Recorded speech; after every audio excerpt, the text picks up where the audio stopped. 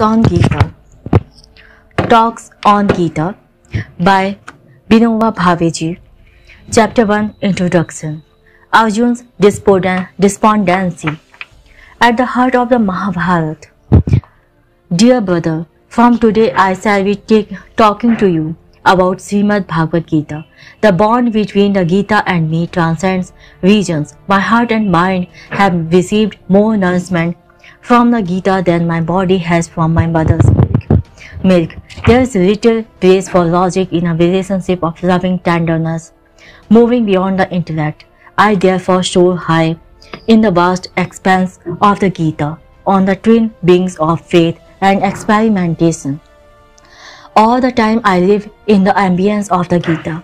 The Gita is my life breath. I am as it were afloat on the surface of this ocean of nectar. When I am talking about the Gita and when alone, I dip deep into this ocean and rest there. Henceforth, every Sunday, I shall be giving a talk on the teaching of the Gita, who is verily our mother. The Gita has been set in the Mahabharata, standing in the middle of the great epic. Like a lighthouse, it illuminates the whole of the epic, placed between 6 parvas, sections of the text of the epic on one side and 12 on the other. Its message is being unfolded in the middle of the battlefield, with 7 divisions of the Pandav army on one side and 11 divisions of the Kauravas army on the other. The Mahabharata and the Ramayana are our national epics. The characters depicted therein have become an inseparable part of our lives. Since time immemorial, life in India has remained under the spell of the characters like Ram, Sita, Dharmaraj, Draupadi, Bhishma and Hanuman. The characters in other epics of the world have not become one with the lives of the people in this way. The Mahabharata and the Ramayana are thus undoubtedly a unique and wonderful work. The Ramayana is an enchanting ethical poem, while the Mahabharata is a comprehensive treatise on the working of society. In the Mahabharata, Vyas has in 100,000 verses sketched the lives, personalities and characters of innumerable individuals with consummate skill, and Mahabharata vividly brings out the fact that none but God is completely faultless and good, and also that none can be said to be evil personified.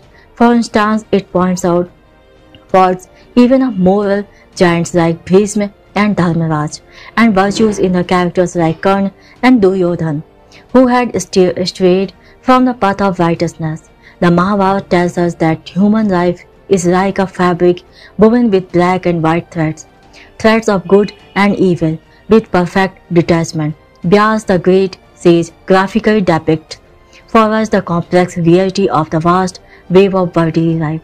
Because of Vyas' great literary skill, novel as well detached in depicting life, the Mahabharata has become a veritable goldmine.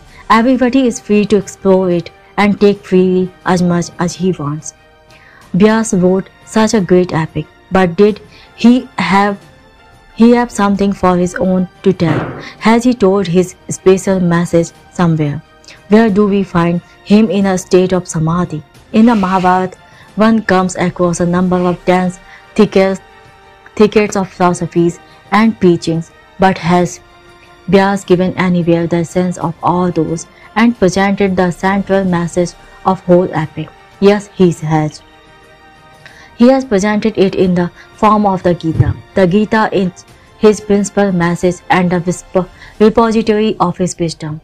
It is because the Gita that the Lord has extolled him as a sage among the sages, as his own manifestation among the sages. The Gita has been accorded the status of an Upanishad since ancient time. It is, in fact, the supreme Upanishad. It is as if Lord Krishna has distilled the essence of all the Upanishads and offered it in the form of the Gita to the whole world.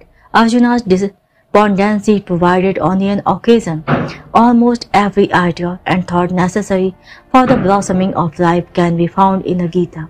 That is why the wise have rightly called it the encyclopedia of Dharma. The Gita, although small in size, is the principal text of Hinduism. It is well known that the Gita was told by Lord Krishna.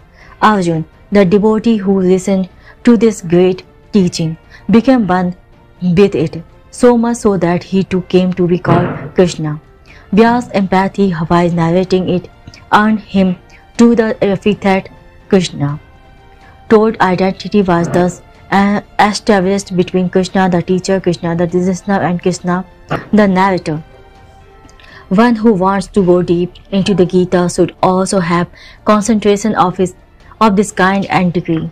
Arjuna's standpoint and genesis of the Gita.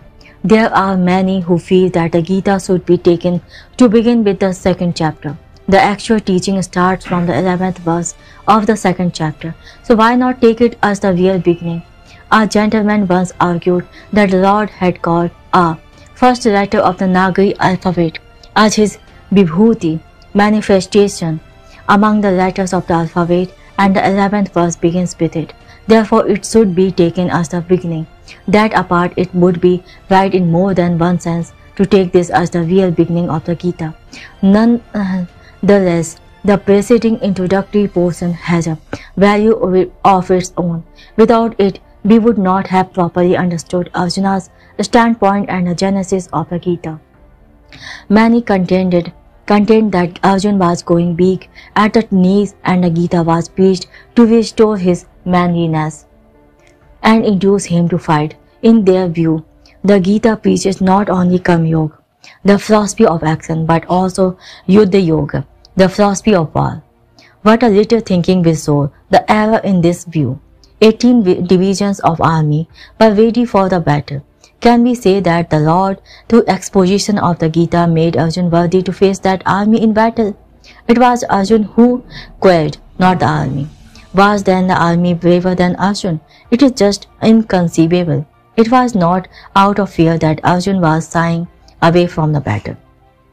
The great warrior had fought hundreds of battles. He had single-handedly routed Bhishma, Drona, and Karna when they had invaded Virat's kingdom. He was in fact none as one who knew no defeat, a man among men. Valor was in every drop of his blood.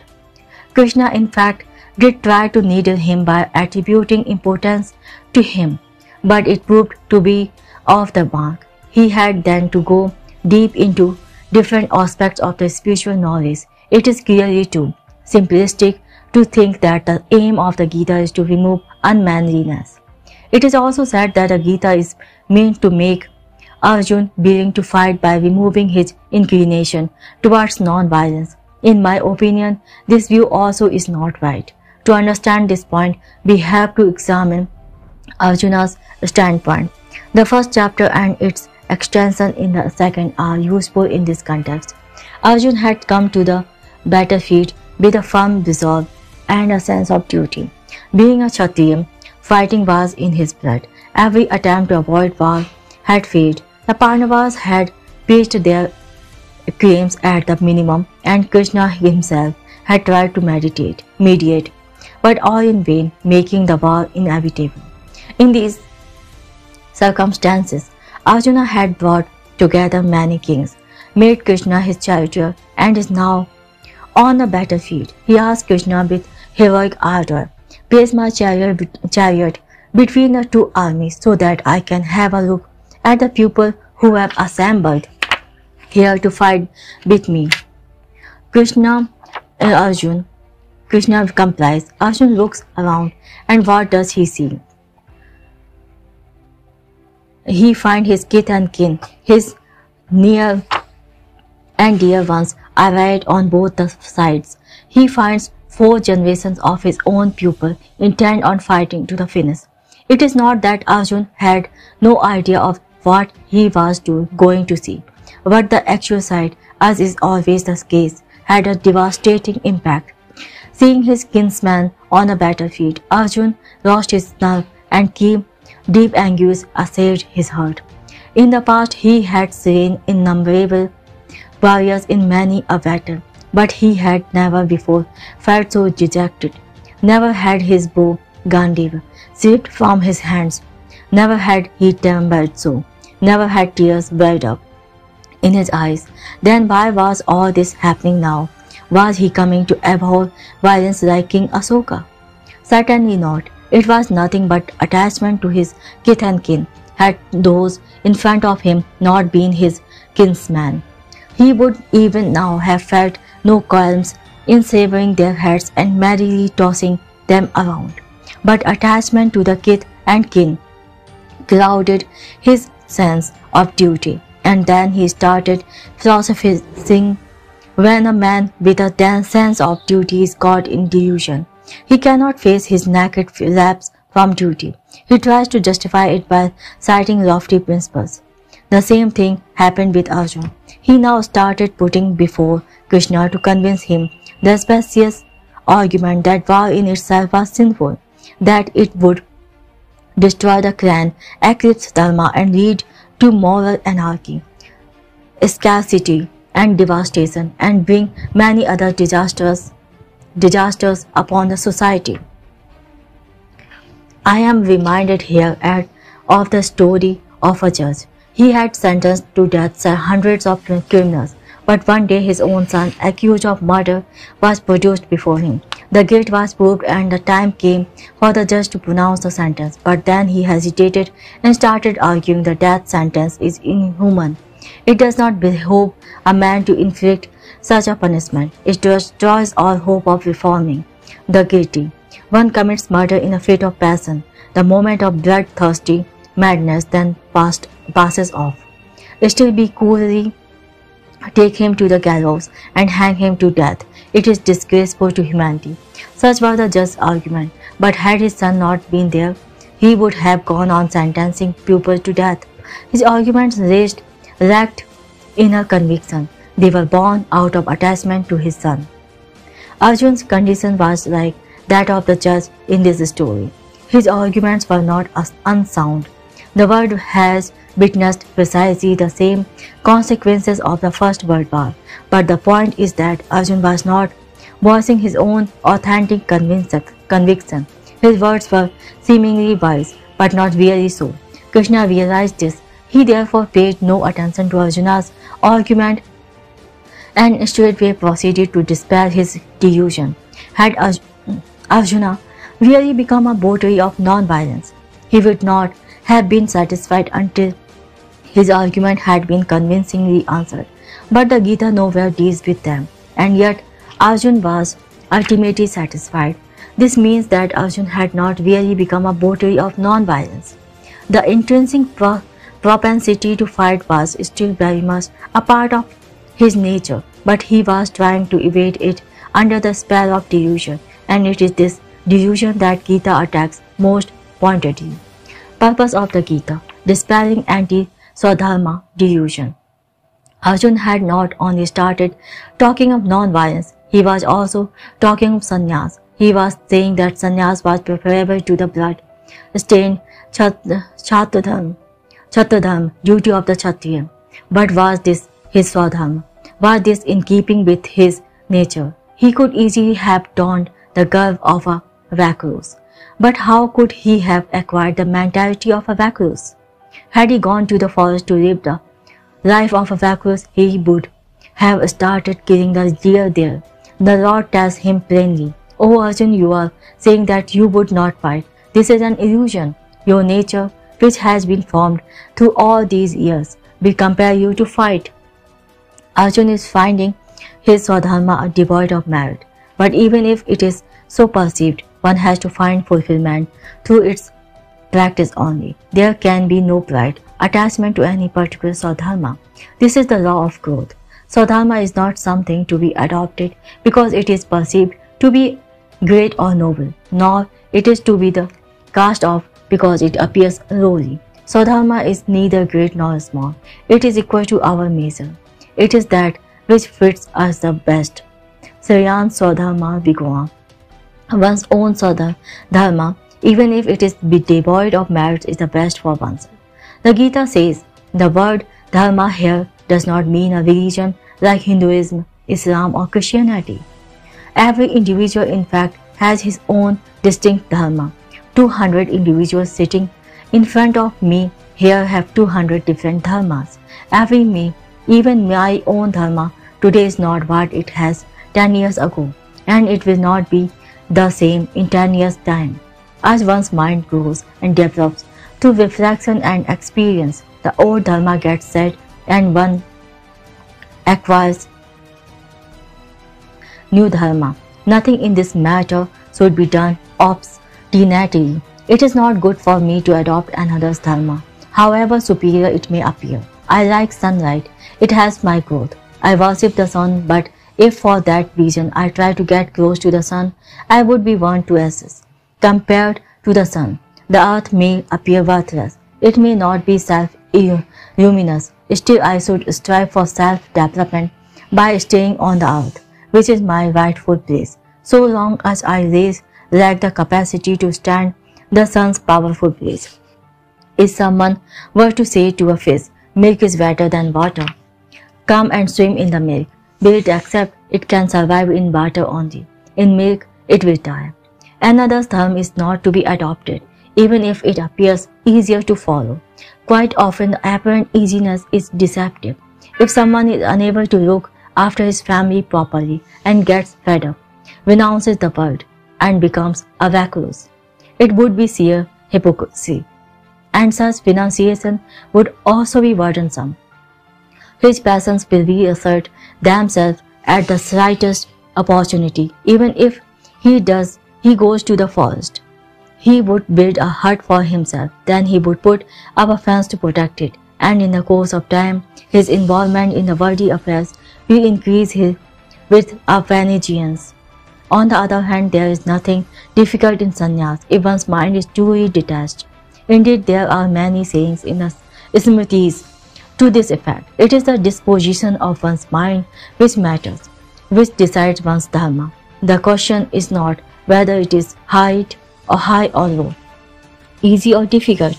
What matters is that there should be real inner growth and genuine fulfillment.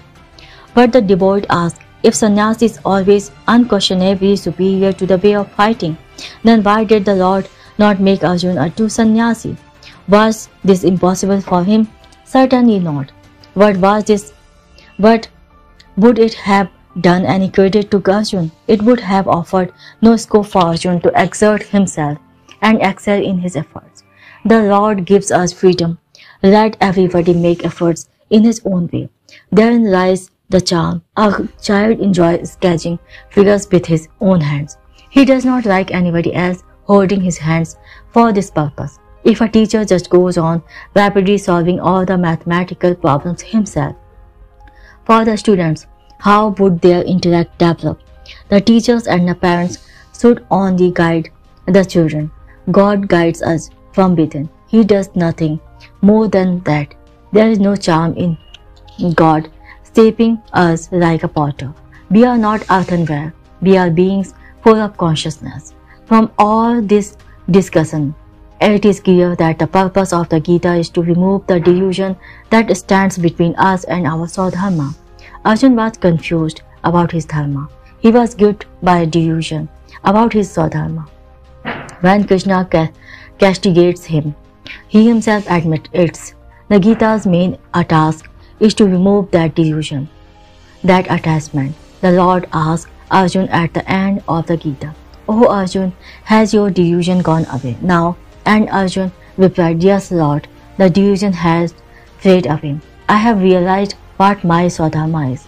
Thus, taking into consideration both the beginning and the end of the Gita, it is clear that the purpose of the Gita as well as of the whole of the Mahabharata, Vyas had said right at the beginning of the Mahabharata that he was writing this lamp of history to dispel delusions. Honesty and straightforwardness make one worthy of the Gita's message. This introduction to Arjuna's condition helps us greatly in understanding the rest of the Gita. We should be grateful for this. It also helps us in another way. It reveals Arjuna's straightforwardness and honesty. The word Arjuna in fact means one who is honest and straightforward in nature. He candidly told Krishna all that he felt and thought, hid nothing from him, and ultimately surrendered to him totally. In fact, he was already his devotee. when he made Krishna his charioteer and entrusted to him the reins of his horses. He had got ready to give into his hands the reins of his mind also. Let us do likewise. Let us not think that, unlike Arjun, we do not have Krishna to guide us. Let us not get caught in the fallacy that Krishna was a historical person. Everybody has Krishna residing in his heart as the indwelling self. He is nearer to us than the nearest. Let us bear our heart with all its impurities and weaknesses before him and say, O Lord, I take refuge in you. You are my sole guide, my master.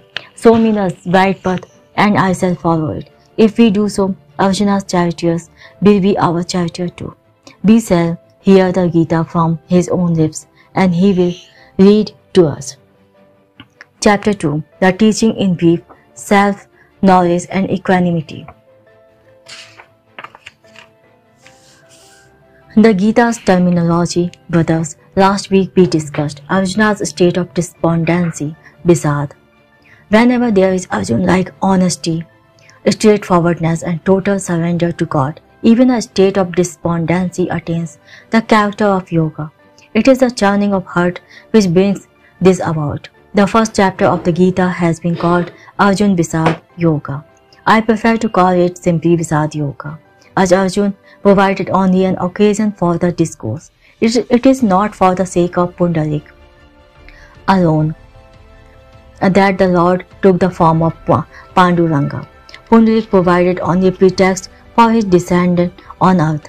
We see that the Lord is standing for thousands of years at Pandharpur to redeem us all, ignorant creatures as we are, held captive by the bonds of this worldliness. Similarly, although Arjun provided an immediate cause for the overflowing of the Lord's compassion in the form of the Gita, it is really intended for all of us.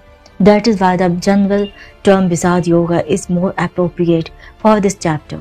Beginning from this Visad Yoga, the Gita's teaching keep us growing like a magnificent tree, finally bearing the fruit of Prasada Yoga, God's grace, in the concluding chapter. God willing, we too would attain that destination during the term of our imprisonment. The Gita's teaching begins from the second chapter. At the very outset, the Lord enunciates the cardinal principle of life. The idea is that once the fundamental principle, which should be the foundation of life, are well grasped, the way ahead would be clear. In my view, the term Sankhya Buddhi in the second chapter stands for the basic principles of life. We have now to take a look at these principles. But before that, it is better to have a clear understanding of the Gita's terminology. The Gita has a penchant for using old philosophical terms in new senses. Grafting new meanings onto old terms is a non-violent process of bringing about revolution in thinking. Vyas is adept in this process. This is the secret of the great potency and strength of the language of the Gita and its ever freshness and vitality. Different thinkers could therefore read different meanings in the terms used by it in the light of their experiences and according to their needs.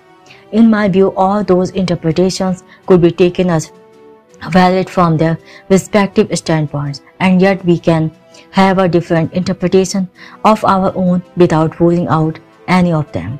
There is a beautiful story in an Upanishad which is worth recounting here. Once gods, demons and human beings went to Prajapati, the creator, for advice. Prajapati gave all of them only one word of advice, the single syllable, the. The God said, we are given to passions and sensual pleasures. So Prajapati has advised us Daman, subduing and conquering them. The demon said, we are given to anger and cruelty. So Prajapati has advised us to cultivate daya, compassion.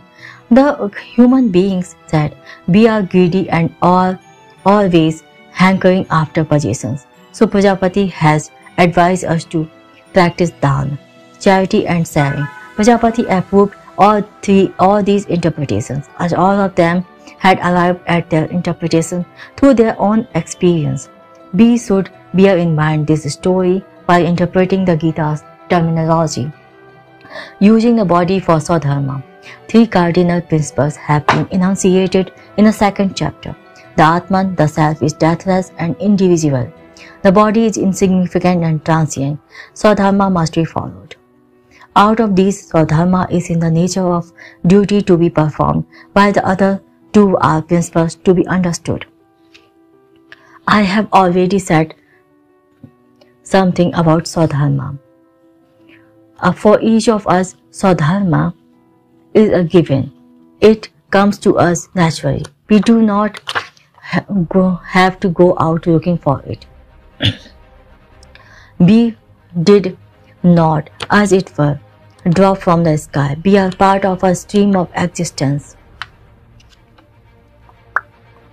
Society, parents, neighbors, all existed before our birth. To serve the parents who gave me birth, life, to serve the society in which I was born in my natural dharma. Our Swadharma does take birth along with us. It can even be said that it is already there for us before our birth. In fact, fulfillment of Swadharma is the very purpose behind our birth. Some people say that Swadharma is like one's wife and say that the bond of Swadharma is as inviolable and indissoluble as a bond of marriage. But I do not think that this simile is quite opposite. I would rather say that Swadharma, like one's mother, is not chosen but predetermined. No matter what sort of person my mother is, she will ever remain my mother. This is precisely the case with Swadharma. In this world, we have nothing else to rely on. To disown one's Swadharma is to disown oneself. To commit suicide, only in harmony with it can we move forward. That is why we should never lose sight of it. Swadharma should in fact come easily and naturally, but because of several temptations and delusions, this does not happen or becomes extremely difficult. Even if it is practiced, the practice gets vitiated. The temptation and delusions, that is true with thorns. The path of Swadharma have various forms. However, on analysis we find only one thing at the bottom of it all: a restricted and shallow identification of oneself with one's body. I and those related to me through the body set the limits of my expansion. Those outside the circle are aliens or enemies. Besides, the attachment is restricted to only the physical bodies of the I and mine. Caught in this double trap, we start putting up all sorts of little walls. Almost everyone does this.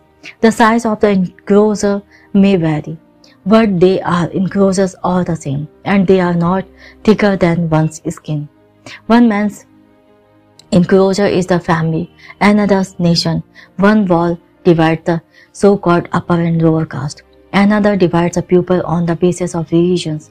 Wherever you turn, you see nothing but such walls. Even in this jail, we differentiate between ordinary convicts and political prisoners. It is as if we cannot live without such walls. We revel in living in puddles. But what does this result into? Only in the multiplication of the germs of mean and vicious thoughts and destruction of the healthy state of Swadharma. Awareness of the self that transcends the body. In this situation, commitment to Swadharma is not enough. Constant awareness of 2 other principles is necessary. One of them is, I am not this trivial and mortal physical body. The body is only the outer self. The other is, I am the self that is imperishable, individual and all-pervading. These 2 together constitute a whole philosophy of life. The Gita values the philosophy so much that it enunciates it at the very outset and only thereafter brings in the concept of Swadharma.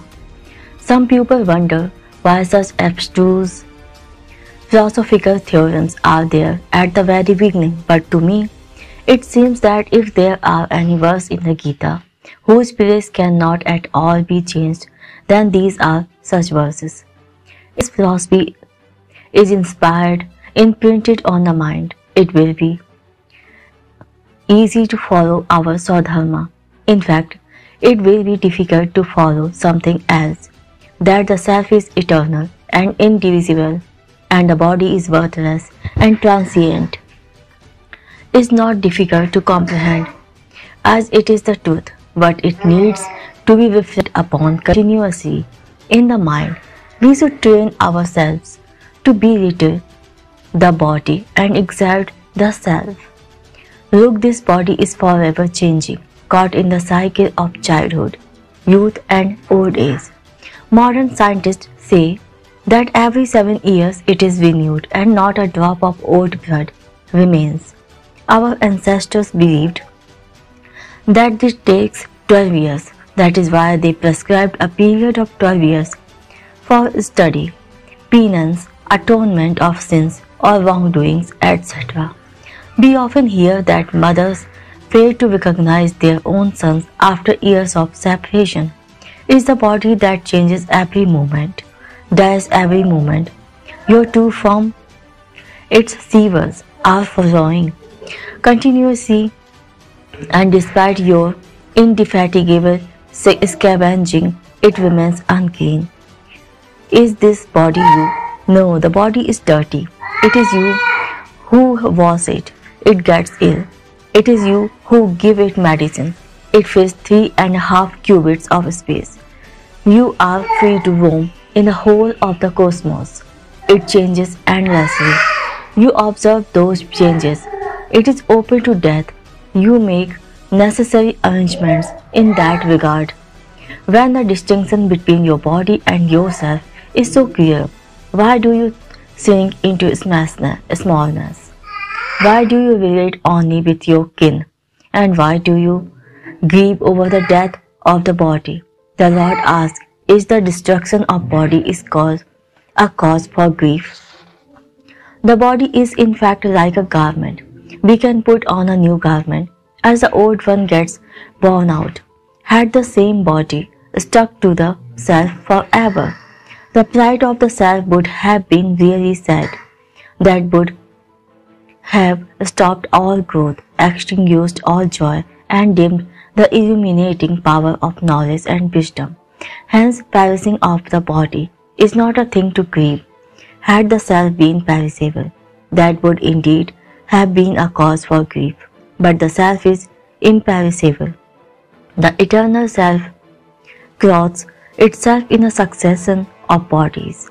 That is why it is utterly wrong to get attached to a particular body and its relations and grieve over their loss.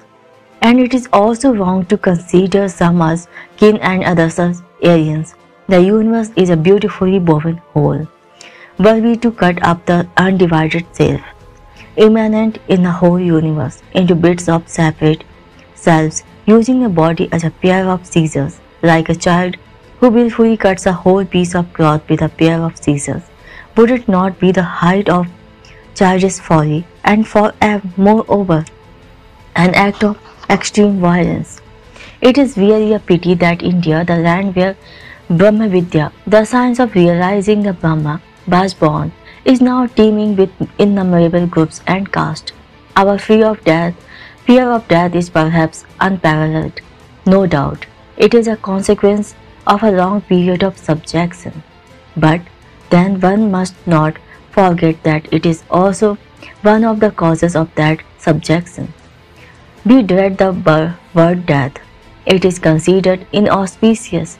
Janan Dev had to write regretfully, they cannot bear the word death and cry over death. If someone dies, what tears, what wailing. We seem to think it our duty. People go to the extent of hiring professional mourners. Even when death is imminent, we do not tell the patient of it. He is kept in the dark even when a doctor has told us that the patient cannot live. Even doctors do not speak plainly to the patients and go on pouring medicines down their throats until the last moment. If instead the doctor were to tell the patient the truth, give him courage and direct his thoughts toward God. What a help that would be! But it is feared that this little part of the body might crack off shock before its time. But can death ever come before the right moment? Besides, even if it comes a little earlier, what does it matter? We should certainly not be loveless and hard-hearted, but attachment to the body is not love. On the contrary, true love emerges only when attachment to the body is overcome. When we feed off that attachment, we would realize that the body is an instrument for service, and then the body would gain its true dignity. But today, we regard pampering of the body as the sole purpose of our lives. We have totally forgotten that life is to be lived for the fulfillment of Swadharma, and one has to look after the body for this purpose only. It should be given proper nourishment, but there is no need to indulge the palate. It is all the same to a ladle when you use it to serve a sweet dessert or plain curry. It feels neither happy nor unhappy. The same should be the case with our tongue. It should, of course, be able to distinguish between different tastes, but should not feel any pleasure or repulsion. The body is to be paid its due hire and nothing more. A spinning wheel has to be oiled regularly to keep it in working condition. In the same way, we should provide fuel to the body as we have to take work from it. If that is our approach, the body, although having little intrinsic worth, would become worthy and valuable and gain true dignity. But instead of using the body as an instrument, we lose ourselves in it and stunt our spirit, whereby the body, which has little intrinsic worth, has its worth still reduced. That is why the saints vehemently say one should censor the narrow confinement to the body and the blood relations. One may rather venerate even the pigs and the dogs. Do not therefore perceive the body and its ties all the time. Learn to relate to others as well. The saints are thus exhorting us to widen our horizon. Do we ever open our hearts to those outside our narrow circle of friends and relatives? Do we ever try to identify ourselves with others? Do we let our swan self, the word of the spirit, escape from the cage of the body and breathe freedom? Does it ever occur to us that we should widen the circle of our friends continually so as to ultimately encompass the whole world and feel that whole world is ours and that we belong to the whole world? We write letters to our relatives from the jail. That is natural. But would you write to a thief, convict, not a political prisoner, who has become your friend here after his release? The self is ever restless to reach out to others. It longs to embrace the whole world, but we shut it up in a cell. We have imprisoned it and are not even conscious of it. From morning till evening we are busy minding the body. Day and night we worry about how fat or thin we have become. Perhaps there is no other joy in the world, but even beasts experience the pleasures of the sense. Will you not like to experience the joy of sacrifice, the joy of controlling the palate? Experience the joy of giving away your plate of food, even though you yourself are hungry. A mother tastes this joy a little when the toys for her child. In fact, even when one limits oneself in a small circle of I and mine, one is striving unconsciously to experience the joy in the enlargement of the self. Thereby, the self, otherwise encased in the body, is released to a limited extent and for a little while. But what sort of a release is this? It is like a prisoner coming out of his cell into the prison courtyard. This hardly satisfies the self-aspirations. It wants the joy of unbounded freedom. In short, a seeker after truth should avoid the violence of adharma, unrighteousness, and pardharma. the dharma which is not his own, and take to the natural and straight path of Swadharma and never waver from it, bearing in mind that the body is transient. It should be used for the sake of the performance of Swadharma and should be given up for the sake of Swadharma when the need arises, remaining ever aware of the eternal and all-pervading nature of the self. The distinction between I and others should be removed from the mind. The Lord has expounded these three principles of life. One who follow them would undoubtedly have some day or the other the experience of using the human body as an instrument. One can reach the exalted state of Sat Chit Anand. The way to harmonize the two principles. The renunciation of the fruit of actions.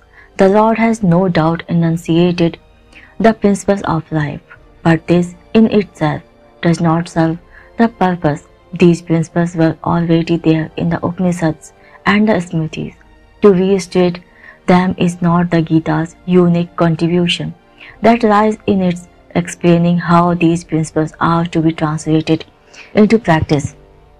It is in solving this great problem that the ingenuity and uniqueness of the Gita life. Yoga means nothing but the art of translating the principles of life into practice. The word Sankhya means principles of science, while Yoga means the art of translating it into practice. Janandeva's saying, "The yogis have mastered the art of living," proclaims this as an experiential fact. The Gita includes both Sankhya and Yoga, the science and art respectively, and this has made her complete and perfect. When science and art unite, the beauty of life blossoms into its fullness. Science by itself remains on an abstract level. One may know the theory of music quite well, but the many splendid beauty of Nad Brahma, the supreme truth revealed in the sound of music, will be realized only when one has mastered the art of singing. That is why the Lord has taught not only the principles but also the art of applying them to life. What then is this art? The art of practicing Swadharma while realizing that the body is of little worth and that of the self is imperishable and indivisible. Behind a man's art, there are generally two types of attitude. One of them is, if I do something, I shall definitely enjoy the fruit of my actions. I am entitled to it. The second attitude is, I shall not act at all if I am not going to enjoy the fruit of my actions. The Gita prescribes an altogether different attitude. It says, you must of course act, but do not have any claim over the fruit of your actions.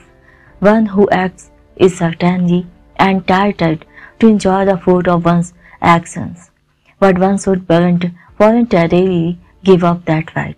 Raja says, I shall act only if I am going to enjoy the fruit of my actions. Tamas says, if I am not going to enjoy the fruit, I shall not act at all. These attitudes are like two sides of the same coin. There is nothing to choose between the two. One should go beyond both of them and adopt pure sattva. One should act and then relinquish the fruits of action and act without any claim over them. The desire for the fruit should never be there, either before or after the action. The Gita, while asking us not to have any desire from the fruit of actions, insists that the work must, however, be perfect. The work of a desireless doer can rightfully be expected to be better than that of one driven by desires for the fruit. The reason is that because of attachment to the fruit, the latter is bound to waste at least some time and energy in daydreaming about it. On the other hand, every moment of desireless doer's life and every bit of his energy would be spent in the work in hand. A river knows no respite. The wind takes no rest. The sun shines forever. Likewise, a desireless doer is ever engaged in unremitting service. Who else can then achieve perfection in work, if not he? Secondly, mental poise, the equanimity of mind is a great quality, and the desireless doer has this quality in his own right. When equanimity of mind is combined with the skill of the hands, even the ordinary work of an artisan is bound to be better and more beautiful. Moreover, the difference between the outlook of a desireless doer and of one with attachment to desires is also conducive in making the former's work better. A man having an eye on securing the food looks at the work from a selfish point of view. In his view, the action as well as its fruit are exclusively his own. Therefore, he does not look upon any negligence in the work as a moral lapse. For him, it may at the most cause the output to be defective, but a desireless doer has a moral sense of duty towards his work. He is therefore extremely alert to avoid any shortcomings therein. Hence, his work is bound to be more flawless.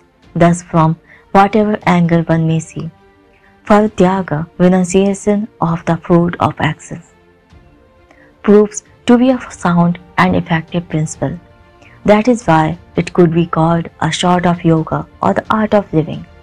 Leaving aside the matter of desireless action, there is in the action itself a joy which you cannot find in the fruit. Total absorption in one's own work is an everlasting spring of joy. Were you to offer any amount of money to an artist for refraining from painting, would he agree? Certainly not. If you tell a farmer not to go and work in the field and offer him as much grain as he wants, he would certainly not agree to it if he were a true farmer. A farmer goes to the field in the early morning. There the sun god welcomes him. Birds sing for him. Cattle gather around him. He caresses them with affection. Cast a loving glance at the plants. There is a sattvic, sublime joy in all this. This joy, in fact, is the true and main reward of his work. Compared to it, the material fruit of action is secondary. When the Gita takes a man's attention away from the fruit of his action, it increases hundredfold his concentration in his work through this ingenuity. When the doer's mind is free from the desire for the fruit, his absorption in his work attains the character of Samadhi. Hence, this joy is also 100 times more than that of others. Looked at from this angle, it is clear that the desireless action is itself a great reward. Janandeva has rightly asked, the tree bears fruits, but what fruit could the fruit bear? When the body is used for the desireless pursuit of Sadharma, such pursuit itself is the beautiful fruit that the body bears. Why then look for any other fruit? The Gita asks us to refrain from such behavior. It asks us to relish work, to rejoice in it, to be fully absorbed in it, and draw lifeblood from it. To act itself is everything. A child plays for the joy of playing. He does get the benefit of exercise therefore, but he does not think of this benefit. His joy lies in playing only. Renunciation of the fruit of action. 2 examples. The saints have demonstrated this in their lives. Shivaji the king had great respect for Saint Tukaram because of the latter's exemplary devotion to the Lord. Once he thought of honoring him and sent a palanquin to fetch him. But Tukaram was deeply distressed by the arrangements made to honor him. He thought to himself, is this the reward for my devotion to the Lord? Is it for this that I worship him? He felt that the Lord, by placing this food of the worthy honor in his hands, was pushing him away from him and said, O Lord, this prank on your part is not good. You may be trying to push me away from you by offering this little bribe. You may be thinking of getting rid of me this way, but I am not so naive as to be taken in by this. I shall cling firmly to your feet. devotion, bhakti, is the swadharma of the devotee, bhakta. His art of living consists in ensuring that the devotion does not get distracted by the lure of other worldly gains. The life of Pundarik shows us an even more profound ideal of renunciation of the fruit of actions. Pundarik was devoted to the service of his parents. Pleased with this, Lord Panduranga rushed to meet him. But Pundarik refused to give up his duty to welcome the Lord. The service of the parents was, for him, a form of worship of the Lord. Someone may rob others to provide comforts to his parents, or a patriot may seek the prosperity and glory of his own country at the cost of other countries. Such worship of one's parents or one's country is nothing but selfish attachment. It is not true worship. Pundarik was not trapped in such attachment. It was indeed true that the Lord himself was standing in front of him. But was that his only form? Was the whole creation lifeless like a corpse before he appeared in that form? Pundarik told the Lord, "O Lord, I fully understand that you have come to bless me, but I believe in the doctrine of this also. I do not think that you alone are God. You certainly are God, but my parents too are God to me, and since I am engaged in their service, I am not in a position to pay attention to you. Please therefore forgive me." Saying this, he pushed a brick for the Lord to stand on, and again became engrossed in his work. Sant Tukaram says with loving admiration in a lighter vein, "Why have you become so presumptuous in love? You made Lord Pandurang stand in at your door. How have you become so audacious as to throw a brick for him to stand on?" The doctrine of this also, which Pundarik applied, is a part of the insanity in the renunciation of the fruit of actions. A man who renounces the fruits of action is totally absorbed in his work, and his outlook is broad, tolerant, and balanced. He does not therefore get entangled in a wave of abstruse academic arguments and remain firm on his own standpoint. He does not argue, not that this alone is true. He holds humbly but firmly that this also is true, and that also is true, but this alone is for me, that he should stick to his own swadharma.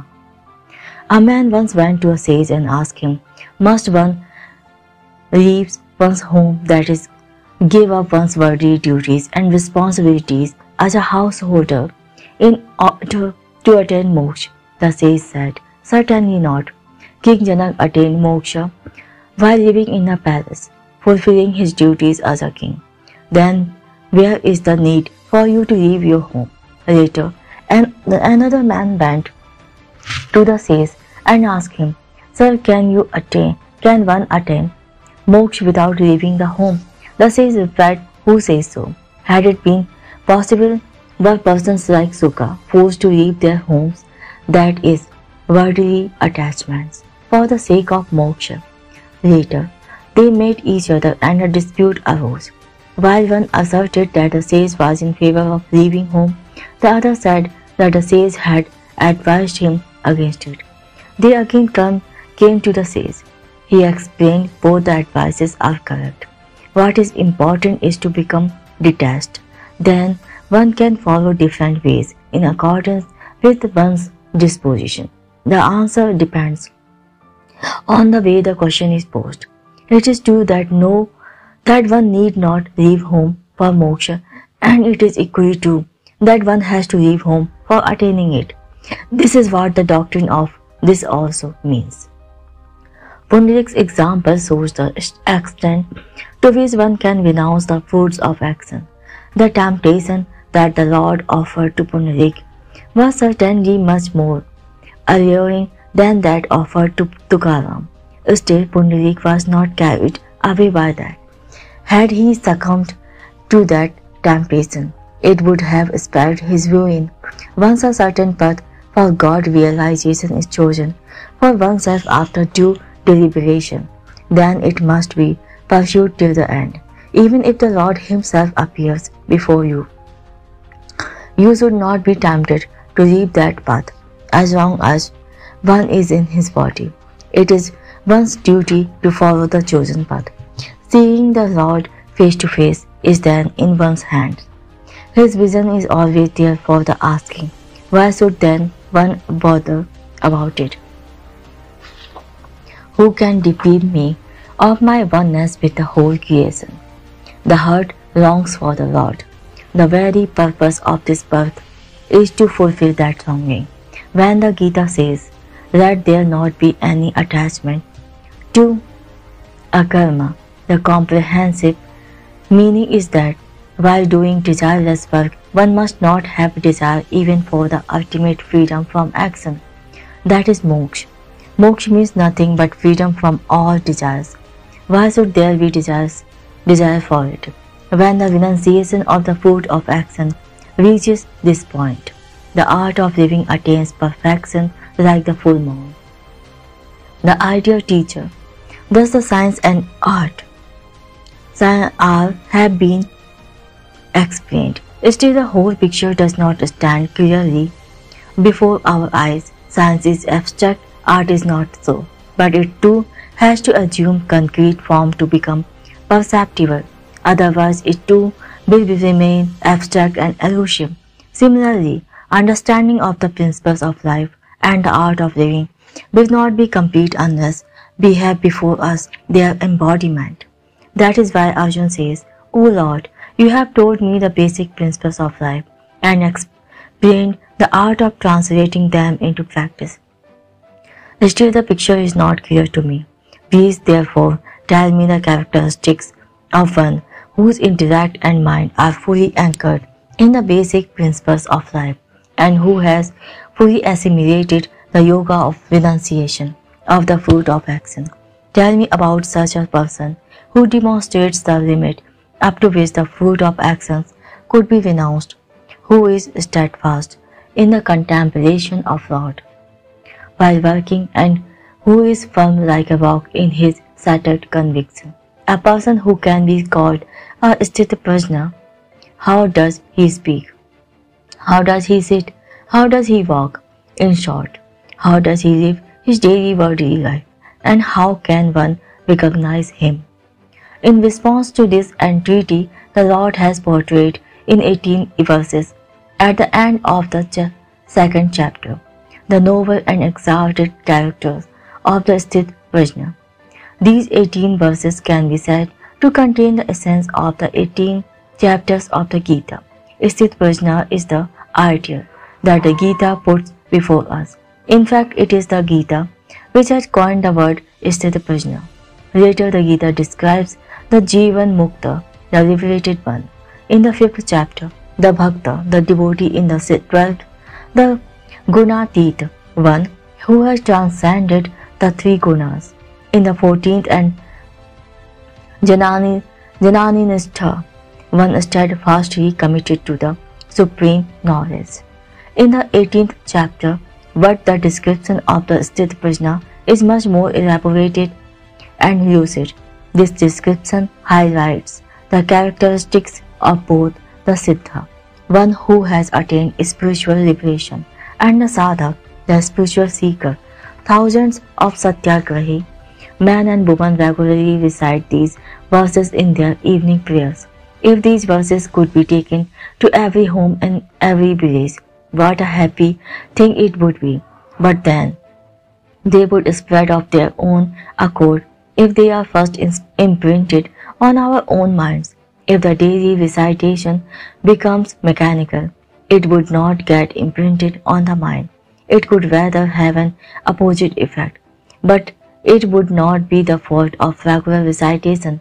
It is a lack of accompanying reflection over them that is to be blamed for this. Regular recitation must be accompanied with constant reflection and soul searching. Sthita-prajna, as the term itself tells, means one having steadfast wisdom, But how could there be steadfast wisdom without subduing the senses? Hence the Sthit Prajna has been described as the embodiment of restraint. Restraint implies that the intellect is anchored in the self and the mind and the organs are under the control of the intellect. The Sthit Prajna reigns in all his organs and uses them in desireless and selfless action.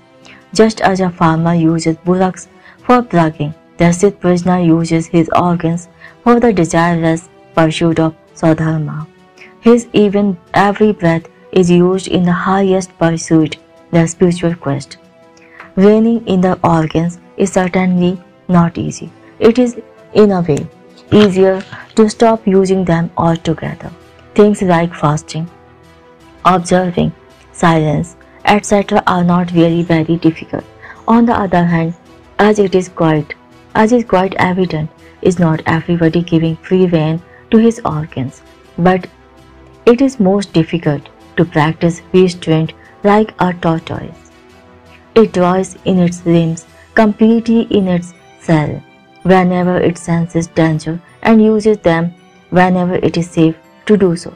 Likewise, one should refrain from using the organs for sensual pleasures and make proper use of them in the spiritual pursuit. This is extremely difficult and requires Herculean efforts and also wisdom. Even then one may not always succeed. Are we then to despair?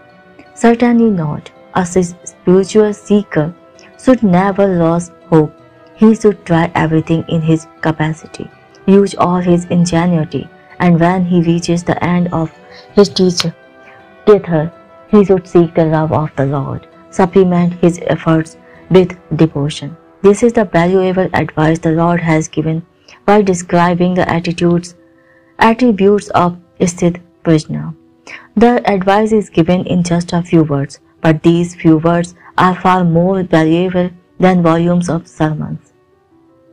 For the elements of devotion has been introduced precisely where it is needed. We shall not here go into a detailed discussion of the attributes of Sthit Prajna.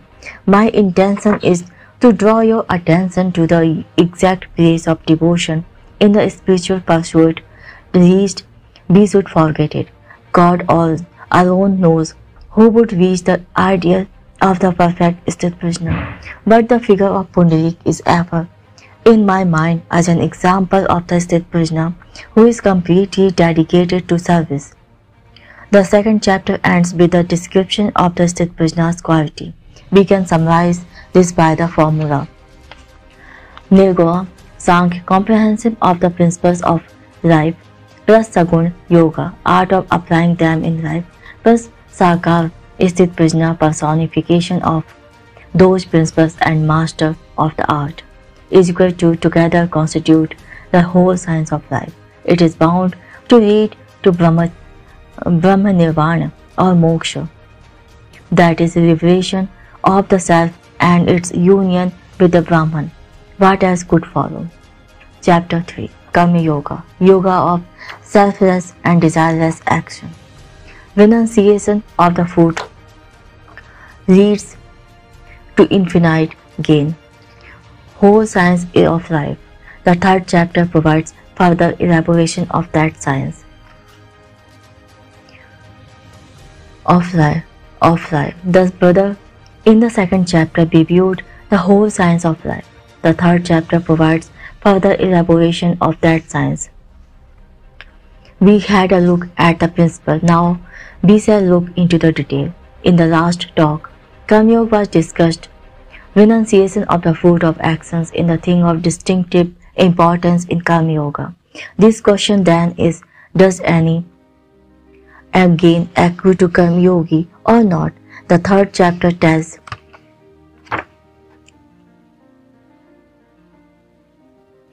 us that by renouncing the fruit, a Karma Yogi gains it in infinite measures.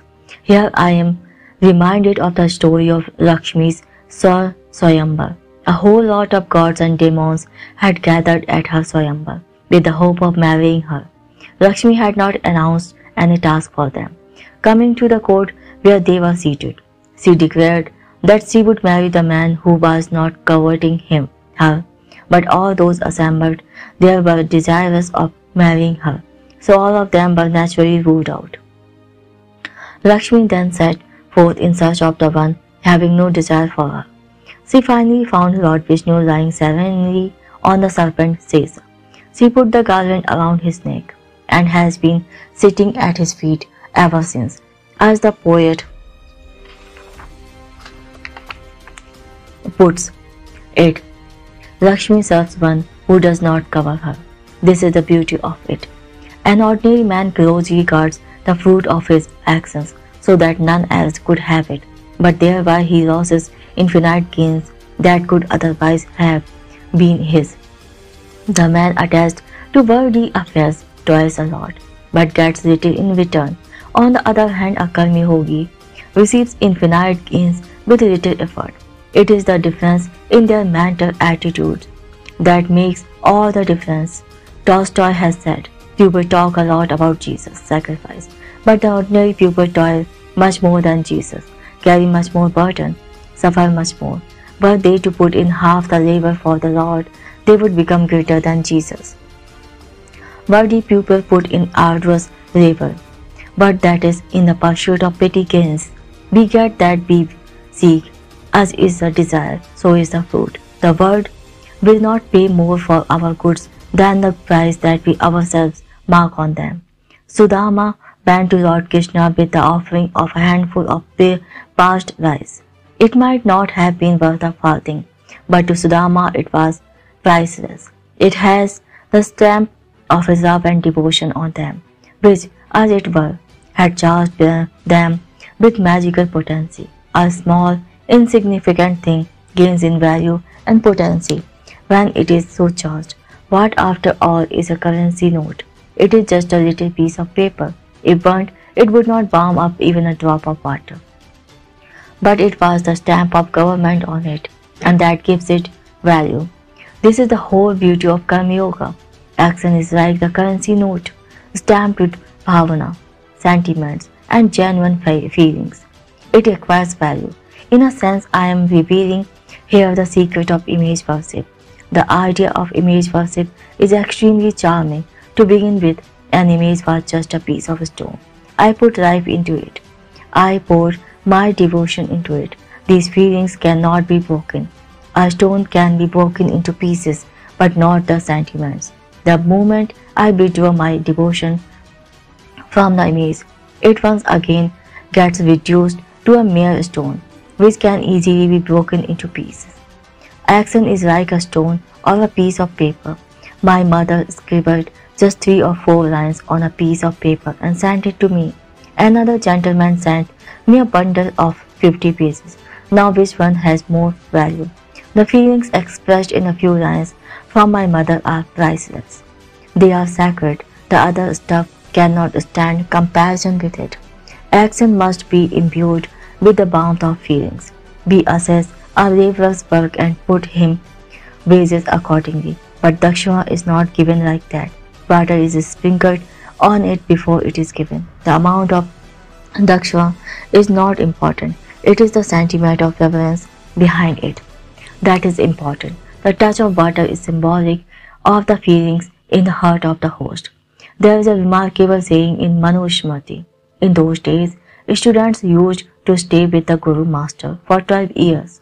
The Guru would teach them, make them human beings in the true sense. Now, what should a student offer to the Master in those days? Fees were not collected in advance. The student, after completion of his studies, was supposed to offer what he felt like giving and thought proper. Manu says, give the Master a flower, a fan, a pair of sandals, or a pitcher of water. Is this a joke? No, the point is that whatever is offered should be offered as a sign of reverence. A flower in itself has little value, but charged with devotion, its value becomes immeasurable. The poet has sung the praise of Rukmini. She put in the scale a single leaf of tulsi, the holy basil plant, which equaled the weight of Lord Krishna, while heaps of gold ornaments put by Satyabhama proved to be insufficient to weigh him, because the tulsi leaf put by Rukmini was full of devotion. It was no longer an ordinary leaf. It was a charged one. This is true of the actions of a Karma Yogi too. Suppose two persons have gone to bath in the river Ganga. One of them says, "What after all is this Ganga that people talk so much about?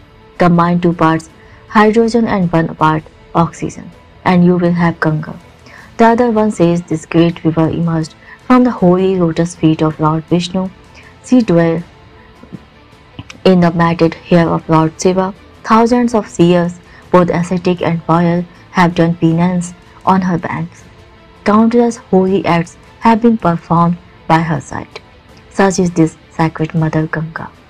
He takes a bath with these feelings in mind. The other fellow, for whom Ganga's water is just a compound of hydrogen and oxygen, also baths in the river. Both get the benefit of physical cleaning, but it is a petty benefit. Even a bullock can get this benefit. Dirt of the body will go, but how to wash out the taint of the mind? One gets the petty benefit of physical cleanliness. The other, in addition, gains the invaluable fruit of inward purity. A man doing Surya Namaskar after bathing will certainly get the benefit of physical exercise, but if he is not doing this, then for the sake of health only, but as a form of worship, he will also have a sharp and radiant intellect in addition to a healthy body. He will get from the sun god vigor and creative energy. The act may be the same outwardly, but the difference in the inward feelings makes a world of difference. Action by a spiritually motivated selfless person contributes to his moral and spiritual development, whereas the same action by a worldly person serves to bind him. A Karma Yogi farmer will look upon farming as his swadharma. It will, of course, fill his stomach, but he is not farming for that purpose. He will eat only to enable him to perform the swadharma of farming. Swadharma is the end for him, and food a means therefore. But to another farmer, food is the end and farming a means therefore. These two attitudes are the opposite of each other. This has been figuratively described in the 2nd chapter. It is stated therein that a Karma Yogi is asleep when others are awake, whereas he is awake when others are asleep. What does this mean? We are ever mindful about filling our stomachs, while a Karma Yogi is keen about spending every moment in work and does not waste a single moment. While ordinary worldly persons live in order to eat, he eats only because something has to be given to the body to survive, to perform selfless service. While ordinary worldly persons enjoy eating, for a yogi it is a burdensome task. He would not therefore eat with relish. He would have control over his palate. These attitudes are thus diametrically opposite to each other. What gives pleasure to one is burdensome to the other. This has been metaphorically described as the night for the one is a day for the other, and the day for one is the night for the other. The actions look alike, but what is important is that a Karma Yogi enjoys work, leaving aside any attachment to the fruit of his action. He will eat and sleep like others, but his attached attitude towards everything will be different. To impress this point, the idea of Sthit Prajna has been put forth at the outset itself in the Gita, although 16 chapters are still ahead. The similarity and difference between the actions of a worldly man and those of Karma Yogi are immediately clear. For example, if a Karma Yogi is engaged in the care of the cows, he will do the work with the idea of serving the society by providing it with plenty of milk, and at the same time he will look to it as an opportunity to have a relationship of love with all the lower orders of beings through the service of the cows. He will certainly get his wishes, but that is not his motivation. Real joy lies in the divine feelings informing the actions. Every act of a Karma Yogi unites him with the whole universe. There is a custom of watering the tulsi plant before taking meals. This is for creating a bond of love with the whole world of plants. How can I eat keeping the tulsi plant starved? Beginning with the identification with the cow and the tulsi plant, we are to progress till we are one with the whole creation. In the Mahabharata war, fighting used to stop at sunset, and everybody would then go for performing religious rites, etc. But Lord Krishna would rejoice in actions like unyoking the horses from the chariot, giving them water, gently rubbing them down, and nursing their bounds. What a joy the Lord found in such service! Poets never get tired of describing all this. Bring before your mind's eye the picture of the divine charioteer carrying the feet of the horses in the whole force of his royal garments and feeding the horses with his own hands, and realize how joyful Karma Yoga is. In Karma Yoga, all actions attain the highest spiritual character. Take khadi work. A khadi worker hawking khadi from door to door, carrying the load on his head, never feels tired, for he knows that millions of his brothers and sisters are famished and is motivated by the idea of providing a few morsels to them.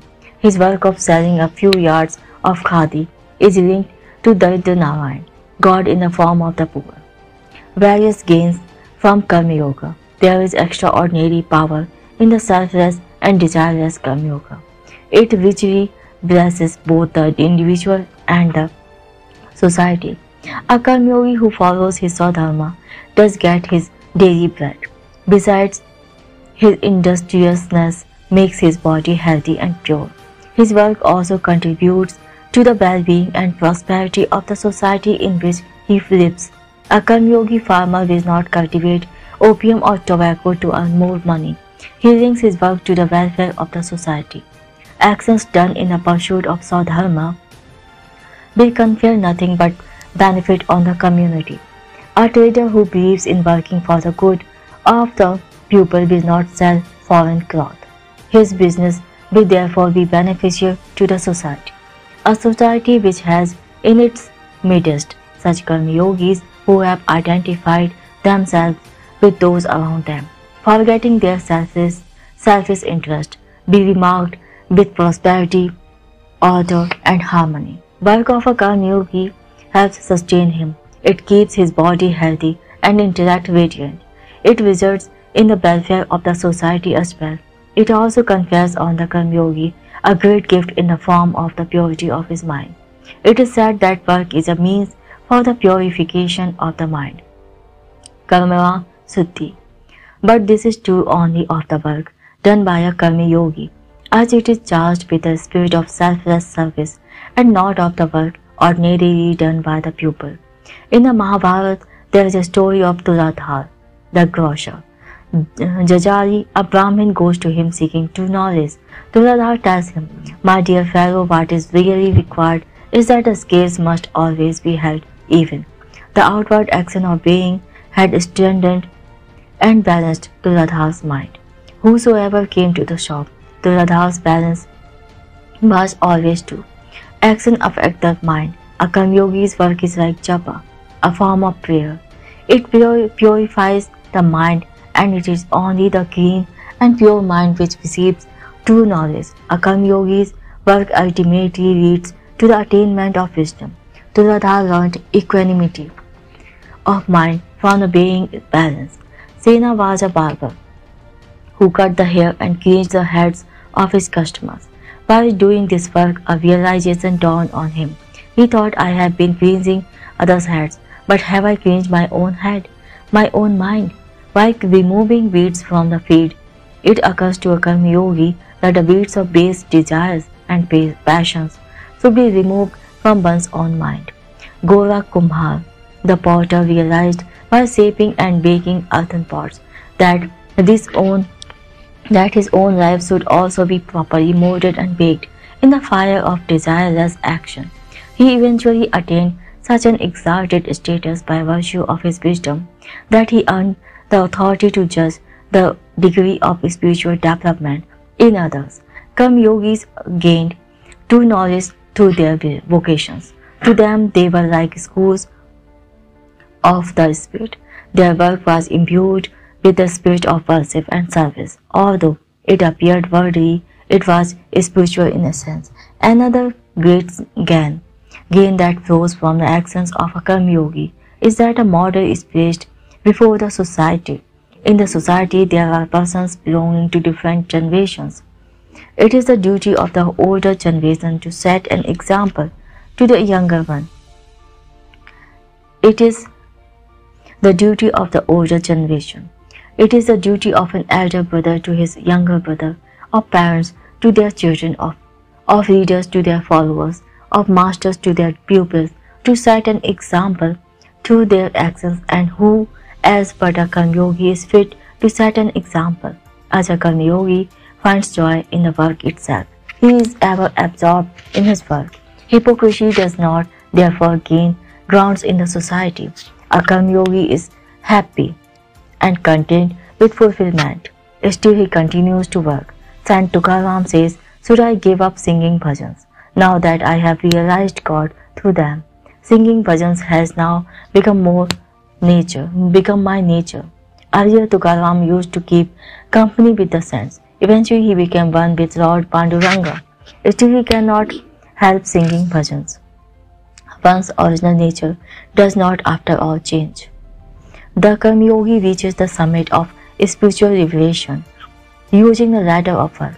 He does not kick off that ladder even greater. He just cannot do so. Doing work becomes his nature.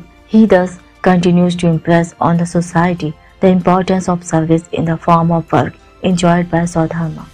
Removal of hypocrisy from the society is extremely important. Hypocrisy spells doom for the society. If a Janani stops working, others will follow suit. The Janani, being overcontent within himself, may sit still in a state of bliss, but others will become inactive, even though inwardly unhappy and disgruntled. One is at rest because he is happy at heart. The other is merely passive but unhappy within. This is a horrible situation. It will encourage hypocrisy. That is why all the saints continued to hold on steadfastly to the means even after reaching the end, the pinnacle of fulfillment. They kept on working till the last breath. A mother actively participates in the children's play with the dolls, even though she knows that it is all make-believe. If she takes no part in the play, the children will not enjoy it. Likewise, if a karma yogi stops working because of contentment, others will follow suit despite being discontented, but inwardly they will continue to be dissatisfied and joyless. Therefore, a karma yogi continues to work like an ordinary man. He does not think that he is exceptional in any way. He exerts himself infinitely more than others. It is not necessary to put a stamp on any action and mark it as spiritual. No action should be publicized as such. If you are perfect brahmachari, your work should have much more zest and vigor than that of others. You should work much more even if you get less to consume. Your service to the society should be greater. Let your brahmachari be reflected in your actions. Let its fragrance, like sandalwood, spread far and wide. This is what should be true for the truly spiritual work. In short, a karma yogi, by renouncing desire for the fruit of his actions, will receive infinite rewards. His body will be sustained and both his body and mind will remain healthy and radiant. The society to which he belongs will also be happy. His mind will be purified and he will attain wisdom. The spread of hypocrisy in the society will be precluded and the sacred ideas will be revealed to all. Such is the glory of Karma Yoga, which is testified by experience. Obstacles in the way of Karma Yoga. A Karma Yogi's work is much better than that of others. For him, work is worship. I perform puja and receive prasad thereafter. But is the prasad a reward for the puja? If one performs puja for the sake of prasad, one will of course get it. But a Karma-yogi seeks to see God face to face through performance of puja. He does not think that the value of the puja is so trivial as to have the prasad as its only reward. He is not prepared to underestimate the value of his work. He does not measure for the value of his work in gross terms. The fruits of action depend on the outlook behind them. A person with a gross outlook and gross aim will receive reward in gross terms. There is a saying among the farmers, sow deep but sow in moist soil. It is not enough to sow deep. There should also be moisture in the soil. Then only the yield will be high. There should thus be depth, that is thoroughness and excellence in the work. And there should also be the moisture, that is devotion and surrender to God. Dedication to God.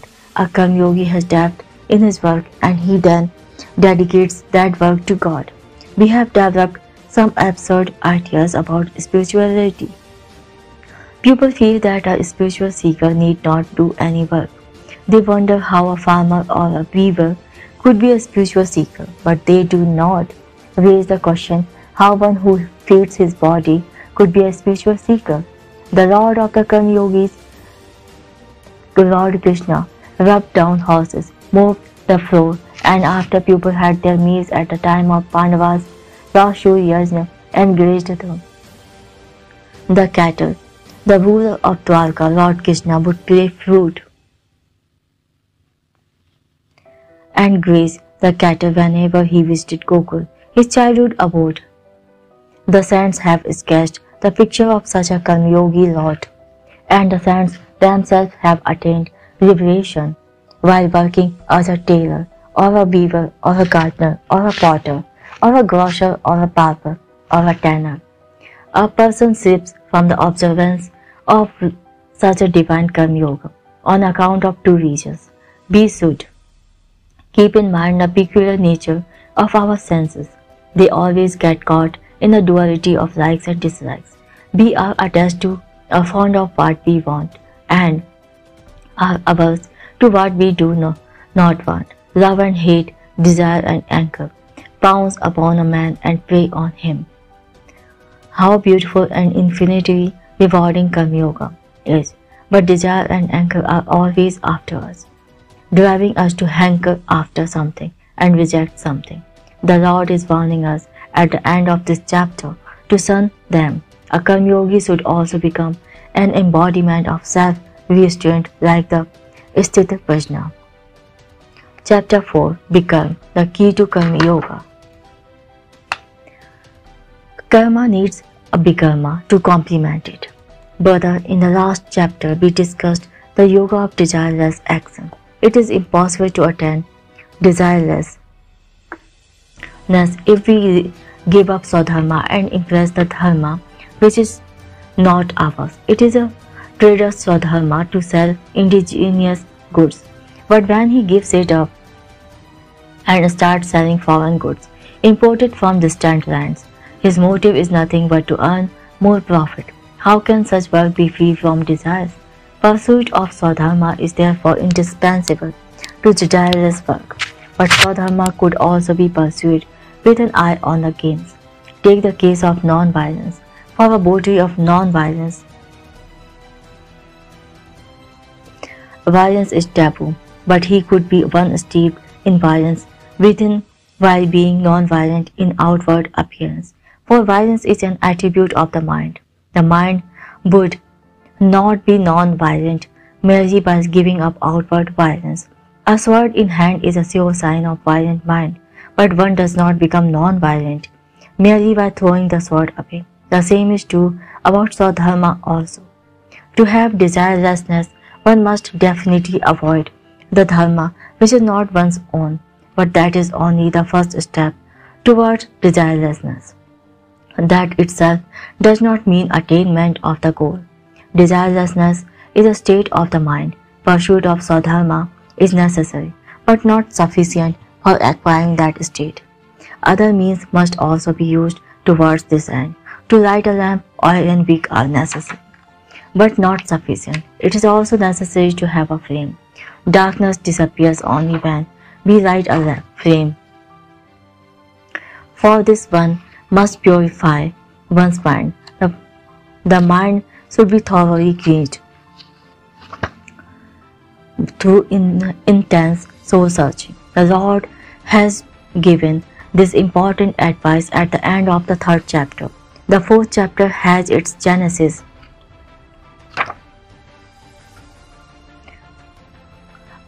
in this advice. The Gita uses the word karma, actions in the sense of swadharma. We eat, drink, sleep.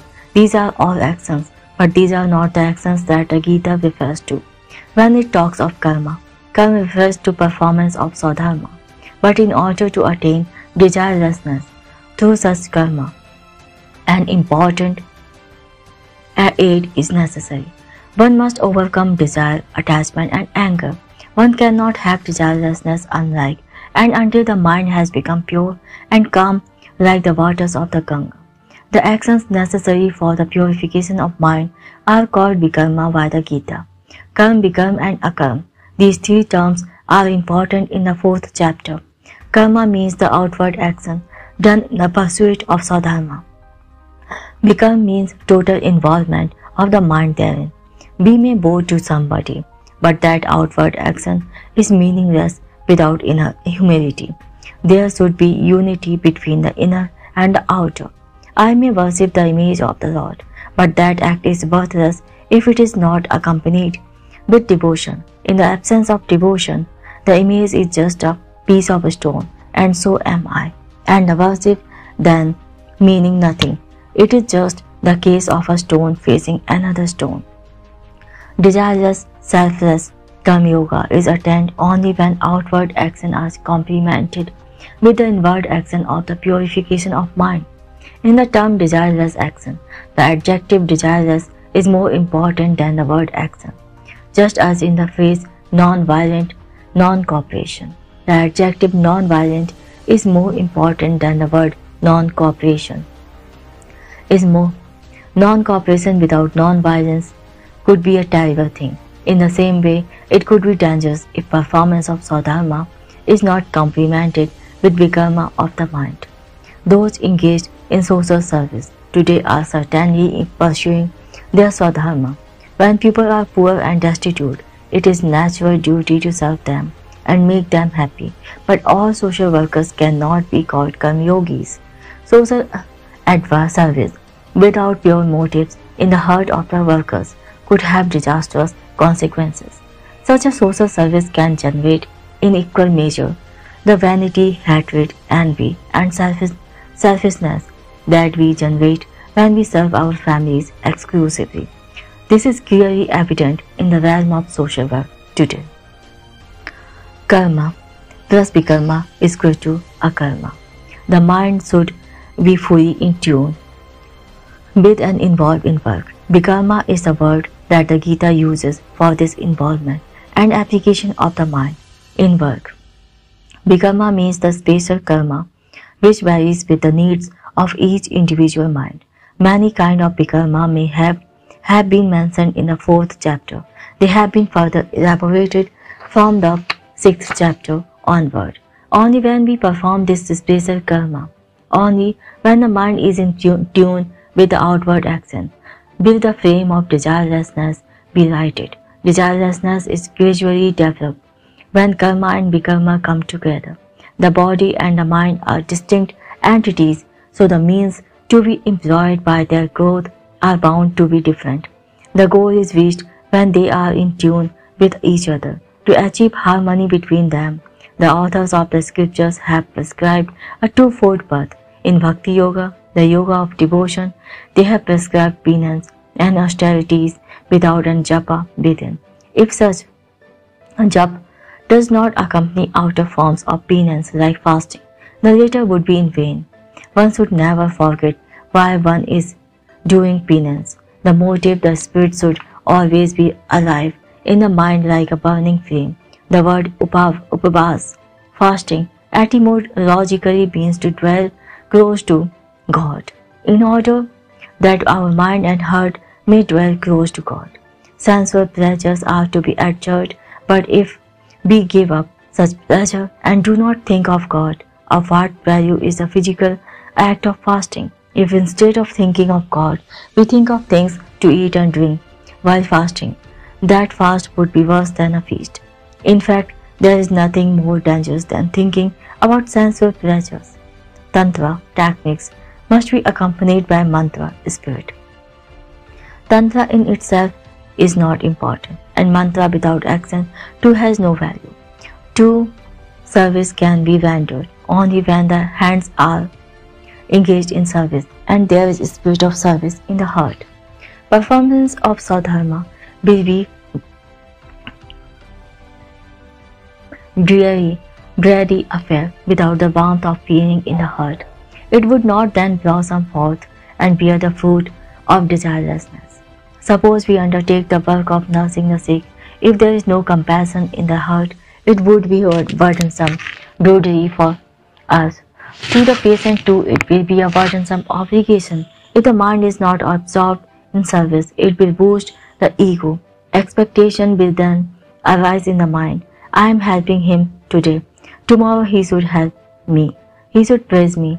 People should admire me. Or else we may get fed up and complain that the patient is peevish and irritable, even though we are taking so much care of him.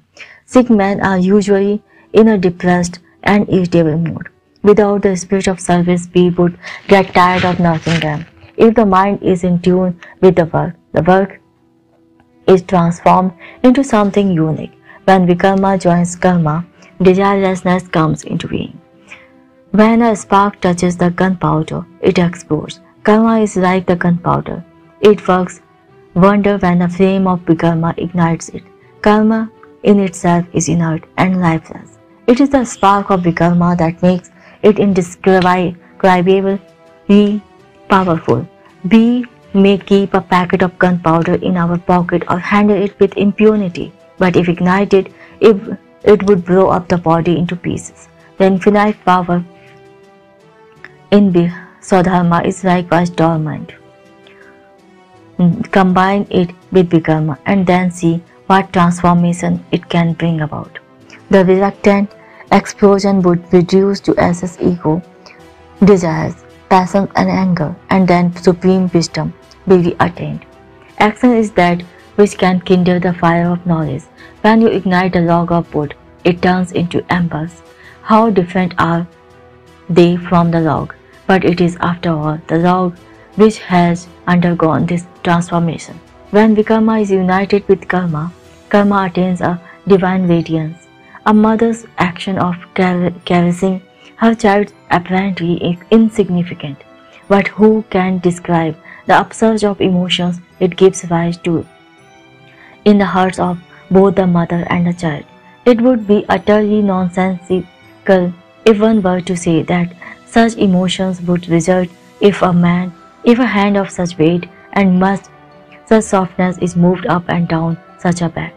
Yes, the action is insignificant, but the mother has put her whole heart into it, and it is this vikarma that gives unparalleled comfort and joy. There is an incident described in the Ramayana, written by Saint Tulsidas. The Banaras had become wounded and bleeding after a battle with the demons. Banvas had come wounded and bleeding after battle with the demons. They were in great pain. Lord Ram just looked at them with love, and all their pain vanished. It would be ridiculous if someone else were to try to bring about such a result by looking at them in an outwardly similar way. When vikram is combined with karma, there is a powerful explosion of energy, resulting in a karma, a big log of wood, when burned, turns into just a handful of harmless ash. In the same way, karma, ignited by vikarma, results in akarma. Is there any relations between the properties of wood and that of the ash? Absolutely nothing. You can collect the ash in your hands and merely smear it all over your body without harm. But there is no doubt that the ash has come out of the burning of that log of wood. When vikarma is united with karma, a karma result. What does it mean? It means that one does not then have the feeling of having done anything. Action does not weigh on the mind of the actor. We act, but still we are not the doers. As the Gita says, you are not the seer, even if you slay somebody. A mother may give a thrashing to her child, but the child will still turn to her for solace. He would not do so if you were to thrash him. It is so because the mother's heart is pure. Her action is totally devoid of any self-interest. Bikarma, or the purity of mind, erases the actionness of the action, infused with the inner Bikarma. Lord Ram's action of looking at the Banavas became a sheer outpouring of healing love, and it did not tire Rama away. Action performed with pure heart is free from any attachment. There is therefore no question of any sin, nor merit remaining as a residue after that action is over. Otherwise, an action puts great burden and pressure on the mind and the heart. Suppose the news breaks out now that all the political prisoners are going to be released tomorrow. Imagine the resulting commotion. We are always agitated and strained with anxieties by the actions, good or bad. Action engulfs us from all sides. It catches us by the scruff of our neck.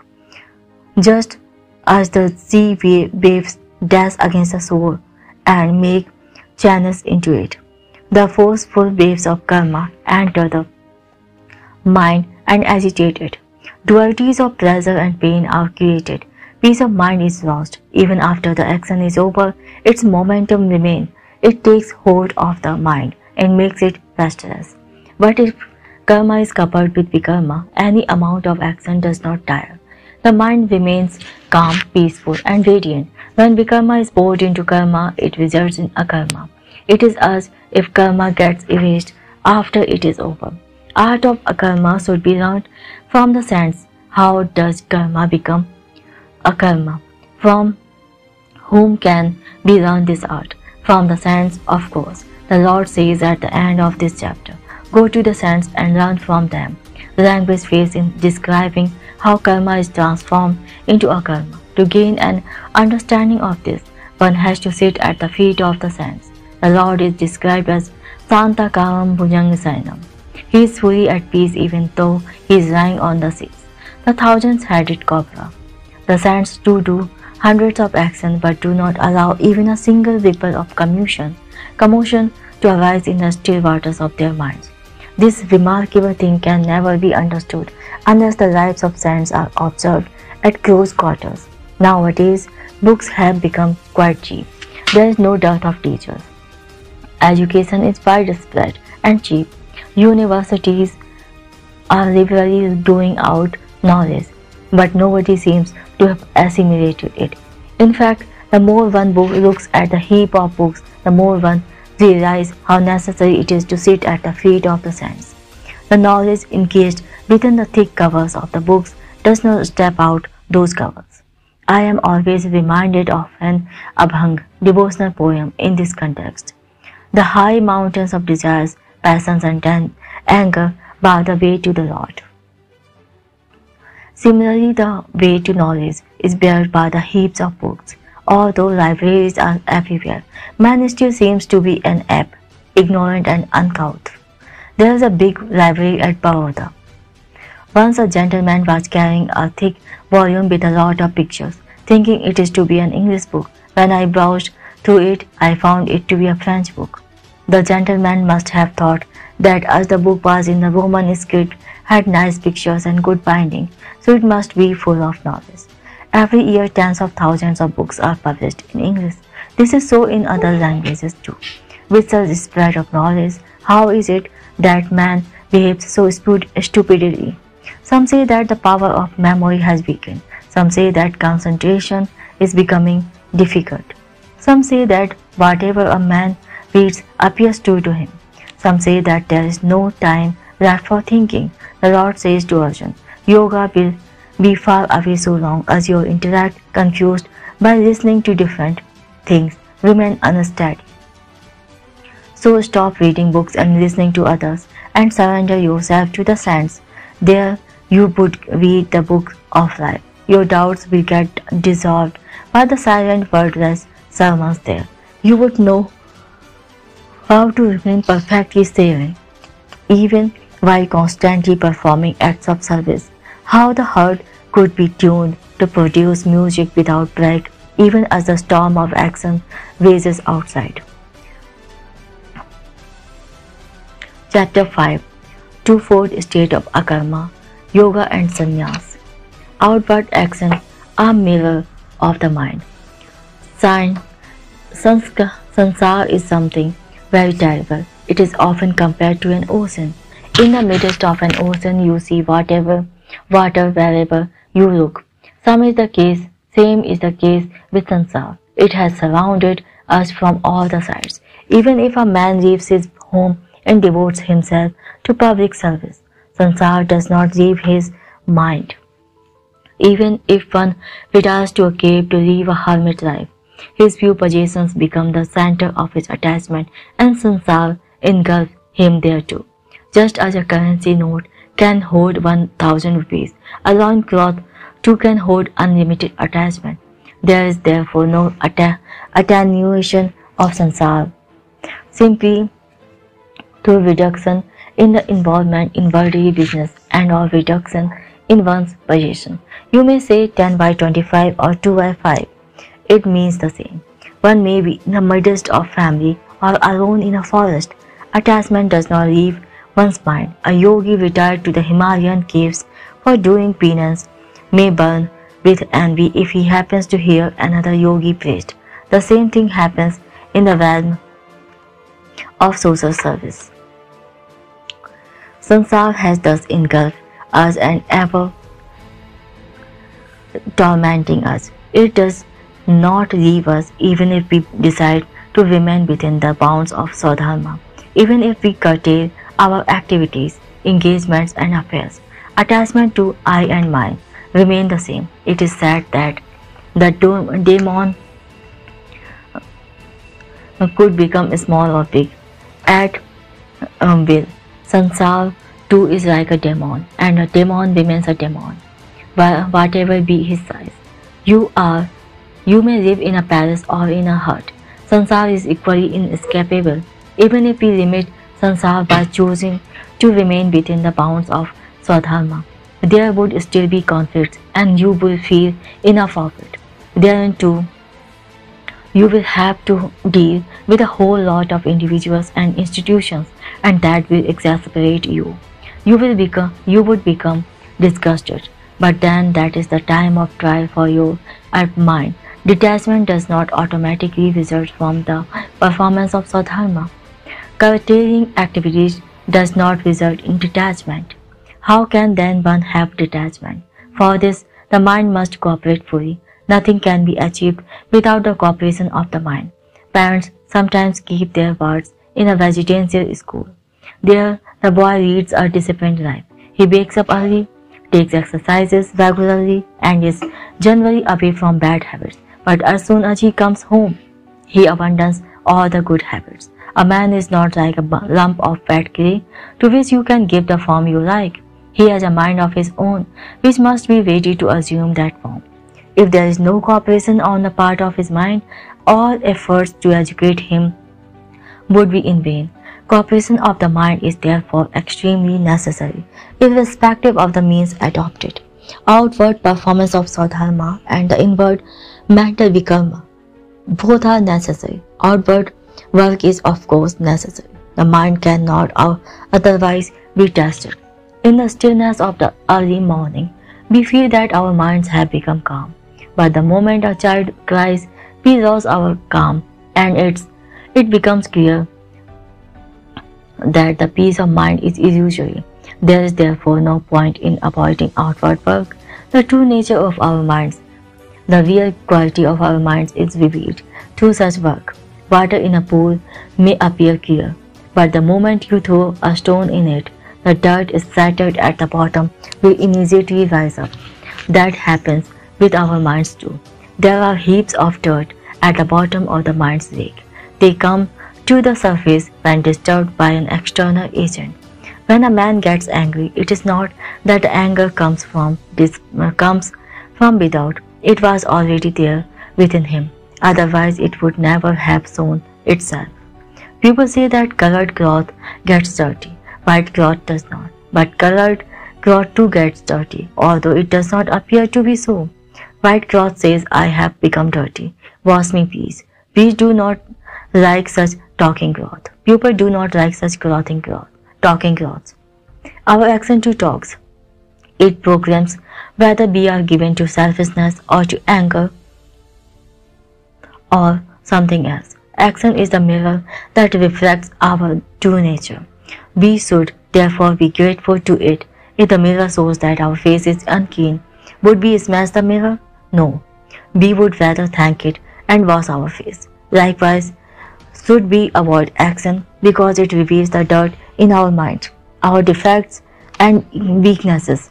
Is the mind going to be pure simply by avoiding action? We should rather continue to act while trying continually for the purification of mind. A man living alone in a mountain cave, cut off from all human contact, may imagine that he has attained perfect peace of mind, but let him leave the cave and go for meals to somebody's house, and let a child playfully rattle the bolt of the door there. The innocent child may be absorbed in the music of that sound, but the recluse will find it jarring and curse the child in his mind. His stay in the isolated cave has made his mind too weak and oversensitive to stand even the slightest disturbance. His peace of mind may get disturbed by just a little rattling noise. It is not good that one's mind should be in such a weak state. To sum up, karma is very much needed to enable us to understand the state of our minds. We can remove our defects only when we become aware of them. Without such awareness, all efforts for progress and growth will come to naught. It is on while doing work that we become aware of our defects. Karma is then to be employed to get rid of those defects. With ceaseless inward vikarma, we will gradually come to know how to remain detached while performing Swadharma, how to remain beyond desires and passions, angers, greed, temptation and delusions when there is a constant endeavor to purify karma. Pure karma will follow naturally and effortlessly. When detached and passionless, action begins to take place frequently and effortlessly. We would not even be aware of its occurrence.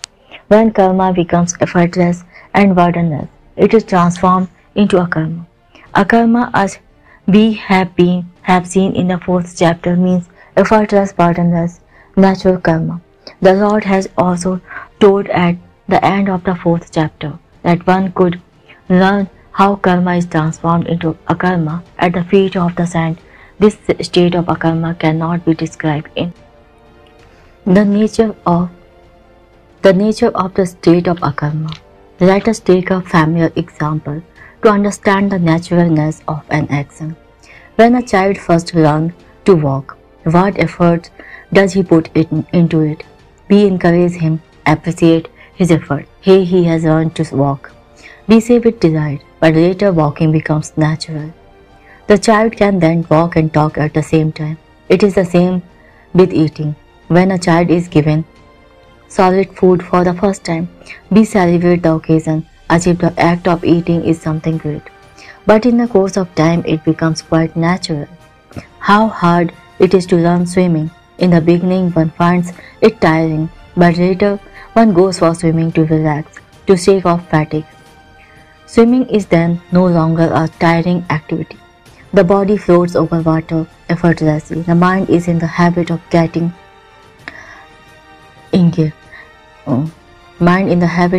tired.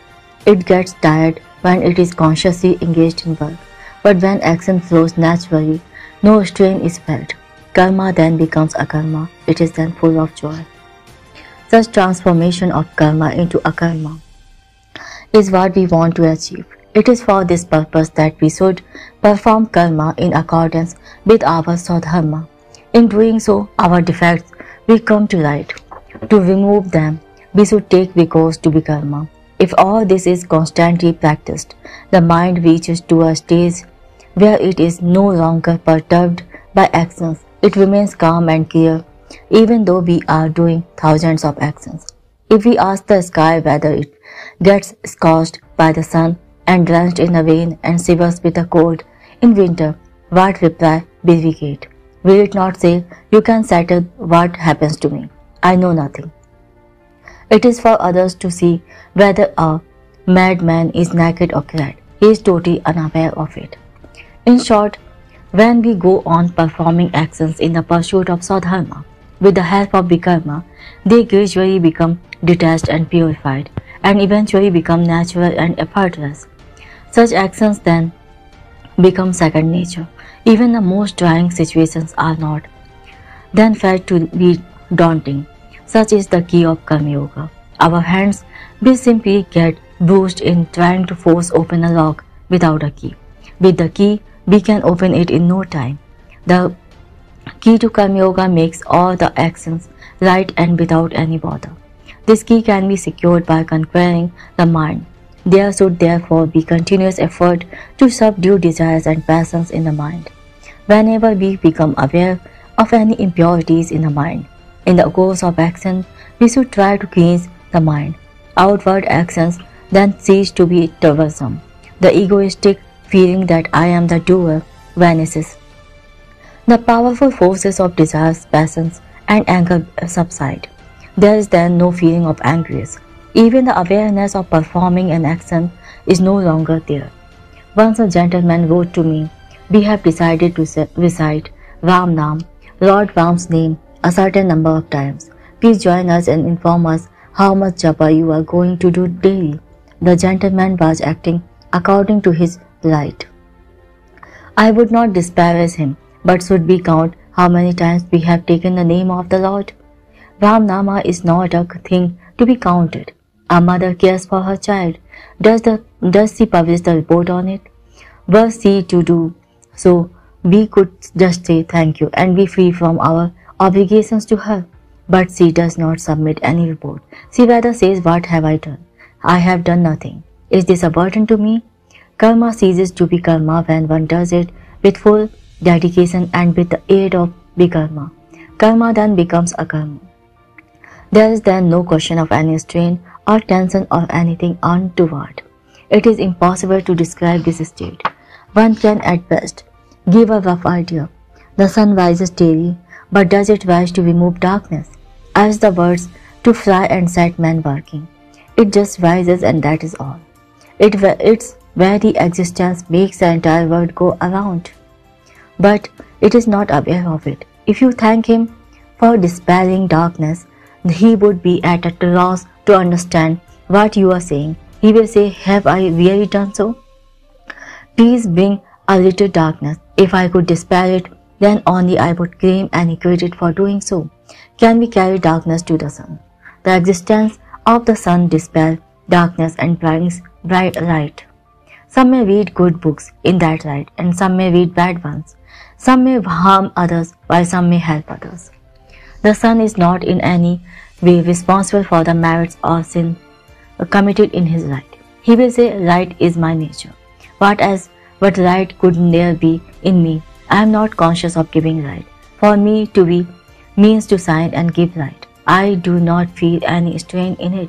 I do not feel that I am doing anything. Giving light is natural to the sun. It is the case with the sands also. Their very existence is lightening. If you praise a man of wisdom for his truthfulness, he would say, "If I adhere to the truth, what is so special about it? What else can I do?" Untruth just cannot exist in such a man. This is what akarma means. Action becomes so much a part of one's being and nature that one is not even aware of their happening.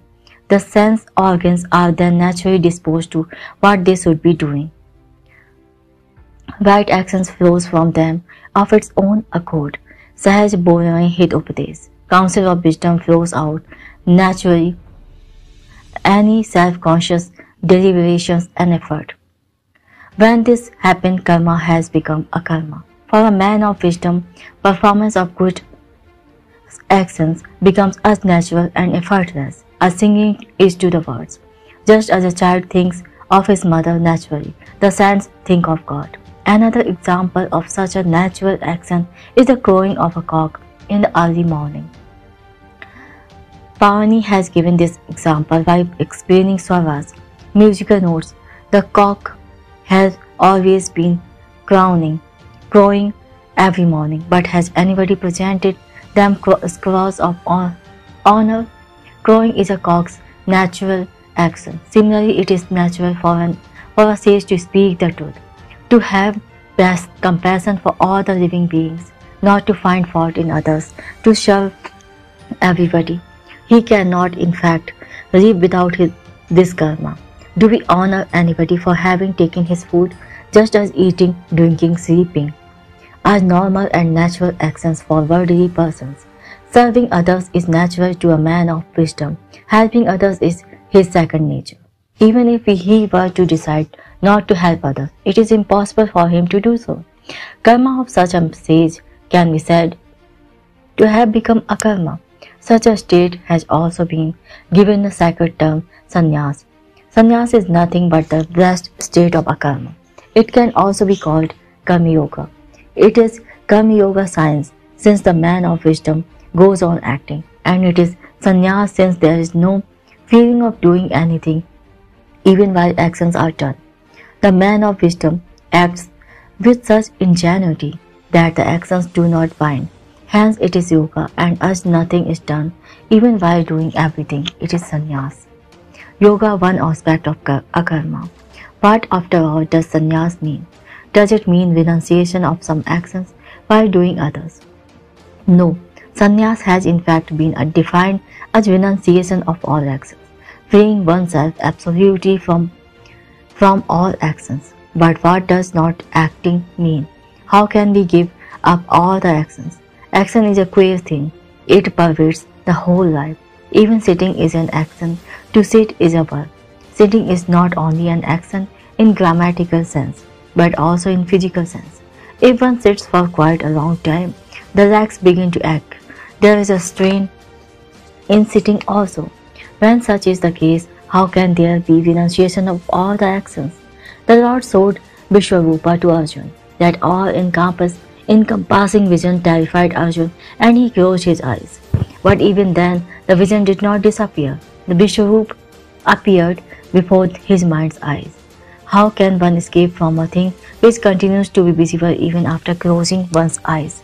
How can one avoid action when it takes place, even when we are doing nothing? There is a story of a man who has a lot of precious gold ornaments. He thought of keeping them safely locked up in a box. His servant got a big iron box made for them. He looked at it and said, "You idiot, don't you have a sense of beauty? Should these valuable ornaments be kept in this ugly iron box? Go and get a good gold box." The servant did as he was told. The master then ordered, "Now bring a gold rock. Only a gold rock would suit the gold box." The pharaoh wanted to hide his gold from others' eyes, but what was the result? There was then no need for the thieves to search for the gold. Just taking away the box was enough. When not doing is also a form of doing. How to renounce action which is all pervasive? The way to renounce such action is to do all the actions in such an ingenious way that they are said as soon as you complete them. Only then sannyas can be attained. How to do an action without letting it stick to you? Look at the sun, it is working continuously. Even during the night it is working. In the other hemisphere, still one can say that it does not act at all.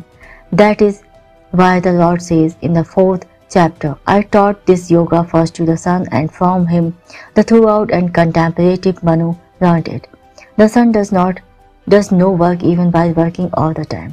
This is truly a wonderful state. Sannyas, the other aspect of akarma.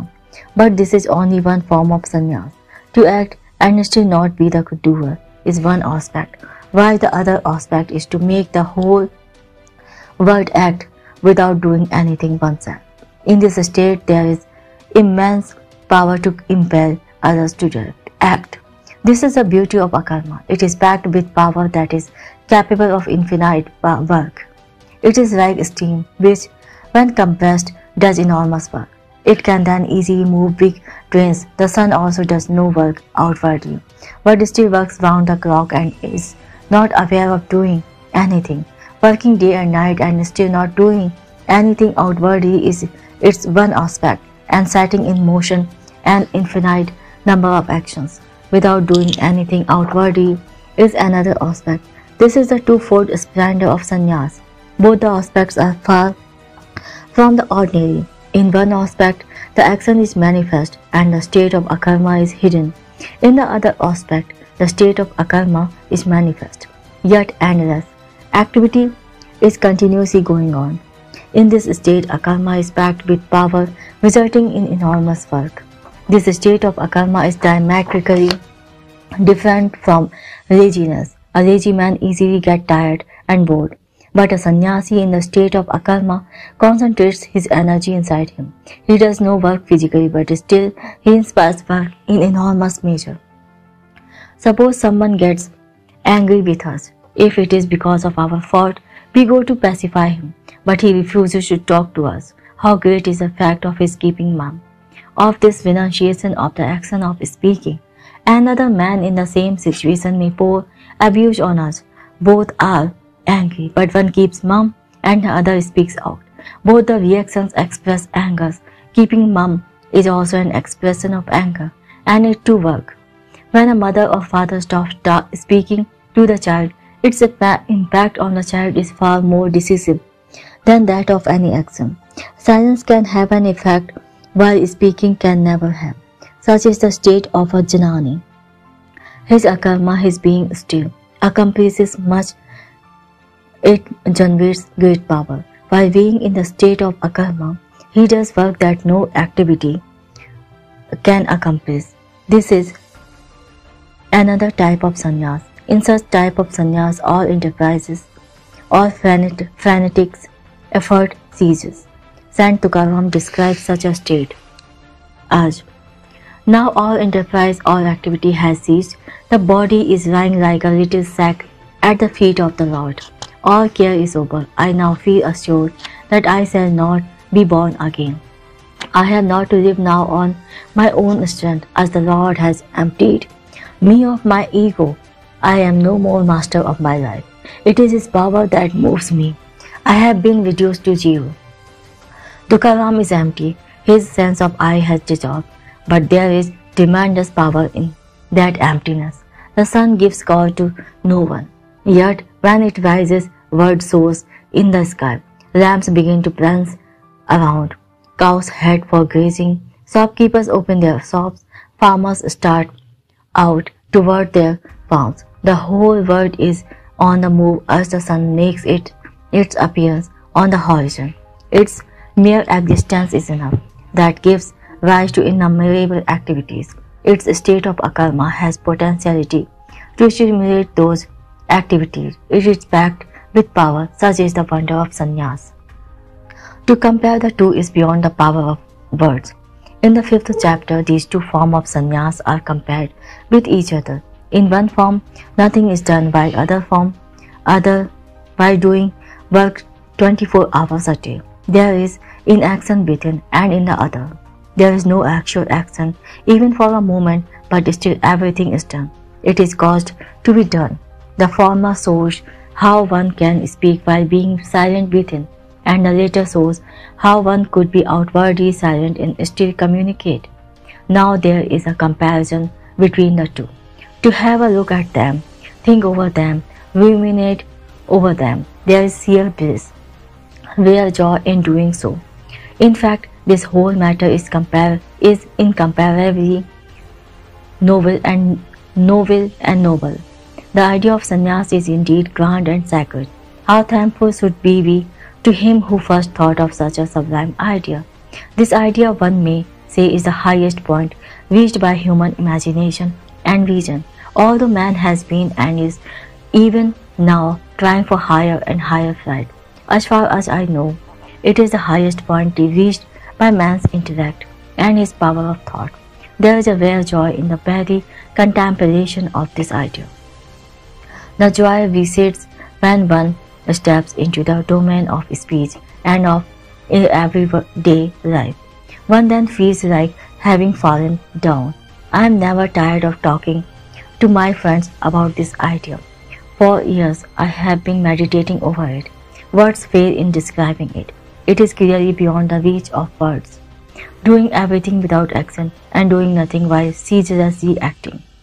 How noble, enchanting and poetic the idea is. What more can poetry offer, compared with the joy, ardor, inspiration and exaltation embodied in this idea? The most highly praised poetry pales into insignificance. The fifth chapter has thus been raised to a very high plane. Karma and Vikarma have been explained up to the fourth chapter, and then the fifth chapter has soared sky high. In this chapter, two forms of the state of akarma have been directly compared with each other. Language falls short in this attempt. Who is greater, a karmyogi or a sannyasi? It is impossible to say who work more. In fact, remaining inwardly inactive while doing everything and doing everything while outwardly remaining inactive, both are forms of yoga. But for the purpose of comparison, one is called yoga and the other is called sannyas. Two analogies, geometry and mimamsa. How are we to compare the two? It will have to be done with the help of some analogies. By doing so, one does have a feeling of falling down from the high altitude of these ideas, but it cannot be helped. In fact, absolute karma sannyas and absolute karma yoga are ideas too magnificent to be manifested in a living person. These ideas cannot be fully realized when one is confined within a body.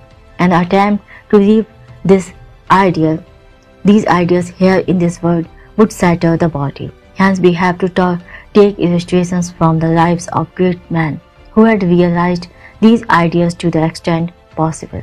Analogies are never perfect, but for the time being, one has to assume that they are. It is said in geometry, let ABC be a triangle. Why is the word let used here? Because the lines forming the triangle are not really lines according to the definition of a line. A line by definition has length but no breadth. How to draw such a line on a blackboard? Breadth invariably accompanies length whenever one attempts to draw a line. Hence, one has to use the word let. One has to assume that what has been drawn is a line. Is not the same thing applicable in the science of bhakti, devotion. There too the devotee says, let this tiny image be the Lord of the universe. If someone calls it idiocy, you may ask him, is there idiocy in geometry? We are seeing quite a thick line and you are asking us to assume that it has no breadth. Just as certain postulates are made in geometry, certain postulates are made in Bhakti Shastra too. It asks us to assume that there is God in an image. If one says that God is indestructible, but the image would break on being hit, it would not be a thoughtful statement. If postulates are valid in geometry, why cannot they be so in Bhakti Shastra? Geometry asks us to assume a point also. Definition of a point is akin to that of Brahma. A point is defined as having neither length nor breadth nor thickness. It is without any dimension. Still we try to draw it on a blackboard. What we draw is practically a circle, but it is assumed to be a point. A true triangle and a true point exist only in definition. Yet we have to proceed on the assumption that they actually exist. In Bhakti Shastra too, we have to postulate the existence of indestructible or pervading God in an image. What the Mimamsakas, adherents of the system of Mimamsa, have done in this context is striking. Vedas refer to different deities like Indra, the king of the deities, Agni, the god of fire, and Varuna, the god of rain and water. While on the subject of these deities, a question is asked: what does Indra look like? What is his nature? Where does he reside? The Mimamsakas answer, the word Indra is itself the form of Indra. He resides in the word Indra. Same is true about Varun, Agni, etc. The words made up of certain syllables arranged in certain order are the forms of the deities. The deities are not apart from the words. The concept of the deities having the form of words is indeed fascinating. In fact, the concept of the deities cannot be contained in any form. It cannot be adequately described. Letters comprising the words may therefore be taken as adequate representation. What is God like?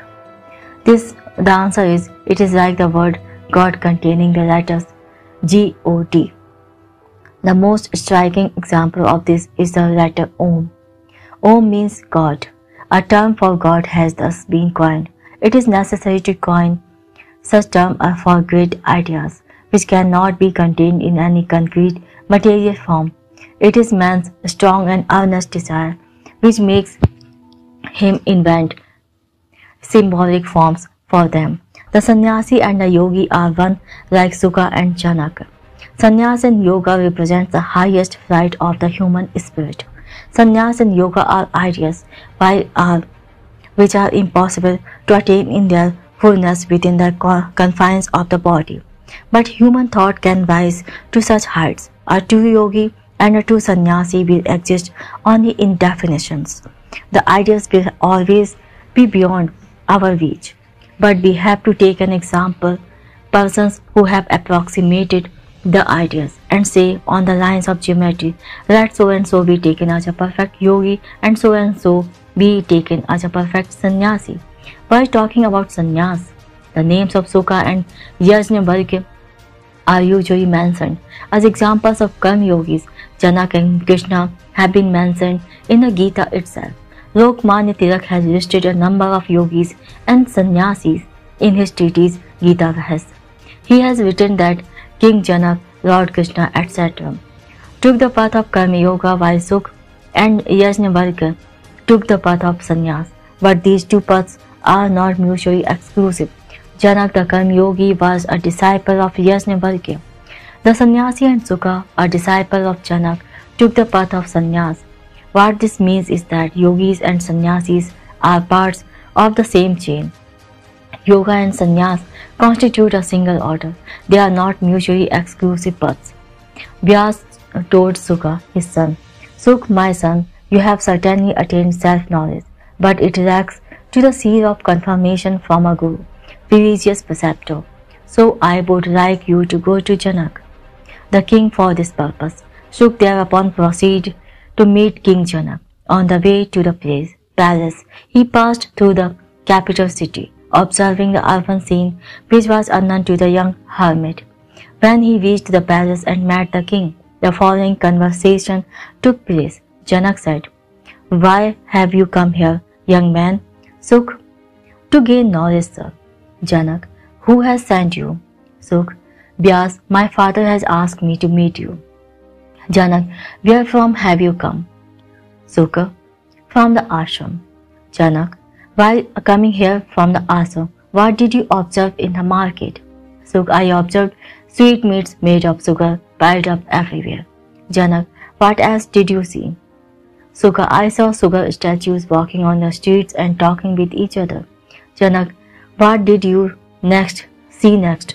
I then saw the palace steps made of sugar. Janak, and what thereafter? Everywhere I found pictures made of sugar. Janak, what are you seeing now? Sukha, a sugar statue is talking to another sugar statue. Janak, well, you may go now. You have indeed attained self-knowledge. Thus Sukha got what he wanted, a certificate from Janak. The point is that Janak, the karma yogi, accepted Sukha, the sannyasi, as his disciple. There is another interesting story about Sukha. King Parikshit had been cursed that he would die after 7 days. He wanted to prepare himself for the impending death. He wished to be instructed by a guru as to how to be so prepared. He sent for Sukha. Sukha came and sat in cross-legged position, narrating the Bhagavad to him continuously for full 7 days. He never changed his sitting position. What was remarkable was that he felt no strain, although he was made to exert himself so much. though he was constantly working. It was as if he was not doing anything. There was no feeling of fatigue. Thus, it is clear that yoga and sannyas are not mutually exclusive. That is why the Lord says, "He truly sees who sees both Sankhya and Yoga, that is knowledge and selfless action as one. He who realizes that Yoga and Sankhya are one understands the true secret. Let a true sannyasi, with mind completely pure and still, dwelling in the divine self-consciousness, stay amongst us for just a few days. Imagine how much he will illuminate and inspire our lives. His mere sight, mere presence will achieve that good works accumulated over years cannot. Even a look at a photograph can cleanse the mind. Pictures of departed persons can arouse devotion and love in the heart and purify it. Imagine then the inspiration one can derive from being in the presence of a living sannyasi. Both the sannyasi and yogi do Rogjaksham Grah. In the case of sannyasi, action appears to have been renounced, but the apparent inaction is full of action. It is packed with infinite inspiration. A Jnani sannyasi and a Jnani karmyogi are on the same plane. Terms differ, but the meaning is the same. Yoga and sannyas are two modes of the same reality. A wheel is in rapid motion, seems at rest. This is the case where the sannyasi Mahavir Buddha Nibhiti Nath were such realized souls. Although the activity of a sannyasi appears to have come to a standstill, he is doing immense work. Thus, a yogi is a sannyasi and a sannyasi is a yogi. These terms are synonymous and interchangeable. But still, yoga is better than sannyas. Nevertheless, the Lord has given a little more weight to yoga. He says that karma yoga is superior to sannyas. Why does he say so when there is no difference between them? What does it mean? When the Lord says so, it is from the standpoint of a seeker. Doing everything without being active is possible for a realized soul, not for a seeker, but it is possible for a seeker at least to some extent to follow the way of doing everything without getting attached to work. Acting outwardly but remaining inactive within. Working without outward action will be a riddle for a seeker. He will be at a loss to understand it. For a seeker, Karma Yoga is both the way and the goal. But sannyas is only the goal. It cannot be the way. Hence, from the standpoint of the seeker, Karma Yoga is superior and preferable to sannyas.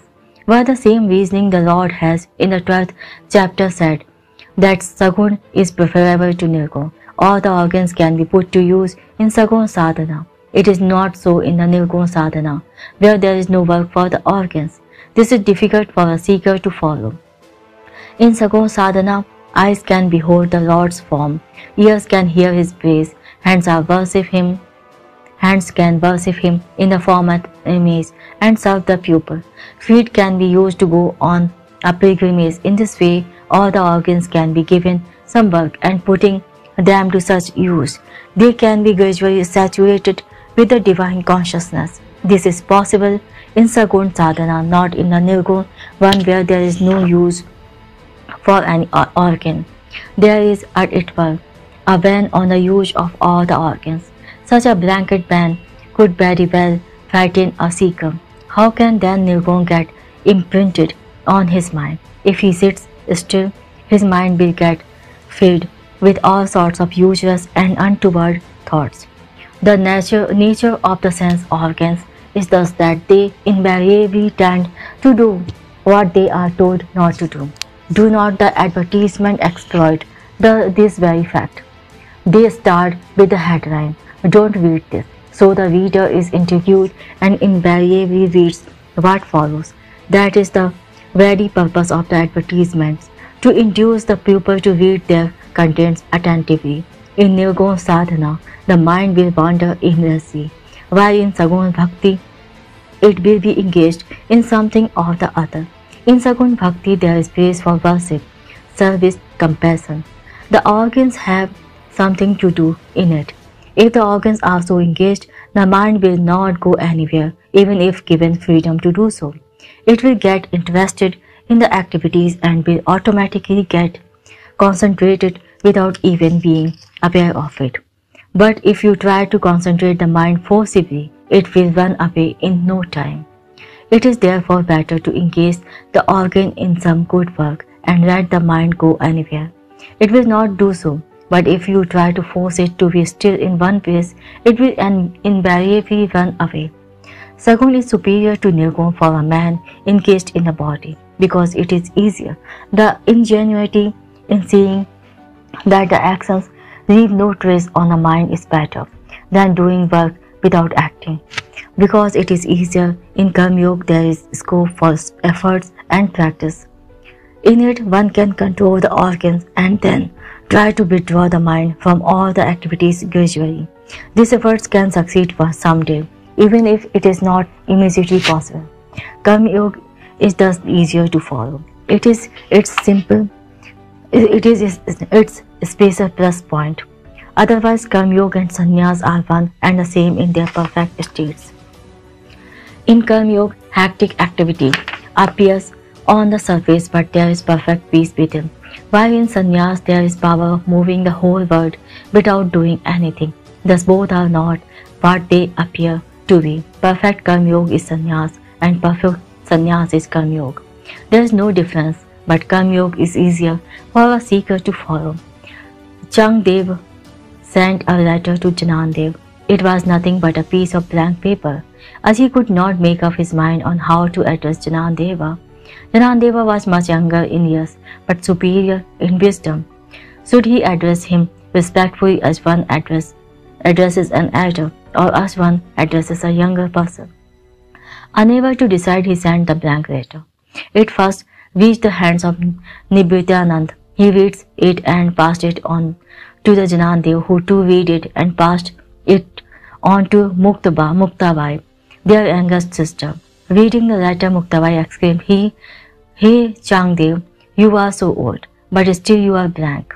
Nibhityanand had read something different in that letter. He said, Yes, Changdev is blank, which means that he is pure and innocent, and therefore deserves to be taught. So he asked Janandev to send a reply to this letter. Janandev sent a letter comprising 65 small stanzas. This letter is therefore called Changdeva Pasasti. Such is the charming story of this letter. It is easy to read written words, but difficult to read what is not written. There is no end to reading it. A sannyasi appears to be empty and blank, but he is full of infinite work. Although sannyas and Karma Yoga are of equal worth in their perfect states, Karma Yoga has an additional practical value. A currency note and a gold coin of the same denomination have the same value as long as the government is stable. But if the government collapses, the currency note is reduced to a piece of paper, whereas the gold coin will have some worth under all circumstances as it is, after all made of a precious metal. In the perfect state, Karma Yoga, action and renunciation of action have the same value as self-knowledge is there in both of them. Value of self-knowledge is infinite. In mathematics, there is a principle that you may add any quantities to infinity. The total remain equal to infinity. Karma Yoga and renunciation of karma are of equal value when coupled with self-knowledge. But when self-knowledge is deleted from both the sides, Karma Yoga is preferable for a seeker. Action through inaction is a riddle beyond the understanding of the seeker. Karma Yoga, as already stated, is a path as well as the destination, while sannyas is only the destination. In the terminology of the scriptures, Karma Yoga is a means as well as the nishtha, while sannyas is only the nishtha, that is the ultimate state. Chapter 6. Control of Mind. Aspirations for redemption of the self. In the 5th chapter, we could conceive and visualize the highest possible flight of the human spirit. Karma, Bhikam and Akarma together complete the sadhana. Karma is gross in nature. There should be full cooperation from the mind in the work, done in the pursuit of Swadharma. Become is the work done to educate the mind for this purpose.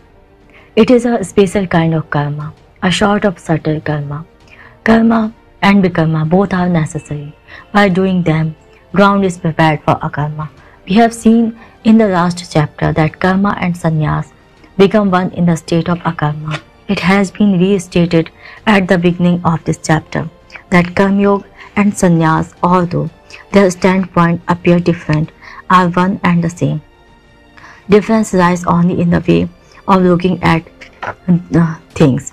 The chapter that follow deal with the means to reach the state described in the 5th chapter. Many people have a misconception that spirituality and spiritual texts like the Gita are meant only for the ascetics. I once heard a gentleman commenting that he was not an ascetic, which implies that ascetics belong to a particular species of animals like horses, lions, bears, cows, etc., and spirituality is meant only for them. Others engaged in mundane affairs belong to a different category, with thoughts and ways of their own. This distinction has led to a hiatus between ascetics and a worldly man. Lokmanya Tilak has drawn our attention to this in his Gita verse. I wholeheartedly endorse Tilak's view that the Gita is for ordinary people engaged in worldly life. In fact, the Gita is for the whole world. All the practices and means adopted in the course of the spiritual pursuit are meant to be followed by everyone. Spirituality, in fact, teaches how our daily life can be purified, leading to contentment and peace of mind. The Gita is meant to teach us how worldly life can be purified. At whatever level you may be engaged in the world of practical affairs, the Gita comes to you. But it does not want you to remain there. Holding your hand, it will take you to the ultimate destination, self-realization. There is a famous saying that if the mountain will not come to Muhammad, Muhammad must go to the mountain. Muhammad is anxious to see that his message reaches even an inert mountain. The mountain is inert, so Muhammad would not keep waiting for it to come to him. This is also true of the Gita. The Gita will come to the lowliest of the low, to the poor and the weak and the ignorant, not to keep them in that state, but to grasp them by their hands and lift them up. Its only desire is that man should purify his daily life and reach the ultimate state, the final destination. In fact, this is the very aim and object of the Gita. Therefore, never consider yourself a mundane ordinary being caught up in sansar. Never raise a fence around you, confining yourself to where you are. Do not say with despair, "What can I do? This body measuring 3.5 cubits is all that I am." Do not remain in the prison of your own making and lead a beast-like existence. Gear up your spirit to move ahead, to rise higher and higher. Let a man raise himself by his own self. Let him not debase himself.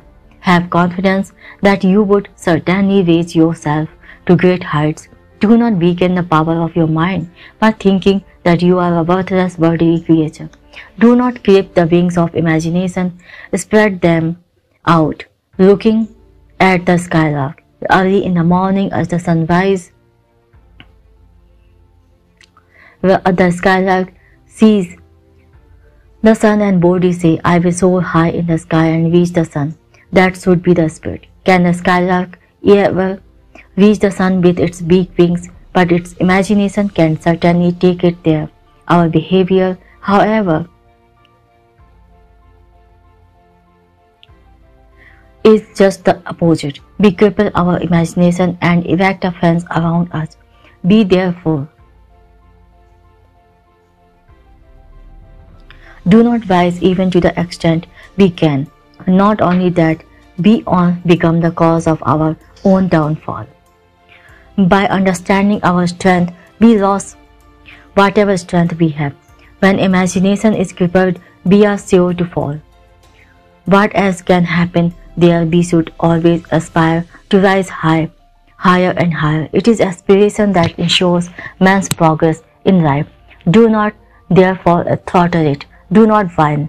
One should never leave the beaten track of worldly life and wander here and there. Do not insult yourself. A seeker can persevere in his goals only if he has vision and confidence. That is the key to revelation. Do not think that dharma is only for the saints and that one may go to them only to get a certificate from them that under the given circumstances what you are doing is right for you. Do not entertain such ideas and find yourself. One cannot take a single step forward without high aspirations. If you have this vision, this aspiration, this exalted spirit, then only the question of appropriate means arises. Otherwise, everything will reach a dead end. We saw that vikarma coupled with akarma leads to the divine state of akarma. We dealt with the divine state of akarma and its types in the 5th chapter. From this chapter onward, various types of vikarma, the varieties of sadhana, have been outlined.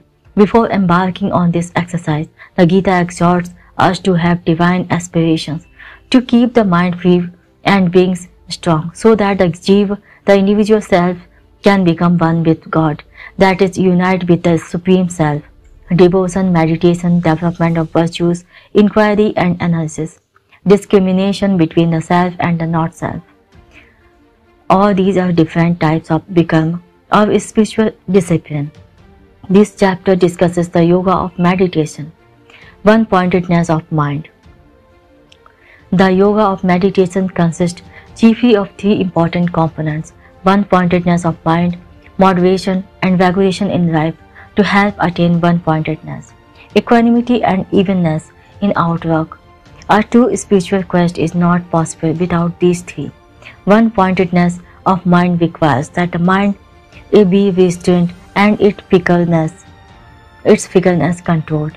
Moderation and regulation in life implies doing everything in a measured way and within proper limits. Equanimity and evenness in outlook means having a positive and constructive outlook.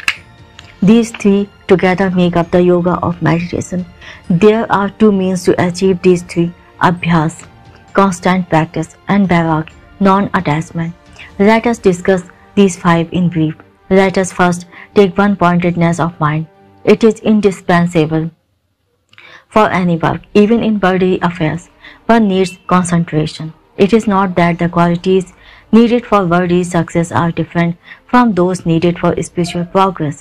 Spirituality means nothing but purification of worldly life. Business, scientific research, politics, diplomacy, in fact, take any activity, concentration of mind is the key to success. It is said of Napoleon that after chalking out the strategy and deploying the troops on the battlefield, he would lose himself in solving mathematical problems. Amidst heavy sailing and dying soldiers, he would sit absorbed in those problems. I am not suggesting that Napoleon's concentration was of the highest degree. One can give examples of even higher concentration. I just want to draw your attention to the level of his concentration.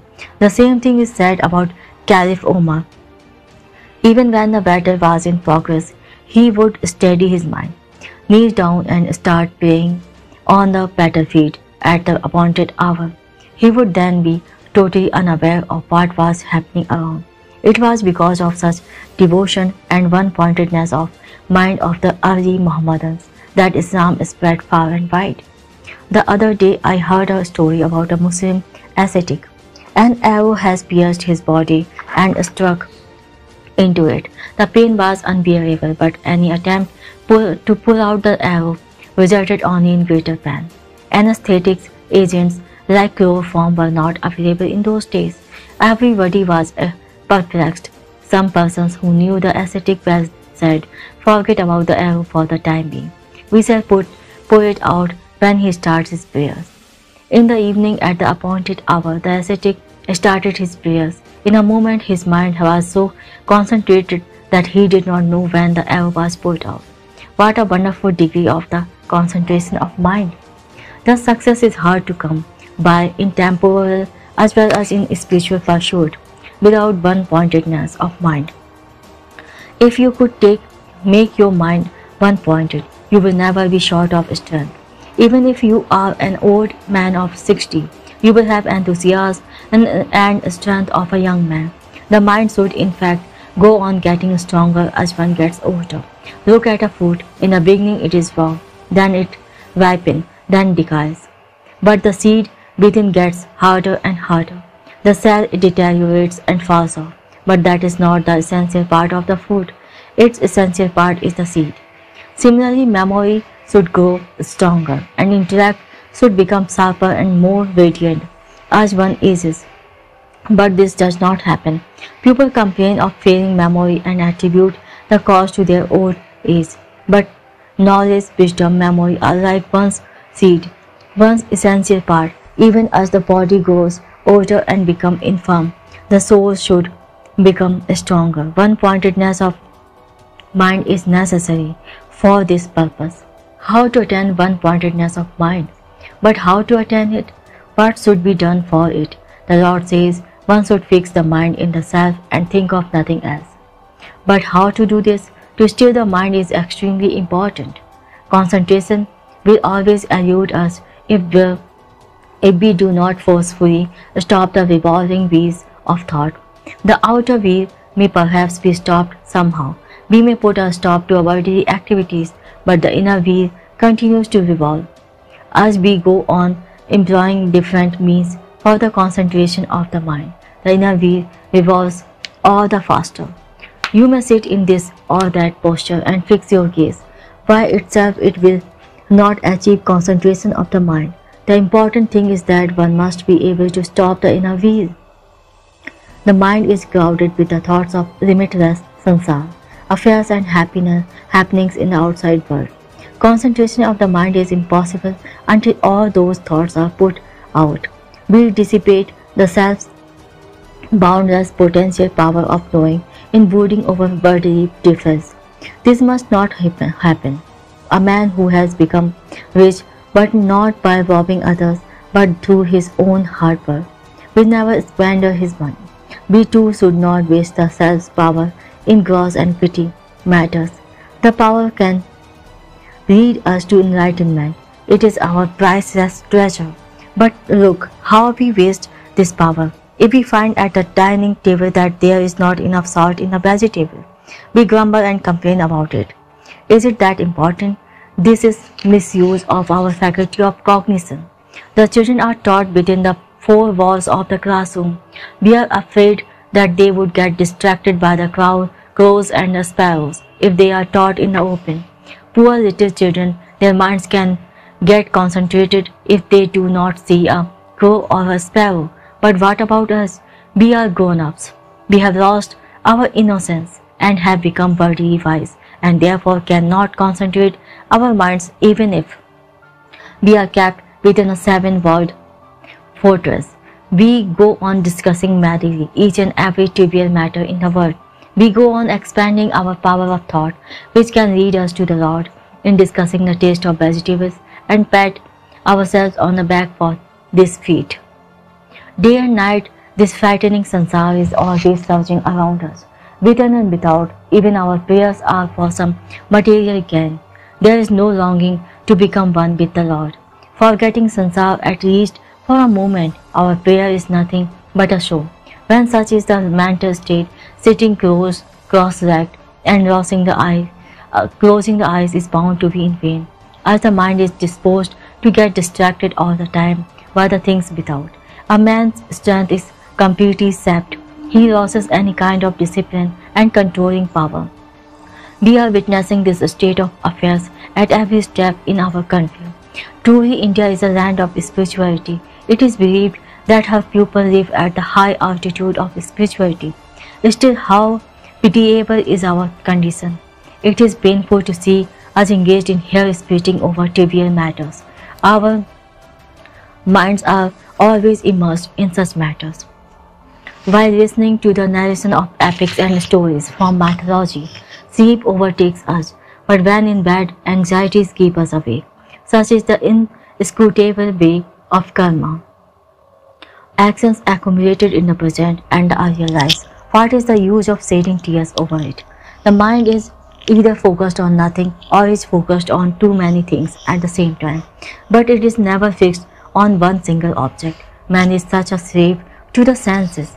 Once a gentleman asked me, why is it said that the eyes should only be half open while meditating?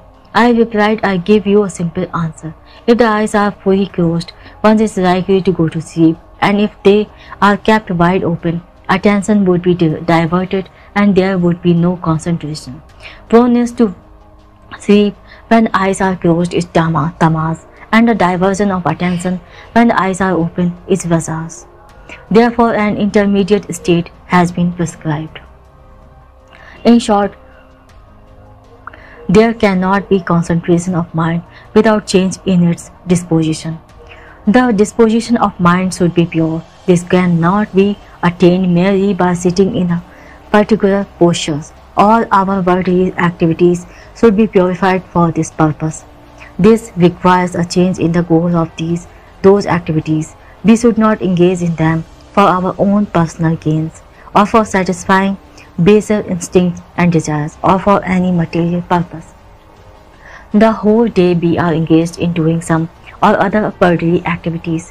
What is the purpose of all this toil? All my persistent efforts were to make the last moment happy. All the toil in this life is to be done to make the last moment happy.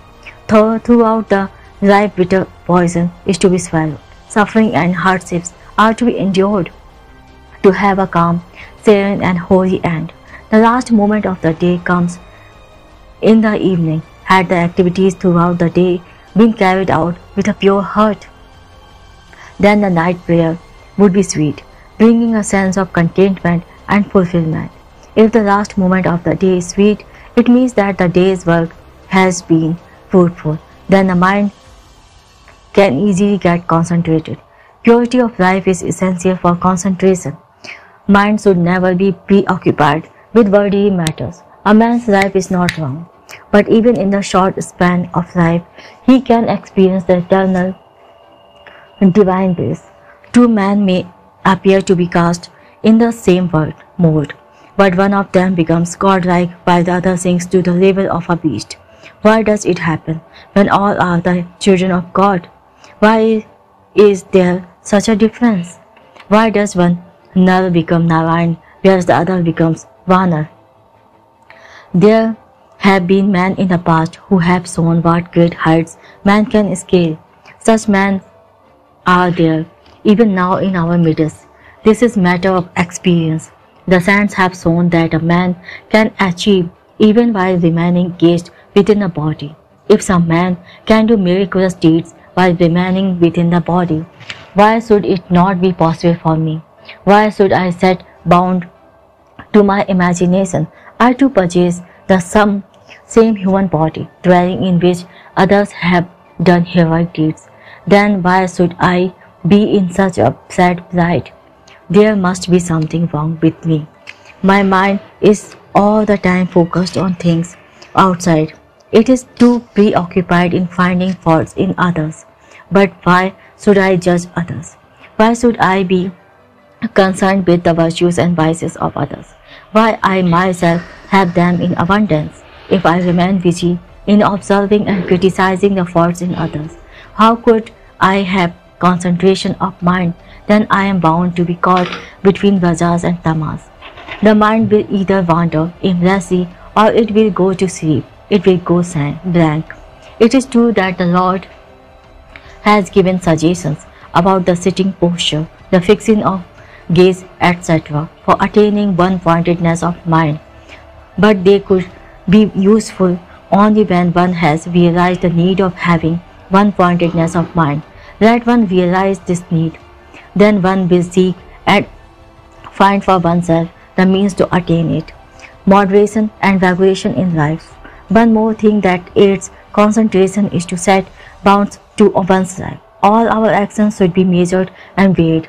This is an essential characteristic of mathematics, and it should be either there in all our actions. As we take medicines, in measured doses. So should be the case with our food and sleep, and in fact with everything. All the sense organs should be under strict vigil. B should be ever alert. Least B should eat too much or sleep too much or see what we need not. All our activities should thus be continuously examined with meticulous care. I once heard of a gentleman who within a minute of entering a room would note that things are kept in it and where. I said to myself, "O Lord, may I never have such a faculty. Am I somebody's personal secretary to keep in my mind an inventory of his possessions? Or am I a thief? How does it concern me where he keeps his soap or his watch? Why do I need such information?" We should prevent waywardness of our eyes and of our ears too. Some people seem to feel that it would have been wonderful to have ears like a dog's that could be turned in any direction at will. God has not provided man with this faculty. They true. But no, excessive curiosity must not be there. The mind of a man is a very powerful thing. It is wayward too. It gets distracted by the slightest disturbance. Therefore, there should be regulation and moderation in life. Let us never look at bad things. Let us never read bad books. Let us never listen to anybody's slander or even praise. Let us turn away not only from bad things, but also from the excess of good things. Indulgence in any form should be avoided. Things like liquor, sweetmeats, or fried eatables should no doubt be positively shunned. But even fruits should not be taken in excess. A fruitarian diet is certainly pure and healthy, but the fruits too should not be taken in excessive quantities. The master within should never allow the tongue to have its own way. The sense organs should feed off for the master within. They must ever be on guard and realize that if they misbehave, they will be punished. Moderation and regulation in life means having a disciplined and regulated life. Equanimity and evenness in outlook. The third thing is to have equanimity and evenness in outlook. It means having an outlook infused with goodwill, a disposition to look at the positive side of man and matters. It implies faith in the goodness and orders in the universe.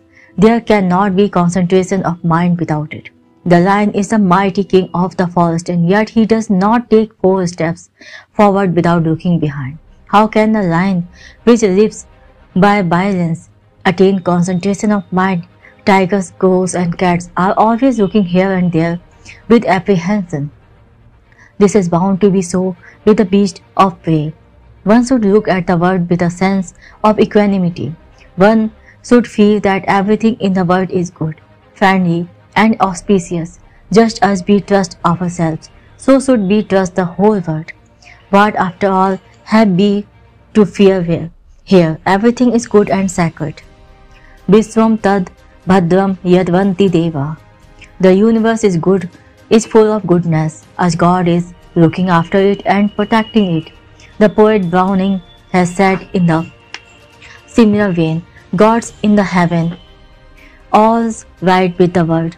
Nothing is really wrong with the world. If there is something wrong at all, it is my vision. As is my vision, so is the world. If I put on red-colored glasses, the world is bound to appear red and aflame.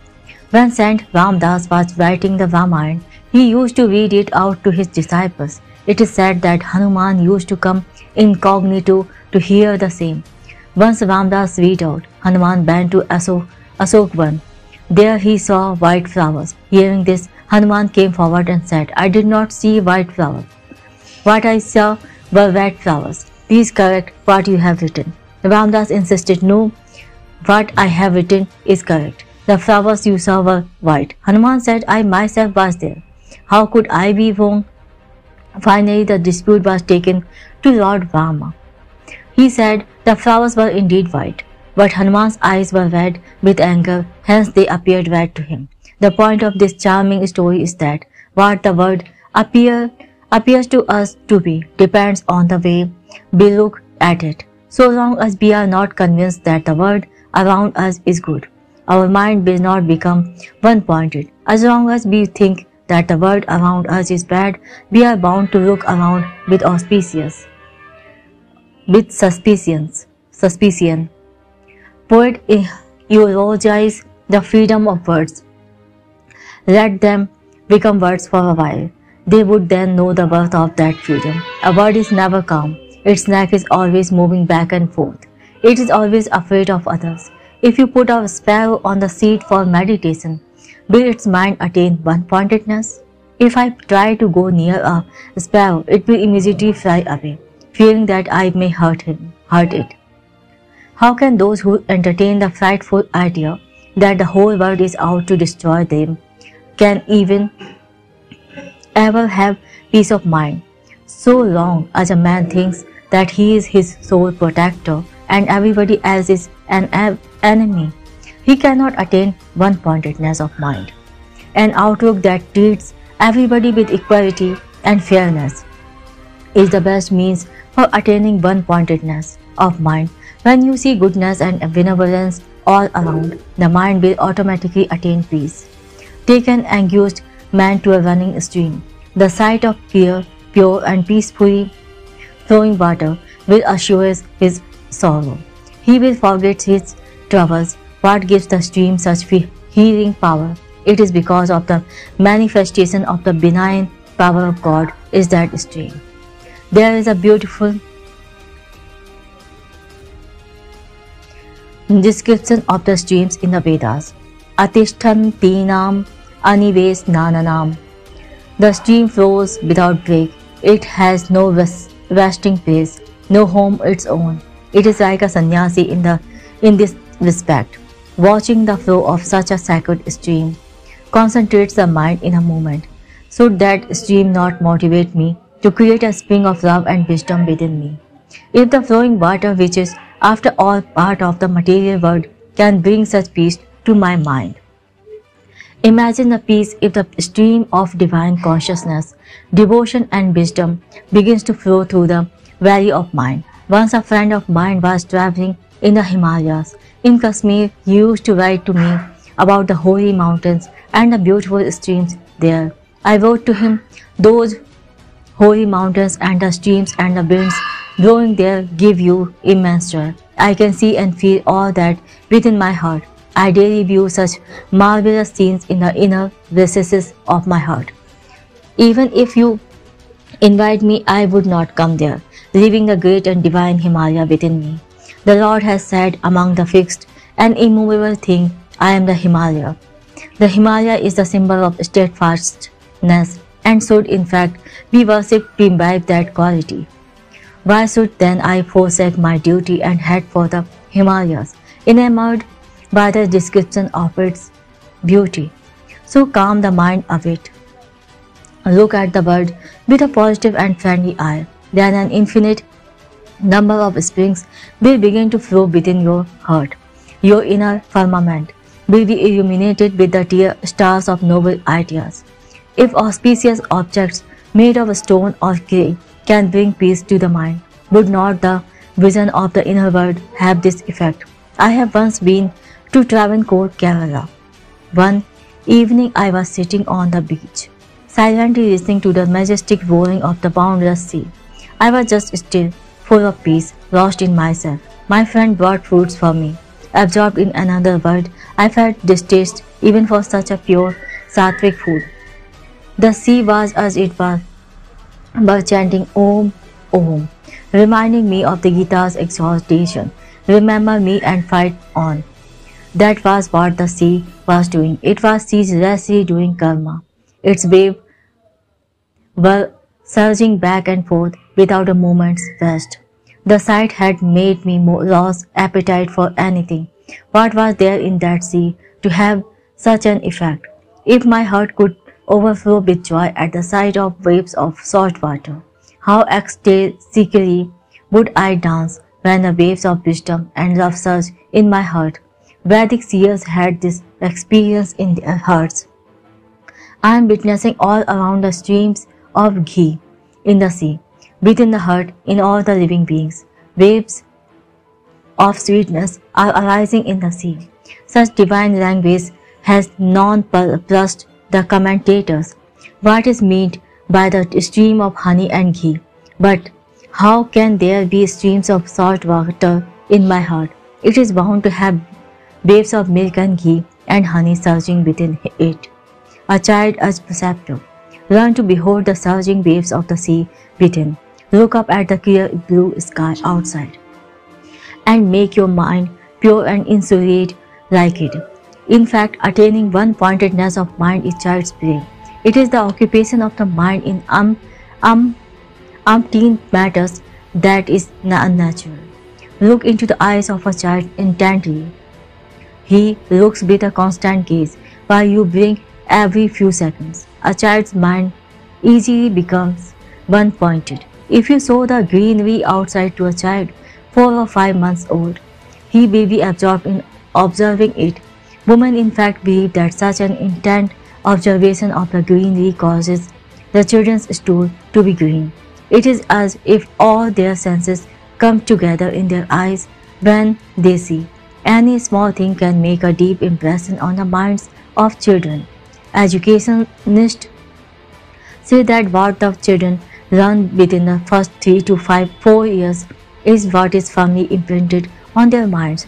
You may open any number of schools or colleges or any other institutions to educate them. It is during the early years that real learning takes place.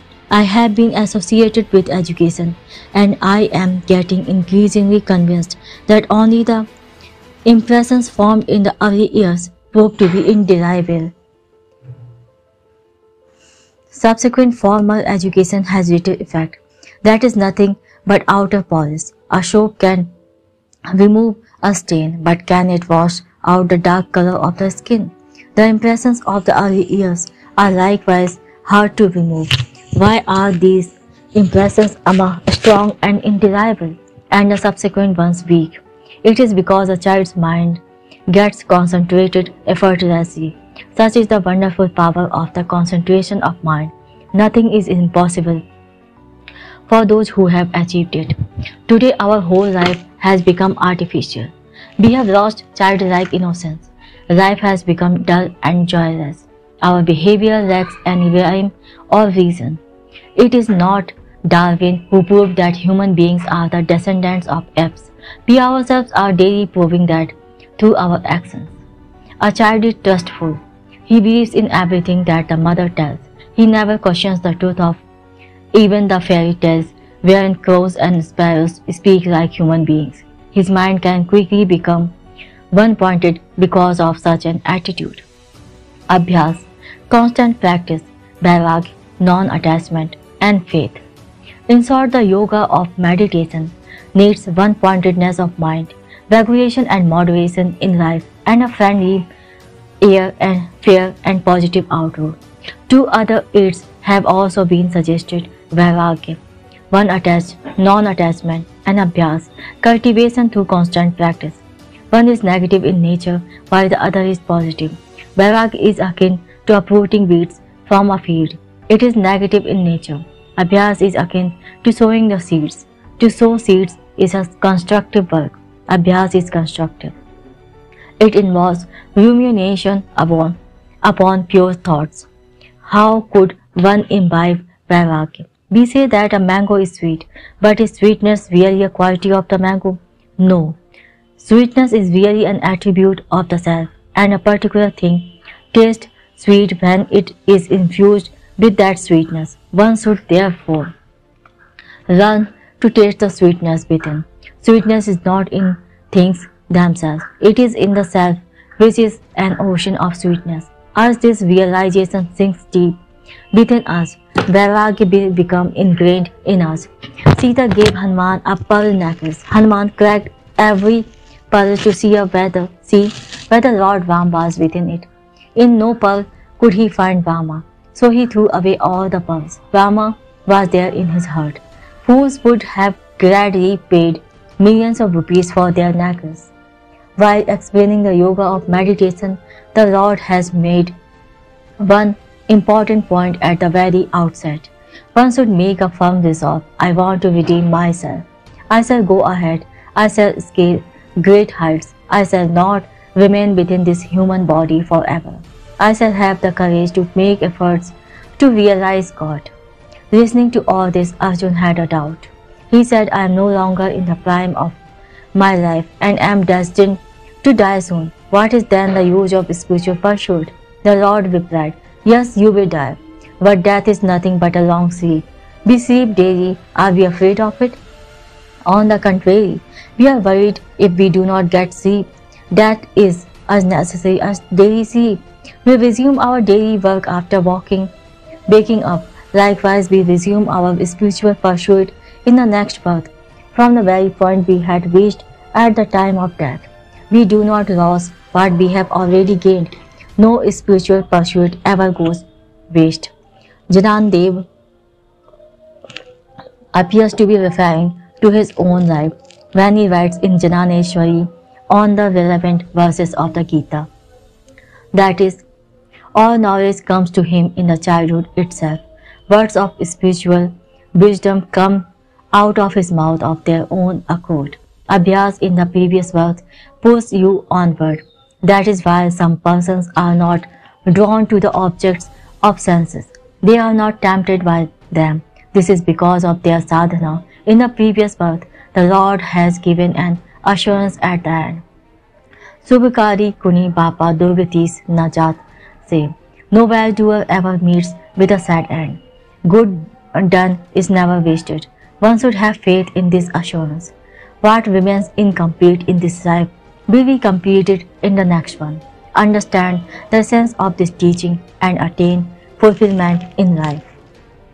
Chapter 7. Prapatti or Surrender to God. The magnificent vision of Bhakti. Brother Arjun, deluded by the sense of mine and not mine, was seeking way to evade Swadharma when the situation demanded adherence to it. The first chapter describes his vain delusions. The second chapter sets out to remove it. It states three basic principles. The self is imperishable and has an all-encompassing presence. The body is transient and mortal, and Swadharma should never be given up. It also spells out the idea of renunciation of the fruit of actions as a key to realize these principles. While expounding this Karma Yoga, three concepts have emerged: Karma, Vikarma and Akarma. In the fifth chapter, we have seen two types of Akarma, which results from the confluence of Karma and Vikarma.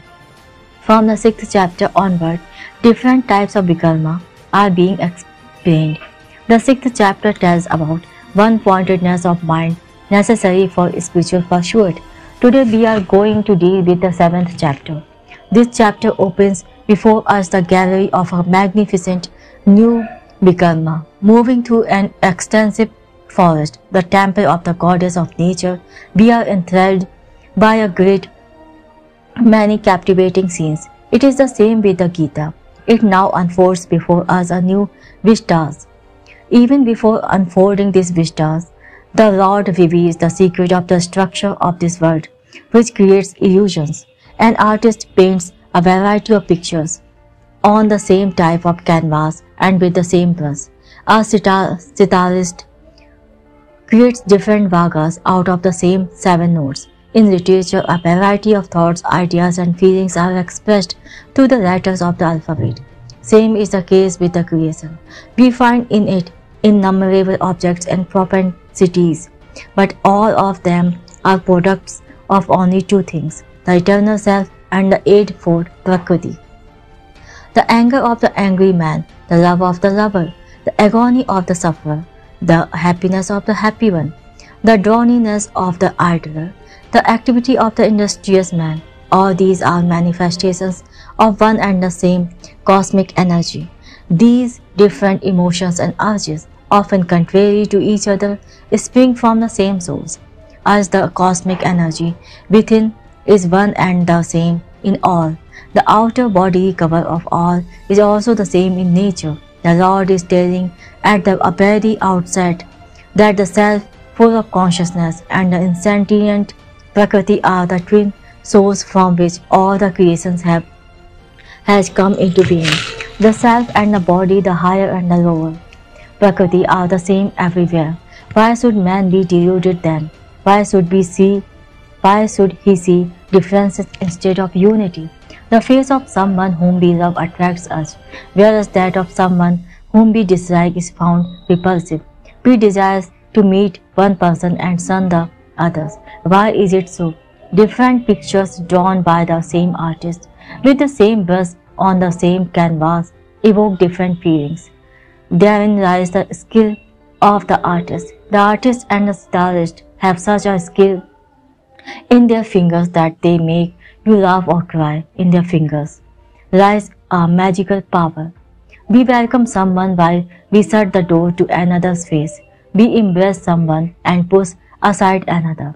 Such feelings arise in the mind and at times deflect us from the path of duty. All this is because of delusion. If we are to escape this, we should understand the marvelous skill in the Creator's fingers. Brihadaranyaka Upanishad gives the analogy of a drum. A drum produces a variety of sounds. Some frighten us, some make us dance. If we are not to be swayed this way or that and remain in full control of all such emotions, we must catch hold of the drummer. Then all the sounds of the drum would be under our control. The Lord declares, those who want to cross the river of Maya should take refuge in me. In the words of Janandeva, only those who worship me single-mindedly and with unswerving devotion can cross this river of Maya. In fact, they need not have to cross it all at all. For them, the water of Maya dries up while they are at this bank itself. That is, the mirage created by Maya disappears for them here and now. What is this Maya? It is the Lord's creative power, His art and His skill. He created this world out of the single eternal self and the eightfold Prakriti, or what is the Jain terminology calls Jeev and Ajeev. The Lord has created this variegated world out of these two elements. Out of them, He is ever creating all sorts of things. They evoke different sentiments and responses. If we want to go beyond them and attain to inner peace, we should reach out for the Creator of them all. We should know Him. Only then can we get rid of the delusion that gives rise to divisions, antipathies, and attachments. In this 7th chapter, the Lord has thrown open the beautiful mansion of Bhakti, a singularly effective means, a great beacon for knowing Him. To attain purity of mind, many becomes like yajna, sacrifice, dan, sharing charity, jap, prayer, repeating God's name, tapa, penance. Meditation and concentration are prescribed. I would like them to washing soap or soap, while bhakti is like water. Soap and washing soap are useful only in conjunction with water. By themselves, they are of no use. Water, on the other hand, can cleanse even without them, although their aids does result in better cleansing. It is like adding sugar to milk. How can there be purity of mind if the heart and soul are not there in yajna, meditation, penance, etc.? Bhakti is nothing but such involvement of the heart and soul. All the vikarmas stand in need of the aid of bhakti. It is the sovereign means. It is no doubt advisable that a man trained in nursing and having knowledge of different remedies should be deputed to take care of a patient. But if he lacks genuine empathy and compassion, he cannot render true service. A bullock may be strong and stout, but it would not pull a cart if it does not wish to. It will then refuse to step ahead and may even land the cart in ditch. A work without involvement of heart and soul, without heartfelt empathy and concern, can give neither satisfaction nor strength. Bhakti results in pure and unalloyed bliss. If we have bhakti, we would see the art of that great artist. We could see the brush with which he paints. Once we have reached the source of all creation and have tasted the rare sweetness of water from the spring at the very source. We cannot but find all other things insipid and worthless. A man who has tasted a real banana would appreciate the beauty of a painted wooden banana for a moment and then will put it aside. He will not be much enamored by it. A man who has tasted true joy would not be taken in by external pleasures in the material world. Once some pupil told a philosopher, "Sir, there is festive lighting of lamps in the city today. Let us go and watch it." The philosopher said, "What is it after all? Only an arrangement of a lot of lamps in rows. Is it not? I can visualize it from here itself. In an arithmetical progression like 1 plus 2 plus 3, figures can be written up to infinity, but there is no need to write all the numbers if the difference between two succeeding numbers is none. Likewise, one can visualize the arrangement of lamps in row. What is there to be so excited about it? But man does enjoy such things. He squeezes a lemon in water, adds sugar, sips a drink, and smacks his lips in delight. The tongue has, as it were, nothing else to do than to taste different things from different ingredients. Man creates a variety of food products and finds all the pleasures in eating them. When I was a child, I once went to see a movie. I had taken a mat with me so that I could go to sleep whenever I wanted. I could watch the dazzling pictures barely for a few moments. My eyes got tired. I went to sleep, asking my companion to wake me up when the show was over. Instead of going out in the open and watching the moon and the stars and enjoying the peace and serenity of nature, people go to congested theaters and excitedly upload the dance of the bright moving pictures there. I just fail to understand that. Why is man so devoid of joy that he seeks and finds some sort of momentary and illusory joy in the dance of those lifeless figures? Evidently, there is no real joy in life. That is why people go in for such artificial amusement. Once I heard drums beating next door. On inquiry, I learned that it was to celebrate the birth of a son. Now, what is there so special about it that it should be announced to the world with the beats of drum? People even dance with joy and invite singers on such occasions. Is it not childish? It is as if the world is famished of joy. Just as in famine, people rush in frenzy at the sight of a few eatables. They jump at the slightest opportunity, like the birth of a child, or a cinema, or a circus show, because they are starved of joy. But is this true joy? Waves of music enter the ears and strike the brain. Different forms enter the eyes and strike the brain. The impact of such sensation is the only source of joy for the poor fellow. Some stuff their noses with snuff, some smoke tobacco, and the kick they get thereby is a source of tremendous joy to them. Their joy knows no bound when they lay their hands on a cigarette butt. Tolstoy has written that a man may even commit murder under the influence of tobacco.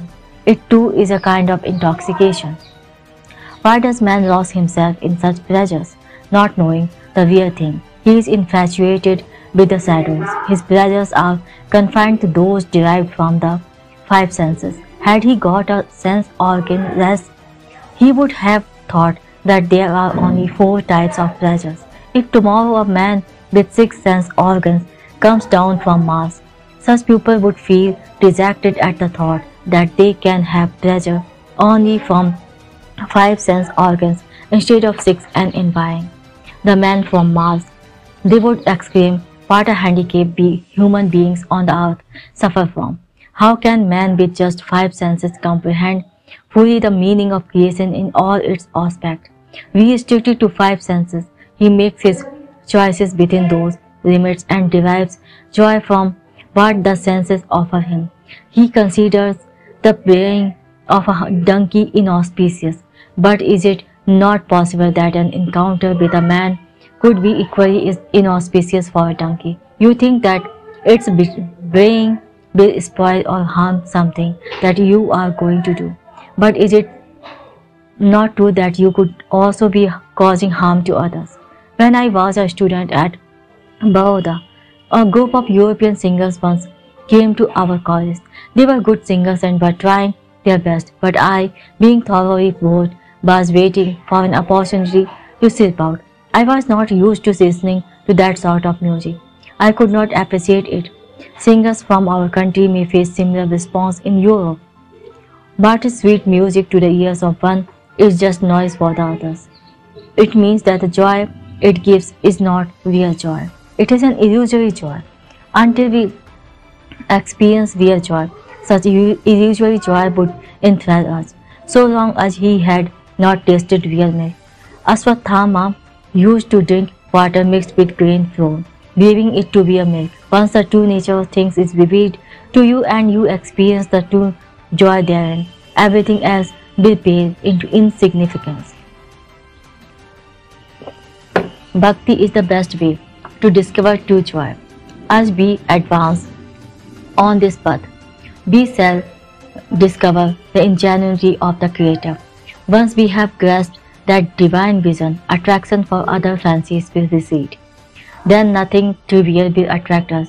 The whole world will then be found filled with one undifferentiated joy.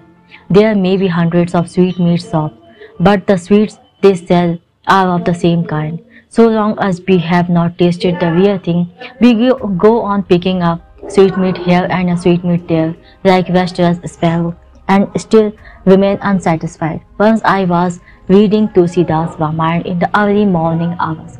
Moths had gathered near the lamp. A house resort came there. What interest could it have in the Ramayana? It was happy at the sight of the moths. I waved it away when it was about to pounce on a moth, but its attention was still riveted on that moth. I asked myself, would you eat a moth? Does your mouth water at its sight? The sight of a moth was not mouth-watering for me, and the house resort has no inkling of the great joy in the Ramayana. It could not taste the sweetness of the Ramayana. Our condition is like that of the house resort. We are engaged in a multitude of enjoyments, but how nice will it be if we could taste the true joy? The Lord has shown us the way of bhakti as a means to taste the true joy. Bhakti for gains too has value. The Lord has mentioned three kinds of devotees: bhaktas, one who has desire for some worldly gains; second, one is desireless but whose bhakti has not blossomed fully; Janani, or the man of wisdom whose bhakti has blossomed fully. The second type consists of three subtypes: one who is restless and impatient for God's grace, the seeker of knowledge, the seeker of the well-being of all. These are different branches of the tree of bhakti. A devotee with despair in mind prays for some gains. I would not despise such bhakti, considering it inferior. Many people take to social service to earn name and fame. What is wrong in it? Give them honor unreservedly. There is no harm in it. That honor would eventually settle them in social service. They would begin to find joy in their work. Why, after all, does a man desire recognition and honor? It is because he is thereby convinced about the utility and excellence of his work. One who has no inner yardstick to judge the worth of his service depends on such external yardsticks. When a mother parts her child, the child gets enthused to do more work for her. This is also true for this type of bhakti. Such bhakta would straightway go to the Lord and ask him to give what he wants. To make demands on God for everything is no ordinary thing. It is something rare. Janandev asked Namdeva, will you accompany me on a pilgrimage, or why go on a pilgrimage? Asked Namdev. Janandev replied, we can thereby meet a number of saints and ascetics. Namdev said, let me ask the God. He went to the temple and stood before the Lord. His eyes riveted on the Lord's feet and tears flowing down his cheeks. He asked, O Lord, should I go on pilgrimage? Would you call Namdev an idiot? Not a few people are amused by separation from their wives, but a bhakt who weeps at the idea of going away from the Lord is out of the ordinary. Because of ignorance, he does not seek what he ideally should. But even then, his bhakti is not to be dismissed out of hand. Women take a number of vows with the idea of accumulating merit so that they can have God's grace after death. This may be a silly idea, but they do undergo hardships willingly for that purpose. Great men are born in families with such traditions of piety and devotion. Swami Vametirth, a descendant of Tulsidas, the great scholar and poet, was well versed in the Persian language but had no knowledge of Sanskrit. Someone commented, "You are a descendant of Tulsidas. How is it that you have no knowledge of Sanskrit?" This comment went straight to Vametirtha's heart. Reminder of ancestry had a powerful effect. It impelled Vametirtha to take up the study of Sanskrit. We should not therefore make fun of the woman's ways of bhakti. The children born in families where tradition of bhakti is built up have a rare brilliance. That is why the Lord says, "Even if my bhakt is desirous of some gain, I shall make his faith steadfast. I shall not create confusion in his mind if he earnestly prays for getting cured of his disease. I shall cure him, supporting his bill to health. Whatever may bring him to me, I shall lovingly encourage him."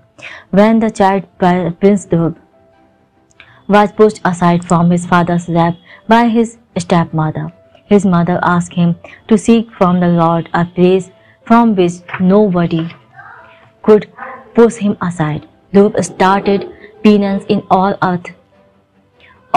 earnestness. Pleased with his penance, the Lord granted him a permanent abode from which he could never be dislodged. The mind may not be desirous, so what? Woman, whom you approach, to whom you pray, is important. It is important to have the inclination to beseech the Lord for something rather than prostrating before the word. Whatever be the ground, do enter the temple of bhakti. It will mark a new beginning for you.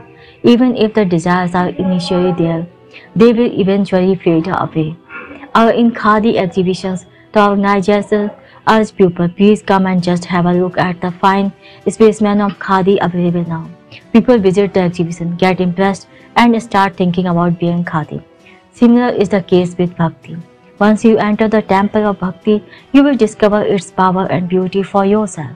When Dharmraj reached the gate of heaven, there was only a dog with him. All of his brothers, Bhim, Arjun, etc., had died on the way while walking to heaven. Dharmraj was told at the entrance, "You are welcome but not a dog."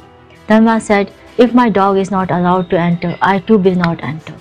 Even a despised creature like a dog is superior to those who have inflated egos, if it is faithful and serves with total devotion. The dog proved to be superior even to Bhim and Arjun. Even an insect that moves toward God is greater than the worthiest who have not turned toward him. In the Shiv temple, there are images of Nandi, the bull. Everybody bows before the Nandi also. It is not an ordinary bull. It is the Lord's bull sitting in front of him. Hence, it is superior to the most intelligent amongst men.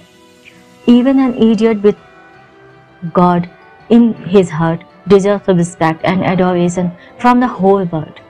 Once I was traveling by a train. When it was passing over a bridge across the river Yamuna, a passenger visibly charged with emotions threw a coin in the river. A rationalist sitting nearby commented, "The country is poor, still these people waste money in this way." I said, "You have not understood the motivation of that man. Look at the feelings with which he threw that coin. Are they not worth even a farthing? We may grant that the coin could have been utilized for a better purpose, but this devoid man felt that God's compassion itself was flowing in the form of the river and threw the coin as a mark of sacrifice. Has this feeling any place in your economics? Emotions welled up in that man's heart at the sight of a river in the country.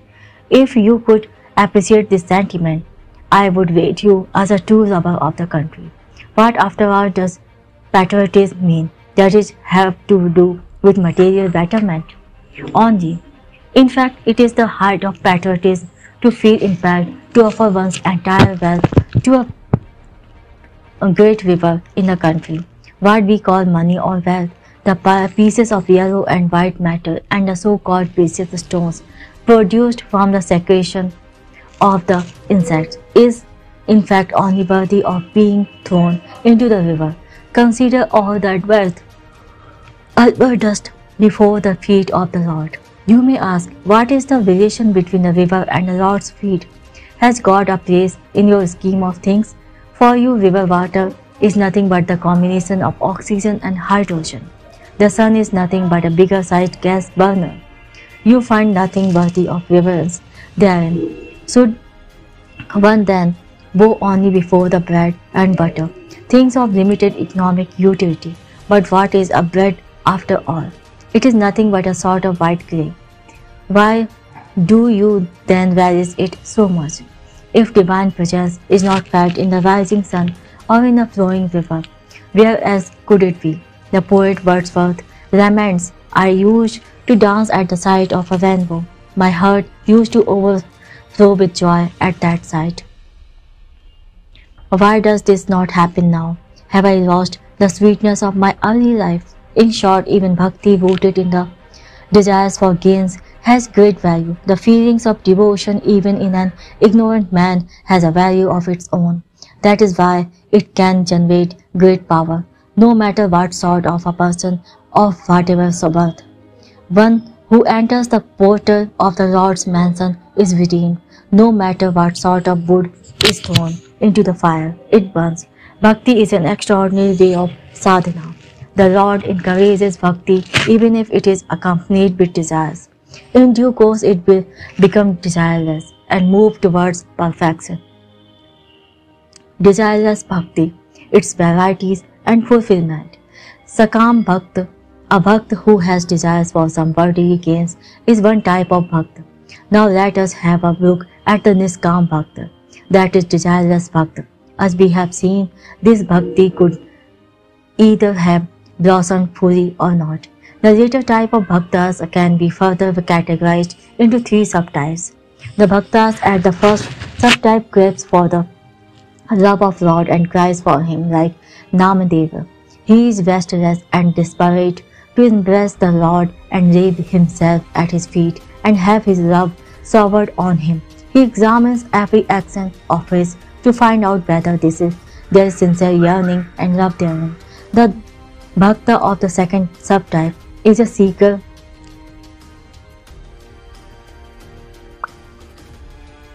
feet and have his love showered on. He examines her.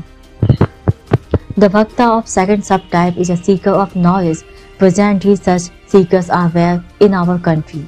Persons of this type risk their lives in trying again and again to climb Mount Everest and may perish in the attempt. Some may go on expedition to North Pole, note down their observations and findings on a piece of paper and keep their paper in a bottle for the posterity before embracing death. Some may descend into the bottom of a volcano to learn more about it, but the Indians are so scared of death. Taking care of the family is for them the greatest achievement. They have nothing better to do. The bhakta, who is seeker of knowledge, has an irrepressible and insatiable courtesy. He tries to know the nature and properties of everything. He too would eventually unite with the Lord. The bhakt of the third subtype has been called Artharthi, one who seeks earth. Earth is commonly translated as money or wealth, but it really means welfare or well-being. Artharthi Bhakt judges everything in terms of the good of society. Whatever he writes, whatever he speaks, whatever he does, he sees to it what it is for the good of the world. He dislikes useless or harmless activities. He is indeed a great soul who is always concerned for the good of the whole world. His joy lies solely in the welfare of the world. Thus, the outlook of the first subtype of the party blossom Niskam Bhakt is marked with love. that of the second subtype with quest for knowledge, and that of the third subtype with concern for the well-being of all. All those belonging to these three subtypes are no doubt desirous, but their approach is not holistic. They approach God either through work or through love or through knowledge. Lastly, about the fully blossomed Bhakta. He is a man of wisdom. Whatever he sees are nothing but different forms of the Lord. In the handsome and the ugly, in the prince and the pauper, in man and woman, in birds and beasts, everywhere he has the sacred vision of God. Sant Tukaram's prayer to the Lord was, O Lord, orient my mind in such a way that I find you alone in man and woman and children. In Hinduism, there is worship of serpents, worship of an elephant-headed god, worship of even the trees. All this may appear silly, but we find the height of such madness in the perfect bhaktas. He sees God in everything, right from an insect or an ant to the sun and the moon, and his heart overflows with joy. Maktaya sukha ant nahi par, anande sagar helavati. Then the bliss knows no bounds. The ocean of joy surges within the heart. You may say, if you like, that this magnificent divine vision is an illusion, but such an illusion is the height of bliss and happiness. It is a treasure of joy in the serenity and majesty of an ocean. The man of wisdom sees the glory of the Lord. In a cow he sees his tenderness. In the earth he sees his forgiveness and the capacity to bear. He finds his purity in the clear sky, his grandeur and splendor in the sun and the moon and the stars, his delicateness in flowers. Even in an evil man, he sees the Lord testing and trying him. Thus he is constantly seeing him everywhere. Doing so, one day he ultimately merges into the Lord. Chapter 8. Sadhana for a happy end, the yoga for constancy. Accumulation of good sanskaras. Human life is full of various sanskaras. Innumerable actions are being continually done by us. There is really no end to them. Even if we take a superficial look and count the activities done during 24 hours of a day, eating, drinking, sitting, walking, working, writing, speaking, reading, they would make a long list. Besides these, in life there are various streams, sentiments and perceptions like love and hate, honor and insult, joy and sorrow.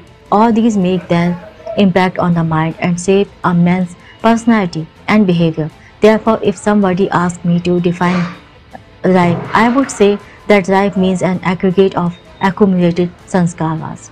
Sanskaras are good as well as bad, and both of them influence human life. We hardly remember our childhood days. Sanskaras from the former births are so completely erased that one wonders whether one had any previous birth at all. When we cannot remember even the childhood days, why talk of previous births? Let us, therefore, leave them aside and think only of this birth. Even here we do not remember all the actions. Many are the things done and many the things done. In the end, most of them get erased, leaving behind only a few sanskaras. If we try to recollect at bedtime all that we did during the day, we fail to do so. Only the most prominent incidents come before the mind's eye. For example, if we had a serious quarrel, we remember only that at night. The quarrel is the only thing of the day that is carried forward in the account book of our life. Important and conspicuous events leave strong impressions, the rest fade away. When we write a diary, we note therein only a few important things. When we review the week, we note even less. While reviewing the month, only the month most important happenings therein are remembered. Many of those would also be forgotten while reviewing the year. Thus very few things remain in memory, and they form the sanskaras. Most of the innumerable actions and much of what we have learned ultimately fade away, leaving only a small residue in the mind. Those actions and the information and knowledge have done their work and disappeared. Only a few sanskaras remain, and these sanskaras are our capital, that is our net gain from the business of living. A trader keeps daily, monthly and annual accounts of income and expenditure and arrives at the figure of profit or loss. It is exactly the same with life. Addition and deletion of samskaras go on throughout the life, resulting finally in a particular net balance. When the end of life comes near, the self begins to think of the gains in life. Looking back, it finds that they are few. This does not mean that all that one did and all that one learned have proved to be futile. They have certainly done their work. There could be thousands of transactions in a trader's business, but a single final figure of either profit or loss is a net result. If there is a loss, his heart sinks. If there is a profit, he is happy. We too are in a similar position. If at the time of death the mind craves for food, it is a clear indication of having spent the entire life in indulging the palate. Craving for food is then the only achievement in life. It is the only capital that has been accumulated in this life. If a mother thinks of her child at the time of death, it shows that her attachment to her child is the strongest sanskar she has acquired in her life. Whatever else she did was secondary. In arithmetic, there are problems of fractions, where addition, subtraction, multiplications and divisions of big figures ultimately result in a small figure or even zero. Likewise, the entire life of a man is an arithmetical exercise wherein addition, subtraction, multiplication and divisions of numerous sanskaras go on continuously, and finally one strong sanskar remains. That is the final answer of the equation of life. The thought that arises at the last moment in this life is the essence of the whole of one's life. It signifies that what has been gained in this life. This essence should be sweet. The last moment should be happy. A person should experience inner peace and fulfillment at the time of death. It is for this that one should endure throughout one's life. All is well that ends well. We should fix the mind on this final answer while solving the problem of life. We should plan the life with this aim in view. In a mathematical exercise, we have to keep the problems in mind and employ the appropriate method to solve it. Our life should be oriented in such a way that at the last moment we will have the sanskar we want. Day and night, our whole attention should be turned in that direction. Living with the awareness of death. The 8th chapter puts forward the thesis that the thought uppermost in mind at the time of death prevails over others in the next birth. When we start a journey, we carry provisions with us for our sustenance. The thought uppermost in mind at the time of death, which is the essence of what has been earned in this life, is the provision with which we start our journey in the next birth. We begin a new day with the previous day's gains in hand. Death is like a long sleep, after which we begin a new life with the gains of the previous birth. End of this life is the beginning of the next one. Hence, one must always be aware of the inevitability of death while conducting oneself in this life. This is necessary also to enable us to face the dread of death and find ways and means to counter it. There is a story about Saint Eknath. A gentleman once asked him, "Sir, your life is so simple and pure. Why is ours not so? You never lost temper or quarrel with anybody. How serene, pure and kind-hearted you are." Eknath said, "Leave me out for the time being. Let me tell you that I have come to know something about you. In 7 days from now, you are going to die." Who would disbelieve Eknath's words? Only 7 days of life left. The gentleman rushed home. He could think of nothing else. He started entrusting his affairs to others and making preparations for the end.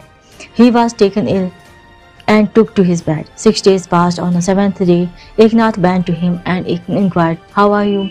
The man replied, "Sir, I am about to leave this world." Eknath asked, "Well, how many sins did you commit in these 6 days? How many evil thoughts came into your mind?" The gentleman replied, "Sir, where was the time for that? Death was always there before my eyes." Eknath said, "Now you know the reason why the lives of people like me are sinless. How can mind entertain evil thoughts when death is standing before you, ready to pounce on you like a tiger. Even for committing sin, mind has to be relaxed. Constant awareness of death is a means for avoiding sin. If death is staring in the face, who can muster up courage to commit sin? But man always evades the thought of death. The French philosopher Pascal has written a book titled Pensées Thoughts. It contains his extra thoughts. He oversees therein that although death is always looking over our shoulders, we continually try to forget it. How to live with the awareness of death in mind is never our concern. Man detests even the very mention of the word death. If somebody utters this word while taking meals, he is immediately admonished. Nevertheless, we are continually moving toward death. Once you board a train to Mumbai, it is bound to take you there, even if you just keep sitting. The moment we are born, we have booked a ticket to the destination of death. Whether we run or keep sitting, death is bound to come. Whether you think of it or not, you cannot avoid it, whatever else may be uncertain. Death is certain. The sun sets every day, taking away a portion from our life. Life is continually being granted. It is continually withering away. Still man takes no notice of it. Deva exclaims, Kautik Distase, how curious. He wonders how man could be so thoughtless and unperturbed in such a situation. Man is so frightened of death that he cannot even bear the thought of it and tries to evade it like an ostrich burying its head in the sand. Soldiers going to the front play, dance or sing or smoke to avoid the thoughts of death. Pascal wonders how they lost themselves in eating and drinking, singing and dancing in order to forget death even when they see death everywhere. We are all like those soldiers. We try to keep a smiling face, apply creams to hide wrinkles, dye our graying hairs. We are ceaselessly trying to brush aside the thought of death, even though it is just around the corner.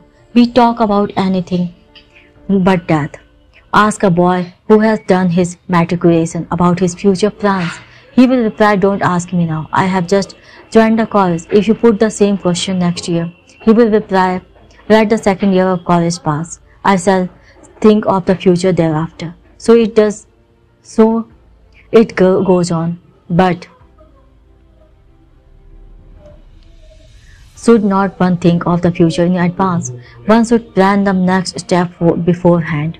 Otherwise, one will land oneself in a ditch. But the student seeks this task. The education that the poor fellow receives is so full of darkness that he has little idea of what is in store for him. He refuses to visualize the future, since he sees only darkness ahead. But there is no escape from the future. It is bound to catch him by the neck. The professor of logic teaches in the college, man is mortal, Socrates is a man. Therefore Socrates is mortal. Why does he not give his own example? The professor too is mortal, but he would not say, all men are mortal. Therefore I, the professor, am mortal, and dear students, you too are mortal.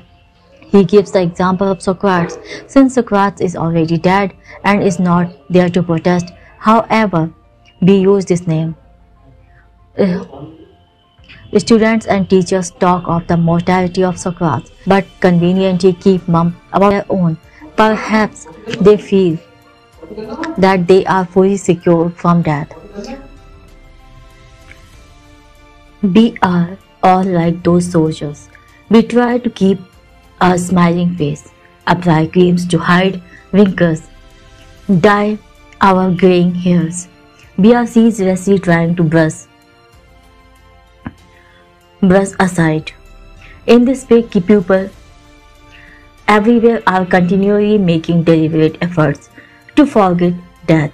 But does that ward off death?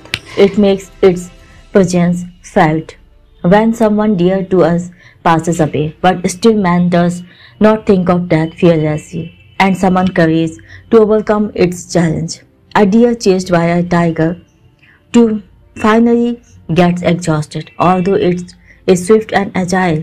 Death, in the form of the tiger, continues to pursue it. Imagine the condition of that poor creature. It cannot look at the tiger. It closes its eyes and buries its antlers and face in the ground and helplessly waits for death. We too cannot dare to look at death.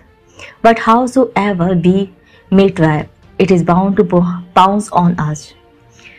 And when death finally comes, man begins to take stock of what he has on balance at the end of his life. A dull and lazy student in the examination hall just looks here and there and whiles away his time.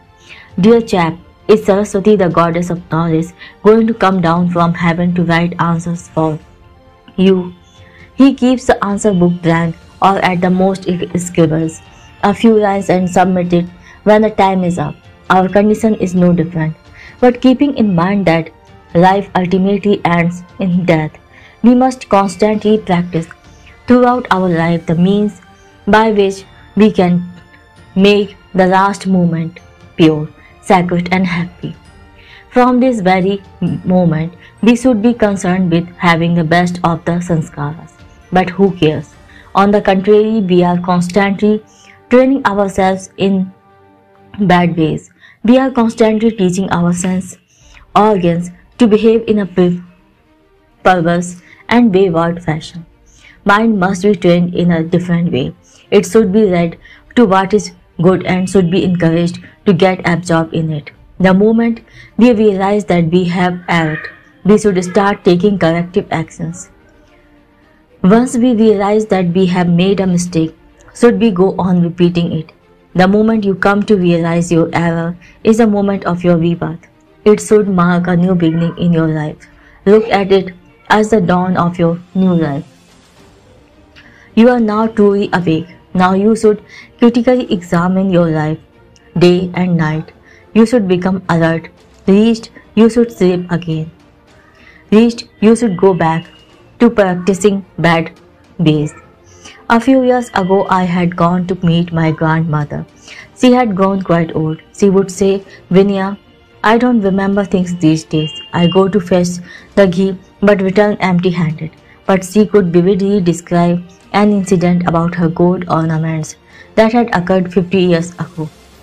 She could not remember what had happened before 5 minutes, but the strong sanskar imprinted on the mind 50 years ago are still fresh.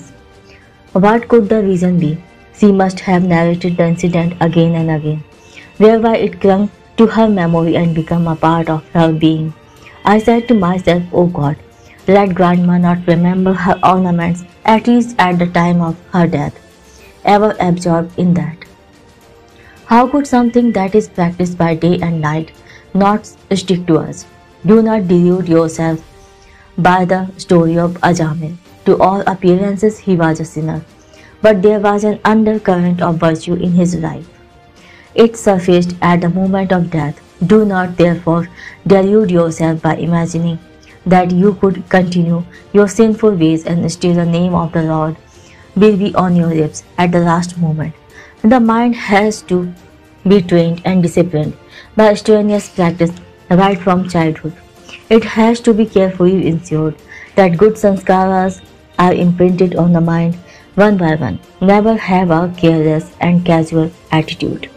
Do not ask, for example, why one should always get up early in the morning. If you give free rein to your mind, you are bound to be caught in a snare. Then good sanskaras would surely elude you. Just like wealth and knowledge, sanskaras have to be acquired bit by bit without wasting a moment. Therefore, see to it that the sanskar that is imprinted on the mind at every moment is good. The moment you utter a foul word, a bad sanskar gets immediately imprinted on your mind. Every act of ours is like the stroke of a chisel, shaping the block of stone of our life, even if the day passes off. Well, evil thoughts surface in the dreams. It is not that only recent thoughts surface in the dreams, but bad sanskaras got imprinted on the mind inadvertently may surface anytime. Hence one must be ever vigilant, even over little things. A drowning man clutches even at a straw. Be had drowning in the ocean of sansar. Utterance of a few good words too can prove to be the lifeline to save us. No good deed is ever wasted. It will save you. Even the slightest of bad sanskara has been prevented. Always strive not to see anything that could leave a bad sanskar. Never give an ear to abuse and revilement, and keep the speech free from foreignness. Only when you are so conscious and alert, you will be rewarded at the last moment. You shall become the master of life and death. To inculcate good and pure sanskar, one must always ruminate over noble thoughts. Let the hands be busy in doing pure and good deeds. Remembrance of God within and performance of sadharma without, hands engaged in service and vikarma in the mind. All this should continue day in, day out, without any lapse. Look at Gandhiji. He spins every day on his charkha, spinning wheel. He insists that every day should the cloth be knit whenever everybody should spin daily. Why will it not do if we spin for the cloth we need whenever it suits us? But then that spinning would be an activity for a practical purpose. Whereas there is spirituality in daily spinning. It reflects an urge to do something for the country. That yarn daily links us to Daridanaran, God in the form of the poor. Daily spinning is an affirmation of one's fellowship with Daridanaran. The doctor has prescribed medicine in particular doses. Will it serve the purpose if we gulp it down all at once? It will be plain stupidity. The body should be restored to health through daily sanskar of meditation. The sum holds good for life. Take the example of gradual abhishek on the image of Lord Shiva. It is my favorite illustration. I used to watch it every day when I was a child. 2 buckets of water might be trickling down of image in 24 hours. Why not pour 2 buckets of water all at once on it? I got the DP to this at that time. It said, water must not be poured at once. It should trickle down, drop by drop, uninterruptedly. That is what makes it an act of worship. There should be continuous flow of the same sanskar, 24 hours a day. Every day, every year, even throughout the cycle of birth and death, each moment and each hour, each day and each night, each month and each year. Even in each birth, the same good sanskar should be there. The divine stream of good sanskaras should flow in this way throughout life, forever without interruption. Then only we can reach our destination and hoist our flag there. The stream of sanskaras must flow in one single direction only. If the rainwater falling on a hilltop drops down the hill in several different directions, it does not form a river, but if it flows in one single direction, it becomes a stream which gradually grows in size, eventually becoming a river that finally reaches the sea. Water which takes one single direction reaches the sea, while that which takes many directions soon dries up and is lost. This is also happens in the case of good sanskaras. If they come and go, of what use are they? It is only when the stream of good sanskaras flows continuously through the life in one single direction that death will be found to be a source of supreme bliss. A tracker who does not unduly linger in the way, does not yield to the temptations in the way, and continues to walk along the path, doggedly reaches the mountain top, throws off his backpack and experiences the fresh breeze blowing there. The joy that he experiences is beyond the imagination of others. Day and night the fight goes on. In short, death will be a matter of joy when there is continuous performance of sadharma outside, while inwardly the mind is being purified through devotion, etc. When the stream of Bikarma and Karma flows within and without. That is why the Lord says, "Remember me all the time and fight." He also refers to one who is ever absorbed in that. When love for the Lord pervades your whole being, when your whole life is informed with that love, you will then always rejoice in things sacred. Evil urges and tendencies would never appear before you. Noble resolves and noble thoughts would germinate in a mind, and good deeds would follow naturally and effortlessly. It is true that good deeds become natural when one always remembers the Lord, but the Lord's command is to keep on striving. Saint Tukaram says, "Day and night we are required to fight with the world without and the mind within. This conflict is going on relentlessly. It is not that you will win every battle. One has to persevere till the end to win the war. It is the final result of the war that counts. During this war, we shall win and lose many a time. But loss is no cause for dejection. When a stone breaks at the 20th blow, it does not mean that the previous 19 blows had been in vain.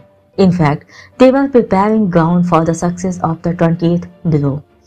To feel dejected means to lose faith in God. God is always there to support and protect you. Have faith in Him to develop self-confidence in the child. The mother lets him wander here and there, but she keeps watch. She does not let him fall.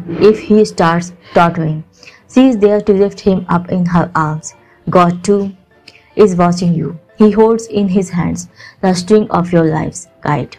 Sometimes He pulls it taut, while sometimes He lets it loose. But be assured that He Himself is holding the string in His hands. To teach swimming in a river, one end of a rope is tied to a tree on the bank and the other end is tied to the runner's waist, and then he is thrown into the water. Trainers are there in the river to take care of him. The novice struggles initially, but in the end masters the art of swimming. God is teaching us the art of living in this way.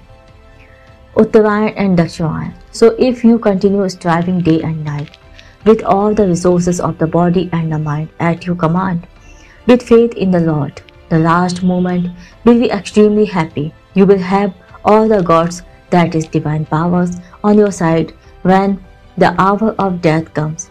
This has been said at the end of this chapter using a metaphor. Understand this metaphor properly. If at the time of one's death, fire is burning, the sun is shining, the moon is waxing, and there is a beautiful and cloudless sky of Uttarayan, 6 months of the northern course of the sun, then one unites with the Brahman.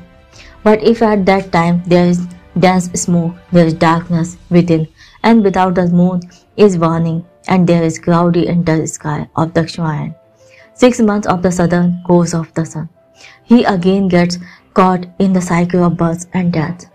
This metaphor is puzzling to many. It tells that the grace of the gods of fire, Agni, sun, moon and sky is necessary for a holy death. Fire symbolizes karma and yajna, work and sacrifice. The sacrificial fire must be burning even at the time of death.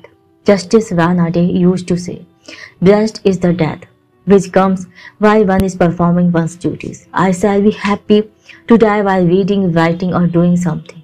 This is what the burning of sacrificial fire means. Working till the last breath signifies the grace of Agni, the good god of fire. Grace of the sun god keeps the intellect bright and radiant till the end. Grace of the moon is indicated by the growth of pure and sacred feelings in the heart at the time of death, as the moon is the god of the heart. Sacred feelings like love, devotion, enthusiasm, altruism, compassion, etc. should wax and grow to fullness in the mind, like the moon in the bright half of the month. The grace of the sky means having the heart completely free from the clouds of attachment. Gandhiji once said, "I am always talking of the spinning wheel. I consider it sacred, but I must not have attachment even to it at the last moment. He who led me to the spinning wheel is fully capable of taking its care. Now the spinning wheel has been taken up by many leading figures. I should now cease to worry about it and be ready to meet the Lord. Uttarayan thus means freedom of the heart from the clouds of attachment.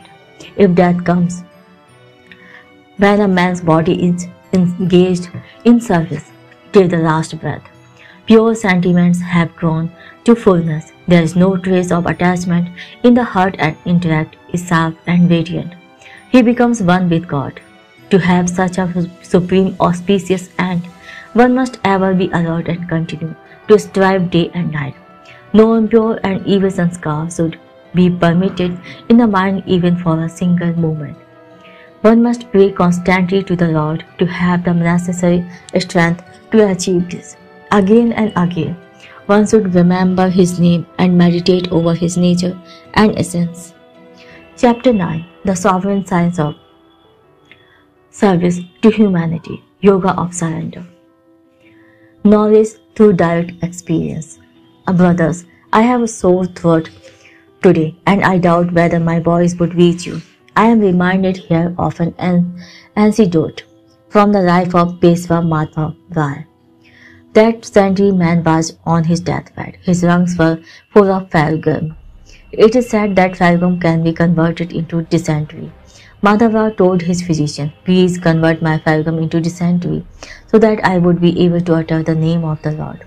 I too was praying to God today and He told me to speak to the extent the good thought permits.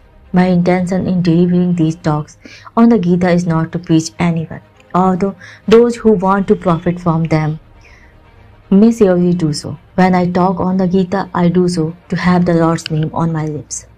What I am telling here has connection with the 9th chapter. This chapter tells about the wonderful greatness of the Lord's name. It is at the center of the Gita, which itself is at the center of the Mahabharata. For many reasons, this chapter is considered particularly holy. It is said that when Janandeva bid farewell to the world and entered into Samadhi, he was reciting this chapter. Whenever I think of this chapter, tears well up in my eyes and my heart dances with divine joy. How great is this gift that Vyas has given to us, not only India, but all mankind of it is indebted to Vyas for this gift. In fact, what the Lord told Arjun was not something that could be expressed in words, but Vyas, moved by compassion, put it into Sanskrit verse. He clothed in words the secret wisdom. At the very outset, the Lord says that this unique wisdom is the supreme secret. It is the highest and the purest, and this is something to be directly experienced. This chapter describes something that cannot be put into words, but which has stood the test of experience. That is why it has become exceedingly enduring. Saint Tulsidas has said, "Ko jaane ko jai hai, Jampur ko Surpur par dham ko, tulsi hi bahut bhalo lagat jag, Jeevan Ram Gulam ko." What is the use of the stories of heaven, where one can go after death? Who knows who will go to heaven and who to hell? We are here to live only for a few days. Tulsidas says that he is happy in spending these few days in the service of the Lord. This chapter describes the beauty and the sweetness of living in the service of the Lord. It tells about things which can be directly experienced in this body, seen directly with the eyes, enjoyed here and now in this life. When one eats jaggery, one can directly experience its sweetness. This chapter gives a taste of sweetness in life that is totally surrendered to the Lord. It deals with the supreme knowledge that enables us to experience directly the sweetness in life on this earth. This knowledge is otherwise most difficult to grasp, but the Lord has revealed it here to all, made it accessible and comprehensible to all. The easy way. The Gita is the sense of the Vedic religion, the religion that originated from the Vedas. The Vedas are considered to be the oldest among the ancient scriptures in the world. That is why the devout consider them anadi, which have no beginning, which have always been in existence. The Vedas are therefore held in great reverence. Even from the historical point of view, they are the oldest recorded expression of our ancient social mind. This written record is far more valuable than the copper and stone inscriptions, quotes and pens, or animal fossils. The Vedas are the oldest historical documents.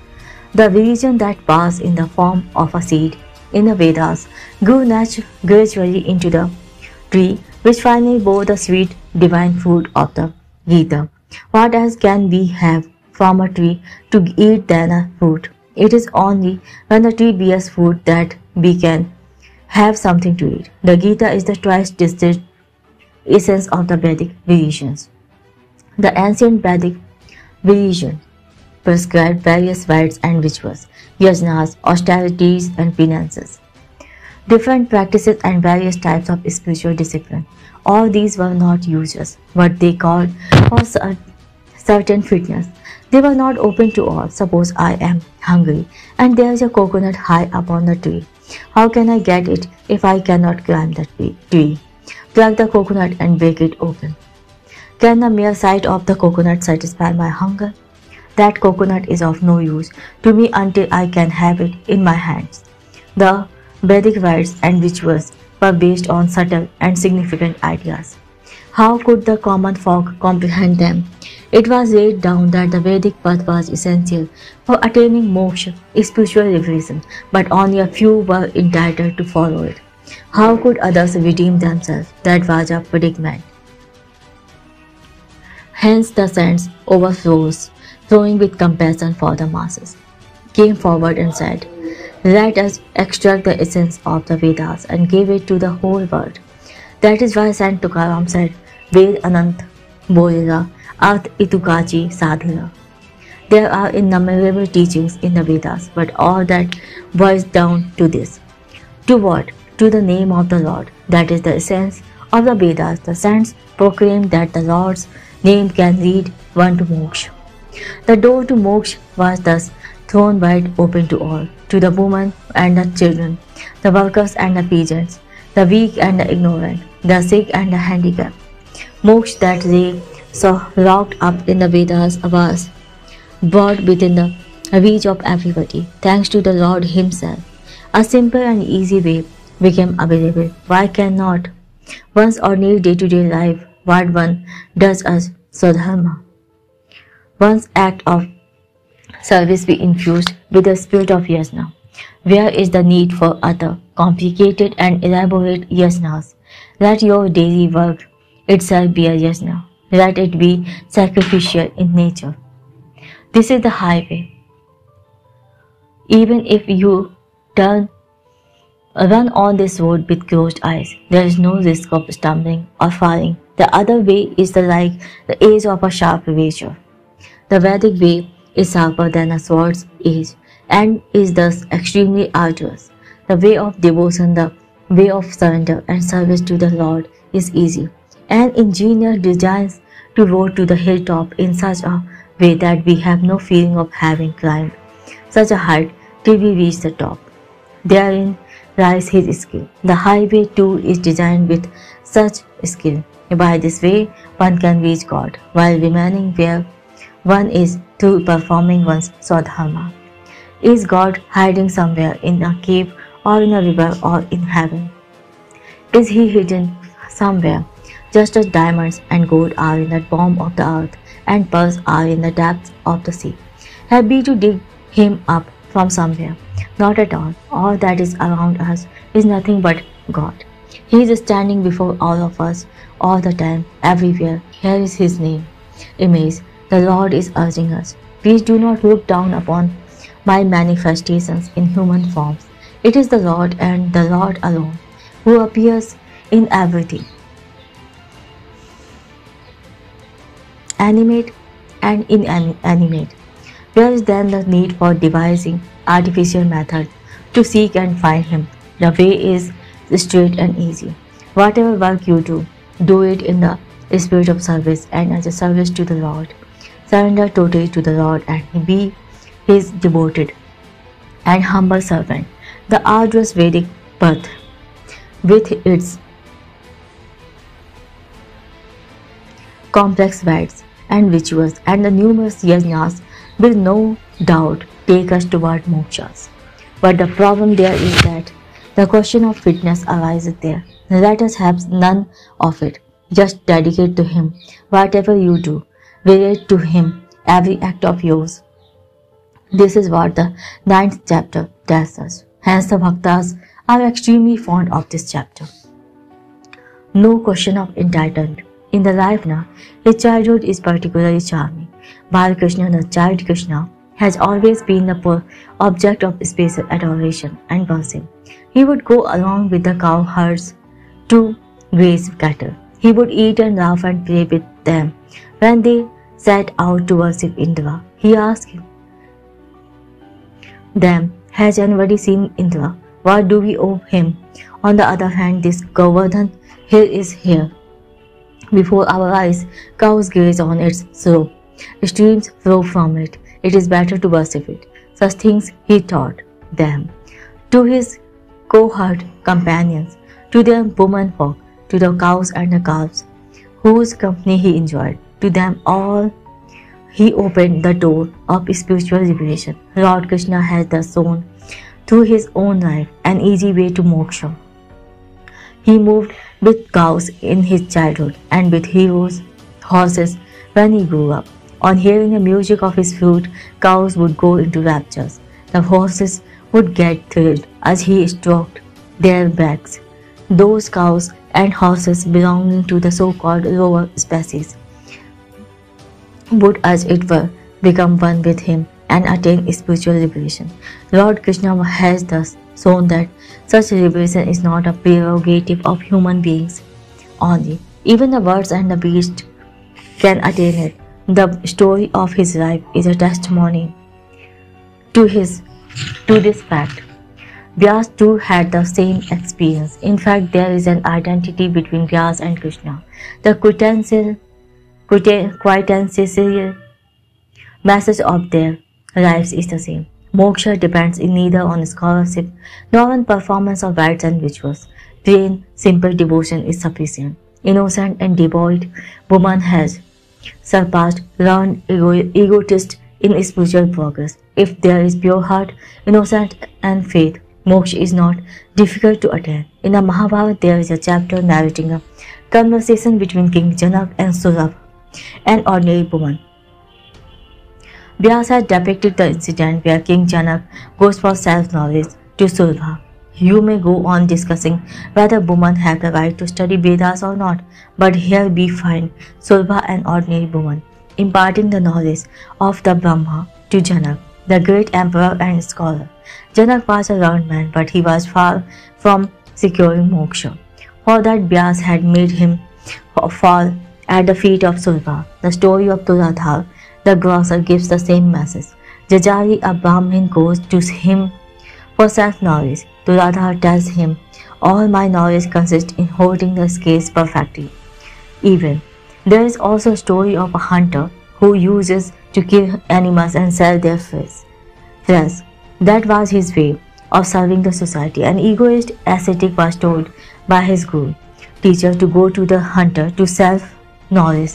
The ascetic wondered how a hunter could teach him. When he went to the hunter, the latter was busy cutting up meat and cleaning the pieces to be put up for sale. He told the ascetic, "I am doing my best to infuse my work with dharma to the extent possible. I pour my soul into this work to the best of my capacity and also serve my parents." In the form of that hunter, Vyas has put before us an ideal. The Mahabharata narrates such stories about women and men of humble occupations, specifically to make it abundantly clear that the doors of moksha are open to all. The 9th chapter affirms the same point. The joy in serving the Lord can be found in that hunter's life. Tukaram was a devotee of non-violence, but he has fondly described in appreciative terms the story of Sajan, who attained moksha through his work as a butcher. Elsewhere he has exclaimed with distress, "O God, what could be the fate of those who kill animals?" But he has also described how the Lord helped Sajan. Sajan Kasaya Bikum Lage Mas. The Lord helped Sajan the butcher in selling meat. Tukaram is telling that the Lord who honored Navji Mehta's Hundi, who fetched water for Eknath's household, who became an untouchable servant for Damaji, who helped Janabai, the maid servant, in household work, helped Sajan the butcher to be the same love. The moral is that all our activities should be linked to Him, dedicated to Him. Acts of service done with pure heart and noble thoughts are essentially a form of yajna, dedication of the fruit of action to the Lord. This is the special teaching of the 9th chapter. In this chapter, there is fascinating confluence of Karma Yoga and Bhakti Yoga. Karma Yoga means doing work and renouncing its fruit. Work should be done with such an ingenuity that the mind remains untouched by attachment to its fruits. It is like planting a walnut tree. The walnut tree takes 25 years to eat fruits. One who plants it may not be able to eat its fruits. Still, one must plant the tree and take care of it lovingly. Karma Yoga means planting a tree without expecting anything in return. Bhakti Yoga means getting attached to God with love and devotion. Karma Yoga and Bhakti Yoga combined together in Raj Yoga. Raj Yoga has been defined by different people in different ways. I would like to define it as a beautiful blending of Karma Yoga and Bhakti Yoga. Work has to be done, but its fruit is not to be thrown away. It should be dedicated to God. To throw away the fruit would be to reject it, but dedication of the fruits of actions to the Lord is something very different. It indicates an extremely beautiful state of mind. Even if we renounce the fruit, it is not that nobody will have it. Someday, somebody is bound to get it. Questions like the recipient's fitness may then arise. If a beggar comes to our door, we say, "You are strong and stout. It does not behove you to beg. Get lost." We sit in judgment over the justification for his begging. The poor fellow feels ashamed. There is no trace of fellow feeling in our hardened heart. How can we then have the right judgment about the fellow? When I was a child, I had expressed the same doubt to my mother. Her answer is still ringing in my ears. I had doubted her about a beggar. This beggar seems to be strong and stout. To give alms to such a person will encourage intolerance and bad habits. I also quoted a verse from the Gita. Dese kale cha patre cha. Or she said that beggar was the Lord Himself. Keep it in mind and then judge His worthiness. Would you rate God as undeserving? In fact, what right have we got to judge His worthiness? I see no need to think anymore. To me, He is the Lord, and that is all. I have not yet found a fitting reply to what she said. We judge the worthiness of others when it is a question of feeding others. But when it comes to filling our own bellies, the thought of fitness never crosses our mind. Why should we regard the man coming to our doors or as just a wretched beggar? Why should we not look upon him as the Lord Himself? Raj Yoga says, is not it true that somebody is bound to enjoy the fruit of your actions? So better offer it to the Lord, dedicate it to Him. Raj Yoga points out the proper recipient. Here, there is no negative action of giving up the fruit, and as it has to be dedicated to the Lord. The question of judging the fitness of the recipient is also eliminated. Whatever is offered to the Lord is always pure. Even if your actions have impurities, they will become pure the moment they reach His hands. However hard we try to make our actions perfect, there will still be some flaws. Nevertheless, we should try our best to act with the utmost possible purity. Intellect is God-given. It is our duty to keep it as pure as possible. Not to do so is a crime. So we must judge the fitness of the recipient. But if we look upon the world as a manifestation of God, it is easier to make the right judgment. The fruit of actions should be utilized for purifying the mind. Dedicate the actions to God irrespective of their quality, and when they take place, the mind should thereby be continuously purified. The fruit of work is not to be thrown away, it should be dedicated to Him. Dedicate to the Lord your desires and longings, even the passions and tendencies like anger that arise in the mind, and then have nothing to do with them. Kam Krodh Amhi Bahire Bittali. We have dedicated to the Lord our passions and anger. Here is no question of torturing oneself in a fire of self-control. No need for any suppression or straining oneself to the breaking point. Surrender totally and find freedom. Nothing else needs to be done. Rog jaye dudhe sakre tari nim ka payaba. If milk and sugar can cure the disease, why should one take bitter neem juice? The sense organ too are means for realizing Him. Dedicate them to the Lord. People complain that they have no control over what they hear. Should we then refuse to hear anything? Not at all. We must hear, but let us hear only the edifying stories of Lord. It is difficult to give up her hearing altogether, but it is easier and moreover more desirable and beneficial to turn the ears to something worth hearing. Lend your ears to the Lord. Use your mouth to chant His name. The sense organs are not your enemies.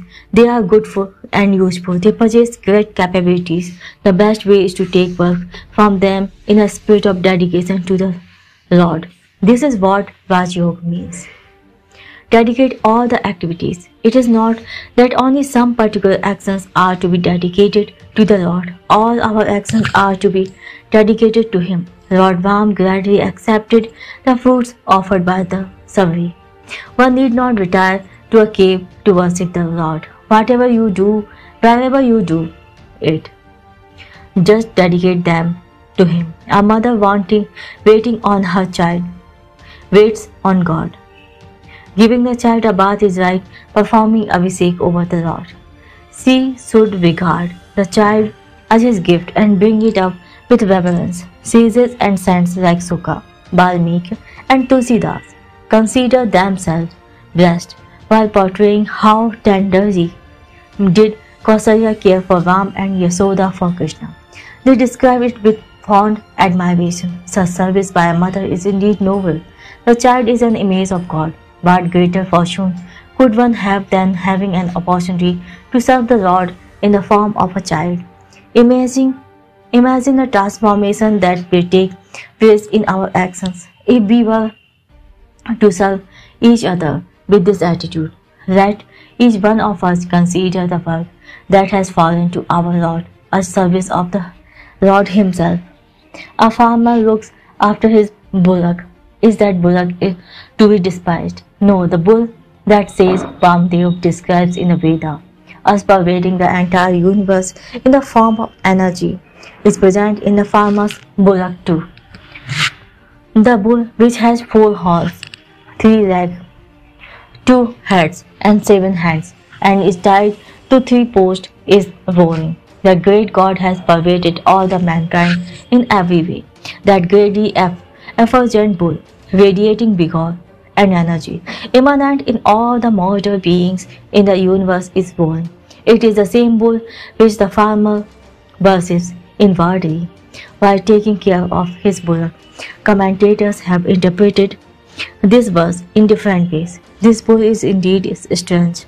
The bull that roars in the sky and causes rainfall is also present in the farmer's bullock, which litters the field with dung and urine and fertilizes it to yield abundant crop. If the bullock is looked upon with this feeling, then the ordinary work of taking care of the bullock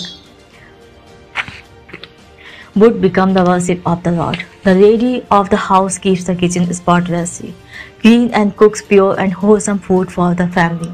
Her earnest desire is to give nourishment and contentment to all the family members.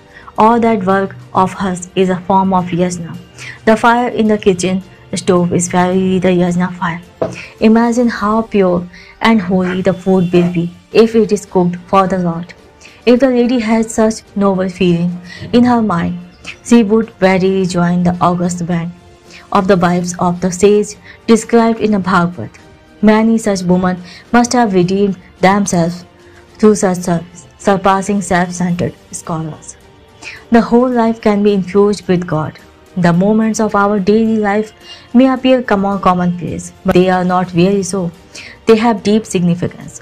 The whole life is like a great yajna, a continual sacrificial performance. Your sleep is also a kind of samadhi, an experience of oneness with the divine consciousness. If we surrender all that we did and all that we experienced to the Lord before going to sleep, will not that a sleep be a kind of samadhi?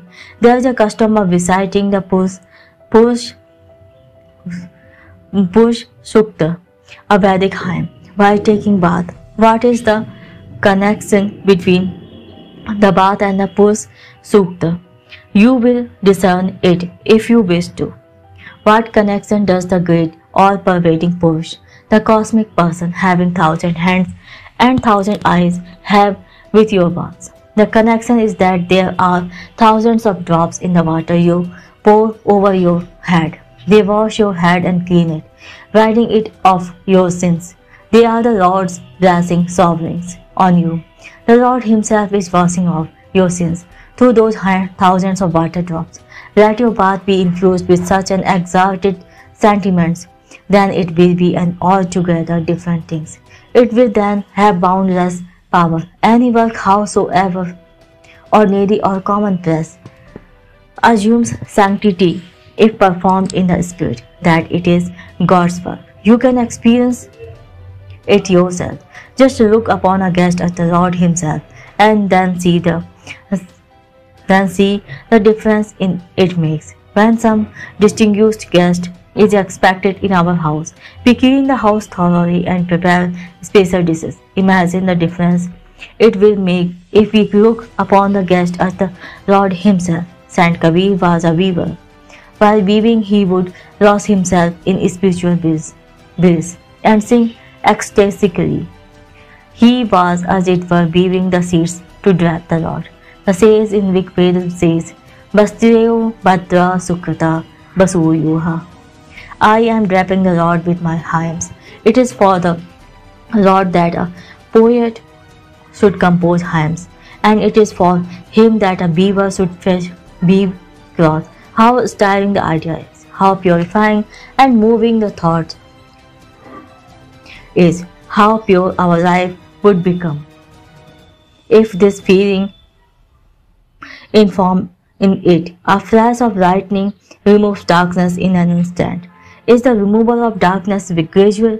The transformation is instantaneous and total. Likewise, life is instantly charged with wonderful energy. When every action is linked to the Lord, every action will then become pure. Life will be full of jest. Today our life is devoid of any jest or purpose.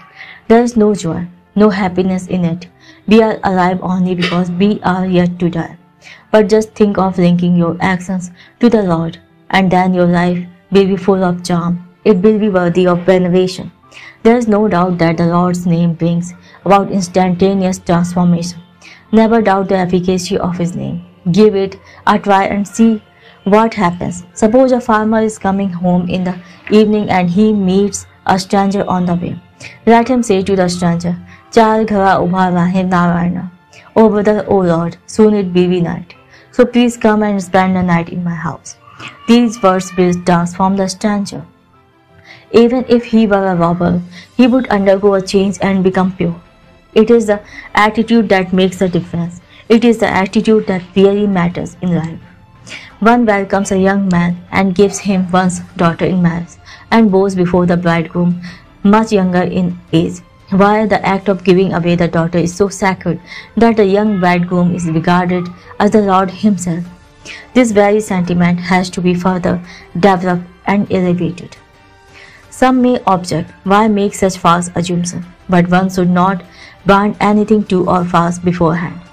One should first give it a trial, see what happens, and only then one would know what is true and what is false. Do not just address the bridegroom as the Lord as a matter of ritual. Regard him so in your heart of hearts and see the difference. That sentiment will bring about a total transformation. Even if the man concerned is not worthy, he will become so. Even if he is evil-minded, he will become good. Did not this happen in the case of Balyakoli? He had never before come across a man with the Lord's name on his lips while playing Veena and remaining not only calm and unruffled, even when he, Balya, was about to attack, but also continued to look at him with love. He had till then seen only two types of people.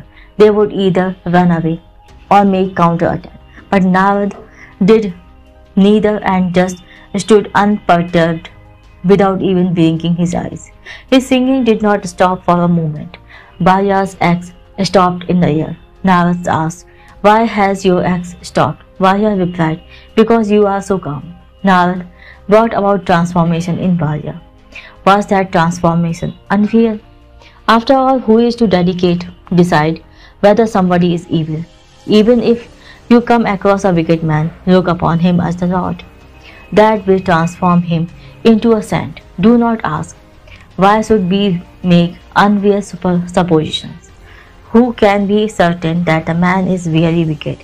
It is said that good men, being good, find goodness everywhere. But that is not. Should it then be accepted that only what you see is true?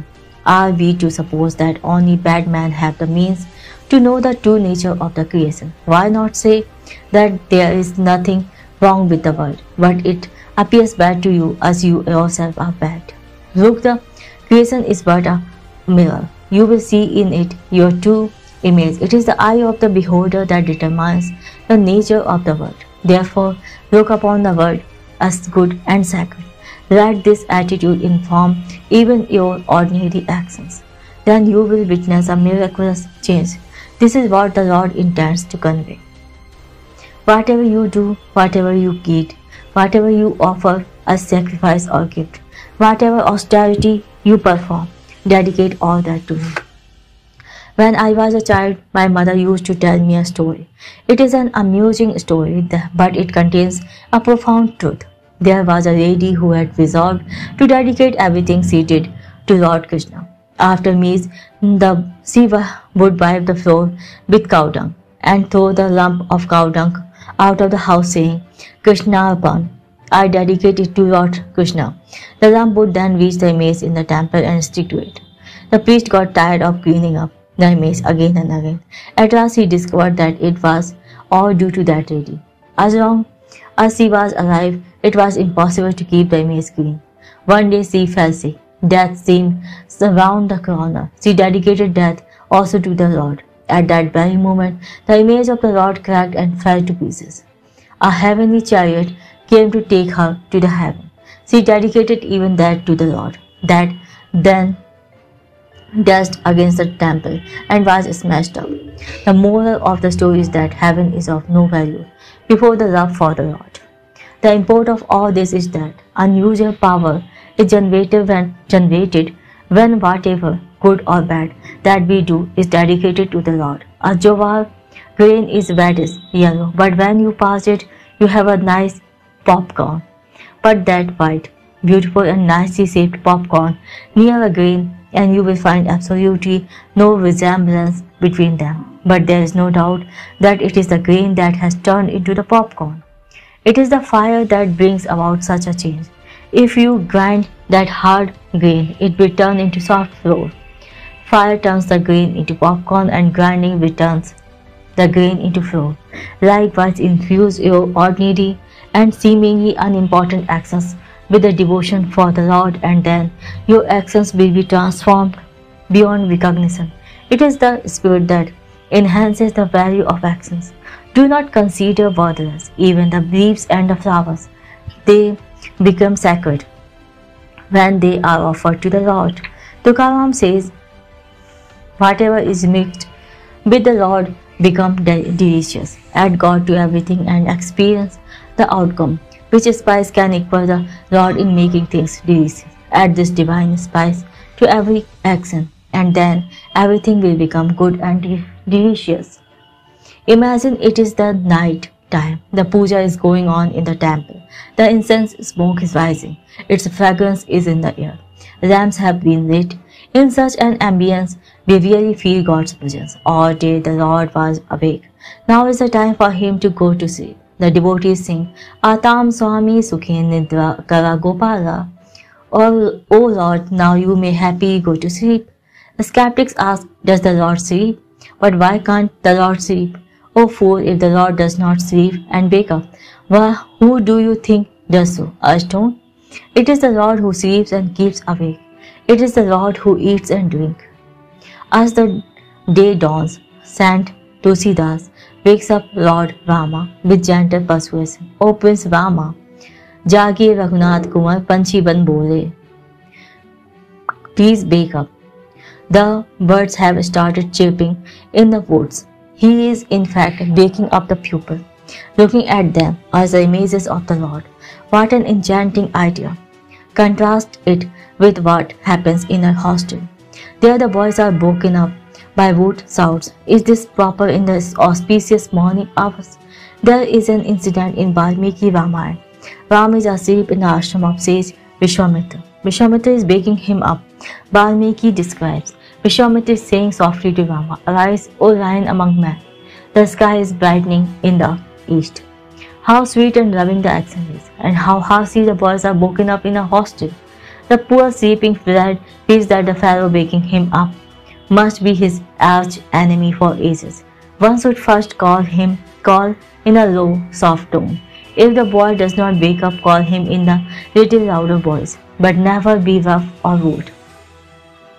If he still does not wake up, you may try again after a few minutes. If even then that fails, hope that the will surely get up in time the next day. Sing to him melodious songs, the songs of sunrise or the hymns. The ordinary action of waking up can thus be made poetic, tender, and beautiful when it is done with the feeling that we are waking up the Lord Himself. To wake up somebody who needs the right technique. Let this idea inform all your actions. It is all the more important in the sphere of education. A teacher should feel that the pupils are the Lord incarnate, and he is serving him through teaching them. He would not then act upon the axiom spare the rod and spoil the child. He will not scold the pupils right and left and hurt them with disparaging remarks. Instead of rebuking them, for example, for wearing dirty clothes, he would then wash their dirty clothes. If the teacher does so, what a deep impact such loving care will have on the pupil's mind. Can it ever have any good effect? The pupil should also look upon the teacher with the same reverence. If the pupils and the teacher regard each other as images of the Lord and behave accordingly, then the knowledge that the pupils gain will have a rare luster. If the pupils feel that they are being taught by the Lord Himself, you can imagine how they would behave. The Lord's name destroys the sin. Once the sentiments that the Lord is present everywhere is deeply rooted in the mind, we will naturally know how to behave with each other. There will be no need for any rules and canons of ethics. The vices will disappear on their own, sins will flee, and the evil would vanish in thin air. Tukaram has said, you are free to do whatever you like. Just chant the Lord's name again and again. Once you recite His name, no sin will remain near you. Where you are free to sin now, you can now commit as many sins as you can. Let us see whether you get tired of sinning or the Lord's name gets tired of reducing them to ashes. Is there any evil stubborn and belligerent enough to pit itself against the Lord's name? Kari tujsi karpati. Sin as much as you can. Let the Lord's name and your sins fight it out. The Lord's name is powerful enough to burn down in an instant The sins committed not only in this life but it countless births in the past. A cave may be full of darkness since ages, but the moment you light a candle, darkness disappears. In fact, the older the sins, the more quickly they get destroyed, just as old wooden logs are more easily and quickly reduced to ashes. No sin can ever exist in the presence of Ram Nama, the Lord's name. Don't the children say ghost vanish when you take Ram Nama? In my childhood, we children used to challenge each other to go to the cremation ground at night and drive in a pack there. There used to be snakes and thorns in the way, and darkness all around. Still, I would fearlessly go there. I never came across ghosts. Ghosts, after all, are creations of the mind. How could they appear before us? Wherefrom did a 10-year-old boy gather such courage? From Ram Nama. It was the power of the Lord who is truth. If a man feels that the Lord is ever by his side and surrenders himself to him, then he will not be afraid even if the whole world turns against him. Which demon can devour him? A demon may destroy the body but never the truth. No power on earth can destroy the truth. Sin can never stand before the name of the Lord. Hence seek His grace. Dedicate all actions to Him. Surrender completely to Him and be totally devoted to Him.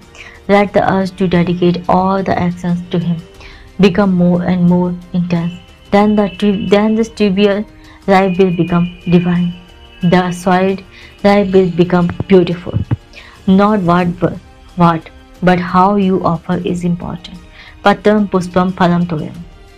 Leaves, flower, fruits, water. Anything can be offered to Him. What is important is that it should be offered with bhakti, the spirit, and sentiment with which you offer is important. Once I was having a discussion on education with a professor. There was a difference of opinion between us. In order to clinch the issue, he said, I have been teaching for 18 years. He should have convinced me of the correctness of his standpoint. He instead flaunted his experience. I said in a lighter vein, if a bullock pulls an oil khani or expeller for 18 years, will it become an engineer?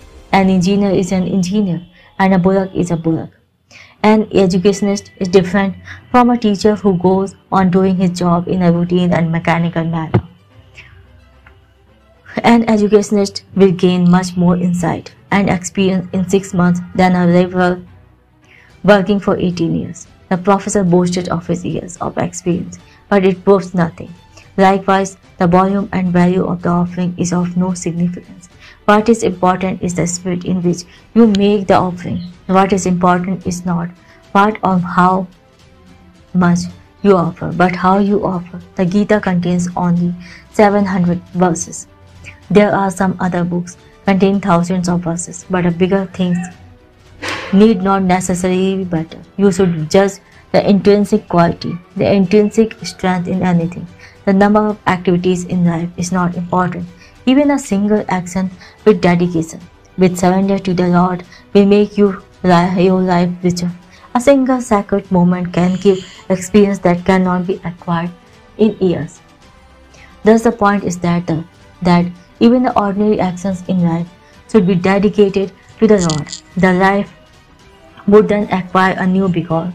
Moksha would come within our grasp. Rajyoga, which asks us to work and offer its food to the Lord instead of giving it up, is a step ahead of Karma Yoga. Karma Yoga asks you to work without desires and gives up the fruit of the work. Here Karma Yoga stops. Raj Yoga tells do not renounce the fruits of the action. Dedicate all the actions themselves to the Lord. The actions are a means that help you in making spiritual progress. They are like flowers which should be offered at the feet of the Lord. Conjoin your action with devotion and go on enriching your life. Do not throw away the food. Dedicate it to the Lord. The food that is cut off from the actions in Karma Yoga is linked to the Lord in Raj Yoga. There is a difference between throwing seeds and sowing them. You reap in abundance what you sow. What you throw is wasted. The work that is dedicated to the Lord gets sown, and therefore life gets infused with infinite bliss and sanctity. Chapter 10. Contemplation of God's Manifestation. The first half of Gita, a retrospect. Friends, we have come halfway through the Gita. It will be worthwhile to recapitulate before we proceed further. In the first chapter, it is stated that the Gita is for overcoming delusion and inducing us to follow Swadharma. In the second chapter, the basic principles of life are stated and the concept of Karma Yoga and Sthit Prajna are spelled out. Chapter 3, 4 and 5 explain the concept of karma, bikarma and akarma. Karma means the action done for the performance of Swadharma. Bikarma means inner mental action that needs to be done to add such performance. When karma and bikarma fuse together, mind is completely purified, passions and craving die out, distinctions vanishes, and then the state of akarma is reached. This state is of two kinds. In one, hectic activity goes on unceasingly, but still the doer has no sense of doing anything. In the other, one is outwardly inactive, but is still acting ceaselessly. The state of akarma attains fruits in both the way. Although these two ways appear different, they are completely identical.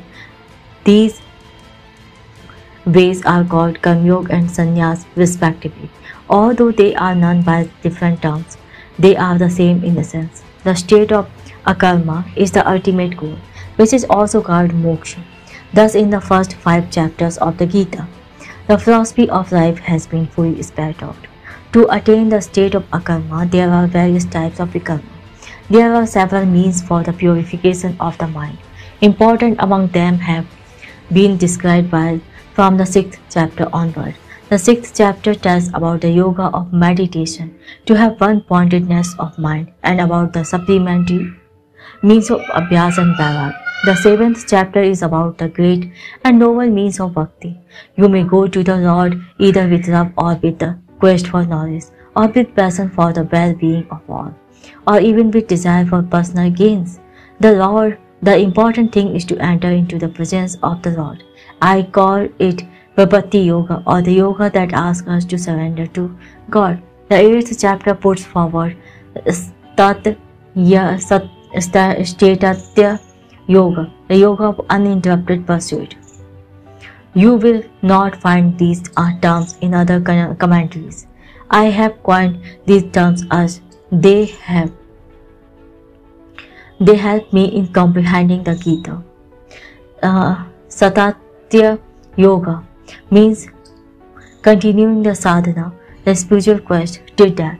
One should never leave the chosen path. One should go on advancing alone that path without break. If one vacillates, there cannot be any hope of reaching the goal. One should never despair or get tired and complain. How long am I to go on doing sadhana? Sadhana should continue till it attains fruition. After explaining this Satatya Yoga, the Lord tells in the 9th chapter something very simple, yet capable of transforming the life totally. That is Raj Yoga.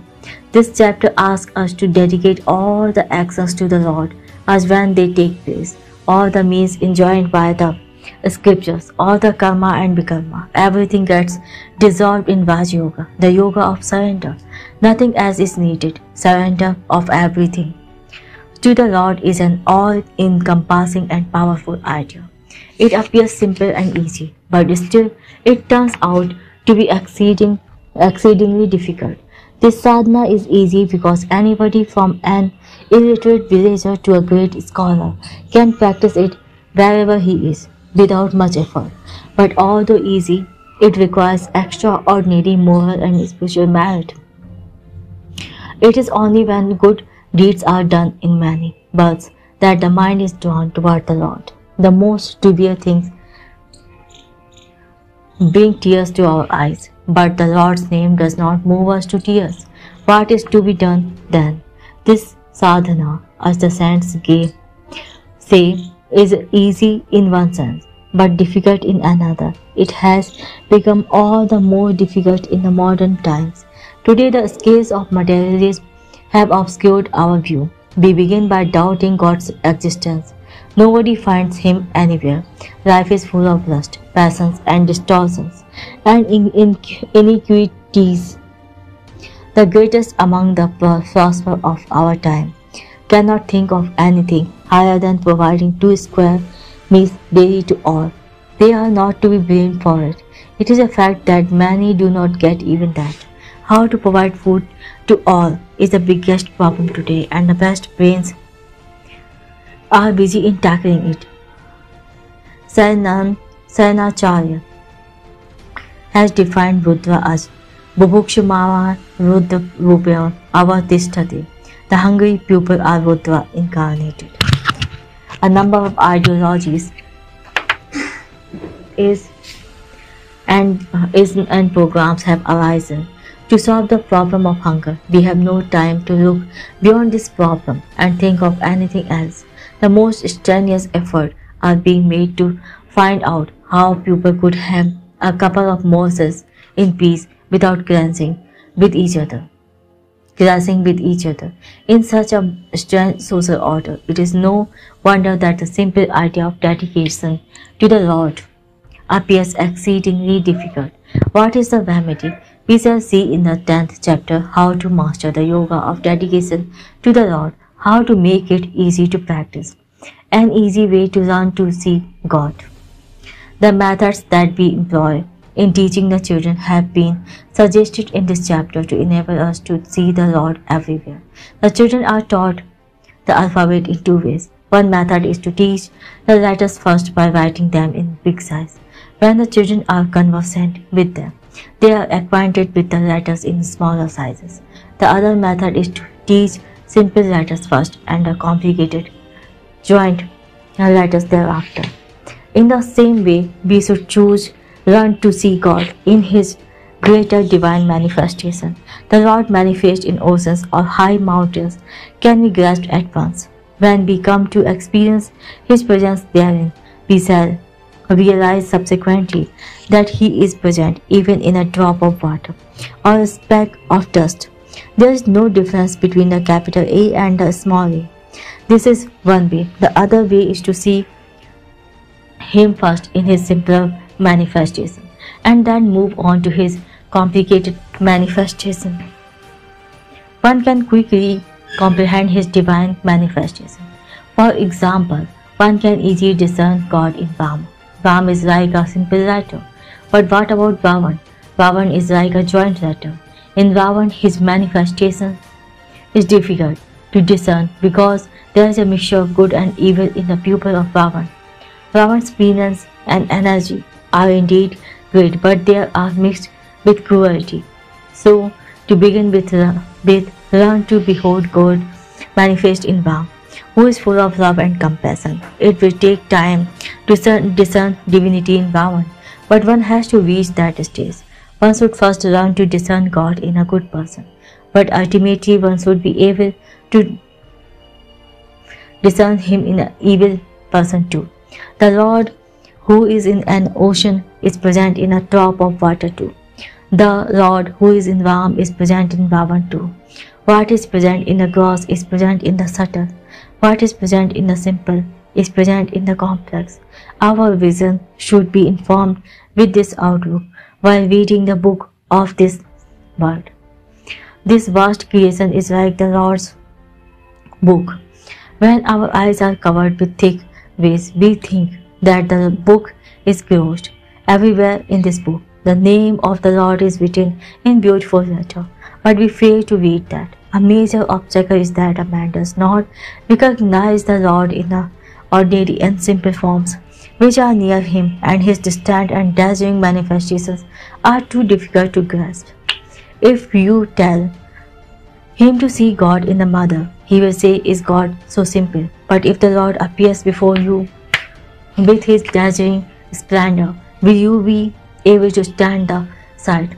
Kunti wished to see the sun god face to face, but when he approached her, she could not stand the scorching heat. We cannot bear the Lord with all his power and glory, but we do not accept him in milder and gentler forms. We cannot digest sweets made from milk and do not relish ordinary milk. These are the symptoms of our wretchedness and doom. Such a sick mind is a great obstacle that prevents us from seeing him. We must discard this state of mind. God in human form, the first and the foremost form of the Lord for us, is our mother. The Veda says, Mata Deva Bhava. Let your mother be your God. Why? Who but the mother does the newborn baby see first? The Lord himself stands there as the embodiment of tenderness. We can move on from the worship of the mother to the worship of Mother India, and still further to the worship of Mother Earth. But in the beginning, the mother is the highest form in which the Lord appears before the child. It is quite possible to attain moksha through the worship of the mother. Worship of the mother means worship of the Lord as love incarnate. The mother is just the medium. The Lord endures her with his affection and impels her to toil for her child. The poor mother does not understand why she feels so much love and affection for the child. Does she do everything for the child with the calculation that it might be of use to her in her old age? Not at all. She undergoes labor pains while giving birth to the child. That pain makes her passionately attached to her child. That pain makes her love the child. She just cannot help loving it. Mother is the embodiment of boundless service. To worship her is the highest form of the worship of the Lord. It is as mother that we should address of the Lord. Is there a word nobler and more exalted than this? Mother is the most prominent and the simplest manifestation of Lord that we come across. Learn to see God in her, and then in the Father and in the teacher. The teacher imparts knowledge to us, makes of us human beings in the true sense. How indebted are we to him? Thus, we should start with seeing God in the conspicuous forms of the mother, the father, the teacher, and the saints in this order. Where else can we see him if not there? Likewise, how nice would it be if we could see him in children? Dhruva, Prahlad, Nachiketa, Sanak, Sanandan, Sanat Kumar, all these were children. But Vyas and other authors of the Puranas, the ancient mythological tales, are so fond of them that they are never tired of talking about them, of extolling them with love and admiration. Even as children, Sukha, Sankaracharya, Janandeva were free from desires and attachment. Nowhere else did the Lord manifest himself in a purer form. Jesus was greatly fond of children. Once his disciples asked him, "You talk so much about the kingdom of God. Who can enter it?" Jesus lifted up in his arms a child standing nearby and said, "Only those who are like this child." What Jesus said is indeed true. Saint Ramdas was once playing with children. Someone asked him with surprise, "What has happened to you today?" Ramdas said, "Children have attained greatness, while those advanced in age have proved to be scoundrels." As the age advances, innocence gets eroded. Then one hardly thinks of the Lord. The minds of the children are pure and unsullied. We teach a child, "Do not tell lies." He asks, "What is a lie?" Then we explain that the statement must correspond to the fact. The child is nonplussed. How can one make a statement that does not correspond to the fact? It is like telling that a rectangle must be called a rectangle, not a circle. The child is surprised at this teaching. Children are the purest manifestation of God. Adults given them wrong ideas. In short, if we cannot see the Lord in the mother, the father, the teacher, the saints, and the children, we will not be able to see him in any other form. These are his best manifestations. One must first learn to recognize him in his gentler manifestations, wherein divinity is inscribed in bold capital letters, where it is the most conspicuous God in creation. We must first learn to see him in pure and gentle forms among human beings. Likewise, we should also see him first in his grand and beautiful forms in nature. Look at the divine glow that precedes sunrise on the horizon at the dawn. Vedic sages looked upon it as a goddess and danced in an ecstasy while singing her hymns. O Usha, you are the messenger of the Lord. You are bathed in dewdrops. You are the banner of more immortality, so captivating and magnificent. Their descriptions are. The Vedic sage says, if I do not comprehend him even after seeing you, the divine messenger, what else can convince me of his presence? Such is the splendor of Pusa at the horizon, but we have no eyes for her. Likewise, look at the sun. To see him is to see the Lord. He keeps on painting an endless varieties of pictures on the canvas of the sky. Artists labor hard for months in trying to catch the beauty of the sunrise on the canvas, but rise early in the morning and just have a look at the Lord's art on the horizon. With what can be compared that divine art, that infinite beauty, but who bothers to look at that? The Lord is there with all his splendor, but man, the wretched creature, pulls the sheets over his eyes and continues to snore. The sun says, you lazy man, I shall not let you sleep any more, and it wakes him up with his warm rays. Surya Atma Jagatasthe Sascha. The sun is the soul of all that moves and all that is still. It is the support of everything animate and inanimate. The sages have called it Mitra, the friends. The friend calls out pupil and makes them work. He sustains the heaven and the earth. The sun is indeed the support of life. See God in him and the body and the holy river Ganga. When I was at Kasi Binaras, I used to go and sit alone on her bank in the silent hours of the night. How lovely and pleasing the Ganga is as sea flows by. That serene and majestic expanse and the countless stars in the sky reflected therein would make me silent. This holy river has descended from the matted blocks of Lord Shiva, that is, from the Himalayan forest. Many kings cast off their them no better than a bowel and performed austerities and penance on its banks for self-realization. The sight of that holy river would give me an experience of sheer peace. How can I describe that peace?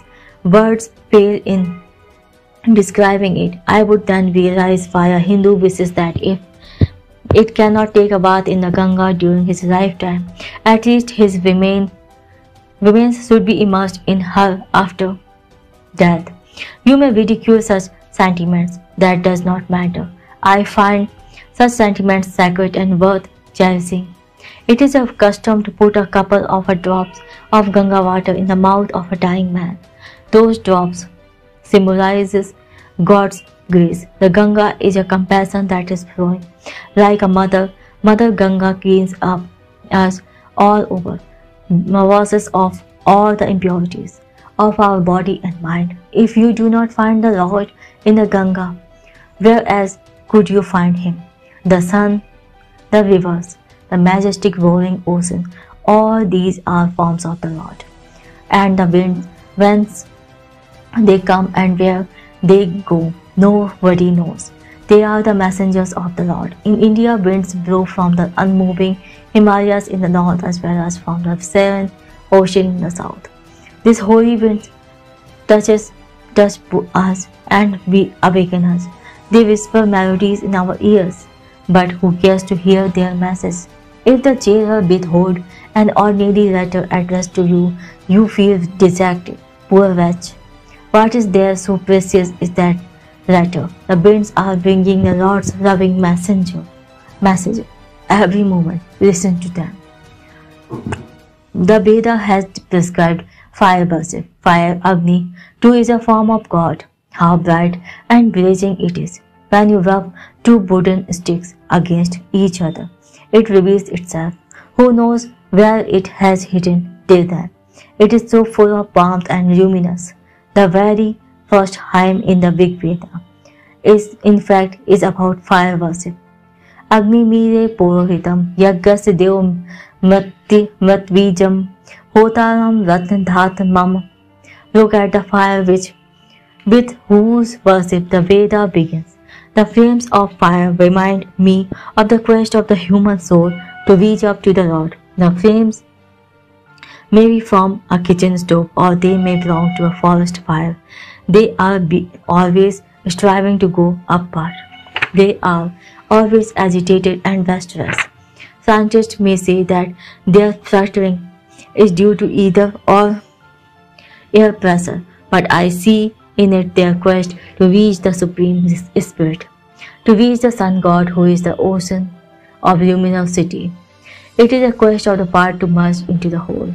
The endless quest of the flames starts with their creation and ceases only on their extinction. That the sun is too distant never bothers them. All they know is to make the best possible efforts. It appears that the bright and glowing heat of Vairagya has assumed the form of the fire. The flame of Vairagya also does not remain still wherever it is. That is why the Veda began and the word Agni means God in the animals and the cattle that serve us. How full of love, tenderness and affection the cow is. In the evening, two rushes to its calf over hills and through forest. The Vedic sages are reminded of heavy-uddered cows rushing to their calves to feed them when they see rivers gushing through hilly ranges. The sage says to a river, "O goddess, like cows, you bring milk like holy and sweet water. Just as cows cannot stay back in the forest, you too cannot stay back in the hills. You rush to meet your thirsty children." The waters rushed to the sea like the loving cows eager to meet their calves. The Lord is there at your foot, at your door in the form of the vaccinate cow. And the horse, how noble, how faithful, how loyal it is. How dearly the Arabs love their horses. Do you know the story of the Arab who was compelled by financial difficulties to sell his horse? He went to the stable with a bag full of money, received as its price, but the moment he glanced at the serene and loving eyes of the horse, he threw away the money and said, Come what may, let me die of hunger if I must, but I will not sell the horse. God will help me how the horse snorts when we pat its wake. How lovely its name is. Indeed, the horse has many qualities. What is there is in a bicycle. Look after a horse well, and it will be ready to die for you. It will become your friend. A friend of mine was learning to ride, but the horse would not let him be mounted. When he complained about it, I told him, You try to ride the horse, but do not ever care for it. When someone else looks after the horse and you want to ride it, how will it work? Rub it down, give it food and water, and then try. The friend did accordingly. He came to me after a few days and said, Now the horse does not throw me off. The horse too is a form of God, which the Lord throws off his devotees. That horse yielded to my friend's devotion.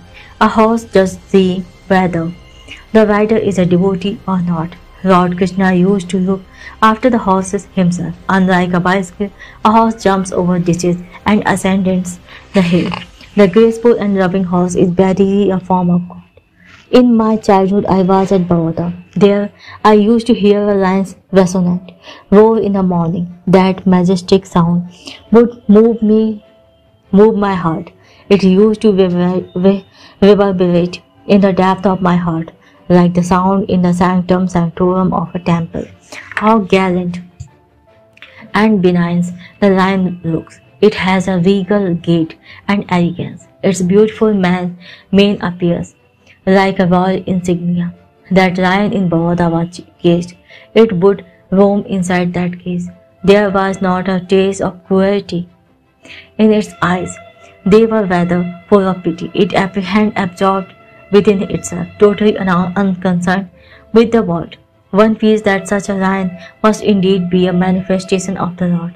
In my childhood, I was read the story of Androcles and the lion. How fascinating it is! The famished lion remembered Androcles' kindness and instead of devouring him began to lick his feet lovingly. What does this mean? This means that Androcles had seen the Lord in the lion. Lord Shiva is always accompanied by a lion. The lion is a manifestation of the Lord. And is the tiger less fascinating? Divine brilliance shines through it. It is not impossible to befriend it. Pavani, the great grammarian, was teaching his student in the forest. When the tiger came there, the student shouted in alarm, "Bhyaga, Bhyaga, Bhyaga, tiger, tiger." But Pavani calmly began explaining to them the etymology of the word. Bhyaga, tiger, Bhyaji, Ghatid, Bhyaga. Bhyaga is one having an acute sense of smell. The students had got frightened, but to Pavani, Bhyaga was just an innocent and interesting word. The tiger ate him up, but so what? What is striking is that Pavani did not run away. He was a devotee of God in the form of birds. For him, God was in everywhere, even in that tiger. That is why he is reverently referred to as Lord Pavani in the commentaries. And his contribution is acknowledged with deep gratitude. We bow to Pavani, who opened the eyes of the pupil, blind with ignorance, by putting the coriarium of knowledge in them. Janandev has said, "Let heaven descend to this house, or a tiger attack him. He remains anchored in the self." Pavani had reached such a stage. He had realized that a tiger too was a manifestation of the Lord. This is true of the snake too. People are very much afraid of it, but look how scrupulously clean and beautiful it is. In its stern regard for cleanliness, it is comparable to an orthodox Brahmin. Dirty Brahmins are, however, in abundance. But has anybody ever seen a dirty snake? A snake is like a hermit living in solitude. It looks like a pure, bright, and charming garland. Why should one be afraid of it? In fact, our ancestors have prescribed snake worship. You may call it an idiotic superstitious practice in Hinduism, but anyway it is there. In my childhood, on the Nag Panchami day, I would draw a snake with sandalwood paste for my mother to worship. I would tell her nice pictures of snakes are available in the market, but she would say they are no good. What is drawn by my child is the best for me. What does the snake worship mean? Is it craziness? Let us think over it. In the month of Shravan, in the rainy season, the snake comes as a guest to our house. As its habitat is swamped by water, what can the poor creature do then?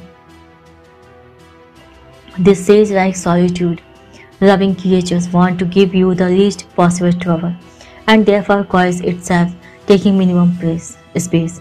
But we go after its blood. Does it behove us to kill a guest in difficulty? It is said of Saint Francis that he would call the snakes in the forest and they would come and pray and crawl all over his body. Do not disbelieve this. Love does have such a power. The snakes are said to be poisonous, but is man less so? A snake bites very rarely. It never bites without provocation. 9 out of 10 snakes, at any rate, are non-poisonous. They protect your fields by killing pests that would otherwise destroy the crops. Such a helpful, clean and shining snake. The cover of solitude is a form of the Lord. Snakes are associated with all our gods in some way or the other. Lord Ganpati wears a snake round his waist. Lord Shiva has it round his neck, and Lord Vishnu reclines on a snake for a bed. Try to understand the secret of it. All this means that the Lord has manifested himself in a snake to get acquainted with him in that form. How many such examples should I give? I am just illustrating a point. The essence of the Ramayana lies in such fascinating ideas. In the Ramayana there is depiction of love between father and son, between mother and son, between brother and brother, between husband and wife. But it is dear to me not because of that, but because of Ram's friendship with the Vanavas, monkeys. Now it is said that the Vanavas were human belonging to the Naga tribe. It is the job of the historians to dig up the past and make such discoveries. I do not intend to join issues with them. But why should it be impossible for Rama to befriend the monkeys? Rama's greatness and the charm of his personality lie precisely in this friendship. Similar is the relationship between Krishna and the cows. Worship of Krishna is based on that relationship. In every picture of Krishna, we find him surrounded by the cows. He is adored as Gopal Krishna, Krishna the cowherd. Krishna without the company of cows and Rama without the company of Vanavas are simply inconceivable. Ram saw God in the Vanavas and made friends with them. This is the key to the Ramayana. Without it, you would miss the charm in it. You would find the depiction of relationship between parents and children as well too. But the beautiful relationship between Nar and Vanar, man and monkey, is found only in Ramayana. The Ramayana made us realize that there is God in the monkeys too. The sages admitted the monkey fondly. Those monkeys would travel from Ramtek to the Krishna river, skipping from tree to tree without ever touching the ground.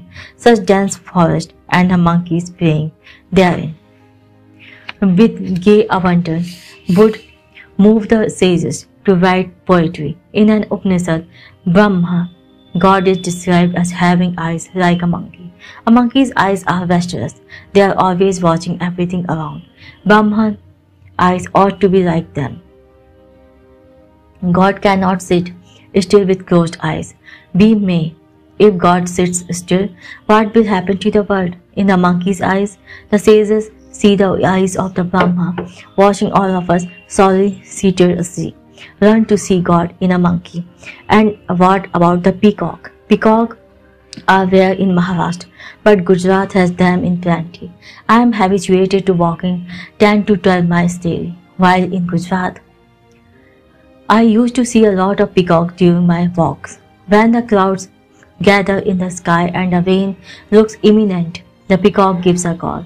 To hear that cry emerging from the depths of its heart is a stirring experience. Our whole science of music is based on the note and that cry, the Sadja. Sadja is the basic note of the Indian system of music. The peacock, with its eyes raised toward the rain-heavy clouds, gives a deep-throated cry and spreads its promise the moment the clouds begin to thunder. It certainly is a bewitching sight. The beauty and elegance of that promise is enough to humble man's pride. Kings may bedeck themselves with all the fingers, but they cannot excel a peacock. Its plumage, with innumerable shades of colors, is indeed a piece of marvelous artistry. Enjoy its beauty and also see God therein. The whole creation is bed-checked in such a fascinating way. The Lord is there all around, but we wretched creatures fail to behold Him. Tukaram has said, "The Lord is everywhere, but to the wretched, He is illusion. For the saints, there is prosperity everywhere, while for us there is famine." How can one forget the cuckoo? Whom does it call? In the summer, rivers and streams dry up, but tender green leaves sprout on trees. Does it ask, Who brought about this marvel? Where is its creator? How intense and sweet is its voice? A religious observance named Kokila it has been prescribed in Hinduism. Women observing this birth take food only after hearing the cuckoo's voice. This observance teaches us to see the Lord in the cuckoo. The cuckoo seems to be chanting the Upanishads in its melodious voice. One hears its voice, but it remains hidden. The poet Wordsworth was so enchanted by the cuckoo that he would wander in the forest in search of it. The great poet of England is mad after a cuckoo, but in India, even ordinary housewives do not take food without hearing its voice. The Kokila has put ordinary Indian woman at par with the great poet. To hear the cuckoo's sweet singing in the height is the height of joy. The Lord has manifested himself in the form of the cuckoo also. A cuckoo is worthy of admiration. Is a crow less so? I like it very much. Its call may be still it has its own sweetness. How nice a crow looks when it arrives flapping its wings. And little children are particularly attracted to it. A child does not like to take his food within the four walls of the house. You have to take him into the open yard and make him eat by turning his attention towards crows and sparrows. Is this attraction of a child for a crow a sign of craziness? No, rather it is a sign of wisdom. A child instantly identifies itself with the Lord manifested in the crow. A mother may try in many ways to persuade him to eat. The child remains stubborn, but he gets absorbed in observing the crow flapping its wings and eats unmindfully that the mother puts into his mouth. Aesop's fables are based on the child's curiosity about the creation. Aesop saw the Lord everywhere. If I prepare a list of the books I like, Aesop's fables would be on the top of that list. Aesop's world does not have human beings only. It has also foxes, dogs, hares, wolves, crows, tortoises, etc. The whole creation speaks to Aesop. He has a divine vision. The Ramayana too is based on that vision. Tulsidas, while describing Ram's childhood, has narrated a little incident. Rama playing in the courtyard tries to catch a crow nearby, but in vain. Then Rama hits upon an idea. He takes a piece of sweet in his hands and lures the crow. Tulsidas has written verse after verse, describing such an ordinary incident. Why? Because the crow too is a form of the Lord. God that is in Rama is there in that crow too. The acquaintance between Ram and the crow is one between two manifestations of the Supreme Self. Seeing God in the evil too. To sum up, God is everywhere in the universe. As holy rivers, high mountains, sailing oceans, tender-hearted cows, noble horses, majestic lions, sweet-voiced cuckoos, beautiful peacocks, green and solitude-loving snakes, crows flapping their wings, the upward rising flames, the still stars. He is pervading the whole creation in different forms. We should train our eyes to see Him everywhere, first in simple forms and then in the complex ones. We should first learn simple letters and then the complex joint letters. Until we learn the joint letter, there is no progress in reading. Unless we are able to see God manifest in cooked forms, our progress will be hampered. At every step we shall come across the joint letters. We shall come across cooked and evil forms every now and then. And we must learn to see God in them too. God in Ram is readily acceptable, but we must also comprehend divinity in Ravan. God in Prahlad is readily acceptable, but we must also comprehend divinity in Hiranyakashipu. The Veda has comprehended divinity in Hiranyakashipu. The Veda has said, Namo Nama Iste Nanam Patay Namo Nama Namam Punjis Tebyo Namo Nisadebhyo, Brahmadasa, Brahmadasa, Brahmo Bheme Kitvaha. Salutation to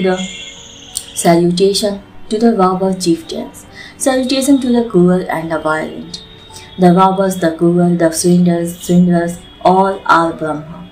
Salutation to them all. What does this mean? This means that after mastering the small letters, we should master the capital letters. After mastering the simple, we should master the complex. Carlyle has written a book on hero worship. Therein he has called Napoleon a hero. God in him is not in a pure form. There is a mixture, but we must discern him there too. That is why Tulsidas has called Ravan, Rama's devotee in opposition. Ravan too is a devotee, albeit of a different type. Fire burns and causes swelling in the burned part of the body, but the swelling subsides after fermentation, that is, after using a different form of the same element. Different forms of the same element thus do different things. Ram and Ravan are manifestations of one and the only God, although appearances differ. Gross and subtle, simple and complex, small letters and capital letters. Learn everything and realize in the end that there is no place where the Lord is not present. He is present in every atom.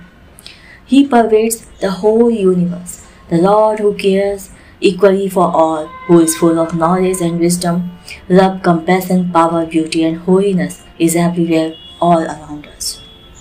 Chapter 11. Vision of the Cosmic Form of God. Arjun, eagerness to behold the cosmic form of God.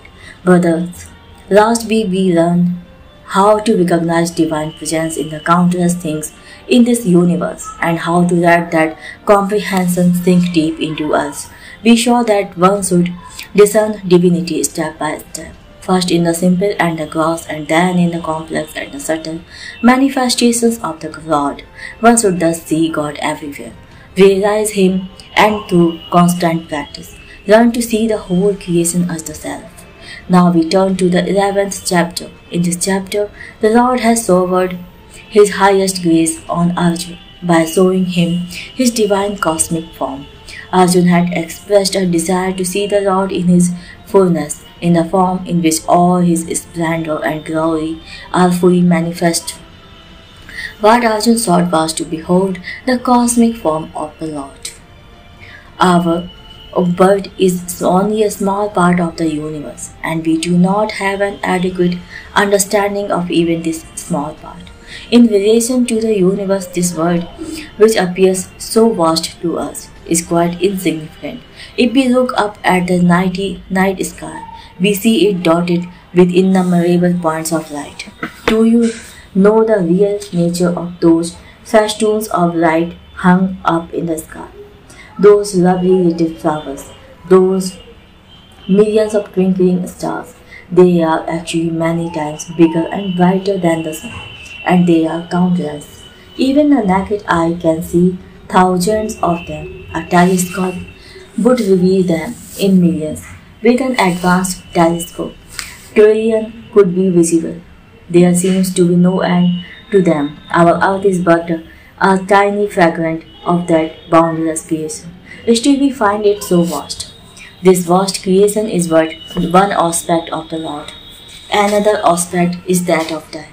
If we consider the past, our knowledge of history goes back at most to 10,000 years. Of the future we know nothing. The span of known history is 10,000 years, and our own lifespan is of hardly 100 years. Time is, in fact, without beginning and without end. It is impossible to count the time that has passed into the past. It is equally impossible to have any idea of the time that is yet to come. Just as our world is insignificant compared to the universe, the 10,000 years of non-history are insignificant compared to the infinite time. The past is without a beginning and the future is without an end. As for the infinitesimal present, it is sweeping into the past every moment, even as we try to point out its presence. it has already passed into the past.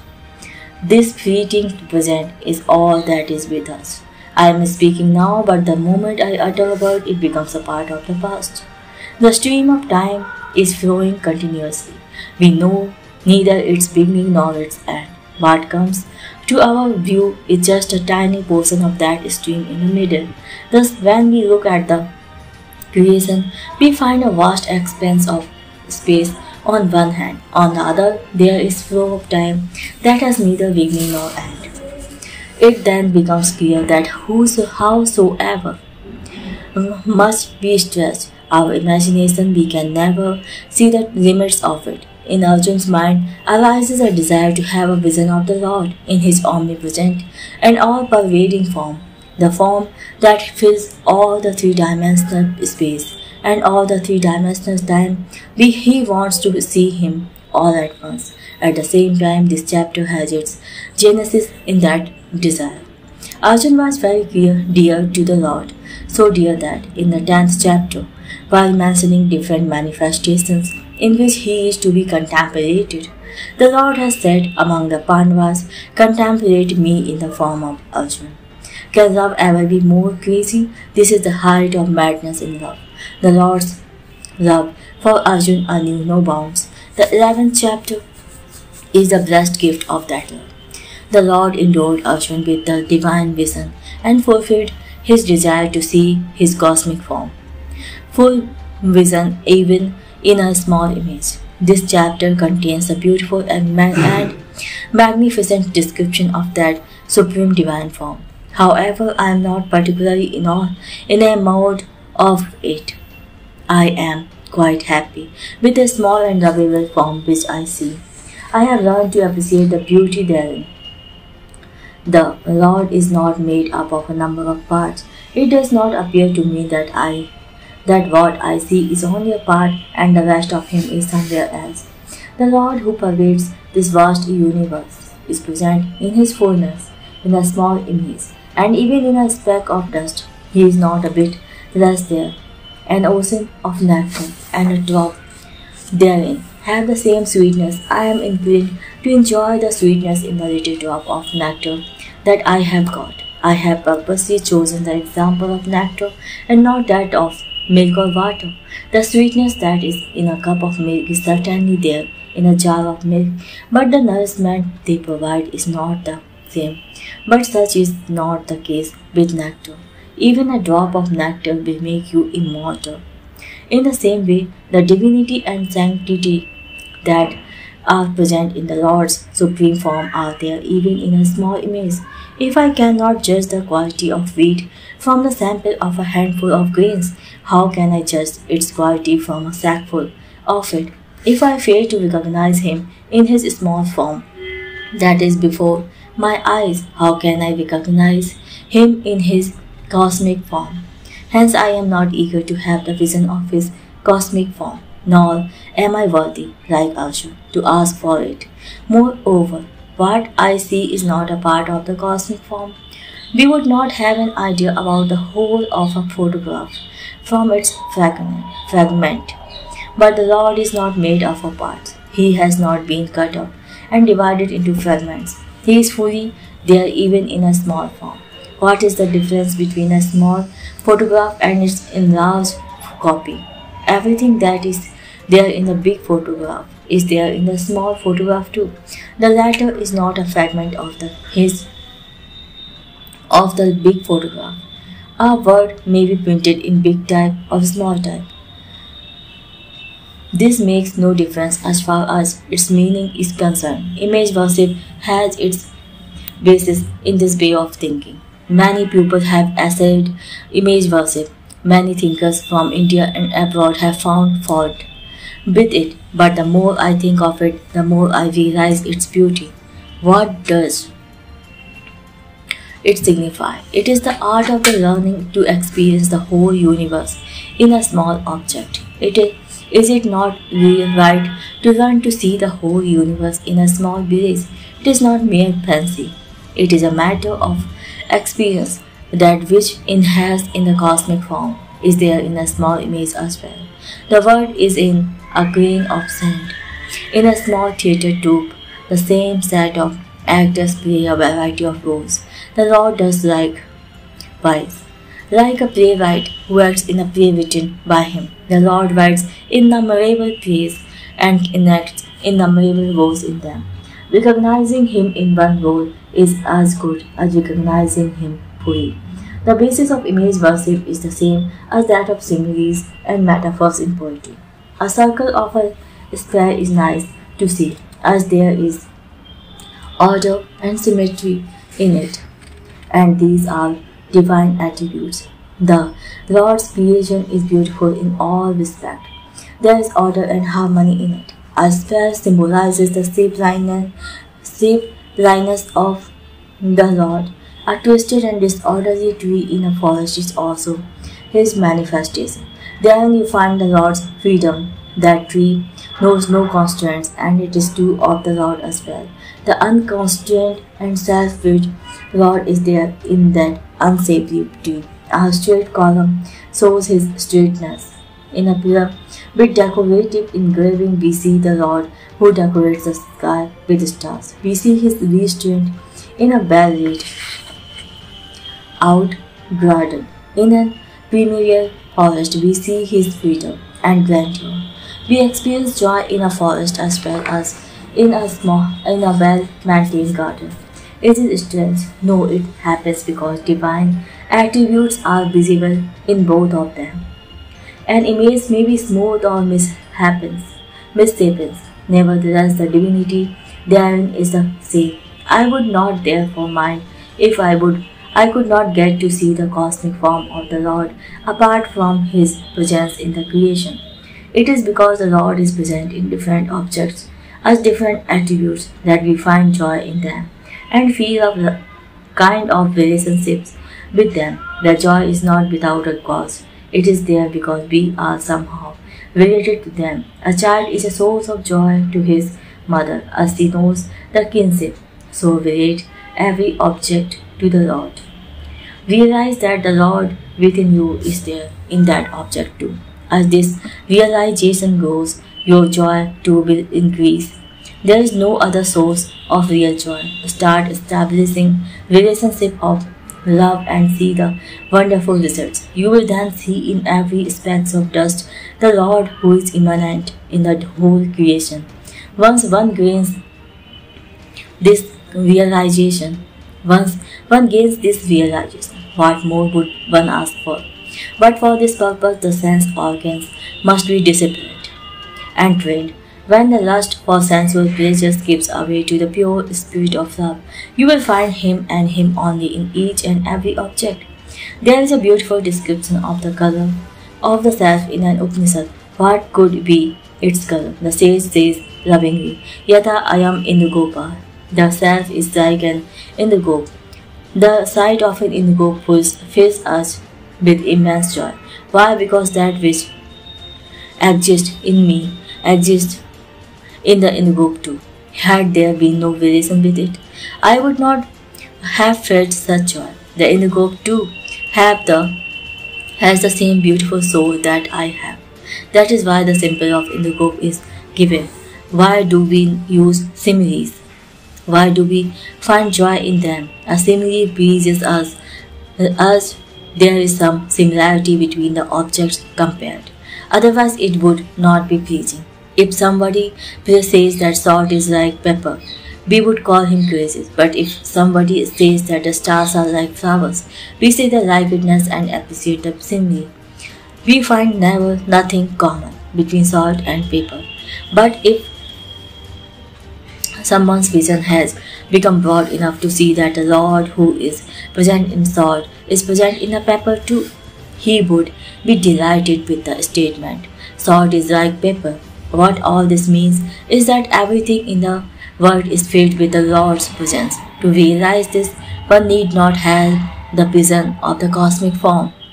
Vision of the cosmic form is difficult to bear. Besides, how can I bear the vision of that cosmic form? That form may not perhaps give rise to the same feelings of love and tender intimacy that I have for a small, beautiful and sagun form. It happened with Arjun too. he started trembling and beseeched the Lord to assume the familiar and lovable form Arjun again. Arjun is thus cautioning us from his own experience that we should not have the desire to see the cosmic form. It is good for us that the Lord has pervaded the entire three-dimensional space and three-dimensional time. If he were to condense himself and appear before us as a glowing and fiercely hot wall of fire, what would our plight be? The distant stars appear tranquil. They seem to speak to us. But what would happen if a star that soothes the eye from afar were to approach us closely? It is a wall of fire, which is sure to burn us down. Let all things in the cosmos remain where they are. What is the sense in bringing all of them in a single room? One feels strength in watching thousands of pigeons packed in a small aviary. What freedom do they have? It is good that the creation is spread all over the space. What is true of space is true of time too.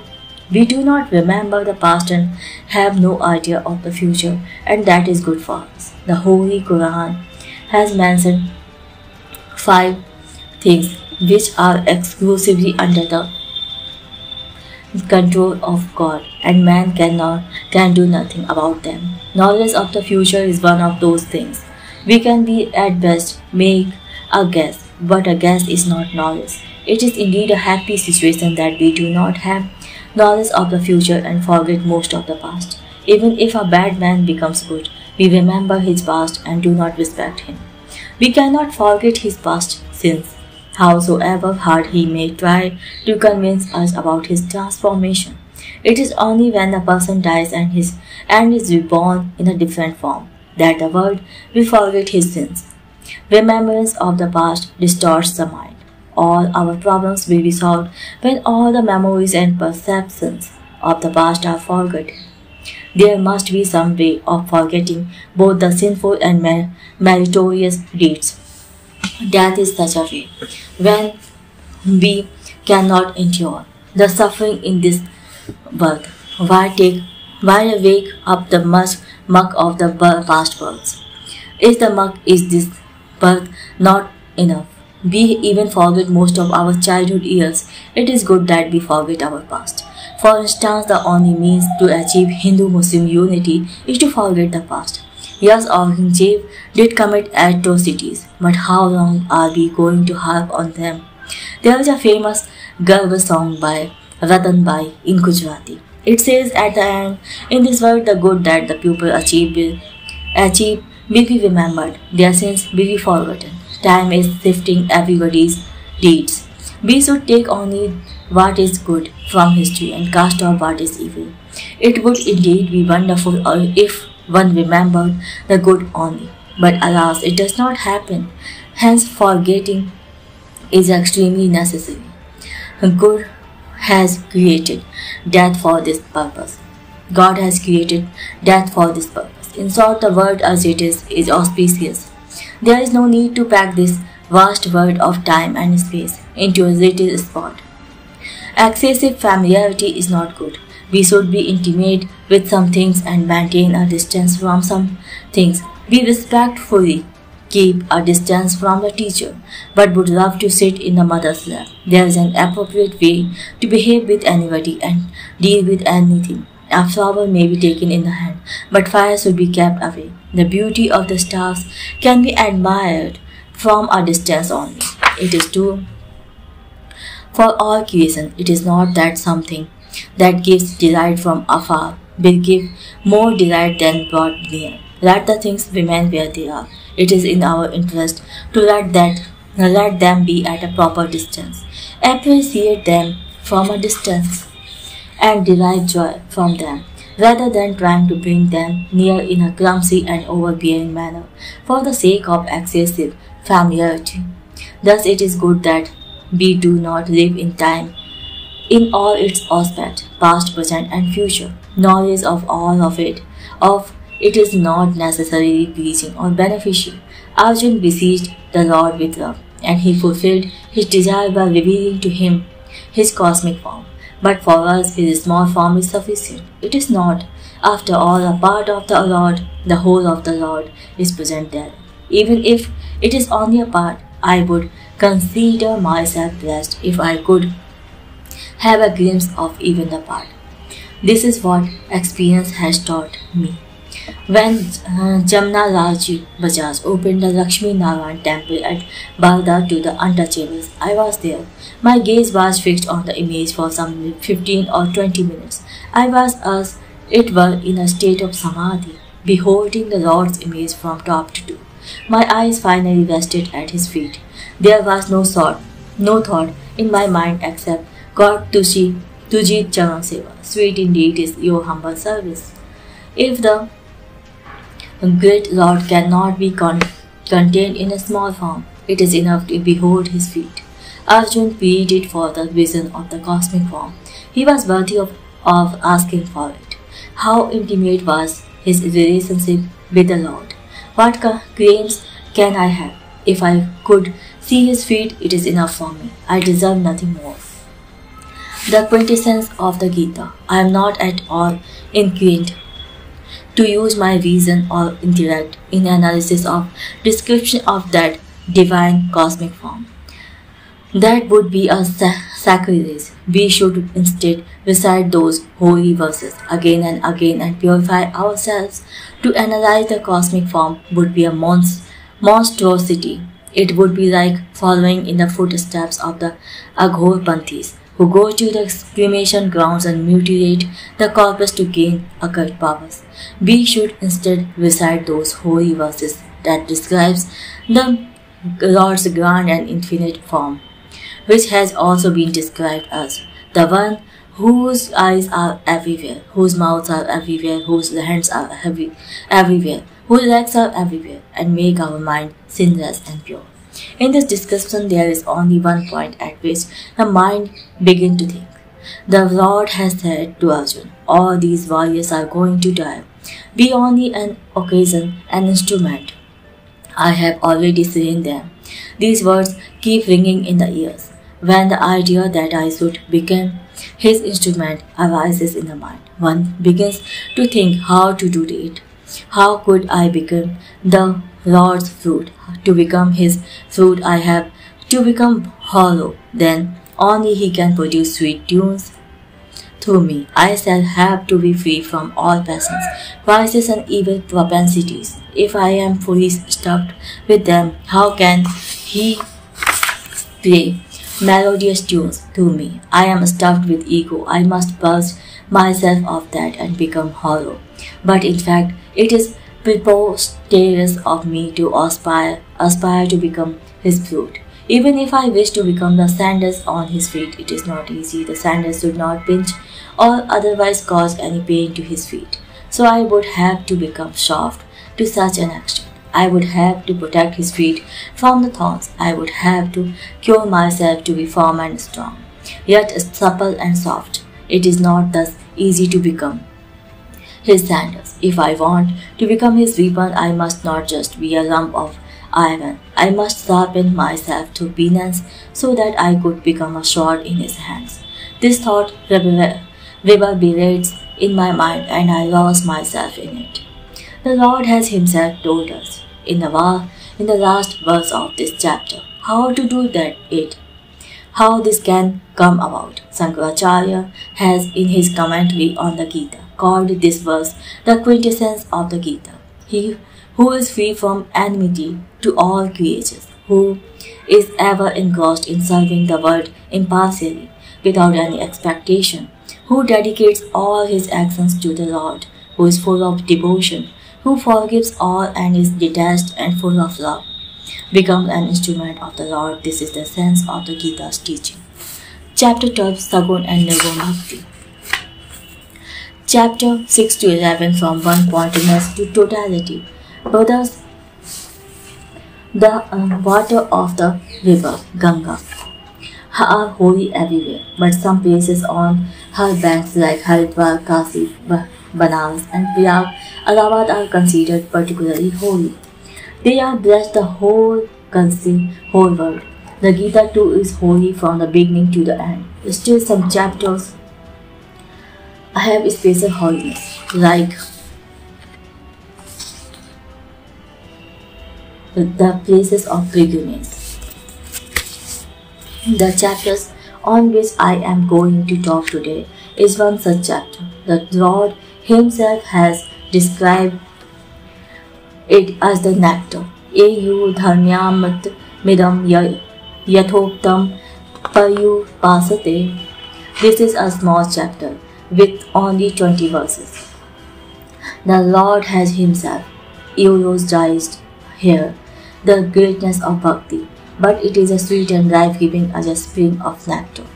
In fact, the principle of bhakti has been introduced in the 6th chapter itself. The first 5 chapters deal with the science of life.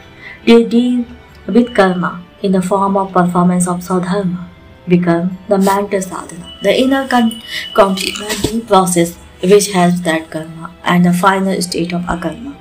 The results from their confluence and burn to ashes all the karma. With this, the exposition of science of life is complete. In one sense, it is the principle of bhakti that has been discussed thereafter from the 6th chapter to the 11th. The 6th chapter tells us how to have one-pointedness of mind and discusses the means therefore and the need for it. The 11th chapter presents the complete and holistic vision. Let us now see how we have made the long journey from one-pointedness to this vision. Beginning was made with one-pointedness of mind.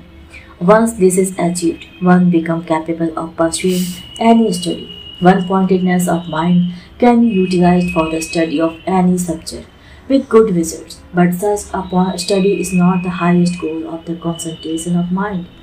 The study of mathematics, for example, does not fully test the concentration of mind. Concentration of mind can surely help in achieving proficiency in mathematics or any other branch of knowledge, but this is not its true test. Hence, it was recommended in the 7th chapter that we should concentrate our mind on the feet of the Lord. The 8th chapter exhorts us to try continuously till the moment of death to be at the feet of the Lord with all the sense organs devoted to Him and the whole being dedicated to His service. All our sense organs must be trained to serve this one purpose. All the senses have become used to devotion. There is nothing else in the mind. This is what should happen. All the senses should be madly in the love of the Lord. Those around us may be wailing or singing hymns. They may be absorbed in weaving waves of desires and passions, or one may be in the company of saintly persons.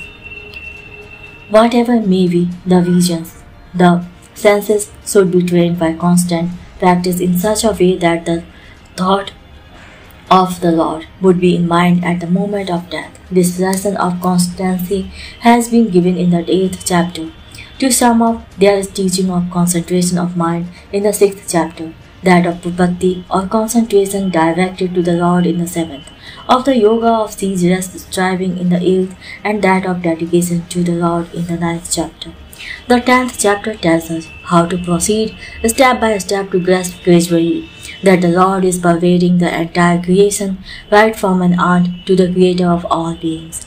The 11th chapter presents the complete and holistic vision.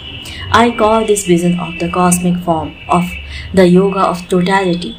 This vision essentially means realizing that the whole world is contained in a grain of sand. This is the complete and total vision. The element of bhakti has thus been examined from different angles from the 6th to the 11th chapter, the Sagun and the Nirgun devotee. This discussion of bhakti is going to be completed in the 12th chapter. Arjun has asked a question here, which is similar to what he had asked in the 5th chapter. When the exposition of the science of life was concluded, he asked, "Some devotees worship you in Sagun form, while others worship you in Nirgun form. Whom do you like more?" What answer could the Lord give? It is just like asking a mother having 2 sons, "Whom do you love more?" The younger son is a little child, deeply attached to his mother. He is happy only in her company and is restive if she is out of sight, even for a moment. He cannot bear separation from her. Without her, the world is like a big void for him. The elder son too is full of love for the mother, but he is grown up and mature. He can stay away from her. He serves her and takes all the burden and responsibility upon himself. Being absorbed in work, he can endure separation from her. He is admired by the world and his reputation pleases his mother. If you tell this mother that she can have only one of these two sons and she will have to choose only on between them, what could she do? How can she make a choice? Try to understand her plight. She will be totally nonplussed and may mumble, I can bear separation from the elder one if I cannot help it. It is more difficult for her to tear away the younger son from her bosom. His special attachment to her will weigh her with her, and she may reply accordingly, but it cannot be said to be the real answer to the question as to which of the two sons is dearer to her. She will reply if she must, but it would not be proper to take her words literally. The Lord has been put exactly in the same predicament. Arjun asked the Lord, O Lord, one of the two devotees loves you madly. His mind is riveted on you. His eyes long to see you. His ears are eager to hear from your praise. His hands yearn to serve you and worship you. The other one is self-reliant. He has controlled his senses and is ever absorbed in working for the well-being of all. Engaged in selfless service of the society, day and night, he does not even seem to remember you. He has realized oneness with the entire creation. Out of these two, whom do you love more? The Lord has replied exactly like that mother. He says, I love the former, the Sagun Bhakta, and the latter too is mine. The Lord is clearly on the horns of a dilemma. He has somehow given a reply just for the sake of reply. In fact, there is absolutely no difference between these two types of devotees. Both have equal merit. To compare the two is to transgress the limit of propriety.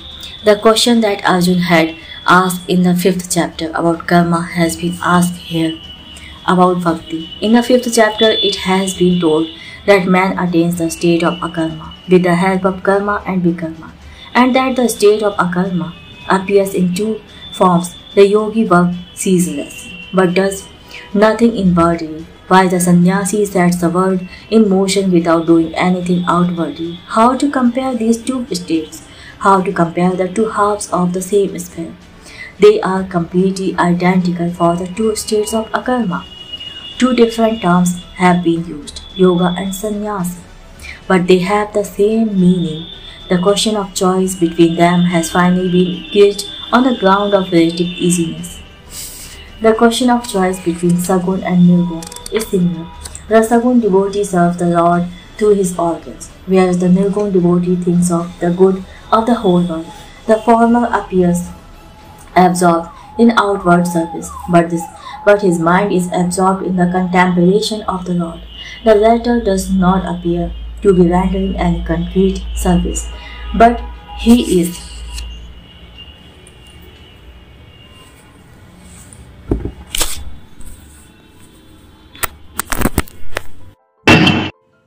The question of choice between Sagun and Nirgun is similar. The Sagun devotee serves the Lord through his organs, whereas the Nirgun devotee thinks of the good of the whole world. The former appears absorbed in outward service, but his mind is absorbed in the contemplation of the Lord. The latter does not appear to be rendering any concrete service, but he is certainly rendering a great service from within. Which one of these two devotees is superior? These two types of devotees may appear outwardly different, but they are intrinsically one and the same. Both of them are dear to the Lord, but Sagun Bhakti is easier. The answer given here is similar to the one given in the 5th chapter. Sagun is easy and safe. In the yoga of Sagun Bhakti, all the organs can be directly employed. They could be either a help or a hindrance or both. Whether they save or destroy depends on the way we look at them. Suppose a man's mother is on her deathbed and he wants to meet her, but there is a distance of 15 miles between them. There is no motorable road. Only a narrow trail passes through a jungle. Now in this situation, is the trail a means or a hindrance? The man may curse the trail at every step and say, but for this trail, I would be at my mother's side this moment. For him, the trail is an enemy. He would not walk on as he must, but he will stamp his feet all along with irritation. If he looks upon it as his enemy and sits down in despair, his supposed enemy will conquer him. But if he walks fast, he will overcome it. Another man may say, the jungle separates me from my mother, but thank God at least this narrow trail is there. It will take me to my mother. Otherwise, how could I have crossed this wilderness? He would consider the trail as a means and walk swiftly along it. He would regard it as a friend and would have gratitude for it. It does not matter what you think of the road. There is no alternative to walking on. It is your attitude and outlook which will decide whether the road is a means or a hindrance. This is true about all our organs. For the Sagun devotees, they are the means to realize the Lord. They are like flowers that are to be offered to the Lord. With his eyes, he beholds his form. With his tears, he listens to his praise and his edifying stories.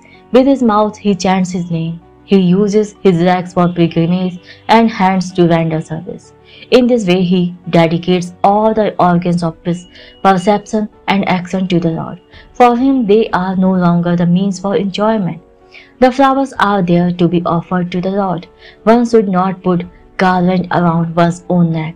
Likewise, the organs should be used in the service of the Lord. This is the outlook of the Sagun devotee.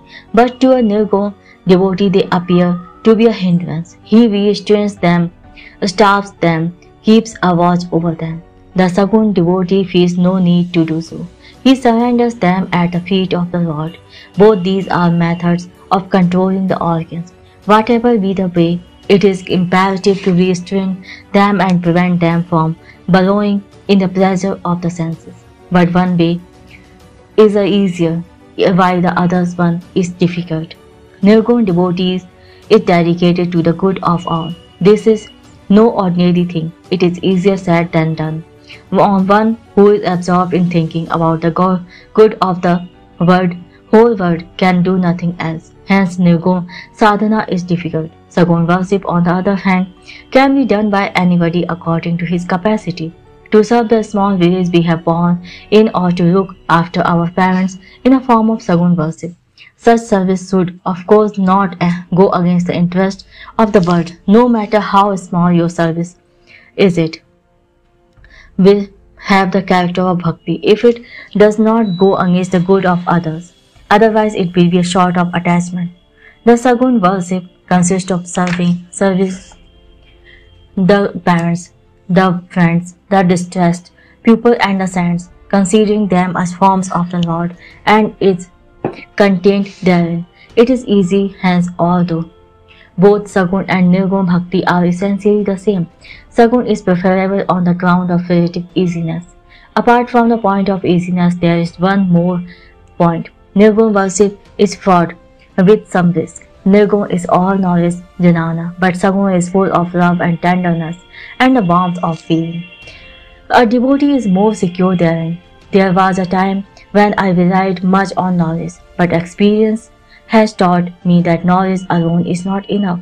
It does burn down gross impurities in the mind, but is powerless to wash away subtler impurities. Self-reliance, inquiry into the nature of the self, discrimination between the self and the not-self, abhyas, constant practice, vairagya, detachment and compassion. All these means taken together are of little avail here. The subtle impurities can be washed away only by the water of bhakti. Only bhakti has the efficacy to do it. You may call it dependence, but it is dependence on nobody else but the Lord. The mind cannot be completely cleansed without His help. Some may say you are giving a narrow meaning to the word knowledge, jnana. To hold that knowledge cannot cleanse the mind completely is to undervalue it. This is certainly a valid objection, but my point is that it is hard to attain pure knowledge while engaged in the mortal body. The knowledge that we can have while we are in this body is bound to be somewhat imperfect and incomplete. Its power is bound to be limited. Pure knowledge will undoubtedly burn to assess all impurities in the mind, and along with it, it will burn down the mind itself. But when associated with the weak flesh, its power proves to be inadequate. It cannot therefore wash away subtle impurities. One has to take recourse to bhakti for this purpose. A man is therefore more secure in bhakti. This is my personal assessment. Sagun bhakti is easier as there is reliance on the Lord, whereas in Nirgun bhakti there is self-reliance. But after all, what does self-reliance means? It means reliance on the Lord that dwells within us. You cannot find anybody purified solely through reason, through self-reliance, that is, through knowledge of the self within.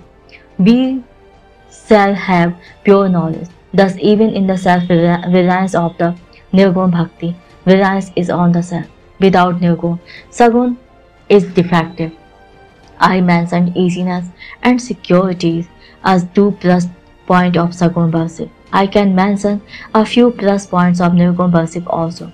In Nirgun, one remains within limits. To take an example, we establish institutions to undertake various kinds of service. Initially, an individual establishes an institution.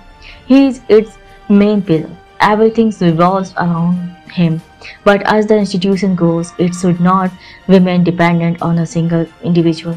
It should then be guided by principles. Otherwise, decline is bound to set in soon after the departure of that individual. To take my favorite illustration, one cannot continue spinning when the belt of the spinning wheel snaps, nor can they then one wind up the yarn already spun.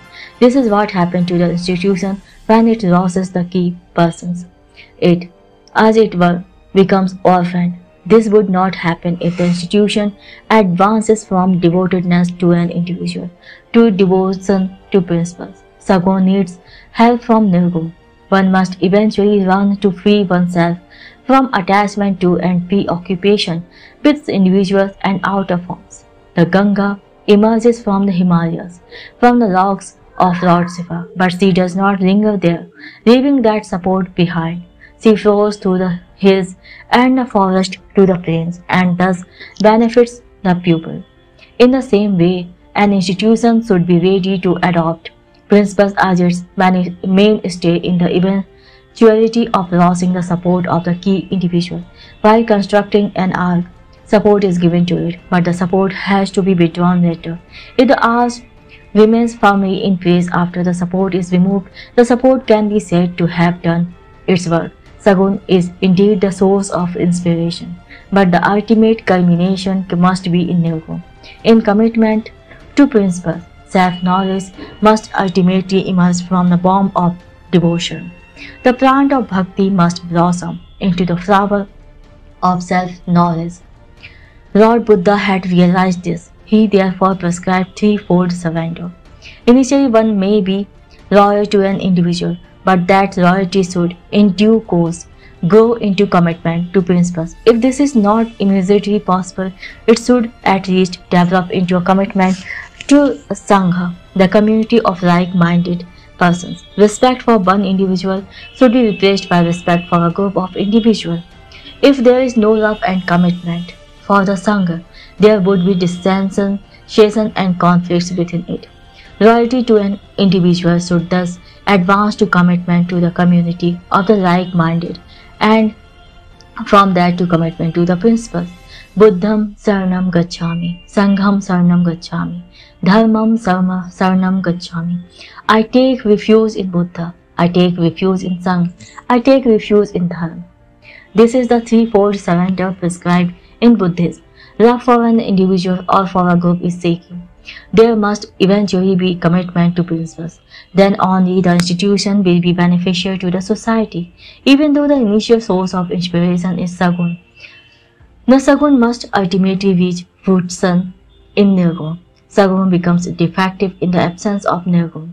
Nirgun keeps Sagun balanced and within bounds, and the latter must be thankful for it. There is image worship in some forms or the others in all the religions including Hinduism, Islam and Christianity, although it is not considered the highest form of worship. It has been accepted and respected as long as it remains within the bounds set by Nirgun. It remains free from defects. As soon as it crosses these bounds, defects appear in it. This has happened in all the religions. Sagun therein has degenerated in the absence of restraint from Nirgun. Animal sacrifice was prevented in yajnas and other rites in ancient times, and even today animals are sacrificed to goddess Kali. It is a travesty of image worship. It means that image worship has crossed the bounds and has gone astray. This risk is averted if Sagun is restrained by firm commitment to Nirgun. Complementarity between Sagun and Nirgun. Examples from the Ramayana. Sagun is secure and easy, but it needs Nirgun. Sagun should in fact grow and eventually blossoms into Nirgun, into devotion to principles. Nirgun and Sagun are not opposed to each other. In fact, they are complementary. One must advance from Sagun to Nirgun, and Nirgun also needs the warmth of Sagun to remove subtle impurities from the mind. They thus enrich and gain luster from each other. Both these types of bhakti are beautifully depicted in the Ramayana. We find them first in the Ayodhya Kand, the second chapter, and they have been described extensively throughout the rest of the Ramayana. Bharat, Ram's brother, is an example of Nirgun devotee, and Lakshman, another brother, is an example of Sagun devotee. The nature of Sagun Bhakti and that of Nirgun Bhakti will be clear from their examples. When Ram set out for the forest, he was not ready to take Lakshman with him. He felt that there is no ground for taking him along. He told him, "I am going to the forest at the behest of our father. You should stay at home. If you accompany me, our parents would be more disconsolate. Serve them and the pupil. If you are with them, I shall be free from any worries. Be my representative here. Do not be worried about me. Going to the forest is not a matter of misfortune. In fact, I would thereby have the opportunity to visit the ashrams of the sages." Ram thus tried to dissuade Lakshman from his resolve, but Lakshman cut short all the arguments in one stroke. Tulsidas has pictured this incident vividly. Lakshman says, "You are explaining to me the path of duty prescribed by the scriptures. I should certainly follow it, but I would not be able to bear the burden of princely duties. I am not competent to be your representative. I am just a child." दीन ही मोहे सिखनी गुसानी की गुसाई रागी अगम अपनी कदराई नवधीर धर्म धोधारी निगम नीति के ते अधिकारी मैं शिशु प्रभु स्नेह प्रतिपाला मंदर मेरु की रेहि मवाला Can a swan lift up the mountains? O Rama, I have been nourished on your love. Please tell about princely duties to somebody else. I am only a child. Thus he put a stop to the discussion. Just as a fish cannot live outside water, Lakshman could not live without Rama. With his whole being he lived for Rama. His joy lay in serving Rama, in keeping vigil at night when Rama slept. If the eye is attacked, the arm immediately rushes to receive the blow. Lakshman was such a protective arm for Rama. Tulsidas has given a striking smile. Similarly, a flag flutters proudly and is lustily cheered. But who cares for the flag staff? Lakshman was like the flag staff. It was because of his solid and unstinted support that the flag of Ram's glory has been fluttering high in the world. He never faltered, never bent. The world sees the flag and adores it, but the value of the staff is hardly reckoned. A spire attracts the attention of the pupil, but the foundation catches no eye. The banner of Ram's glory is flattering, but Lakshman remains unremembered and unsung. For 14 years he stood upright and strong. He stayed in the background and spread Ram's glory. Rama entrusted many difficult, delicate and unpleasant tasks to him. It was Lakshman who was asked to take Sita to the forest and leave her there. Poor Lakshman obeyed that command too. He had virtually become Ram's eyes, his hands, his mind. He had merged in himself into Rama, just as a river merges into the sea. He had become Ram's shadow. Lakshman's bhakti was Sagun. Bharat, on the other hand, was a nirguna devotee. Tulsidas has beautifully sketched his character too. When Rama left for the forest, Bharat was out of Ayodhya. When he returned, Dasaratha, their father, has already died. Bharat was asked by Vasishtha, preceptor of the royal family, to take up the reins of the kingdom, but Bharat insisted on meeting Rama at the earliest. He was impatient to see Rama, but busied himself in making necessary arrangements for the kingdom. He did not consider the throne as his own, and felt that the kingdom rightfully belonged to Ram and he must look after it as Ram's representative. Like Lakshman, he could not just abandon everything and follow Rama. For him, devotion to Ram meant doing his work. Otherwise, what value could such devotion have? He first made necessary administrative arrangements and only thereafter proceeded to meet Ram. He met Ram and said, "Dear brother, it is your kingdom. You should." But Ram did not let him complete the sentence and told him to go back and discharge the kingly duties. Bharat hesitated but bowed before that command. Ram's word was law for him. He had left everything to Ram. He went back, but interestingly, he did not live in Ayodhya. He preferred to stay in a nearby forest, doing penance and ruled from there. When Ram and Bharat met after 14 years, it must have been difficult to make out who of them was the true ascetic doing penance in the forest. If somebody draws a picture of this meeting depicting Rama and Bharat looking alike, with just a little difference in age and having the same luster of penance on their faces, it would indeed be a remarkable and elevating picture. Bharat was physically away from Ram, but his mind was never away from him, even for a moment. Although he attended to the affairs of the kingdom, his mind was with Ram. Nirguna Bhakti is thus filled to the brim with Sagun Bhakti. How can one then speak of separation? That is why Bharat did not feel any sense of separation. After all, he was doing the Lord's work. Young people often say, "We cannot understand all this talk of Ramanama, Ram's Bhakti, Ram's worship. But we are ready to do God's work." Bharat has shown how to do God's work. He overcame the pangs of separation by immersing himself in that work.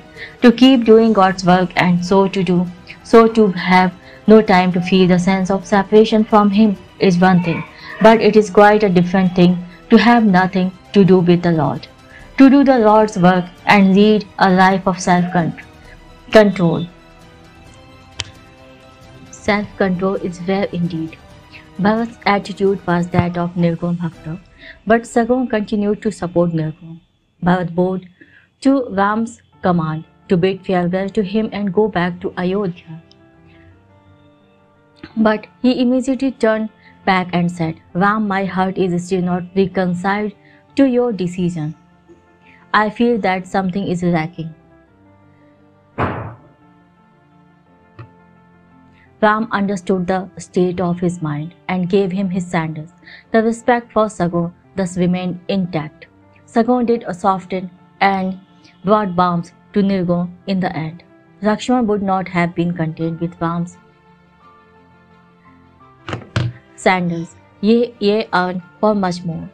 Bharat's standpoint was different, though he stayed away from Ram and worked from afar. His mind was full of Ram. To him, work was worship. Still, he did feel the need for the sandals. It would have been difficult for him to carry on without them. He ran the administration, deriving his authority from those sandals. Both Lakshman and Bharat were Ram's devotees. Their standpoints were outwardly different, but although Bharat was committed to his duties and principles, that commitment too needed the reassuring warmth of a symbol. Complementarity between Sagun and Nirgun. Examples from Krishna's life. Tenderness and warmth of devotion must be there. That is why the Lord told Arjun, Maya Sakt Mana Path, O Arjun, have attachment to me, and repeated the advice again and again. The Gita otherwise detests the bird attachment and repeatedly exhorts us to work without attachment. Love or hate and expectation, not a non-attachment, is its constant refrain. Still, it asks Arjun to have attachment to the Lord. But then attachment to the Lord is a lofty ideal. It has nothing in common with attachment to worldly things. Sagun and Nirgun are closely intertwined with each other. Sagun cannot altogether dispense with Nirgun's support, and Nirgun does need Sagun warmth. Work is certainly worship, but it needs warmth of feelings. The Lord says, remember me and fight. Work is worship in itself, but devotion has to be there in the heart. The mechanical action of offering flowers to the Lord's image is no worship. That action has to be saturated with devotion. Offering flowers to the Lord's image is one form of worship. Doing good work is another way. In both of them, there must be warmth of devotion. If this warmth is not there, offering flowers to an image will be no different from offering them to a stone. It is the inner feeling that matters. It is devotion that makes the difference. Sagun and Nirgun. Work and love, Gyan and Bhakti. All these are completely identical. They all lead to the same ultimate experience. Look at Uddhav and Arjun. I am taking a jump from the Ramayana to the Mahabharata, but I do have a right to do so, as there is complete identity between Ram and Krishna. Uddhav and Arjun are like Lakshman and Bharat respectively. Uddhav always used to be with Krishna, but busy in serving him. He could not bear even a moment's separation from him. Without Krishna, life was dull and insipid for him. Arjun too was Krishna's dear friend, but he used to live at Hastinapur, away from him, doing his work. Such was their relationship. When it was time for Krishna to leave his body, he told Uddhav, Uddhav, I am going now. Uddhav pleaded, why don't you take me along? Let us go together. But Krishna said, no, I am not for that.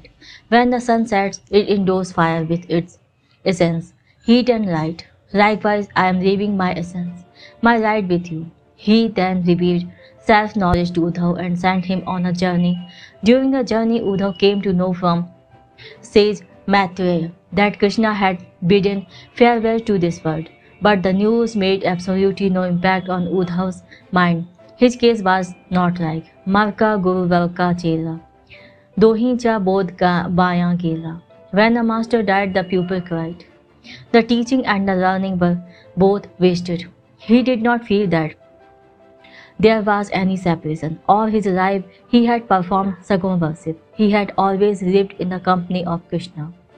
Now he had begun to experience the joy of Nirgun. He had to reach finally the destination of Nirgun. Sagun may come first, but it must be followed by Nirgun. Otherwise there is no perfection, no fulfillment. Arjuna's case was just the opposite. Krishna had asked him to protect all the women folk after his departure from this world. Arjun came to Dwarka, took them along and proceeded to Delhi. On the way, dacoits robbed them near Hisar in Punjab. Arjun was known as a man among men, as one of the greatest warriors of his time. He was known as Jaya, the victorious. as he knew no defeat. Once he had even challenged and humbled Lord Shiva, but such a fighter could not face a bunch of dacoits and had to flee for his life. Krishna's departure from this world had affected him so deeply that he has, as it were, lost all his vitality and strength. He had become a shadow of his former self. Thus, separation from Krishna in the end overwhelmed Arjuna, the Nirguna devotee. His Nirguna ultimately gave way. All his activity came to a standstill. His Nirguna experienced the value of Saguna in the end. Thus, Saguna has to go in with Nirguna and Nirguna has to go in with Saguna. They complement each other. Saguna and Nirguna are one, my own experience. Hence, words fail while attempting to describe the difference between the Saguna devotee and the Nirguna devotee. Saguna and Nirguna come together in the end. Though the spring of bhakti may flow out of Saguna, it reaches Nirguna in the end. Long back, I had gone back home at the time of Satyagraha there. I knew that the birthplace of Shankaracharya was somewhere on the Malabar coast. While passing along the Malabar coast, it occurred to me that Kaladi, the birthplace of Shankaracharya, must be somewhere nearby. On inquiry, my local companion told me that it was just 10-12 miles away and inquired whether I would like to go there, but I declined. The purpose of my visit was to observe the back home Satyagraha. I thought that it was not proper for me to go anywhere else. I still think that what I did was right. But every time I went to bed, the village of Kaladi and the image of Shankaracharya would stand before my eyes, and I could not sleep. That experience is still fresh in my mind. Thoughts about Shankaracharya, the power of his wisdom, his divine certitude in the Advaita philosophy, his rare and fiery vairagya that considered the phenomenal world as dress, the serenity in his language, and the infinite depth that I owe him crowded in my mind. Then I realized how I felt with Saguna. Had I visited Kaladi, I perhaps would not have felt such surging emotions. Even in Nirguna, Saguna is at its zenith. I rarely write letters to friends making routine inquiries, but the thought of them is always there in my mind. Saguna thus lies hidden in Nirguna.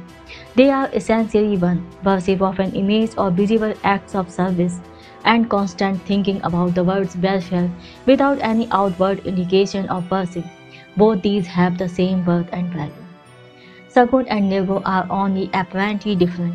To become a true devotee is what matters. Lastly, I want to say that it is not easy to clearly distinguish between Saguna and Nirguna. What appears Saguna from one angle may appear Nirguna from another. In Saguna worship, a stone image is looked upon as a symbol of God, but it is in the mother and in the sense that divine consciousness is clearly manifest. Wisdom, love, tenderness of affection are palpable in them. Still, they are not worshipped as the images of the Lord. Instead of serving the pupil full of consciousness, instead of seeing Saguna God in them, God is seen in an inanimate stone. To see God in a stone is, in a sense, the height of Nirguna. It is easier to see God in the saints, in the parents, and in the neighbors who are seen to possess wisdom, love, or altruism. It is far more difficult to see God in a stone. Still, we worship the stone image. Is it not verily a form of Nirguna worship? On the other hand, one feels that if God is not to be imagined in a stone, where else can we see him? A stone is the most appropriate thing to become God's symbol, as it is unruffled, unmoved, peaceful, and undisturbed under any condition. Over our parents, neighbors, the people in general, all these have their weaknesses. You are bound to find some weakness or fault in them. Hence, serving them is, in a sense, more difficult than worshipping a stone. To sum up, Saguna and Nirguna are complementary to each other. Saguna is easier than Nirguna, but in another sense, Nirguna is easy and Sagun is difficult. Both lead us to the same end. In the 5th chapter, it has been said that the yogi who does not get attached to karma, though he is continually engaged in action, and the sannyasi who does all the karma while being apparently inactive, are one and the same. Similar is the case here. Sagun state of karma and nirgun state of sannyas are one and the same. The Lord therefore faced the same predicament as when he was asked whether yoga was better or sannyas. Finally, he replied on the basis of comparative easiness. Otherwise, there is no difference between yoga and sannyas or between sagun and nirgun. The Lord says in the end, O Arjuna, you may prefer sagun or nirgun, but be a bhakta, devotee. Do not remain untouched by devotion. And then the Lord describes the characteristic attributes of bhakta. The nectar may be sweet, but we have never tasted it. The verses describing the bhakta's attributes, however, have a rare sweetness that we can experience directly. There is no need for any imagination, like the verses describing the attributes of sthit prajna.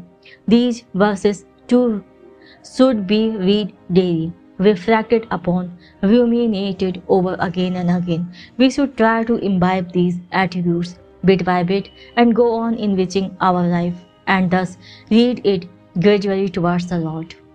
Chapter 13. Distinction between the self and the non-self. Distinguishing between the body and the self help Karma Yoga. Vyas has poured into the Gita the essence of his life. He has written many voluminous works. The Mahabharata alone contains more than 100,000 verses. In fact, the word Vyas has acquired the meaning of extensiveness in Sanskrit. But in the Gita, he is not inclined toward elaboration. Here, he has only tertiary stated, like Euclidean geometry, the principles useful for life. There are no long discussions in the Gita. Brevity is its distinctive characteristic. It is mainly because everybody can test for himself the veracity of the Gita's teaching in his life, and it is meant to be so tested. The Gita tells only those things which are useful for life. That being the object, Vyas has contented himself with stating the principles concisely. It shows his firm faith in the power of truth and the possibility of its being directly experienced. That which is true but does not need special efforts to substantiate it. Our main reason in studying the Gita is to get help and guidance in the life. Whenever we need it, such help is always forthcoming. The Gita is a treatise that tells us how life is to be lived. That is why it lays stress on Swadharma. Performance of Swadharma is the foundation of human life. The whole edifice of life has to be erected over this foundation. The stronger the foundation, more enduring the edifice will be. It is the performance of Swadharma that the Gita calls karma. Around this karma, the Gita has built its architectonics. It has fortified it with many vikarmas to make the performance of Swadharma meaningful and fruitful. It should be given all the help and support that it needs. In this connection, we have examined many things so far. Most of them belong to the realm of bhakti. In the 13th chapter, we have to take a look at something extremely important to the performance of Swadharma. That thing is discriminating reason. One who performs Swadharma should give up the fruit of action. It is the main thing that is emphasized everywhere in the Gita. One must act, but one must also renounce the fruit. One must water a plant and tend it with care, but should not expect for himself any return therefrom in the form of its shade, fruit or flower. This is what Karma Yoga in the form of performance of Swadharma means.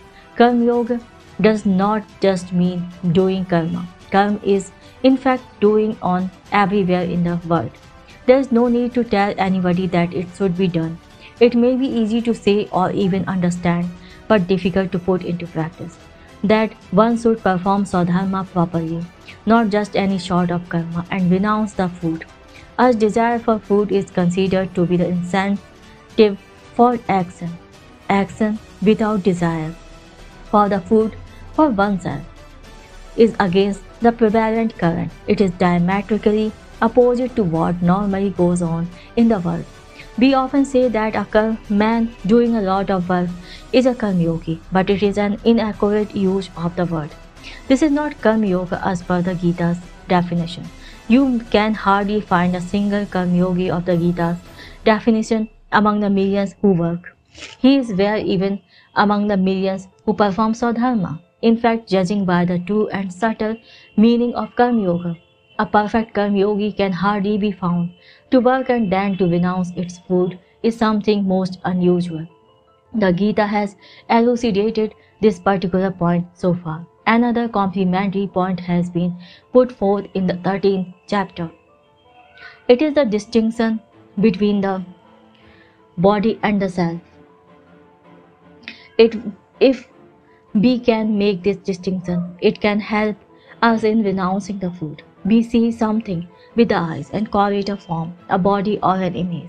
But the eyes make us familiar with the outer form only. To get to know a thing fully, we have to enter into its interior. We have to peel off the skin of a fruit to taste the pulp within. We have to break a coconut to get its soft kernel. A jackfruit too has a rough exterior, but inside there is a sweet and juicy pulp. We need to distinguish between the outer and the inner while looking at ourselves as well as at others. The outer cover is to be set aside. What does it mean? It means that we should make a distinction between the outwardly visible form of anything and its inner essence. Everything has an outer body and an inner soul, just as we have a physical body outside and the soul or the self within. This is true about karma as well. The fruit of the karma is like its outer body, which should be discarded, and the purification of mind that results from it is its soul, which should be cherished. We should inculcate the habit of making this distinction. We should acquire this penetrating insight. We should train and discipline the eyes, the mind, and the reason through constant practice to achieve this purpose. Everywhere we should leave aside the body and adore the self. The 13th chapter has explained this distinction for us to reflect on it. The basic foundation of betterment. It is extremely important to have the habit of looking at the essence of things. How nice would it be if this habit could be inculcated right in the childhood itself? This is an outlook which is worth imbibing. Many feel that the science of spirituality has nothing to do with life. Some others feel that even if it should have nothing to do with it, but it would indeed be a happy situation if the distinction between the body and the self could be ingrained through education. Right since the childhood, nowadays bad education is imparting extremely evil samskaras. This education does not lift us out of our total identification with the body. We are doing everything to pamper the body, yet the quality that the body should attain, the form that should be given to it, is found nowhere. The body is thus being vainly worshipped. There is no awareness of the bliss that lies in the experience of the self. This condition has resulted from the present system of education. Day and night, indulgence of the body is being continually and insistently taught. Education of cherishing the body begins right from the childhood. When a child stumbles while playing and gets a little hurt, he hardly pays any attention to it. He takes ordinary bruises and abrasions in his stride. But it is not so with his parents. They draw the child near and fuss over it, saying, "Oh dear, have you hurt yourself badly? How did it happen? Oh, it is bleeding." All this fuss makes the child cry. What can one say about it? A child is told not to jump, not to play least he should get bruised or hurt. He is thus trained solely to think of the body. It is in relation to his body that we fondly admire a child, and it is in relation to his body that we scold him. If a child has a running nose, we call him dirty. How greatly it hurts the child. How false the accusation is. It may be true that a child's nose is dirty and it should be cleaned. But instead of cleaning the nose without making a fuss over it, we reproach the child. He cannot bear this, he feels miserable. When his heart and soul are full of purity and cleanliness, by this wrong accusation of dirtiness, the child is not really dirty. He is the Lord himself in all his purity, beauty, love and holiness.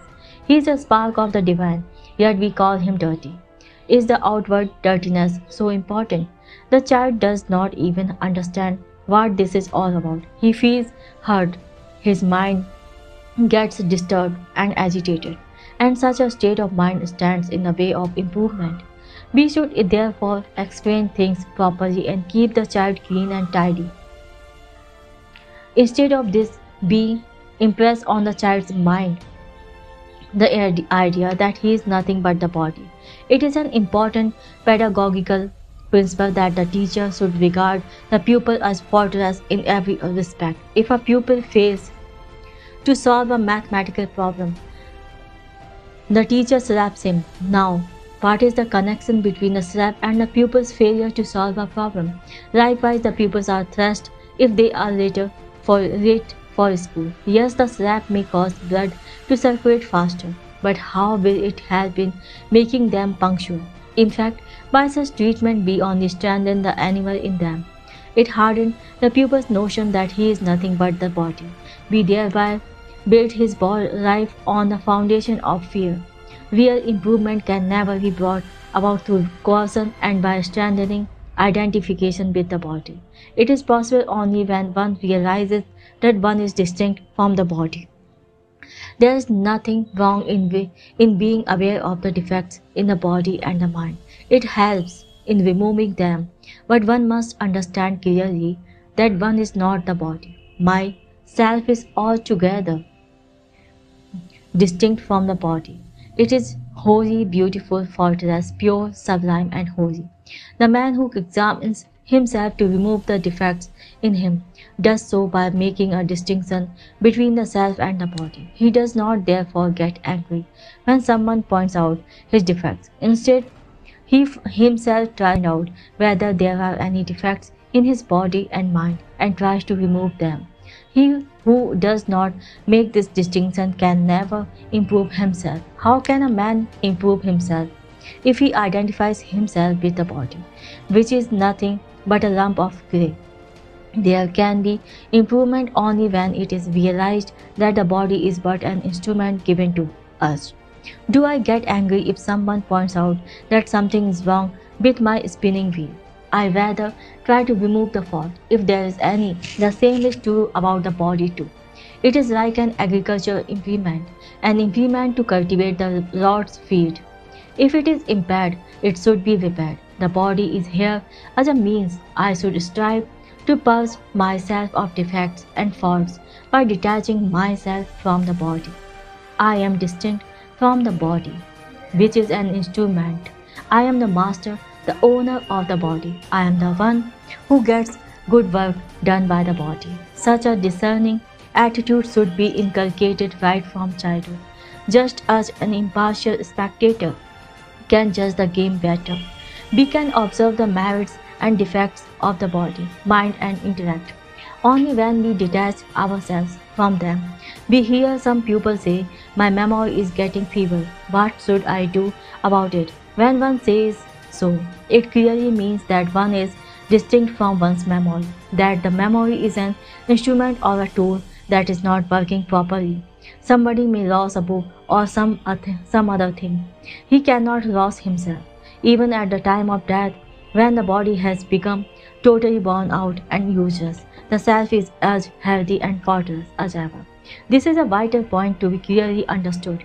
If we could understand this, a lot of our problems will be solved. Attachment to the body wastes life. Identification with the body is prevalent everywhere. As a result, man has thoughtlessly devised all sorts of ways and means to cater to the body. Even a glance at them is disquieting. Man is always striving to somehow prolong the life of the body even after it has become old and decrepit. But how long can this body, this cell be sustained? At most until death, not a moment longer. All the vanity is reduced to naught when death stares one in the face. Still man continues to produce various things for this worthless body. He sees less, he worries about it. Nowadays, some people find no harm in meat eating to sustain the body. In their view, human body is so precious that one may eat flesh without compunction to sustain it. Animals' bodies, on the other hand, have little value. But what, after all, is the ground for this opinion? The only ground could be that animals eat anything and think nothing beyond themselves, while human beings take care of the creation around them.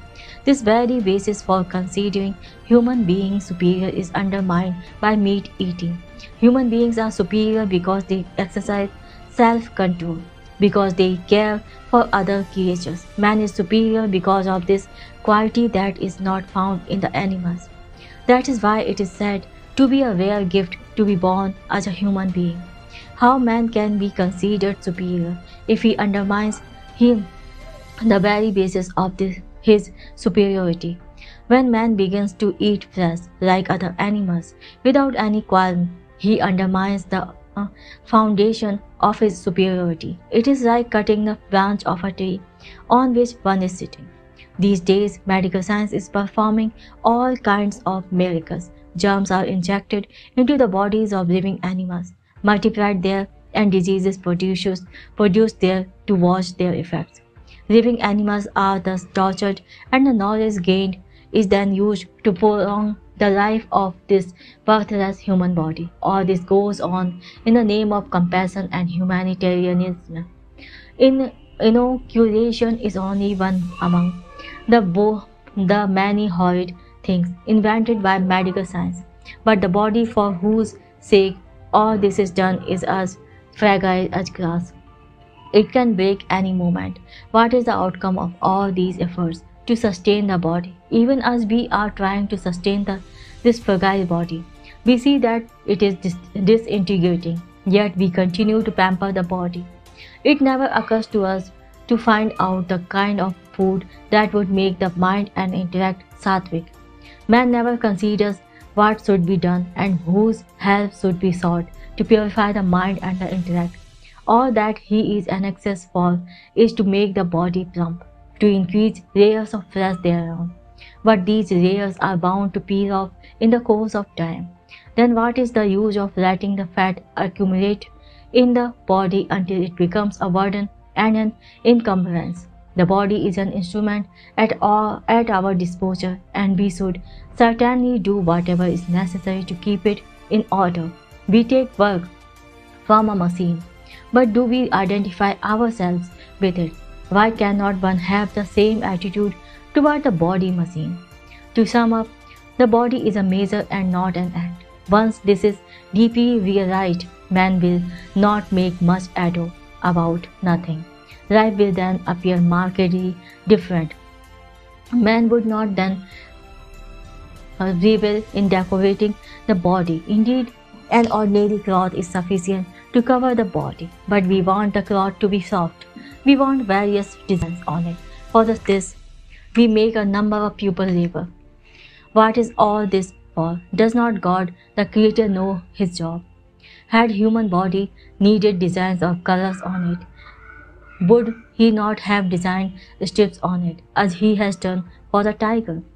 Would He not have given plumage to human beings like the peacock? Was it impossible for Him? But He has thought otherwise. Man, as he is beautiful. God does not want His body to be decorated. Is not there marvelous beauty in nature? Man should be content in beholding it, but he has been deluded by artificialities. We accuse Germany of driving natural Indian dyes out of the market. Dear friend, you first lost your real color, your true nature, and got enamored of artificial dyes. As a result, you became dependent on others. You have been lured by the superfluous ideas of decorating the body, and that has led you astray. You should be concerned about making the mind and the heart pure and beautiful, about developing the intellect, but all that has been lost sight of. You are that. Therefore, the idea that the Lord is putting forth in the 13th chapter is extremely valuable. You are not the body, you are the self. Tattvam Asi. This thought, this saying is most noble, sublime and holy. We find this idea everywhere in the Sanskrit literature. You are not the outer cover, you are the pure, indestructible kernel within.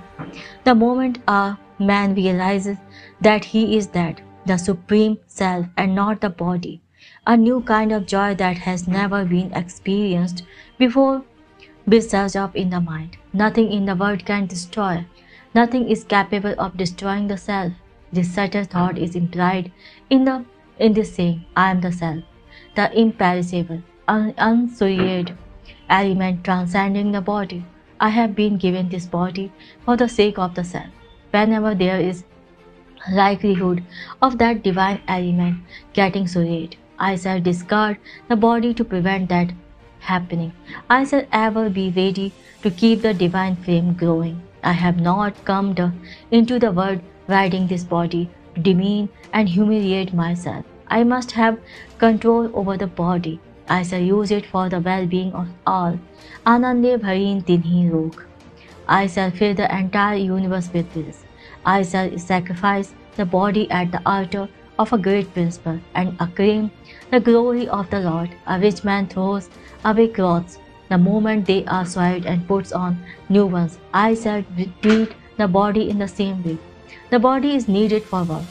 When it becomes useless for the purpose, I would not hesitate to throw it away. This is what we are learning from Satyagraha. The body and the self are separate entities. The day a man realizes this truth and its significance, his true education and true development begins. It is only then that he will be able to offer Satyagraha successfully. Therefore, each one of us should imbibe this spirit in our hearts. The body just happened to be a means. It is only an instrument given to us by the Lord.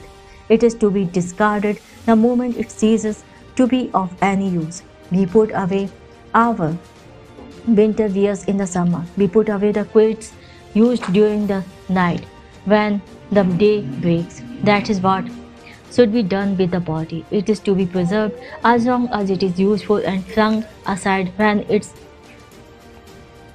utility is over. The Lord is showing us this way for spiritual development. An end to the power of the tyrants. As long as we do not realize that we are distinct from the body, tyrants will continue to torment and enslave and torture us.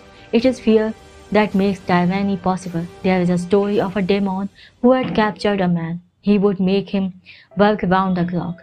If he paused a little, the demon would threaten him. I shall kill and devour you. The frightened man would then submit meekly. But when the man could stand it no longer, he said, all right, if you want to kill and eat me up, do so by all means. But was the demon going to eat him up? What he wanted was a submissive servant who would do the work if the man were killed. The demon used to threaten the man with death, but the moment the man said, well, you may eat me up, tyranny stopped. Tyrants know that people have intense attachment to their bodies. So if you inflict pain on their bodies, they will submit and become your slaves. Give up that attachment and you will be the master of all. You will be free. You will be all-powerful. Nobody will then be able to exercise authority over you. The very basis of tyranny will break down. The power of the tyrants hinges on your identification with the body. They threaten and intimidate you because they think that if they inflict pain on your bodies, you would submit. When I feel that I am the body, others are induced to persecute and torment me. But look at Cranmer, the British martyr. When he was going to be burned at the stakes, he said, "If you would burn me, by all means do so. Do so. Here burn this right hand first, for this hand hath offended." In the same vein, Latimer said, "We shall this day light such a candle by God's grace in England, as I trust shall never be put out." Their task was to burn the candle of the body, to spread the light of truth. The body, in any case, being perishable, would perish one day. When Socrates was sentenced to death by poison, he said, "I am old. This body would anyway have disintegrated me." That is so. What is so great in putting to death that which is mortal? I fail to understand what is so great in killing that which is anyway mortal. The night before he was to drink hemlock, he was explaining to his pupils the immortality of the soul. He was madly describing the pain he would feel with the spread of poison in the body. When the discussion on the immortality of the soul was over, a pupil asked, "Sir, how should we bury you after your death?" Socrates exclaimed, "How clever you are! Is it that they will kill me and you will bury me? Is it that the killers are my enemies and you are a friend? They will kill me in their wisdom and you will bury me in your wisdom. Who are you, after all, to bury me? I shall be there even when all of you are dead and buried in your graves. Nobody can kill me. Nobody can bury me. What, after all, have I been explaining all along? The self is immortal. Who can kill it or bury it? And the great Socrates has indeed outlived all of them. He is remembered even after more than 2000 years. Faith in the power of the Supreme Self. To sum up, as long as there is attachment to the body, as long as there is fear, a sense of insecurity would continue to haunt you. Would not a snake bite me in bed? Would not a thief come and attack me? Fears like these would not let you sleep even if you shut your eyes. You may sleep with a staff near the bed to bed, use it against the thieves if they come. But can a thief not use the same staff to hit you? You are making the staff readily available to him, in case he has forgotten to bring one with him. After all, on whom do you rely when you sleep? You are the totally independent on others for protection. It is only when you are awake that the question of your protecting yourself arises. Who protects you when you are asleep? We go to sleep trusting some power, the same power which all the animals trust when they sleep. Even a tiger goes to sleep. The lion, which has enmity with the whole world and which therefore looks back again and again with suspicion and apprehension while walking, also goes to sleep. Had there been no faith in that power, the lions would have had to evolve an arrangement of having a few of them keeping vigil while others sleep. We too go to sleep in the lap of that all-pervading power, relying on which savage tigers, lions, and wolves are so sheep. A child sleeps in his mother's lap, happily and confidently. At that time the child is, as it were, the master of the world. We too must learn to sleep in the lap of the Lord, the all-sustaining mother, with love and trust and the knowledge that we are safe there. We should make ourselves more and more familiar with the power which sustains the whole of our life. We should feel the presence of that power more and more. The more we are convinced of its presence, the more shall we be secure. The more we feel the presence of that power, the more shall we grow. The 30th chapter gives some indication of the steps needed to be taken in this direction. Progressive realization of the Supreme Self. Man is absorbed in ordinary worldly activities as long as there is no thought of the self within the body. We know little else than eating when hungry, drinking when thirsty, sleeping when drowsy. To be able to do all these things, he will fight, he will crave for them. He is engrossed only in bodily activities. True development is yet to commence. The self only watches all this. It stands silently like a mother keeping a watchful eye on her child, crawling towards the bell. It just looks at all the activities silently. This state has been described as that of a witness. The self watches but does not give its assent to what is being done. The Jeev, individual soul, which has till now been acting under the impression that it is nothing but the body, then wakes up. The realization dawns that it has been living like an animal. When the Jeev comes to this point, the realm of ethics begins. Then the question whether something is right or wrong, moral or immoral, crops up at every step. At this stage, man starts exercising rational discrimination. His analytical mind starts working. Impulsive action ceases. Self-restraint takes the place of self-indulgence. When the Jeev ascends to this moral plane, the self no longer remains a silent spectator. It gives its approval from within. A voice is heard from within. Well done. The self now no longer remains a mere witness. It gives its assent. It upholds the Jeev's actions and expresses appreciation. Suppose a hungry man comes to your door when you have just sat down to eat and you give your plate of food to him. When you remember this good act in the night, you will experience a different kind of joy. The self will say softly, "You have indeed acted well." When a mother pats her child on the back and says, "Well done, my boy," he feels that he has got the highest possible reward. Likewise, such words from the Lord within encourage us and provide us impetus to do better. The Jeev at this stage stands on the moral plane, leaving a life of self-indulgence behind. Then comes the next stage. Man tries to.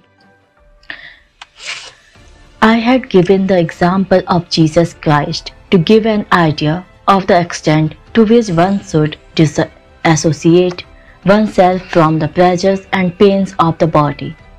Jesus shows how peaceful and cheerful one should be even when the body is succumbing to death. But separating body from the self needs discernment on one hand and restraint on the other.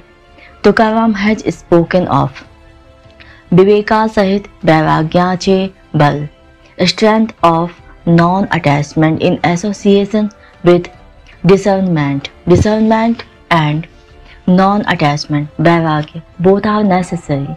Non-attachment means, in a sense, self-restraint and endurance. The 14th chapter shows how we could proceed towards self-restraint. The oars propel the boat, but the rudder sets the direction.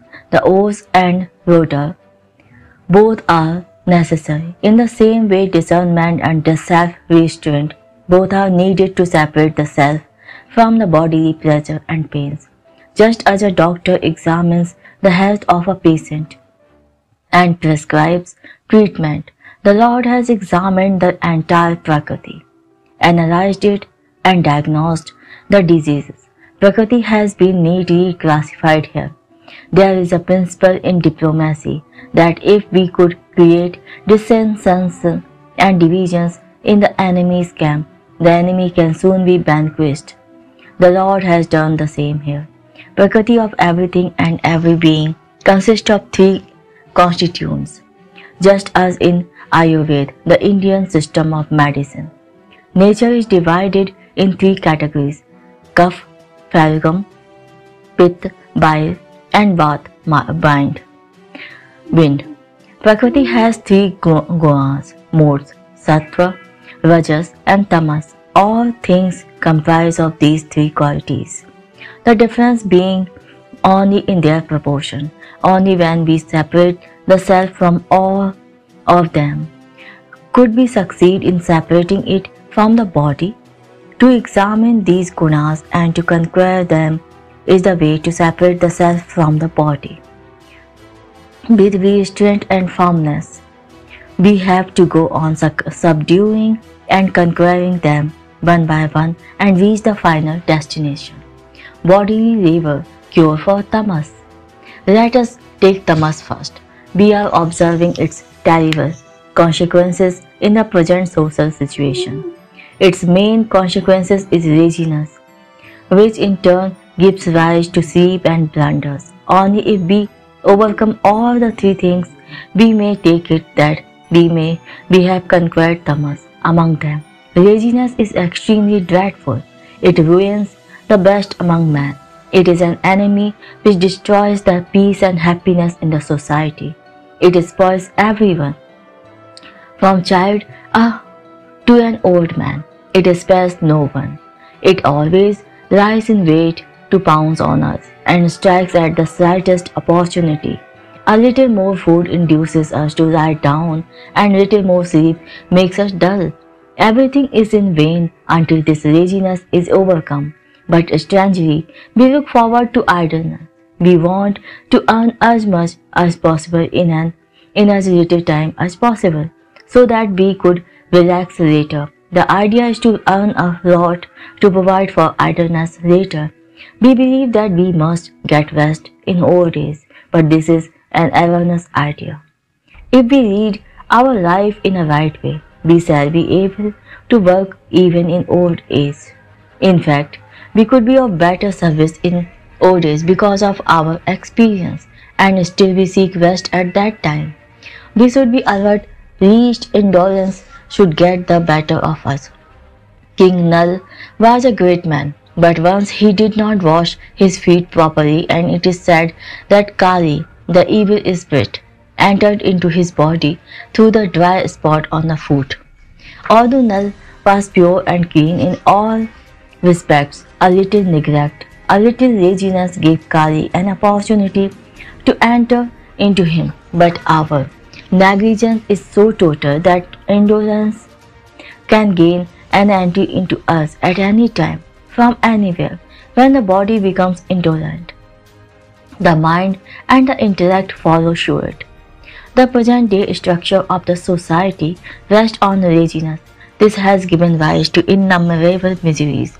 If laziness could be removed, we would be able to eliminate a substantial number, if not all, of those miseries. At present, everywhere there is a talk of social reform. People are discussing about the minimum comforts that common man should have, the structure of society necessary for it, and such other questions. At one end, there are excessive luxuries, and at the other, there is extreme privation. At one end, there is excessive wealth, and at the other, there is total destitution. How to remove these social disparities? How could everybody have minimum happiness? There is only one natural way for everyone to get the necessaries of life, and it is that all should shake off laziness and be ready to work hard. Laziness is the cause of our main woe, and this woe would be no more if all resolved to do physical labor. But what do we observe in our society? On one hand, there are men getting rusty and useless, which do not use their organs, which get rusted due to disuse. On the other side, some people are required to toil so hard that their bodies get worn out through overwork. There is a tendency in the whole of the society to evade bodily labor. Those who have to toil till the point of breakdown do not do so willingly and cheerfully, but because there is no other alternative. Clever people devise all sorts of excuses to avoid physical labor. Some say, why waste time in bodily labor? But no one ever says, why should one sleep? Why waste time in eating? They eat when they are hungry and sleep when they feel sleepy. But when the question of bodily labor arises, they say, why waste time in bodily labor? Why should we do such work? Why should we toil? We are already doing mental work. To them I would say, my dear friend, you talk of mental work. Then why don't you take mental food and mental sleep? Thus, there are two sections in the society. Some work to the point of breakdown, while others do no work at all. A friend once said, in society, some are intelligent while others are stupid. Some have only heads while some have only trunks. The brains think and the trunk work. Society has been divided in this manner, but had there actually been separate trunks and separate brains. Some arrangement for cooperation between them could have been evolved. The lame can lead the blind, and the blind can carry the brain. But in reality, everybody has a brain as well as a trunk. This combination of head and trunk is found in each and everyone. What should then be done? Everybody must therefore shake off laziness. To shake off laziness, one must do physical labor. It is the only way to conquer laziness. If we fail to do this, nature will take us pay for this lapse. The price may be in the form of diseases or in some other form. As we have been given a body, it is imperative for us to use it for labor. The time spent in physical labor is not wasted. We get its reward in the form of sound health and pure, sharp and bright intellect. Physical discomforts like headaches are often found reflected in the thinking of many thinkers. If they work in the poem, open in contact with nature, their ideas would certainly be brilliant and healthy. It is a matter of experience that just as diseases of the body have adverse effect on the mind, good health of the body has a positive effect on the mind. What is the point in going to health resorts after contracting diseases? Why not instead work in the open, do gardening, digging or wood cutting to keep healthy? Another cure for tamas, to conquer sleep. Overcoming laziness is one thing. Another is to overcome sleep. Sleep is in fact something sacred. When sedentary persons put in selfless service till they get tired and then go to sleep, that sleep is a kind of yoga. Only the blessed ones can have such a sound and peaceful sleep. The sleep must be deep. Its duration is immaterial. It does not depend on the kind of bed or the duration of its use. The deeper the well, the purer and sweeter the water. Likewise, deep sleep is more rewarding even if it is short. Half an hour's study with full concentration is more fruitful than 3 hours study done with a wandering mind. Similar is the case with sleep. It is not that a long sleep is always beneficial. Patients lie in a bed for 24 hours a day, but sleep eludes them. True sleep is essentially sound and dreamless. Whatever one may have to suffer in hell, one does not know, but when sleep eludes and nightmares haunt, the torment is indeed hell-like.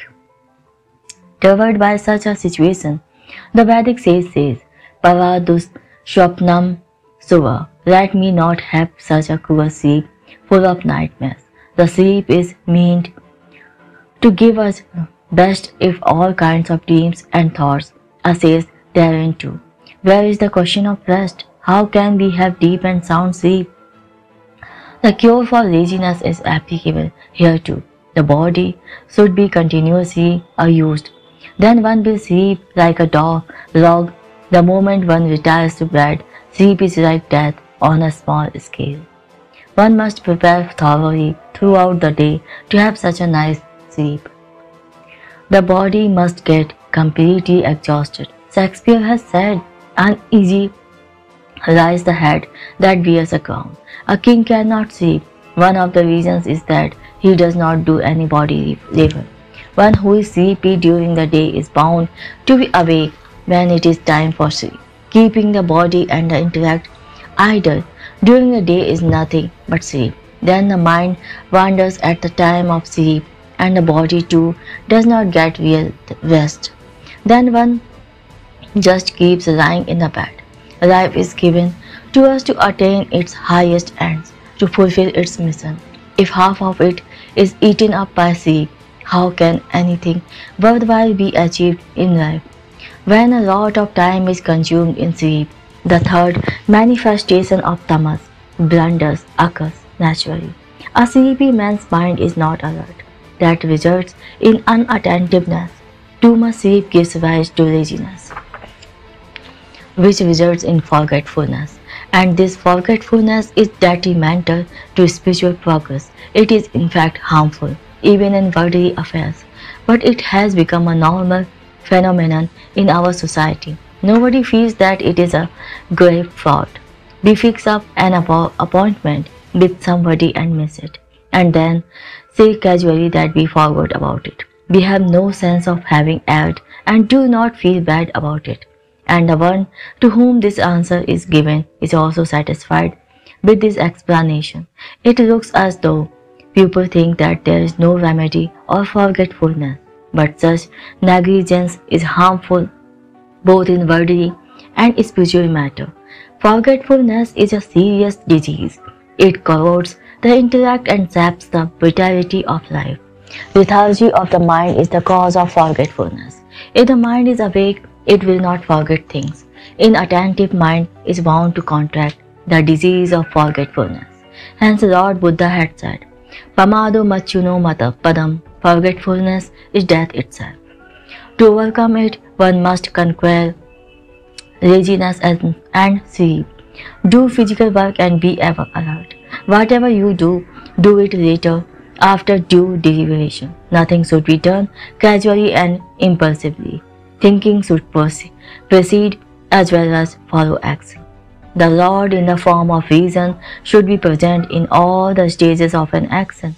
If such a habit is ingrained, the disease of inattention will be cured. The whole of the time at our disposal should be carefully planned. One should keep an account of every moment. Laziness will not then get any opportunity to penetrate one's life.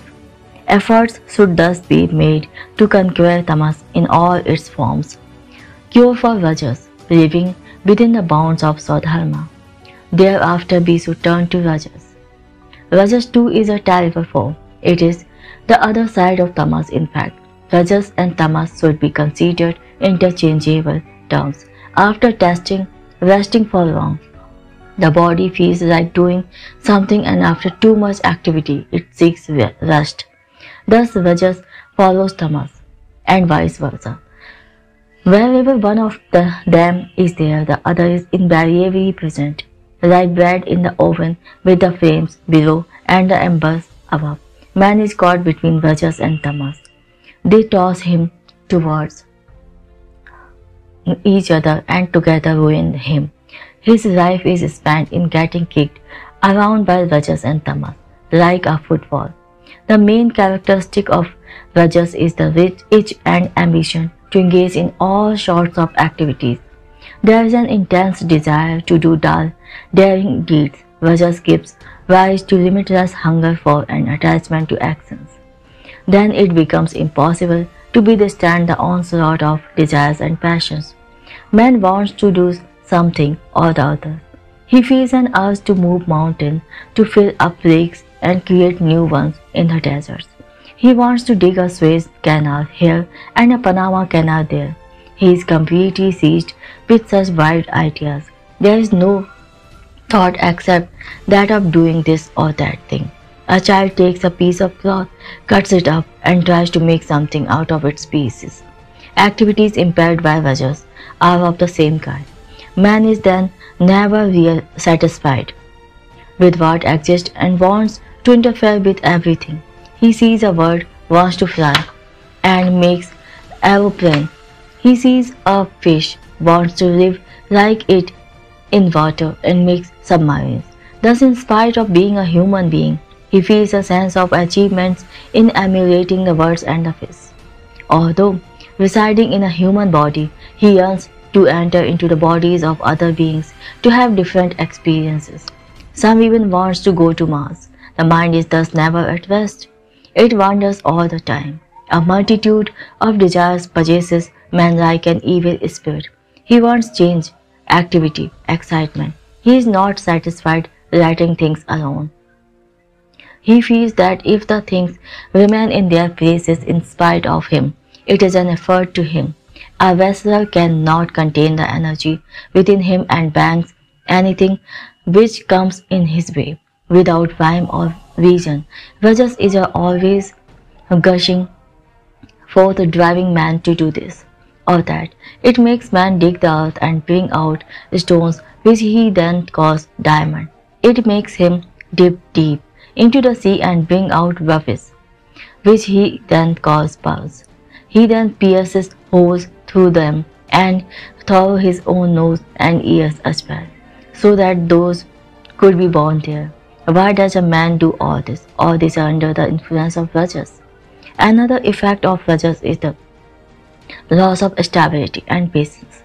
Rajas wants immediate results. A slight obstruction therefore makes man give up the activity. Under the influence of Rajas, man starts new projects endlessly, leaving earlier projects incomplete. He is thus always vacillating between different activities.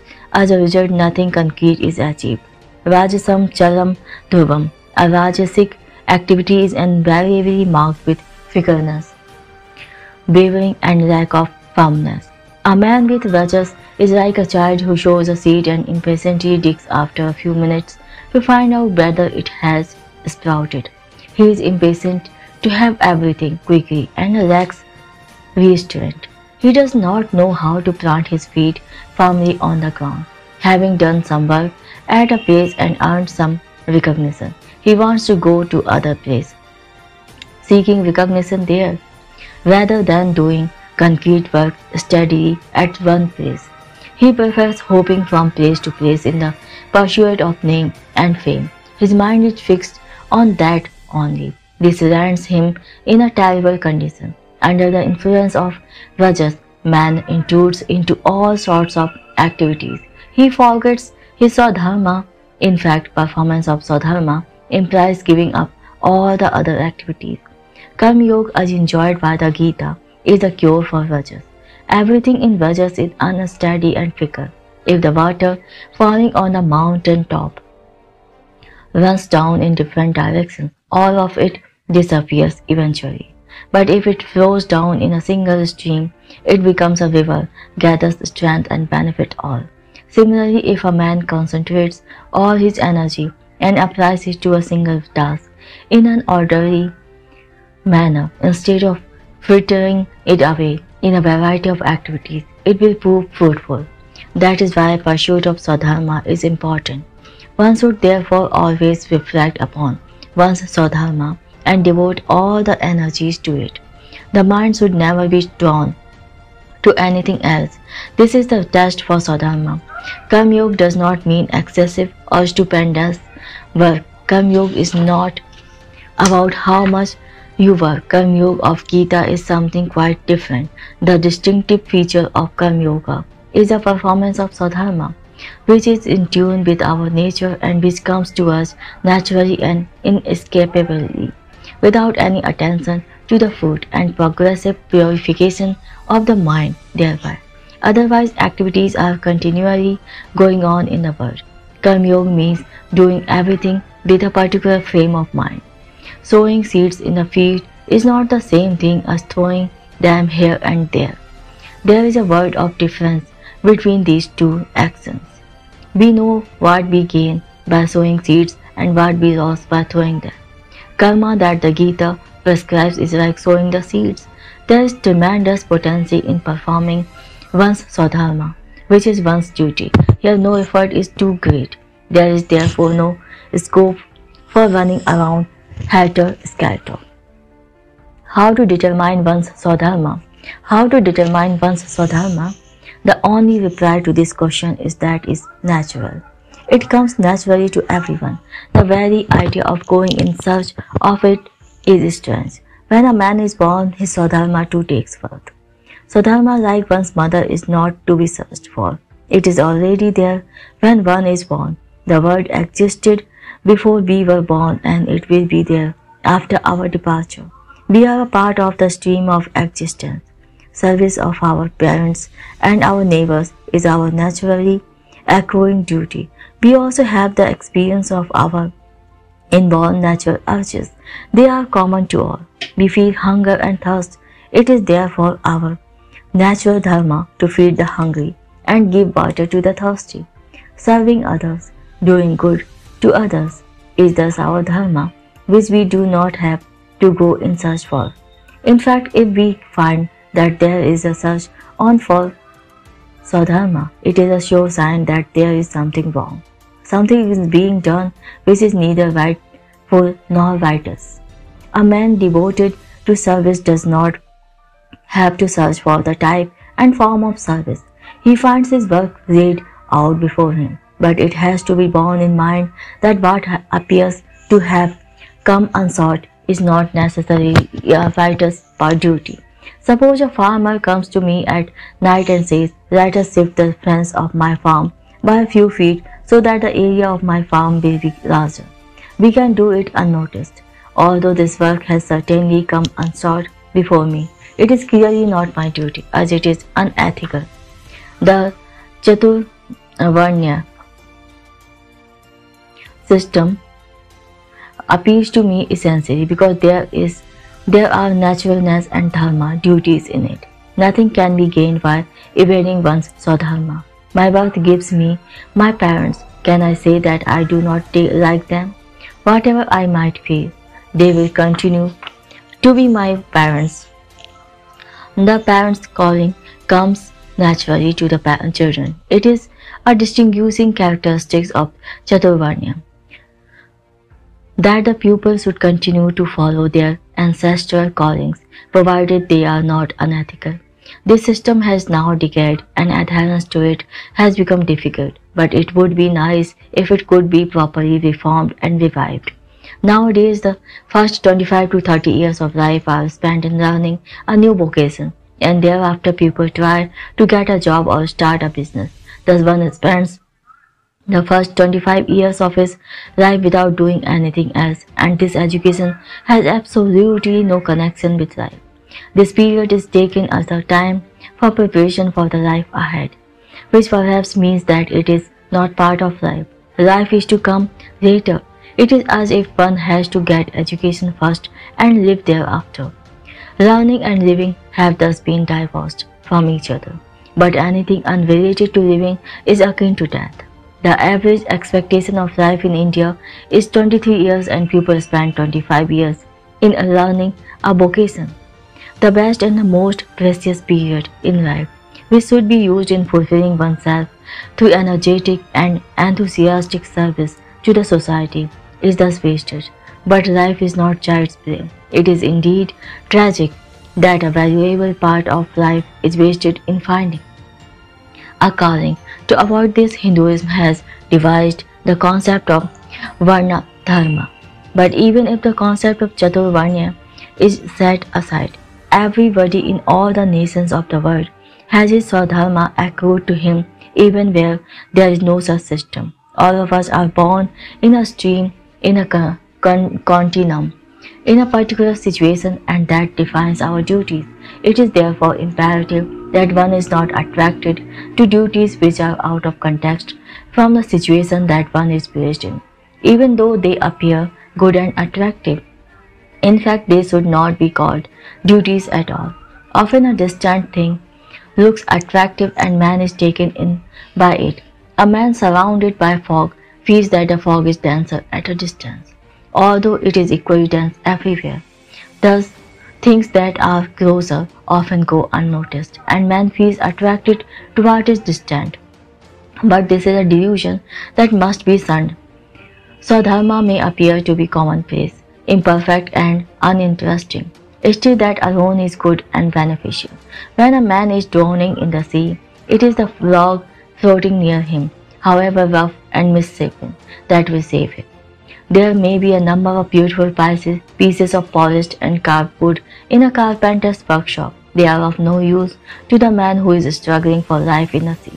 It is in his interest to catch hold of the log at hand.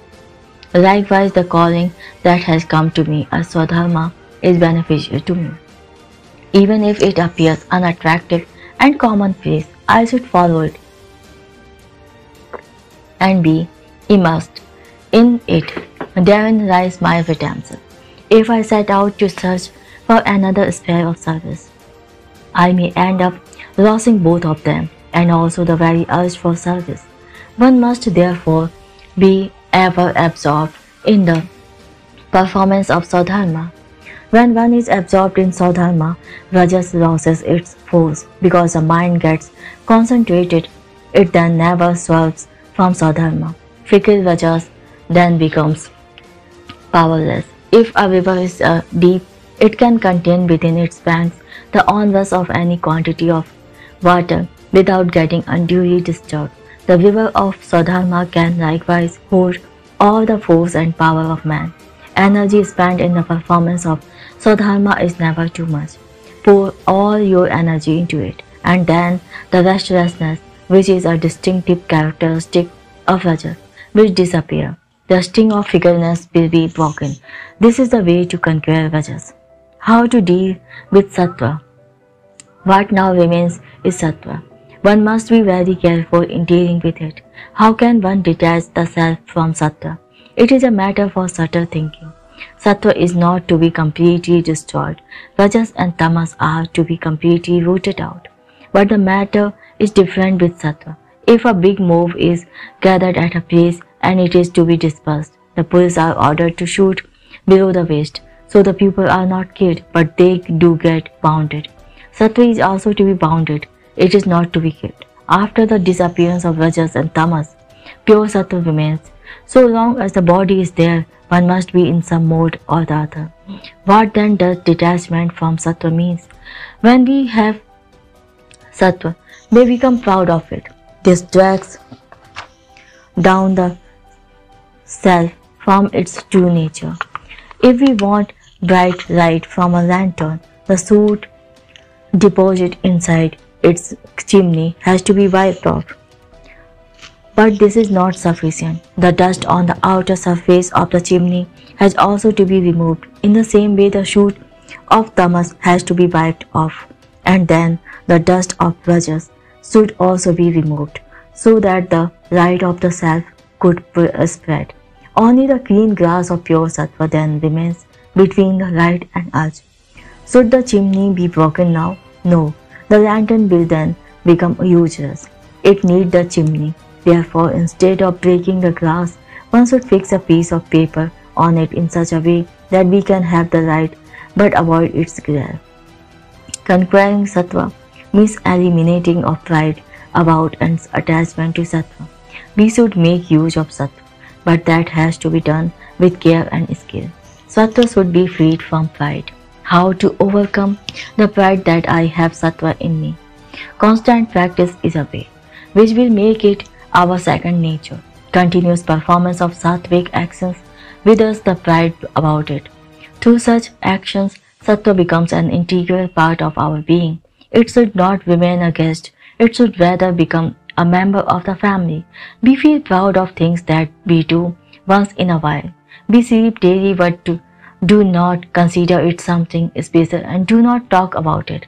But if a patient has no sleep for days and then has sleep for a while, he would tell everybody about it. An even better example is that of our breathing.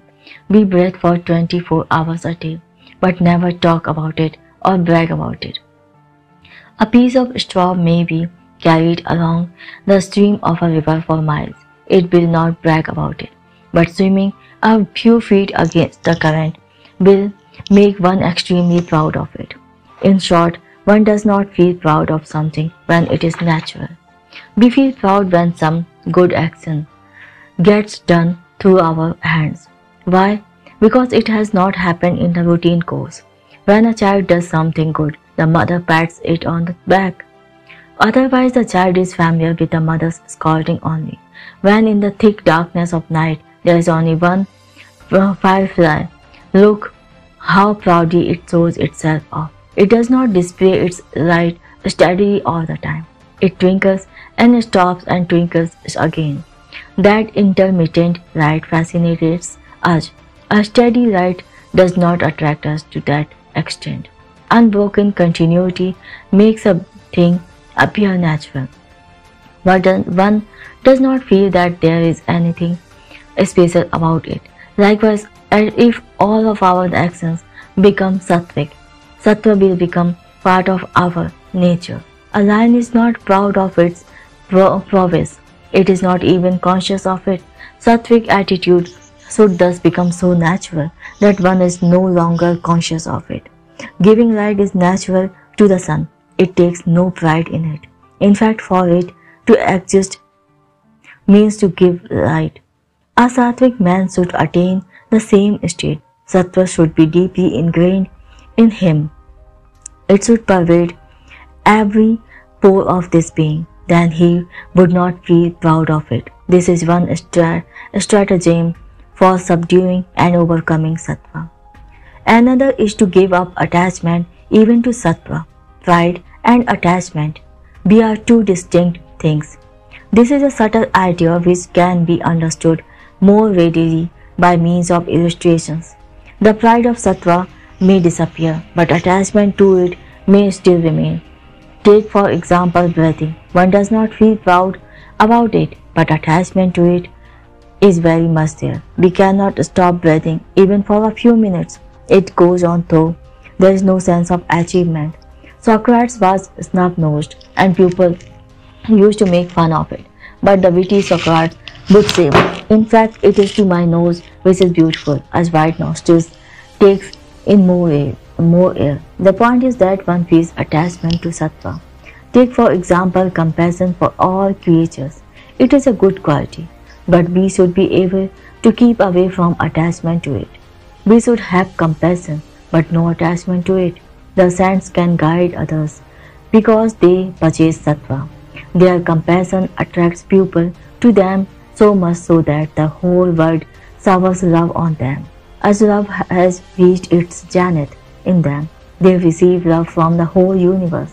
They give up attachment to their bodies, but the whole world gets attached to them. It cares for them, but the saints should give up this attachment too. They should get free from this bondage also. They should separate the self from this love and adoration, which is their great reward. They must not feel that they are somewhat special or exceptional. Sattva should be assimilated in this way. Thus, first pride about sattva should be conquered and then attachment to it. Pride can be conquered through constant practice of sattvic actions. To conquer attachment, one should work without desire for food and dedicate to the Lord the food that is received because of sattva. When sattva is fully assimilated in life, and the fruit of sattvic actions appear before us in the form of supernatural powers of fame, but that should also be regarded as worthless. A tree never eats its own fruit, howsoever attractive and delicious it may be. Renunciation is sweeter than enjoyment. Dharmaraj rejected the ultimate fruit of all the merits acquired in life, the enjoyment of pleasures in heaven. That was the crowning finale to his sacrifices. That was the crowning finale to his sacrifices. He was entitled to enjoy that sweet fruit, but had he enjoyed it, the merit would have got exhausted. Chinoe punye mrityu lokas eti. Enjoyment of the heavenly pleasures consumes the merits, and one has then to take birth again on earth. He would have again got caught in the cycle of birth and death. How great was Dharma's sacrifice! It always stands before my eyes. Thus pride about sattva is to be vanquished by ceaseless performance of sattvic action, and then attachment to it should be conquered by remaining detached from the fruit of actions and dedicating it to the Lord. The concluding point, self-realization and refuge in bhakti. Now to conclude one last point. Even if you imbibe sattva, vanquish your ego and give up attachment to the fruit of actions, you shall continue to be vulnerable to the onslaught of rajas and tamas. From time to time, so long as you are saddled with the body, you may for a while think that you have conquered rajas and tamas, but they will return again and again with a vengeance. You must therefore be ever alert as the sea rushes into encroach the land. The waves of rajas and tamas dash against the mind and make inroads into it. They should never be allowed to do so. Vigilance should not slacken even for a moment, and it must also be borne in the mind that danger continues to lurk in the background. Despite all the vigilance, so long as there is no self-knowledge, no self-realization. It must therefore be attained at any cost. Mere vigilance is not sufficient for this purpose. Then how could self-knowledge be attained? Will constant practice be sufficient? No, there is only one way, and that is bhakti, with all the earnestness and love. You may conquer rajas and tamas, become steadfast in sattva, and make renunciation of the food a habit. But still, this is not enough to attain self-knowledge, and there is no redemption without self-knowledge. The grace of the Lord is essential for this purpose. Through loving devotion, we should make ourselves worthy of it. I see no other way. Arjun asks the same question at the end of this chapter, and the Lord answers, "Be devoted to me with mind absolutely one-pointed and without any desires for rewards. Serve me. He who serves me thus can cross the Maya. Otherwise, this mysterious Maya is hard to cross. This is the easy way of bhakti. This is the only way." Chapter 15. The Integral Yoga, Seeing the Lord Everywhere. The way of bhakti is not different from the way of efforts. Brothers, in a way we have today reached the end of the Gita. In the 15th chapter, all the ideas were put forward in the Gita reach their consummation. Chapter 16 and 17 are in the nature of appendices, and there is the summing up in the chapter 18. Hence the Lord has termed this 15th chapter a Shastra, science. Atyant go het Shastra, nirmala tuj bolilo. O blameless one, I have told you this most secret Shastra, says the Lord at the end of this chapter. The Lord says so not because this is the concluding chapter, but because the elaboration of the principles of life and the revelation of the spiritual wisdom is complete here. The sense of the Vedas is in this chapter. The very function of the Vedas is to make man aware of the realm of spirituality. This has been done in this chapter, and it has therefore earned the title, The Sense of the Vedas. In the 13th chapter, we saw that the self should be separated from the body. In the 14th chapter, we saw how efforts could be made in this regard.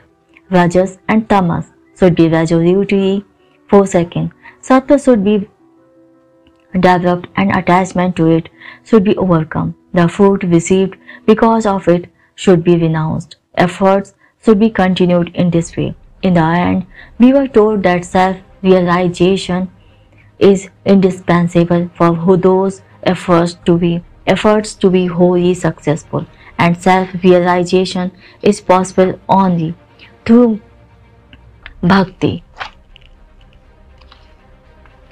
But the way of bhakti is not something different from the way of making efforts.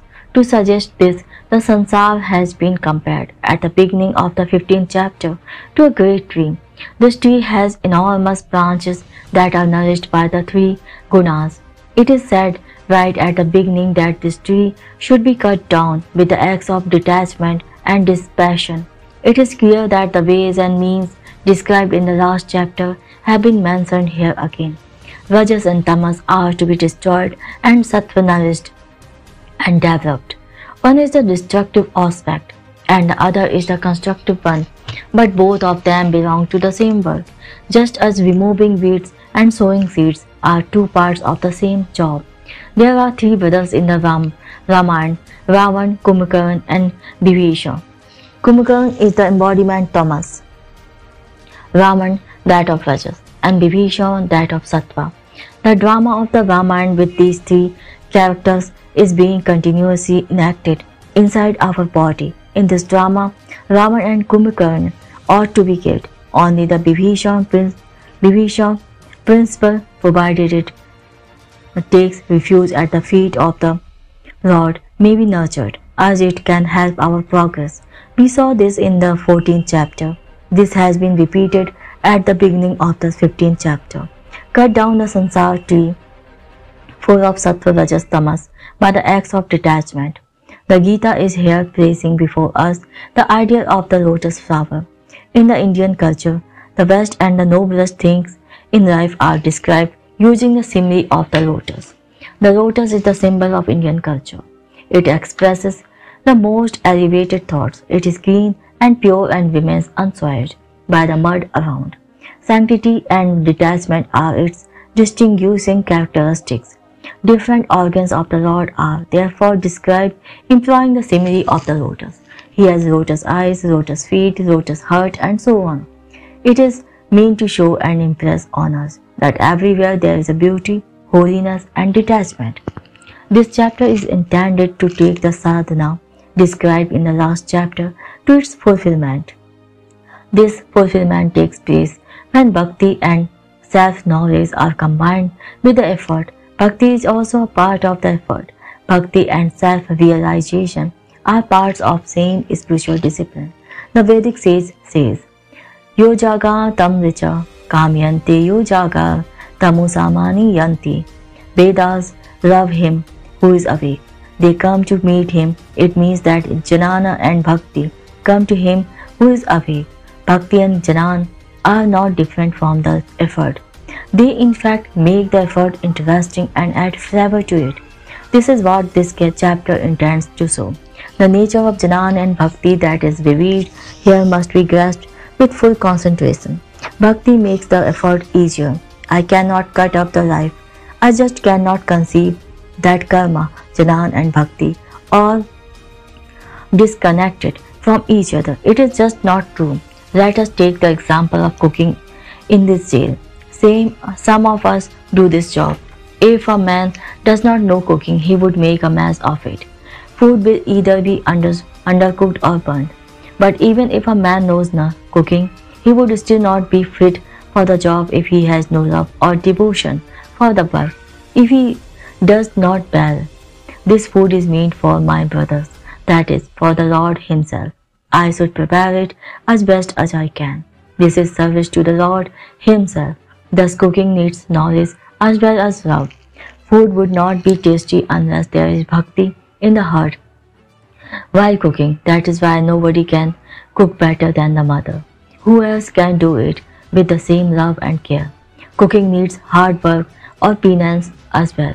It is thus clear that love, knowledge, and effort, all three are needed for any job. All the activities in life are supported by this tripod. If one of the legs of the tripod is broken, it cannot stand. All the three legs are necessary. The very term tripod conveys this meaning. The same is true of life, Jnana, Bhakti, and Karma. That is, ceaseless efforts are the three legs of the tripod of life. Life should be built on these three pillars. Logically, you may take Jnana, Bhakti, and Karma as different things, but they cannot be separated from each other in practice. The three together make one great entity. Even though this is true, it does not mean that Bhakti has no special merit of its own. If Bhakti enters into any work, that work appears easy, not that it ceases to involve toil, but that the toil does not then appear to be toil. It becomes a labor of love. To say that the way of Bhakti is easy means that work does not appear burdensome because of Bhakti. Work loses its strenuousness. No matter how much work we do, we feel as if we have done nothing. Jesus has said that when you fast, your face should appear cheerful. But when you fastest, anoint thine head and wash thy face, and that though appear not unto man to fast. In short, we should be so full of bhakti that we do not feel any hardship. We talk of pet words, walking smilingly to the gallows. Sudhanva was smiling in the cauldron of boiling oil, chanting God's name. It means that to such persons even the most terrible tribulations did not appear to be so because of bhakti. It is not difficult to row a boat in a river, but how difficult it would be to drag it over rocky land. The boat of our life should also have the water of bhakti beneath it, so that we could sail happily. If there is rocky and uneven terrain, then it would be extremely difficult to drag the boat of life. Bhakti, like water, makes easy the voyage of our life. Bhakti makes sadhana easy, but without self-knowledge, there is no hope of going beyond the three gunas permanently. How could then one have self-knowledge? The only means is the way of bhakti, which involves doing sattvic actions continuously, assimilating sattva thereby, and overcoming pride for it and attachment to its fruit. Only by continuous, unremitting efforts on these lines, one can reach the goal of self-realization. Till then, efforts should never be given up. This is a matter for the greater endeavor. It is not child's play. It is not something that can be taken casually. A spiritual quest demands that one does not allow despair to creep in and slacken the efforts even for a single moment. There is no other alternative. The seeker does sometimes get exhausted and exclaims wearily, "Tum karan tab sanyam kiriyo, kaho kahan lao kije." Oh God, how long should I continue to be engaged in penance and self-control for you? But such utterance should not be given much importance. Penance and self-restraint should become so ingrained that they become our very nature. It is unbecoming in the path of bhakti to ask, how long am I to continue sadhana? Bhakti will never allow impatience and despair to arise. This chapter has put forth an extremely noble thought in order that one does not get tired and experiences ever-increasing joy and enthusiasm in bhakti. The triad of service. We see countless objects in the world. They are to be divided into three categories. When a bhakt gets up in the morning, he has only three things in mind. First, he remembers the God, then he makes preparations for his worship. The bhakt is the servant, while the Lord is the one who should be served. The rest of the creation is the means of worship. It exists to provide flowers, incense, and sandalwood paste for the worship. This is the triad of a service. This is the teaching in this chapter. But normally a devotee worshipping an image does not look upon everything in the world as the means of worship. He picks and chooses a few things. He goes to a garden and fetches a few flowers, brings a few incense sticks, prepares some food offerings. This is not in keeping with the teaching in this chapter. Or the means of doing penance, the means of doing karma, constitute the means for the Lord's service. The idea is to make all the actions the article of worship in this way. Nothing exists in the world except these three: the worshipper, the Lord, and the means of worship. The Gita is infusing the spiritual discipline of non-attachment, vairagya, which is wont to impress on us with bhakti. Thereby it is removing the arduousness in karma, the actionness in action, and rendering it easy. When someone in the ashram has to do more work, he never thinks, why should I work more? There is great significance in this. If a devotee gets an opportunity to worship for 4 hours instead of 2, would he complain about it? In fact, he would be more delighted. This is what we experience in the ashram. We should have this experience everywhere in life. Life should be fully devoted to service. There is the Purushottam, the Supreme Person, to whom service is to be rendered, and there is the Akshar Purush, the imperishable person, the eternal servant, who knows no weariness and who has been serving since the dawn of creation. He is like Hanuman, who is ever standing before Ram with folded hands. Hanuman knows no weariness. The servant who is deathless, like Hanuman, is also ever ready for service. Akshar Purush is such a lifelong servant. He says the Lord is ever there, and I, the servant, too exist forever. If he is deathless, so am I, the servant. Let us see whether he gets tired of my service or I get tired of serving him. I shall follow him in all his incarnations. If he comes in the form of Rama, I shall be Hanuman. If he comes in the form of Krishna, I shall be Uddhav. Every time he comes into being, I too shall be there. Let that be the spirit. Akshar Purush, the imperishable person, serves the Lord in this way. Age after age, it should always be borne in mind that he is Purushottam, the master, and the Bhakt is his obedient servant, and the whole creation, which changes every moment and presents itself in innumerable forms, should be made the means of worship, the means of service. Every act should become the worship of the Lord. The Lord who is to be served is Purushottam, and Jiv, the servant, is the Akshar Purush.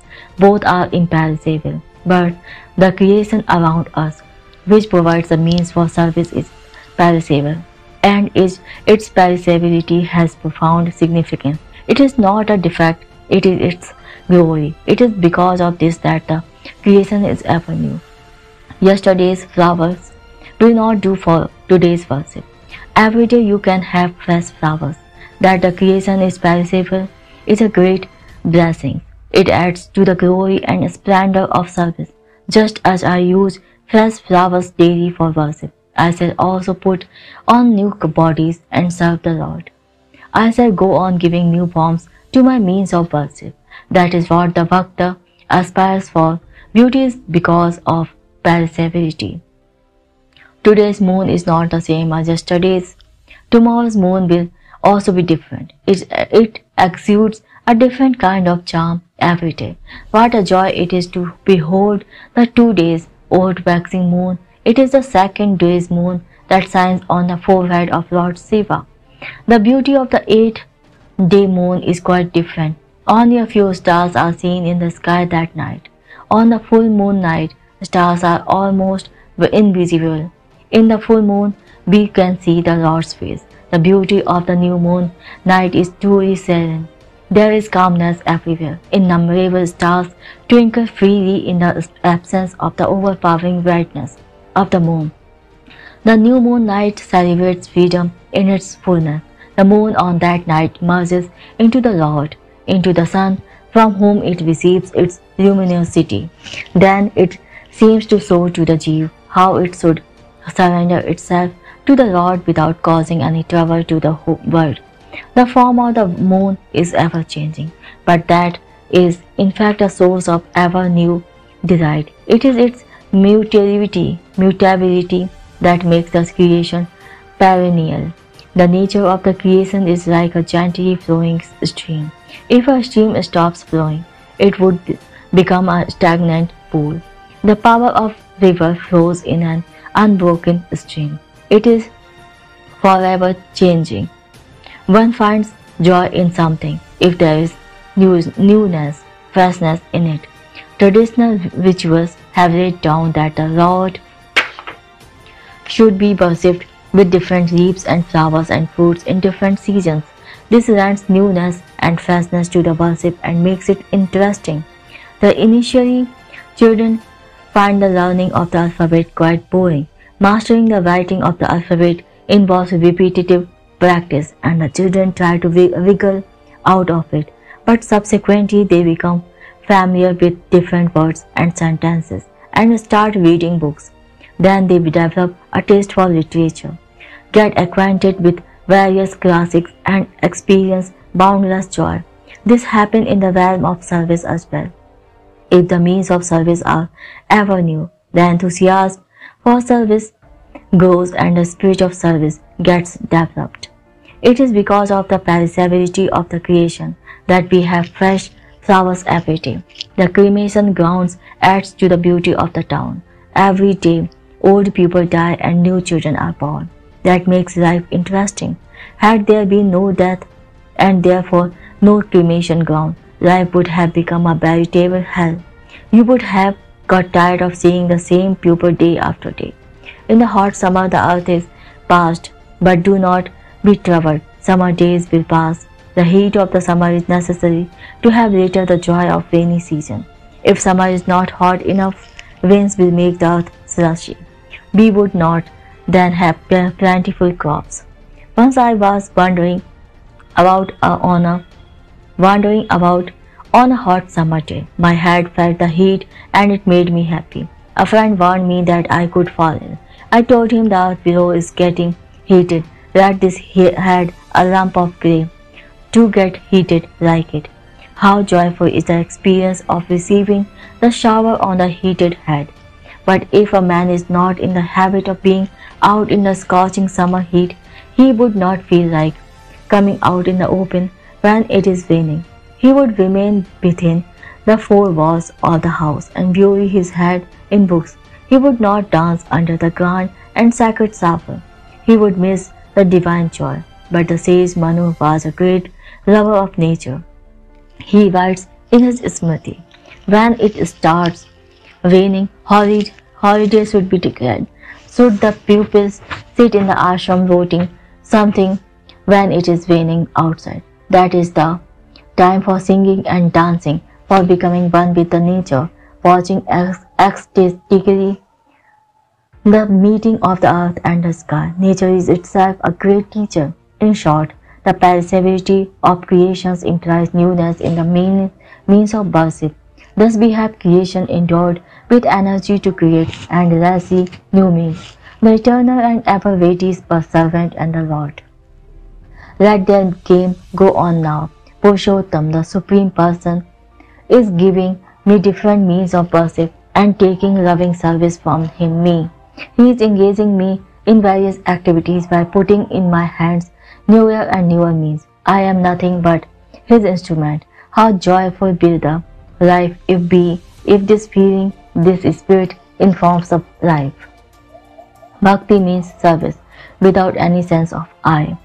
The Gita wants every action to be imbued with bhakti. It is good to worship the Lord for half an hour. It is worthwhile to study the mind and meditate on the Absolute, forgetting the ordinary worldly affairs.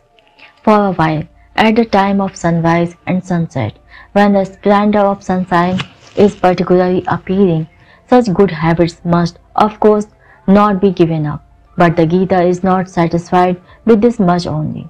It wants that all the activities that we do throughout the day should be done in the spirit of worship. While doing everything, be it bathing, dining, sweeping, we should have the Lord in mind. For instance, while sweeping, we should feel that we are sweeping the Lord's courtyard. All our actions should thus become acts of worship. Let this spirit be ingrained in you, and then you would see how your behavior changes. When we collect flowers for worship, we choose them carefully, put them delicately in a basket, see that they are not crumpled and remain fresh, and do not even smell them. Let all the activities in life be informed with this spirit. While sweeping the village roads, I should feel that I am serving the Lord in the form of my neighbor. The Gita wishes to imprint this attitude on us. It wants all the actions to become acts of worship.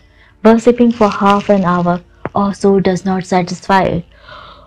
The holy text yearns to see the whole life charged with the Lord's presence, with the spirit of worship. By teaching Purushottam Yoga, the Gita is bringing the life of action to fulfillment. The Lord Purushottam is the master. I am his servant, and this creation is the means for worship. Once this is realized, what else is needed? Tukaram says, Jhariya darshan karin mi seva, aani hi deva na lage tujhe. When I meet you face to face, I shall devote myself to your service. I do not need anything more. Then there will be never-ending service. Nothing like I will exist. The sense of I and mine will be completely erased. Everything will be for the Lord.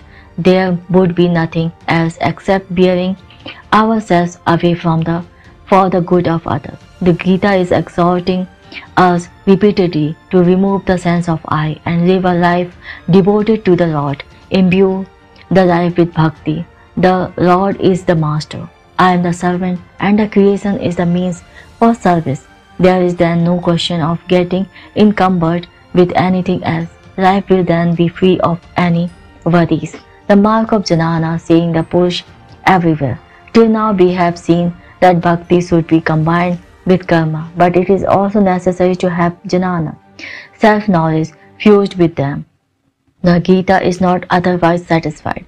This does not mean that these three things are distinct from each other. We use different terms for them, for the sake of convenience only. Karma and bhakti are one and the same. There is thus no question of combining bhakti with karma. The same is true about Jnana. How can we have Jnana? The Gita says, you will have it when you see the Purus everywhere.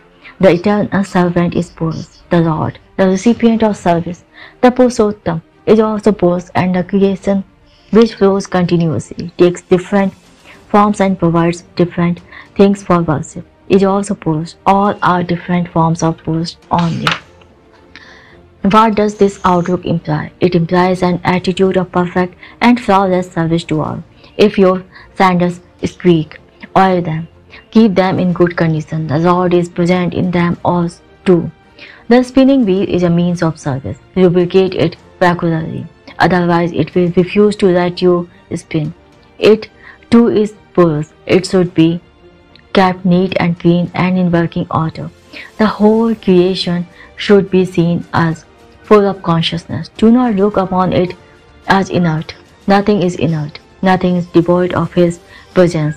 The spinning wheel that hums melodiously is not inert. It is the Lord's image. On the polar day, we worship the bullocks, setting our pride. This is not an ordinary thing. In fact, we should always have the polar spirit in mind while taking due work from them. It should not be restricted to a single day. A bullock too is a form of the Lord. We should also take due care of the plug and the agricultural implements. All the means of service are sacred. How grand this vision is! Worship does not mean offering flowers, etc. to the image of the Lord. Keeping anything neat and clean and tidy is its worship. Be it a lamp, a scythe, or a door hinge. The means of worship should be spotless and faultless.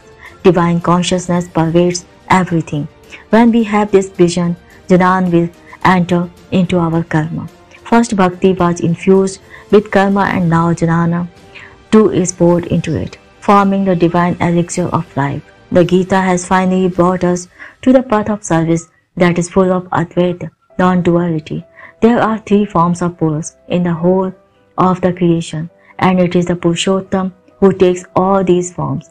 These three together constitute one single Purush. Now nowhere is there any duality, any distinction. This is the pinnacle of spirituality where the Gita has brought us.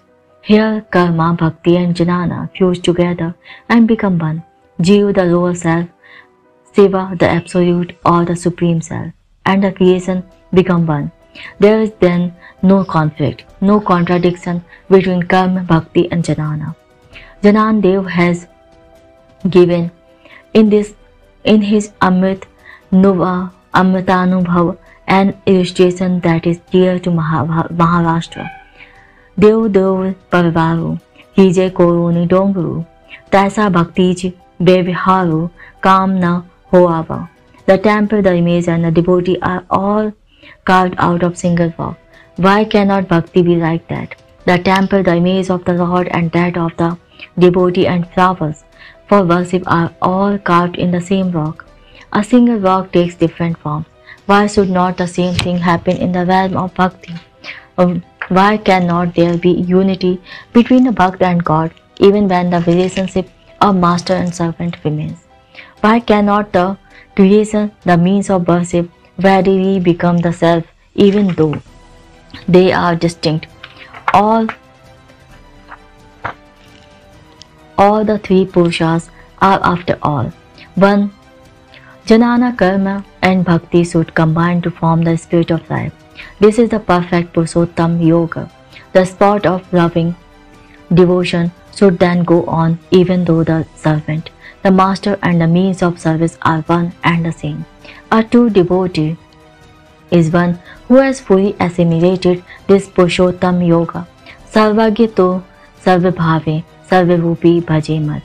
He who knows me, the Purushottam, knows all, and he worships me in all the forms with all his being. Such a man is Janani and still is a perfect Bhakt. One who has attained Janan is invariably full of love.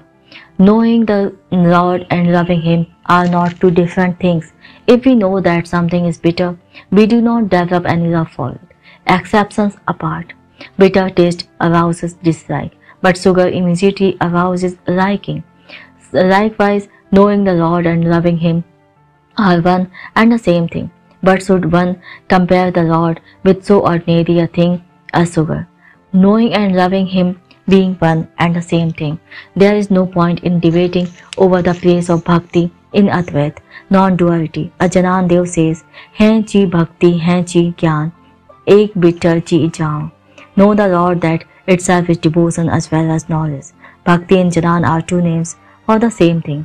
When supreme bhakti is infused into life, the karma that follows is not different from bhakti and Jnan. Karma, bhakti and Jnan together make a single beautiful form and wonderful service, saturated with love and knowledge, springs from it naturally. If I love my mother, my love should express itself in my actions. True love always toils for the loved ones. It expresses itself in service. Service is the outer, visible form of love. Love adorns itself with innumerable acts of service.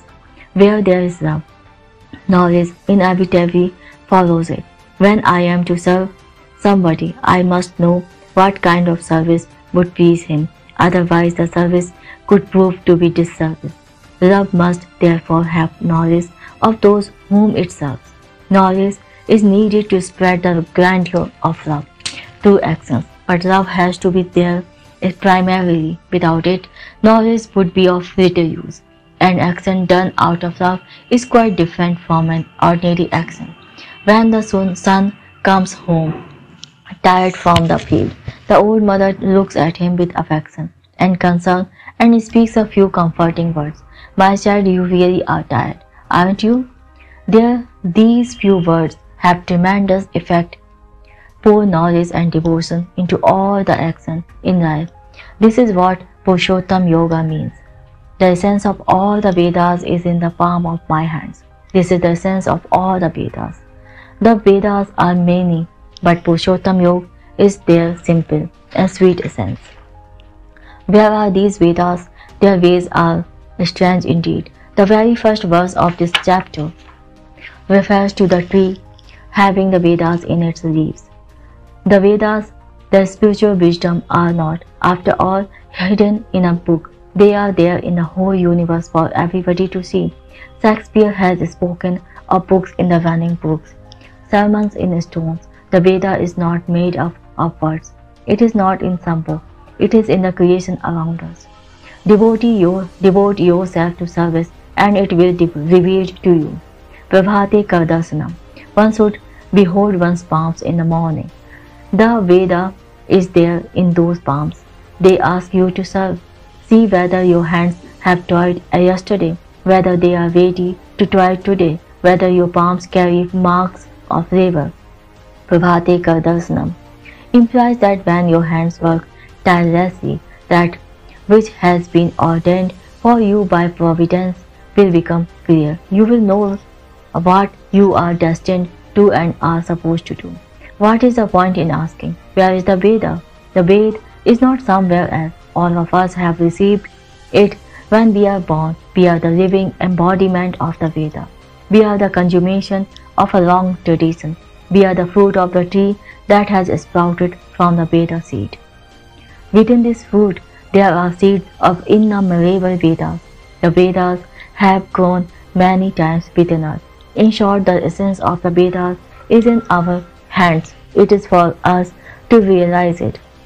It means that life has to be built on the foundation of service, love and knowledge. We can interpret the Vedas in the way we like. The saints who were embodiment of service claim, Vedacha to earth, Amhan Sij Dhava. We alone know the meaning of the Vedas. The Lord is saying here, the Vedas know me only. I am the Purushottam, the essence of all the Vedas. Would it not be wonderful if we could assimilate the Purushottam Yoga in our lives? The Gita is suggesting here that the Vedas express themselves in every action of the person who assimilates Purushottam Yoga. This chapter contains the essence of the Gita. The Gita's teaching is fully revealed here. Everybody should strive to follow this ceaselessly. What else can one say? Chapter 16. Conflict between the divine and the demoniacal tendencies. Divine qualities, the harbinger of Purushottam Yoga. Brothers, in the first 5 chapters of the Gita, we saw how life should be lived and its purpose fulfilled. From the 6th chapter to the 11th one, Bhakti was viewed from various angles. In the 11th chapter, we had the grand vision of Bhakti. In the 12th chapter, we compared Sagun and Nirgun Bhakti and had a look at the noble attributes of Bhakta.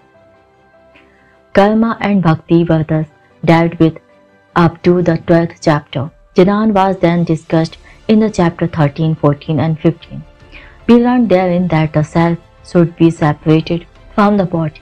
The 3 gunas should be conquered for that purpose, and in the end, we should see the Lord everywhere. In the 15th chapter, the whole science of life was seen at a glance.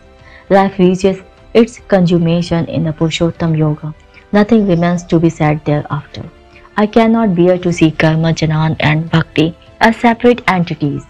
Some seekers are so ingrained that they can think of nothing but Karma, while some imagine Bhakti as a distinct path and put exclusive emphasis on it. Some have disposition toward Jnana only. But I am not an exclusivist. I do not believe that life means only Karma or Bhakti or Jnana. I do not also subscribe to the doctrine that life is the combination of these 3. Nor do I subscribe to the utility-oriented view that life should have Karma, Bhakti as well as Jnana in some measure, that Karma, Bhakti and Jnana are the successive stages in sadhana, is also not acceptable to me. I do not also think that there should be harmony between Karma, Bhakti and Jnana in the life. I wish to experience complete identity of Karma, Bhakti and Jnana. To understand what I mean, let us take the example of a piece of a sweet. Every piece of a sweet has sweetness. Every piece has some volume and some weight. The sweetness, volume and weight are not distinct and separable things. When I put a piece of sweet into my mouth, I taste its sweetness, devour its volume and digest its weight. It is not that some pieces have sweetness only, some have only volume and some have only weight. Every action in life should likewise be full of service, love and knowledge. Karma, Bhakti and Jnana all should permeate the whole of life. Every action should be spiritual. This is what Purushottam Yoga means. Infusing the whole of life with spirituality is, of course, easier said than done. When we go deep into its implications, we realize that for pure and selfless service, Bhakti and Jnana must be there within the heart. Karma, Bhakti and Jnana are thus completely and absolutely one and the same. Purushottam Yoga is the highest state in which this is attained. This is the pinnacle of life. Now what does this 16th chapter tell us? Just as the glow on the horizon proclaims that the sun is about to rise, the rise of Purushottam Yoga in life is preceded by the glow of virtues. This chapter describes this glow and also the darkness which this glow dispels. We see concrete proof to get convinced about anything. How are we to know that service, Bhakti and Jnana have become part of our life? We must have some test. We toil in the field and measure the result in terms of the yield of the grain. Similarly, the progress in our spiritual quest should also be measured. We should assess our experience, see how far good tendencies have become part of our nature, and how many virtues have been imbibed, how far life has been infused with the spirit of service. This is what this chapter tells us. In this context, the Gita uses the term Daivik Sampatti, divine qualities, and calls the qualities opposed to them Ashuric, demoniacal. The 16th chapter describes the battle between these two sets of qualities. The forces of light and darkness, just as in the first chapter, Kauravas and Pandavas are found pitted against each other. Here the armies of the divine and the demonical qualities have been pitted against each other. It has been the tradition to use allegories while describing the struggle between the good and the evil that has been raging since time immemorial in the human mind. There is fight between Indra and Britra in the Vedas, between gods and demons in the Puranas, between Ram and Ravan in the Ramayana, between Ahura Mazda and Ahriman in the scripture of the Parsis, between God and Satan in Christianity, between Allah and Iblis in Islam. In all the religions, this fight has been described. In poetry, the gloss is described by the subtle, whereas in the religious texts, subtle feelings are described in terms of gross images. I am not suggesting that the description of the battle at the beginning of the Gita is merely imaginary. It may have been a historical event, but the poet has used it for his own purpose, giving the allegory of a battle. He tells us what to do when there is conflict of duties. The 16th chapter depicts the battle between the good and the evil. Allegorically, description of the battle is also there in the Gita. Kurukshetra, the battleground of the Mahabharata war, is inside us as well. If you observe carefully, you will realize that it is the battle raging within the mind, which we see in the world outside in the concrete form. The one whom I see as my enemy confronting me in the outside world is in fact the evil in my mind that has taken concrete shape. Just as a mirror gives me two images, the good and the evil thoughts in my mind have their images in the outside world. As friends and enemies, I see in the dreams what I experience or think while I am awake. Similarly, that which is in my mind is seen by me in the outside world. There is absolutely no difference between a battle within and a battle without. In fact, the real battle is that which is waged within ourselves. Virtues and vices are pitted against each other within our mind. Both the armies are in need of formations. Every army needs a commander. The virtues too have nominated a commander. He is aware, fearlessness or freedom from fear. Fearlessness has been given the first place in this chapter. This has not happened accidentally. It must have been a deliberate.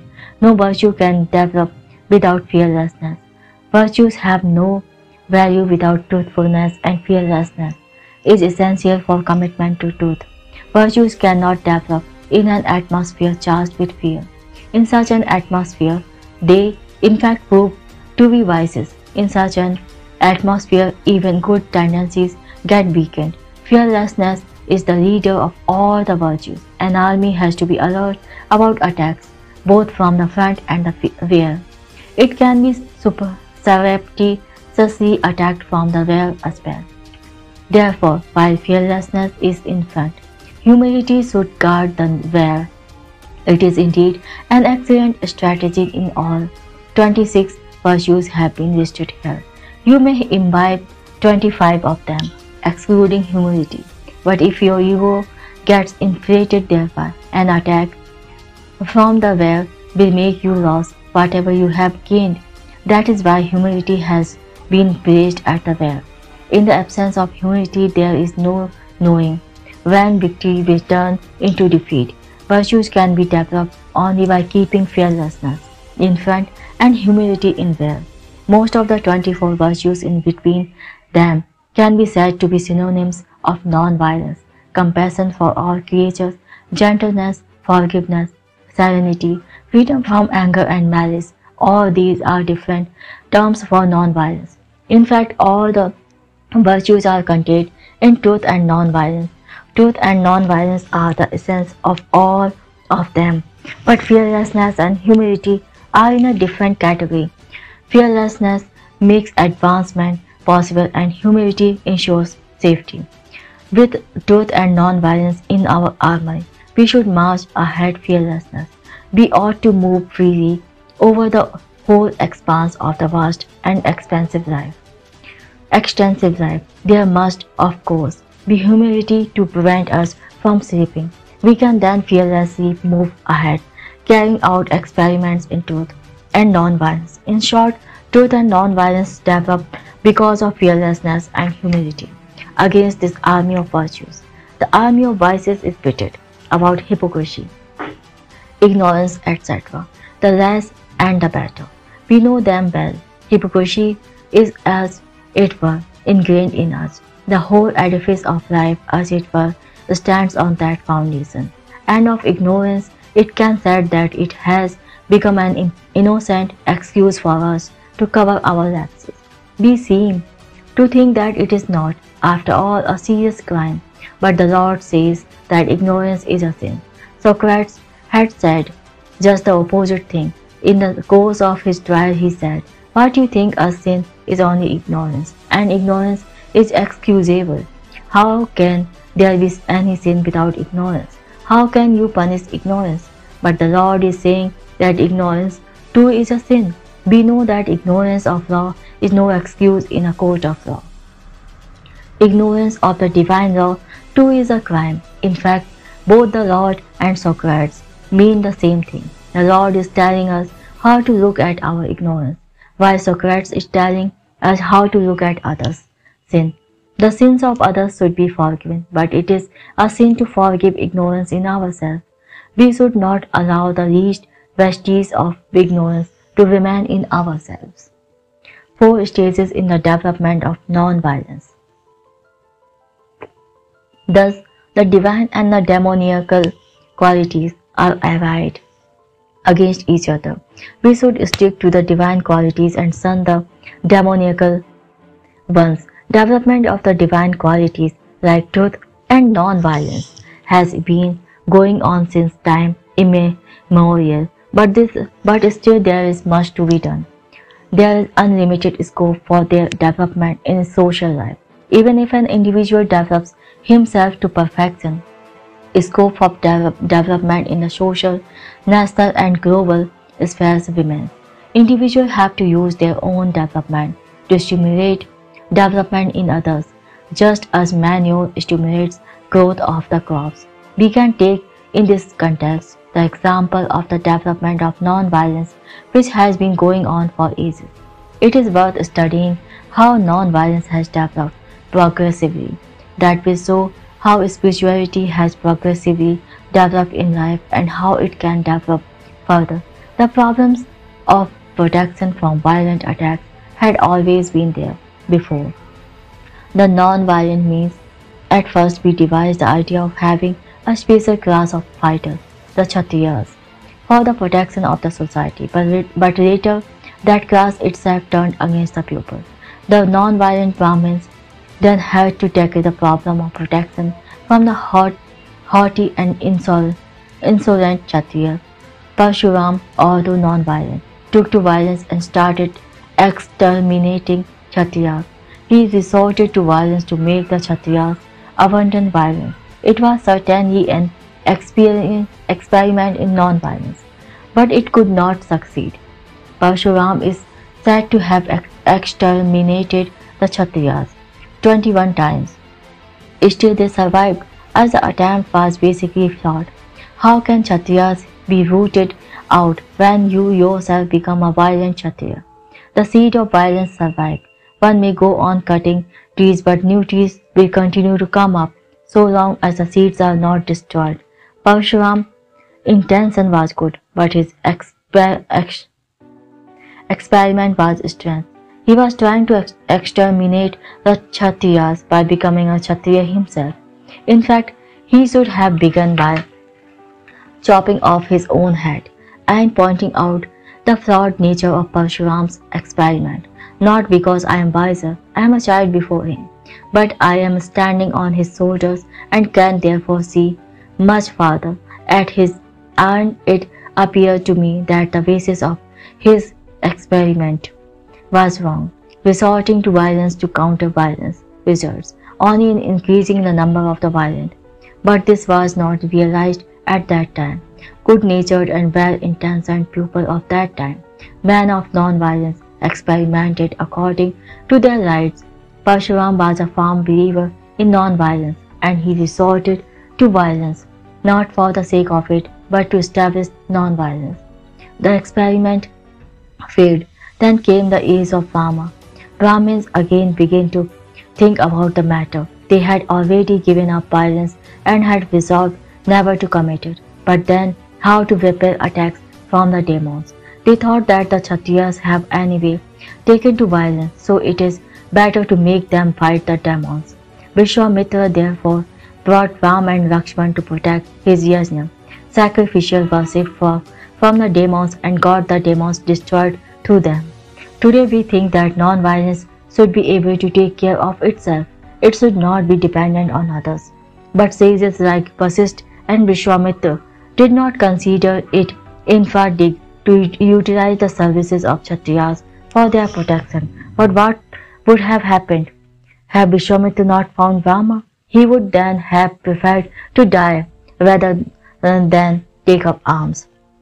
The experiment of fighting violence by violence had been a thing of the past, and the resolve to remain personally non-violent was now firm. The non-violent men were now ready to die if they could not get Kshatriyas to protect them. In the Ramayana there is an incident wherein Ram inquires about the heaps of bones he had seen, and the sages tell him that those were the bones of the non-violent Brahmins who, on being attacked by the demons, embraced death without putting up any resistance. This type of non-violence had the element of sacrifice in it, but there was also an expectation of protection from others. Such weakness cannot lead to perfect non-violence. The saints of the medieval times carried out the third experiment. They resolved, now we will never seek protection from others and rely on non-violence itself to protect us. That alone can be the true protection. This experiment was on an individual plane, and on that plane it was carried to perfection.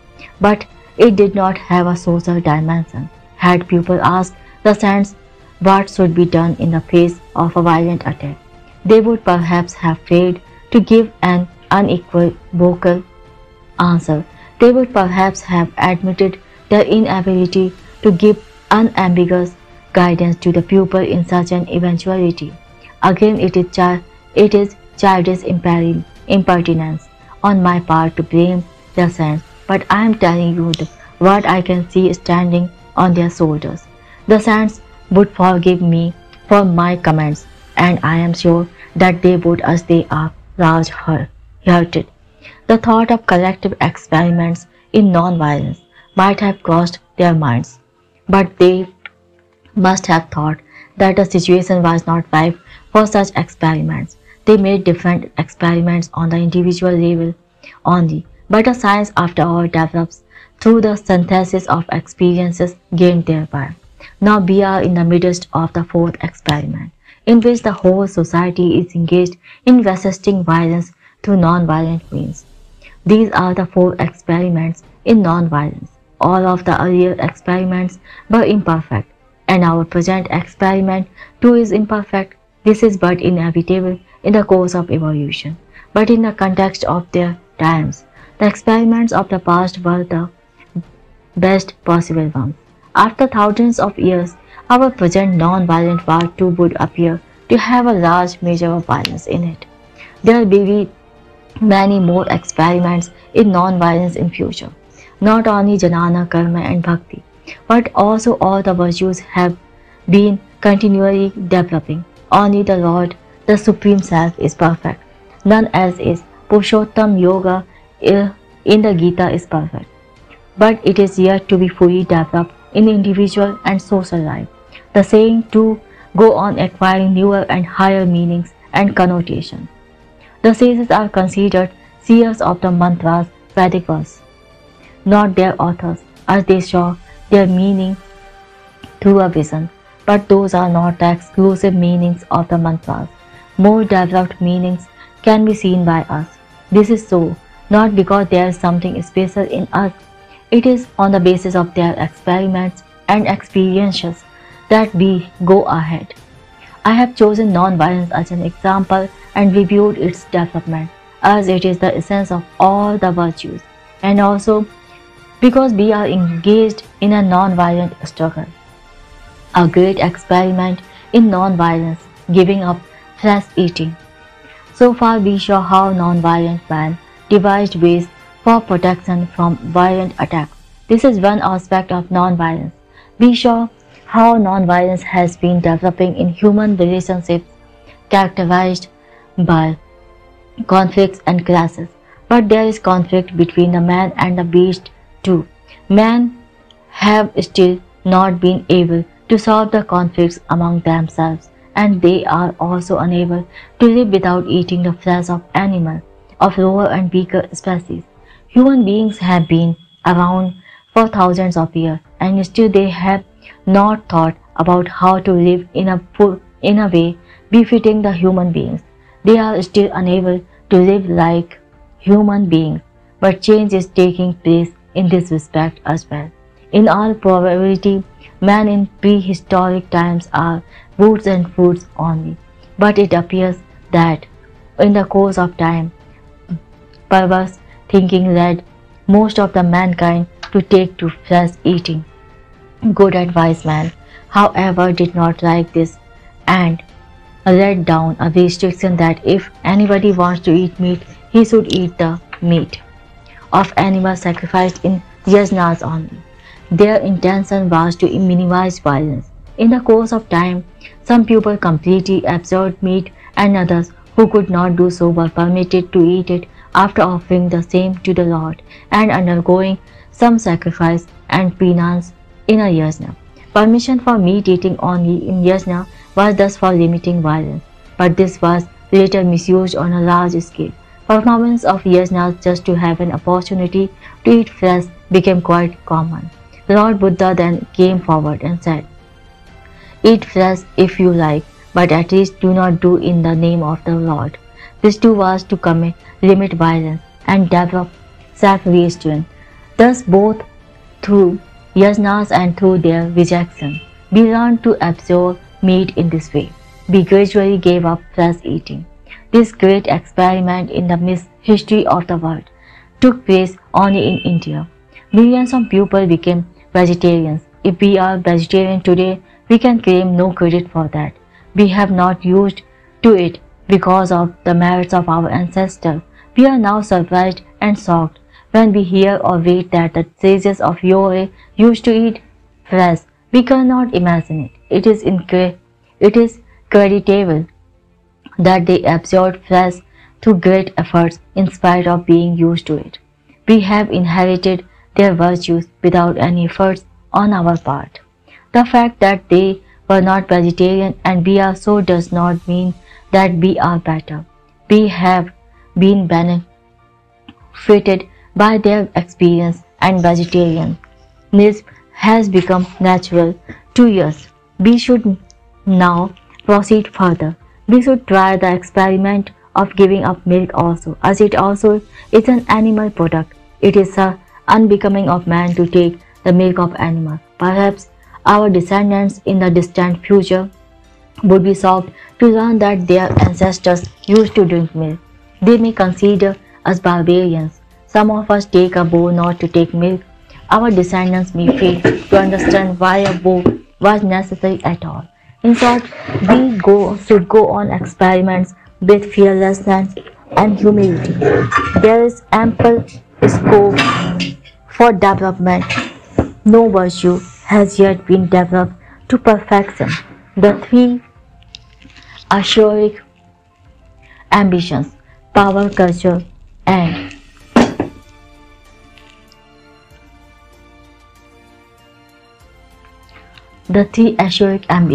power, culture, and wealth. The Lord had described the demonical qualities too so that we could keep away from them and concentrate on the development of divine qualities. The essence of the demonical way of life is in three things: power, culture, and wealth. Those with this natural wants to impose their culture on the whole world, believing it to be the best. And why is it the best? Because it is theirs. Because individuals with this nature and empires built up by such individuals are after these three things only. The Brahmins believe that their culture is the best, that all the knowledge is contained in their Vedas, They want hegemony of the Vedic culture established over the whole world. The four Vedas should be in front and the arms should follow them, is what they want. But when arms are to follow the Vedas, the poor Vedas are as good as finished. Muslims also believe that whatever is written in the Quran alone is true. Christians too believe that truth is contained in the Bible only. They believe that nobody, howsoever noble and virtuous he may be, can ever be redeemed if he does not believe in Jesus Christ. They have provided only one door to the house of the Lord, the door of Jesus. People provided a number of doors and windows to their houses, but how strange it is that they provide only one door to the God's house. I am of noble lineage, I have all the riches, none can equal me. This is what everybody thinks. We want to be none as descendants of some or other great sage or king. This is the case in the West too. There too people boast of being the descendants of Norman nobles, etc. We have the Guru-Shishya tradition also, wherein people relate themselves to great sages. This too is an attempt to claim greatness for themselves and their culture. But if your culture is really great, let it be reflected in your actions, in your conduct. The people are, however, not bothered about that. To aspire to spread the culture that we do not have in our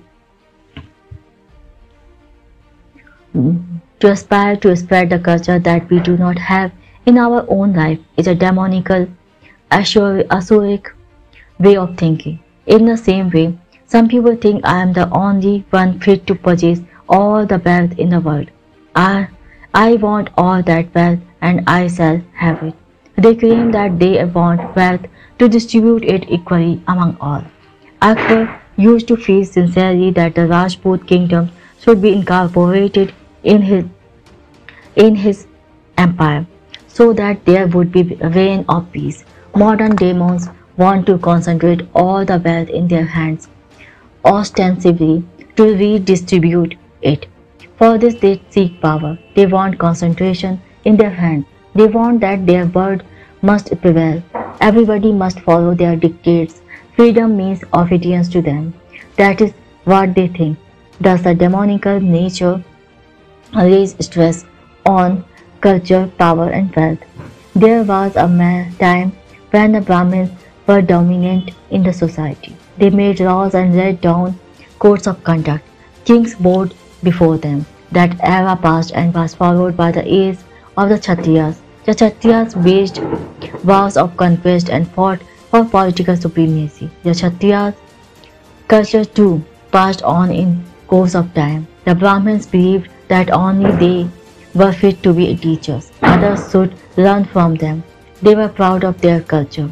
The Kshatriyas revelled in killing others. Then came the age of the Vaishyas. They are concerned solely with making money. They are not bothered if they have to face humiliation, provided their purse is intact.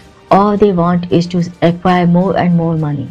Do not the British tell us, if you want independence, have it by all means, but give us facilities and concessions for trading our manufactured goods. Then you may study your culture as much as you want.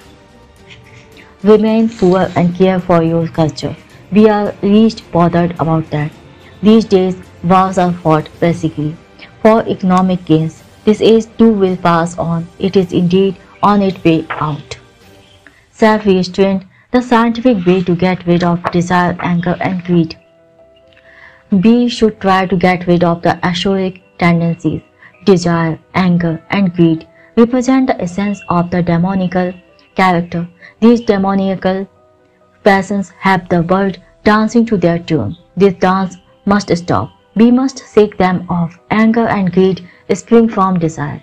Greed follows desire when circumstances are opportune for the gratification of desire.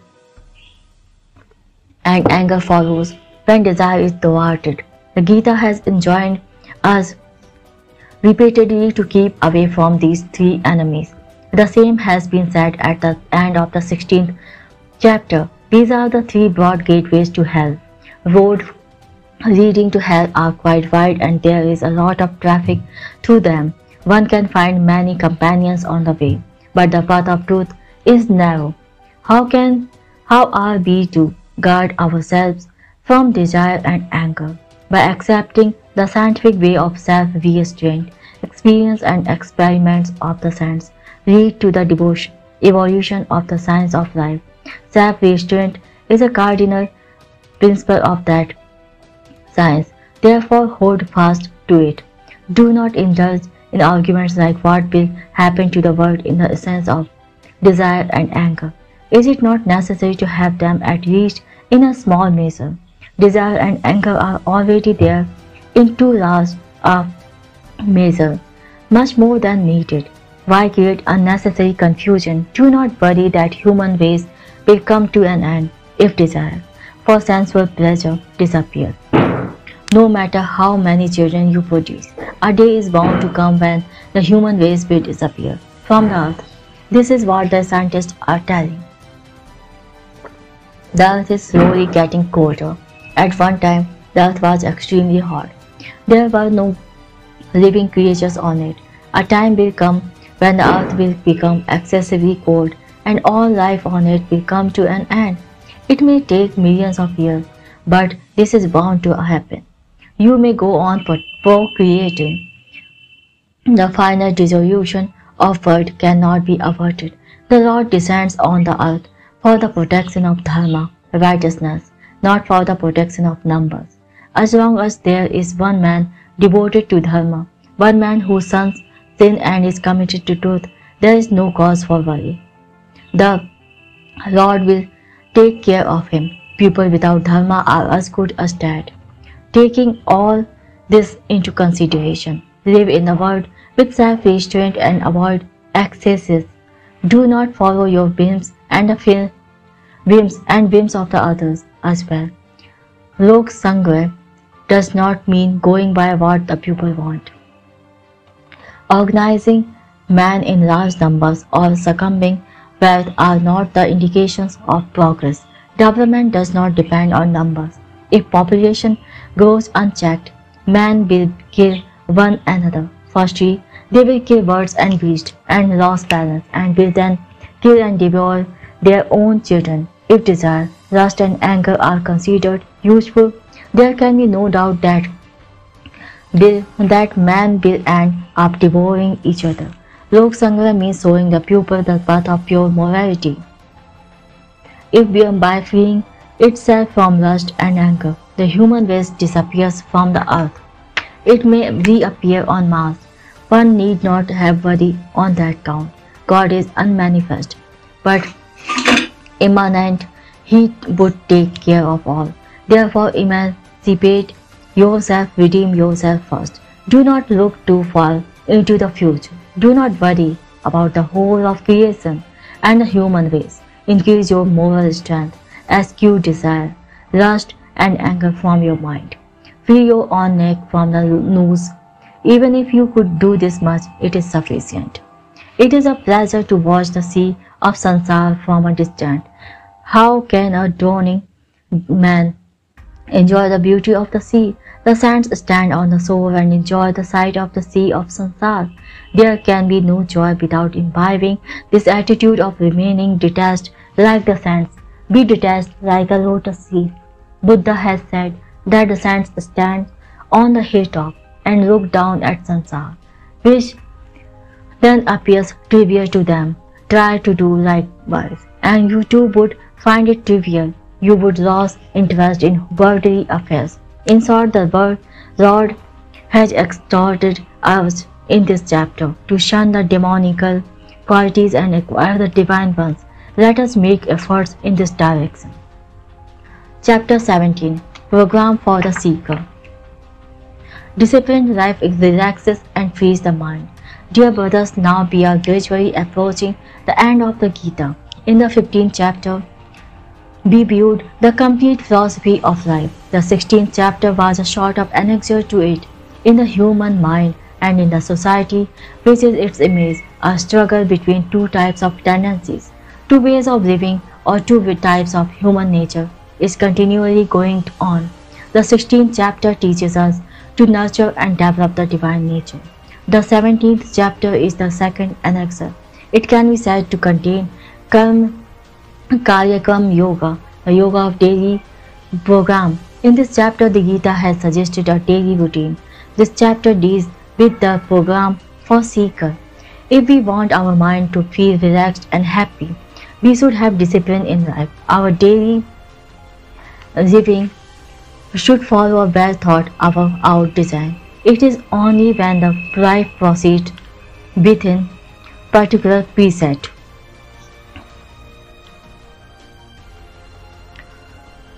bounds in a disciplined way that the mind can be free. A river flows freely, but its flow is bounded by the bank. If it were not so bounded, the water would run in different directions and go waste. Let us keep the example of the Janani before our eyes. The sun is the preceptor of the Jananis. The Lord has said in the Gita that he taught Karma Yoga first to the sun and Manu. The thinking man learned it from the sun. The sun is free and independent. The secret of its freedom lies in its regularity. It is our everyday experience that if we regularly take a particular route, we are able to think while walking without paying any attention to the road. But if we walk on different roads every day, our attention would be on the road and our mind would not be able to think. Thus we should have discipline in the life to have a free and joyful and not burdensome life. For this purpose, the Lord has suggested a program in this chapter. We are born with 3 institutions or orders. The Gita is suggesting here a program whereby they can operate in an efficient manner to make the life happy. The first of these is the body that wraps us, the vast world, the whole creation around us, of which we are a part, is the second one. The third one is the society into which we are born. It includes our parents, brothers and sisters and neighbors. Every day we use these 3 and bear them out. The Gita wants to endeavor continually to replenish what is lost through us and continually to replenish what is lost through us and thereby make our life fruitful. We should selflessly discharge our inborn duties toward these 3 orders. These duties are to be discharged, but how? Through yajna, sacrifice, dana, charity, and tapas, penance, and austerities. These 3 together comprise the scheme for the purpose. We are familiar with these terms, but we do not comprehend them clearly. If we could comprehend them and bring them into our lives, the body, the creation, and the society all would fulfill their purpose, and our lives will also be free and happy. Triple endeavor for this purpose. Let us first see what yajna means. Every day we make a use of the nature. If 100 of us crowd together in one spot for a day, that will spoil the place, pollute the atmosphere, and thus harm the nature. We should do something to recoup nature, to restore its balance. It is for this purpose that the institution of yajna was created. Yajna is intended to reimburse, to put back what we have taken from nature. We have been farming for thousands of years and eroding the fertility of the soil thereby. Yajna says, return to the soil its fertility. Plug it, let it absorb heat from the sun. Manure it to make good. The loss is one purpose of the yajna. Another purpose is to purify the things we use. We use as well and make the place all around it dirty and salty. The harm thus caused should be undone. So we should clean its surroundings. Production of something new is the third aspect of yajna. We wear clothes, so we should spin regularly to produce them. Growing cotton or food grains, spinning, all these are forms of yajna. Whatever we do as yajna should not have any selfish motive behind it. It should rather be done with a sense of duty to compensate the loss we have caused. There is no altruism in it. It is the repayment of what we already owe. In fact, we are born with a debt. What we produce for repayment of that debt is a form of service. We are not obliging anybody thereby. We use so many things in the world around us. Yajna should be done for their replenishment and purification as well as for the new production. Human society is the second institution. Our parents, teachers, friends, all of them toil for us. Dan has been prescribed to discharge our debt to the society. Dan too is no altruism. We are already highly obliged to society. We were totally defenseless and weak when we were born. It is the society that looked after us and brought us up. We should therefore serve it. When we serve others without taking anything in return, that is altruism. But we have already taken much from the society. The service that is rendered to repay that debt is Dan. Dan means contributing to the progress of mankind. Dan means contributing, working for the replenishment of nature's laws, repayment of the debt to society through exerting oneself physically or through money or some other means is Dan. The third institution is the body. It too gets worn out daily for our use. We daily use our mind, intellect and organs. Tapas has been prescribed to remove the defects and distortions that arise in the body and to purify it. Thus it is our duty to act in such a way that these three institutions, nature, society and the body, function smoothly and efficiently. We create a number of good or bad institutions, but these three have not been created by us. They had been given to us.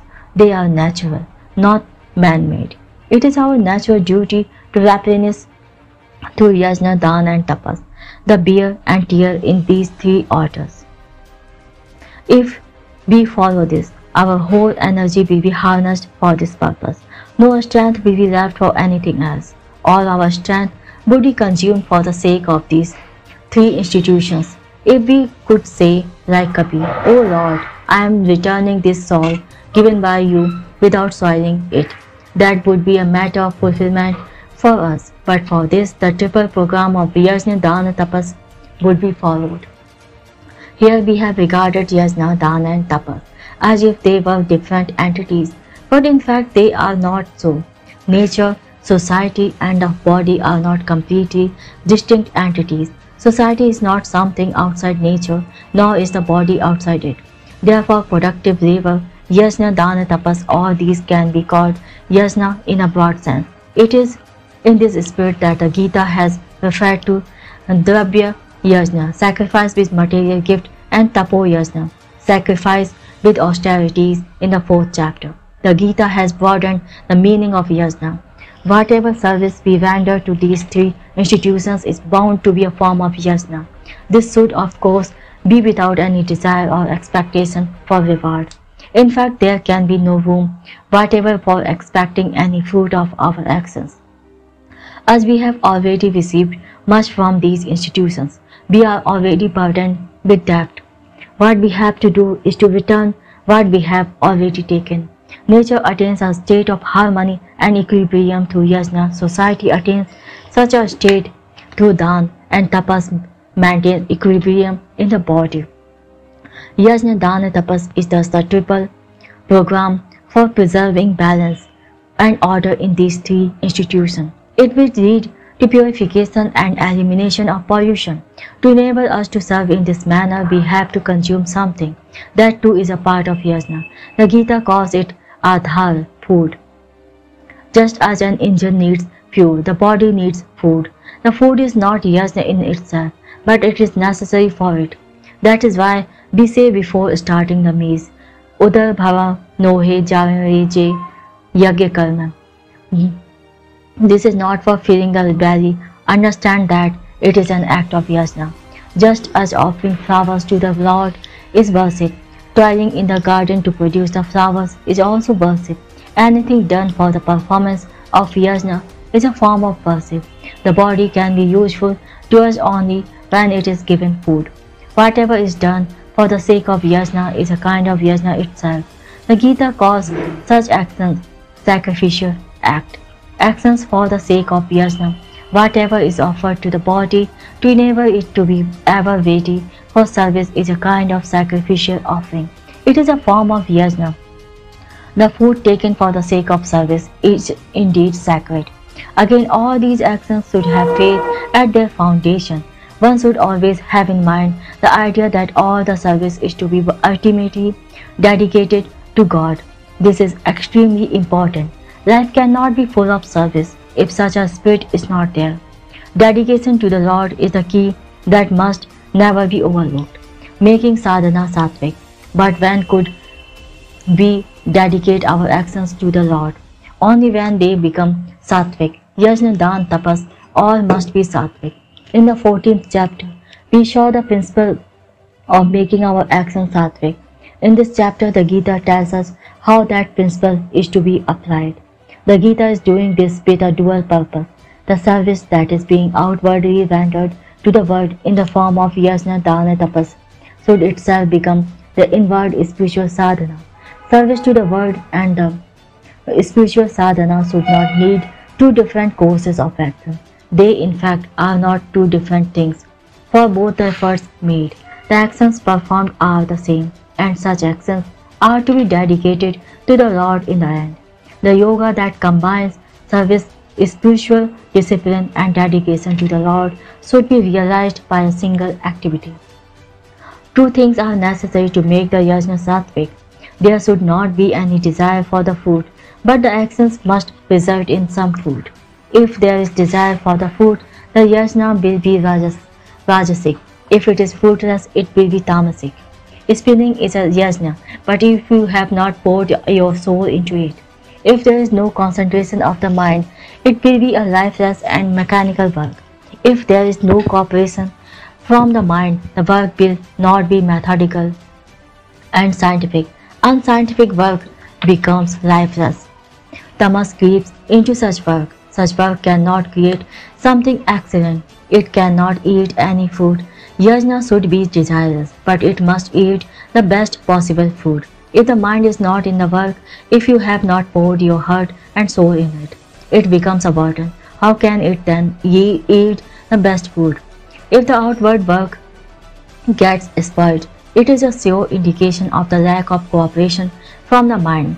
Therefore, take to the work from the bottom of your heart and have cooperation from your mind. We must work for the best possible returns to repay the debt due to the creation. Cooperation from the mind is the systematic way to ensure that the work does yield some fruit. In this way, when desirelessness gets ingrained in the mind and systematic and fruitful actions begin to take place, only then the purification of mind will ensure. What is the test for the purification of mind? We should examine our outward actions for this purpose. If they are not pure and well done, we may take it that the mind too is impure. When does the work become beautiful? When we work with pure heart and devote all our energy to it. The Lord, pleased with it, puts His seal of appreciation and approval on it. That makes the work beautiful. Beauty is the divine grace showered on pure and sacred efforts. A sculptor absorbed in carving feels that the beautiful image that is taking shape is not his creation. Beauty somehow manifests itself in the image at the last moment. Can divine art manifest itself unless there is purity in the mind? We pour the beauty and purity in our hearts into the Lord's image, and that makes the image holy. That image is but an image of our mind in a concrete form. All our actions are images of our mind.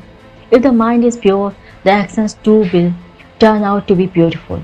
We should judge the purity of outward actions by the purity of mind, and the purity of mind by the purity of outward actions. In this connection, one more important point is not to be missed. It is that all the actions should be charged with mantra, with the spirit, with the understanding of their true purport. Actions without mantra are meaningless. While spinning, one should always have the feeling of establishing a bond with the poor if we spin for hours and on end. But without this mantra in our heart, it is all wasted. It would not then purify the heart. Look at the action of the spinning as a revelation of the Lord hidden in the silver. Then that action will become sattvic and beautiful. It will become a kind of worship, a sort of sacrificial service. Then that thin yarn will link you to the society, to the pupil, to the Lord. Yashoda saw the whole universe in the mouth of child Krishna. You too will see the universe in the thin yarn when it is charged with the mantra. Purity in food. To enable us to render such service, we must be vigilant about the purity of our diet. The state of our mind depends on the diet. We should take food in regulated and measured quantity. How much we eat is more important than what we eat. It does matter what food we choose to eat, but it matters even more that it is in the right measure. Whatever we eat is bound to have its effect. Why do we eat? To enable us to render the best possible service. Eating too is a part of the yajna. We should eat because it is necessary to make the yajna of service eat food. Look at the food with this feeling. The food should be clean and pure. There is no limit to an individual's effort for making his diet pure and sattvic. Our society too has made strenuous efforts for the same. Indian society made extensive experiments in this regard for thousands of years. It is difficult to imagine the hardships and austerities involved in those experiments. India is the only country in the world where a large number of communities have completely absorbed flesh eating. Even non-vegetarian communities do not have it as the main and regular item in their diet. Non-vegetarians too feel that it is unbecoming to eat flesh. They too have renounced it mentally. Yajna was introduced to discourage meat eating, and it was to fulfill this very purpose that it was later abandoned. Lord Krishna changed the very meaning of the word yajna. He impressed upon the pupil the value and importance of milk. Krishna did a lot of extraordinary things, but in which form do the Indian people adore him most? It is Gopala Krishna. Krishna the cowherd. Gopal Krishna with a cow by his side and fruit on his lips is the most familiar image for Indians. The great benefit of learning to cherish the cow was that people gave up meat eating. Cow's milk came to be greatly valued and the prevalence of meat eating was reduced. Still, it cannot be said that perfect purity in food has been attained. We need to advance further. Bengalis eat fish and many people are surprised at this. But it is not right to condemn them on that account. They have nothing but rice in their diet. It does not provide enough nutrition to the body. We shall have to make experiments to find our vegetable substitutes for fish which are equally nutritious. Individuals will certainly come forward for such experiments and make extraordinary sacrifice. Society progresses because of such individuals. The sun keeps burning brightly, and that enables us to have the normal body temperature of 98 degrees Fahrenheit, necessary to remain alive. Only when individuals whose vairagya, non-attachment, burns brightly like the sun are born in the society. When they free themselves from the cycles of circumstances and vigorously pursue their ideals, the ordinary beings like us can have a little detachment necessary in bodily affairs. In this context, I often think of the penance and sacrifices of the sages, some of whom must have even laid down their lives to end the practice of flesh eating prevalent at that time. We have collectively achieved this much. We have reached this point in making our diet pure and sattvic. We should not lose what our ancestors attained through untold sacrifices. We should not let go this achievement of Indian culture. It is not enough that we somehow manage to exist. That is easy. Even animals live likewise. Are we like them? No, there is a difference. Cultural development lies in increasing this difference. Our country carried out the great experiment of giving up flesh eating. Let us continue it. At least we should not sit below what has already been achieved. Such exhortation has become necessary as some of us have now begun to think that meat eating is desirable. Today the cultures of the East and the West are influencing each other. I am confident that good will come out of it in the end. Our superstitious beliefs are crumbling under the impact of Western culture. There is no harm in it. What is good will endure, what is bad will disappear. But superstitious beliefs should not be replaced by an unbelief which is held equally blindly and uncritically. Just as we should not believe in anything blindly, we should not disbelieve in something blindly. It is not that only belief can be blind, unbelief too can be blind. People have begun to think again about meat eating.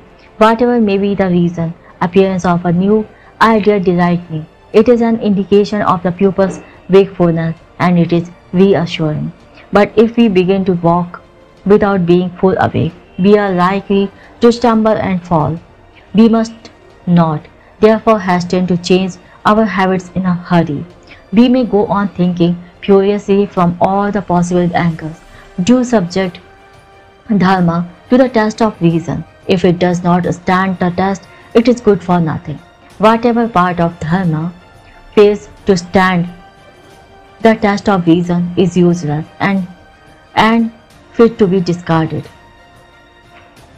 The dharma, which is so robust that the tools of reason themselves break down while dealing with it, is the true dharma. Dharma is not afraid of reason. One must never restrain thought, but one must not rush into action. Nothing should be done impatiently and impulsively until one is fully convinced of its righteousness. One must have patience and restraint while acting. We should not give up the gains which are hard-won. The Gita's scheme for harmonious living, purity of food, keeps the mind pure. It also strengthens the body. One can then serve the society properly. Both the individual and the society will then be contented.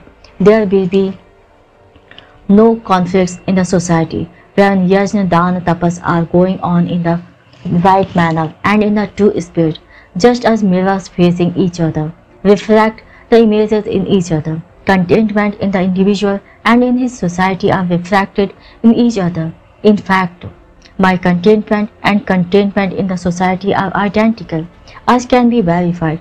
One will then experience oneness, non-duality everywhere. Duality and opposition will disappear. The Gita is suggesting a scheme to have harmony and orderliness in society. How nice it would be if we could organize our daily life in accordance with the Gita's plan. But today there is conflict between the individual life and the social life. How to resolve this conflict? This question is being discussed everywhere. What are the proper spells and limits for the individual and the society? Where is the boundary to be drawn? Who should have priority between the two? Who is superior? Protagonists of individualism regard the society as an inert entity. A military commander would speak gently to an ordinary sepoy while dealing with him as an individual, but he will order a battalion at his sweet will, as if it were inert, like a wooden block, which can be moved at will. Even here, while I am addressing a couple of 100 persons, I am saying whatever occurs to me, irrespective of whether you like it or not, as if you all are an inert mass. But when I deal with an individual, I have to listen to him patiently, give an answer after thoughtful consideration. Thus, there are some who expound that the society is inert and only the individual is a conscious entity, while some others attach importance to the society. I may lose my hair, my hand may be amputated, I may lose eyesight, even one of my lungs may cease to function. Still I continue to live. Each organ, looked at separately, has no life of its own. If any one of the organs perishes, the whole does not perish. The body is a collective entity. It continues to live. This is the standpoint of the collectivist. These are the two approaches opposed to each other. Your inference which depend on how you look at it. What you see is colored by the color of your eyeglasses. Some give importance to the individual and some to the society. This is because the concept of the struggle for existence has come to have a hold on our minds. But it's like life meant for struggle. If it is so, why not prefer death? Discord and strife is a recipe for death. It is because of this concept that we distinguish between self-interest and the supreme interest. That is the good of all. What could we say of human who invented the idea that self-interest and the supreme good have nothing to do with each other? He would create the illusion of a difference where none existed. It is indeed surprising that this non-existent distinction is being widely accepted. It is like erecting a wall, like the Great Wall of China, setting bounds to the horizon and then imagining that nothing exists beyond those bounds. All this is due to the absence of yajna in the life. Therein lies the genesis of the dichotomy between the individual and the society. Such dichotomy is unfair. Suppose a curtain hung in a room divides it in two compartments. As the wind blows, sizes of these compartments vary. They are not fixed, they depend on the wind. The Gita has nothing to do with such imaginary divisions. It exhorts us to follow the dictates of the law of inner purification. Then no contradiction between the interests of the individual and those of the society would arise. Their respective interests would not then be opposed to each other. It is in ensuring this, in securing the interest of all, that the Gita's ingenuity lies. A single individual following the Gita's law could make a nation rise. A nation is made up of the individual comprising it. How can a nation be called a nation if it does not have individuals having wisdom and character? What gives India its distinctive character? India means Rabindranath Tagore, India means Gandhi, and a few such names. People know India as the land of these individuals. Take a few individuals in the ancient times, a few in the medieval period, a few in the recent period. Add to them the Himalayas and the Ganga, and that makes India as it is. This is the definition of India. You may have elaborate commentaries on this definition. Commentaries only expand the definition, just as the quality of milk is judged by the fat contained in it. The quality of a society is judged by the individuals in it. There is no conflict between the interest of the individuals and that of the society. How can there be a conflict? In fact, there should be no conflict between different individuals as well. What does it matter if some are better off than others? Nobody should be destitute, and the wealth of which should be utilized for the society. That is enough. I may have the money in my left pocket or in the right one. It is mine all the same. Individual and social life can be organized skillfully in such a way that whenever any individual prospers, everybody prospers, and the nation also prospers. Still we create divisions, but if the head is separated from the body, both the head and the trunk will be lifeless. So do not imagine any division between the individual and the society. The Gita is teaching how an action can be done in a way that is neither against the doer's self-interest nor against the supreme good. There is no opposition between the air in my room and the air outside. If I imagine any opposition between them and shut the doors and windows of my room, I am bound to die of suffocation. If I do not assume such opposition between them and open the doors and the windows, the boundless air outside the room flows into it. The moment I imagine opposition between my interest and the society's interest and cling to my house, my land, etc., I deprive myself of the infinite wealth that lies beyond my and mine.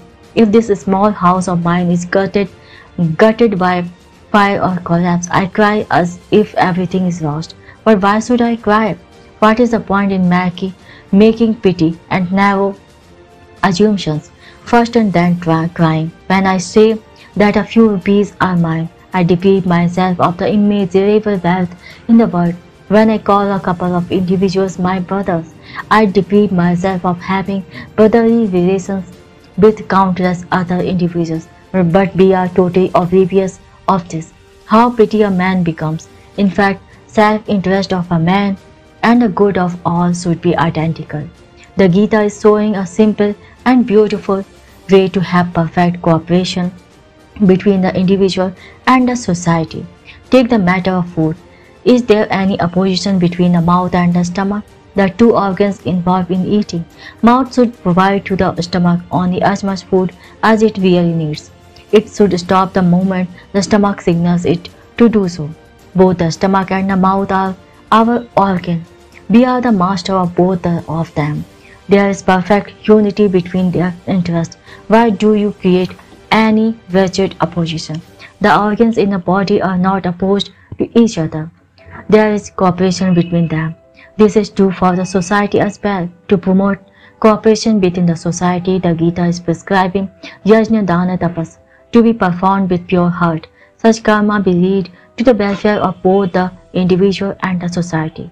A man whose life is full of the spirit of yajna belongs to all. Just as every child feels that the mother loves him, everyone feels that such a person belongs to him. The whole world cherishes such a person. Saint Ramdas has said, everybody wants such a man in their midst. The Gita teaches us how to live such a life. The mantra of dedication. The Gita further says that after infusing the life with the spirit of yajna, it should be totally dedicated to the Lord. It may be asked, what is the necessity of dedicating it to the Lord when it is already full of service? The point is that it is easy to say that life should be imbued with service, but it is far more difficult to achieve this. It can at best be achieved partially, and that too after many births. Moreover, the actions may be full of the spirit of service, and still they can lack the spirit of worship. Hence, the actions should be dedicated to the Lord with the mantra Om Tat Sat. It is difficult for the acts of the service to be fully saturated with the true spirit of service. When we seek well-being of others, we satisfy our own interest too. There is no action which is purely in the interest of others. It is impossible to do anything that is free from even a trace of self-interest. We should therefore wish that our service should become more and more selfless and desireless. If there is a wish to do increasingly purer service, then you must dedicate all the actions to the Lord. Janan Dev has said, Vaishnavas, that is Bhaktas, taste the nectar-like sweetness of the name of the Lord, and the yogis have mastered the art of living. Sweetness of the name and the art of living are not two different things. Chanting the name from within and mastering the art of living, these are in tune with each other. The Bhakt and the yogi are one and the same. When actions are dedicated to the Lord, self-interest, altruism, and supreme interest, that is the supreme good, will become one. I and you are now apart.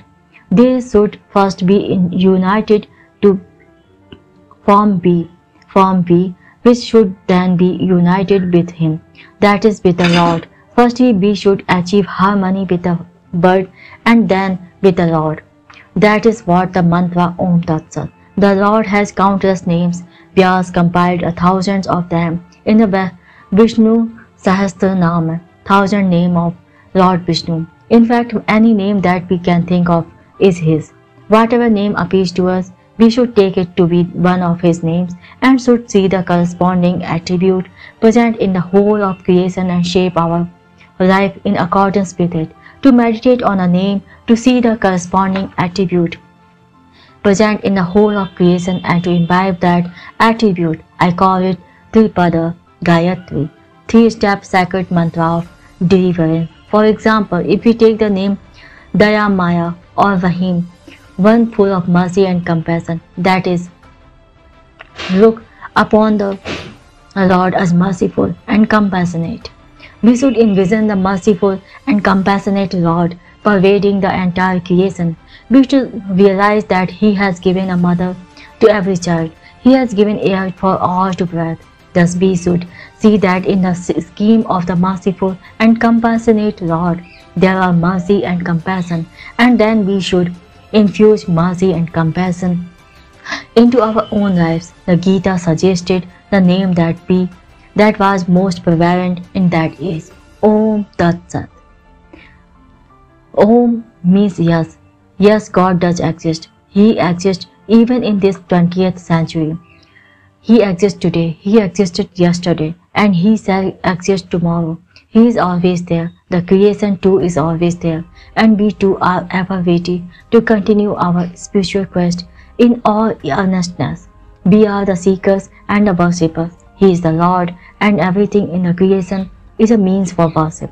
When our whole beings gets charged with this feeling, we may be said to have digested the meaning of Om. The spirit of Om should permeate our being and find expression in our sadhana. See the sun at any time. It is always there with its rays, never without them. In the same way, our sadhana should be clearly visible in our life to all at all the time.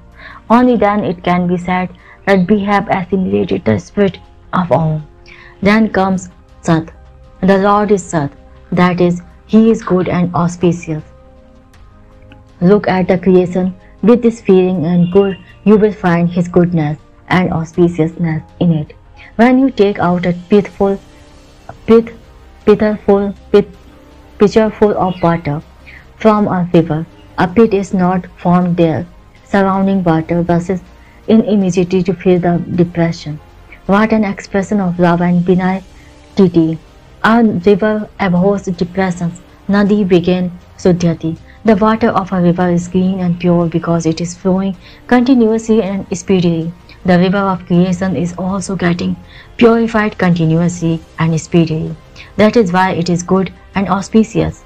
Let our actions to be likewise. To understand the Lord as Sat, all our actions should be full of purity and devotion. All our actions, our entire sadhana should be continually examined and progressively purified. Then comes Tat. Tat means that something different, something unattached to the creation. The Lord is distinct from the creation and is unattached to it. As the sun rises, the lotus bloom. The bird leaves their nest, darkness disappears, but the sun is somewhere far off, quite aloof from all these outcomes. When our actions become detached and disinterested, it can be said that we have digested Tat. In this way, the Gita teaches us to dedicate all the actions to the Lord, using the Vedic name Om Tat Sat. The idea of dedicating all the actions to the Lord has already been introduced in the 9th chapter. The verse Yat karosi yadas nasi tells the same thing. The same idea has been elaborated further in the 17th chapter.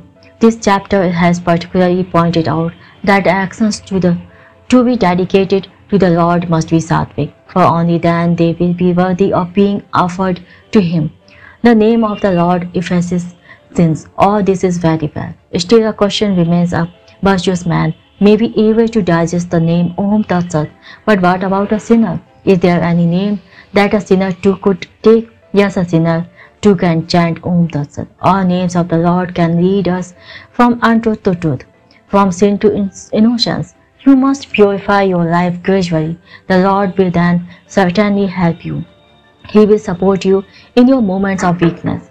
If I am asked to choose between virtuous but egotistic life on the one hand and sinful but humble life on the other, I may falter in giving an unequivocal answer, but my heart would certainly exclaim, let me rather have the sin which turns me toward the Lord. If a virtuous life is going to make me forget Him, then let me rather have a sinful life that makes me think of Him. It is not that I am justifying a sinful life, but vanity about the purity of life is a greater sin. Tukaram has said, O Lord, I am afraid of being learned. Let it not separate me from you. Let us not have such greatness. It is better to be a sinner and grieve. Jaate lekaru mata lage tu dharu. A mother separates from herself a grown-up child, but she would hold to her bosom her innocent I do not want to be virtuous and independent. Rather, let me a sinner dependent on the Lord. His holiness is more than enough to wash away my sins. We should try to avoid sins. If we fail in our efforts, our heart will cry out for His help. He is always there, watching fondly. Tell Him, I am a sinner, and that is why I have come to your door. A virtuous man has the right to think of the Lord and seek refuge in Him. Because he is virtuous, a sinner has the right to do so because he is a sinner. Chapter 18. Conclusion. Renunciation of the fruit of actions leads to the grace of the Lord. Arjuna's last question. Dear brothers, by the grace of the Lord we have now reached the last chapter. In this world of chance and change, fulfillment of any resolve depends on the will of the Lord. Jail life in particular is marked by uncertainty at every step.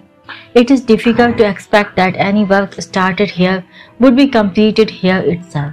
It was also not expected that these discourses on the Gita would be completed here.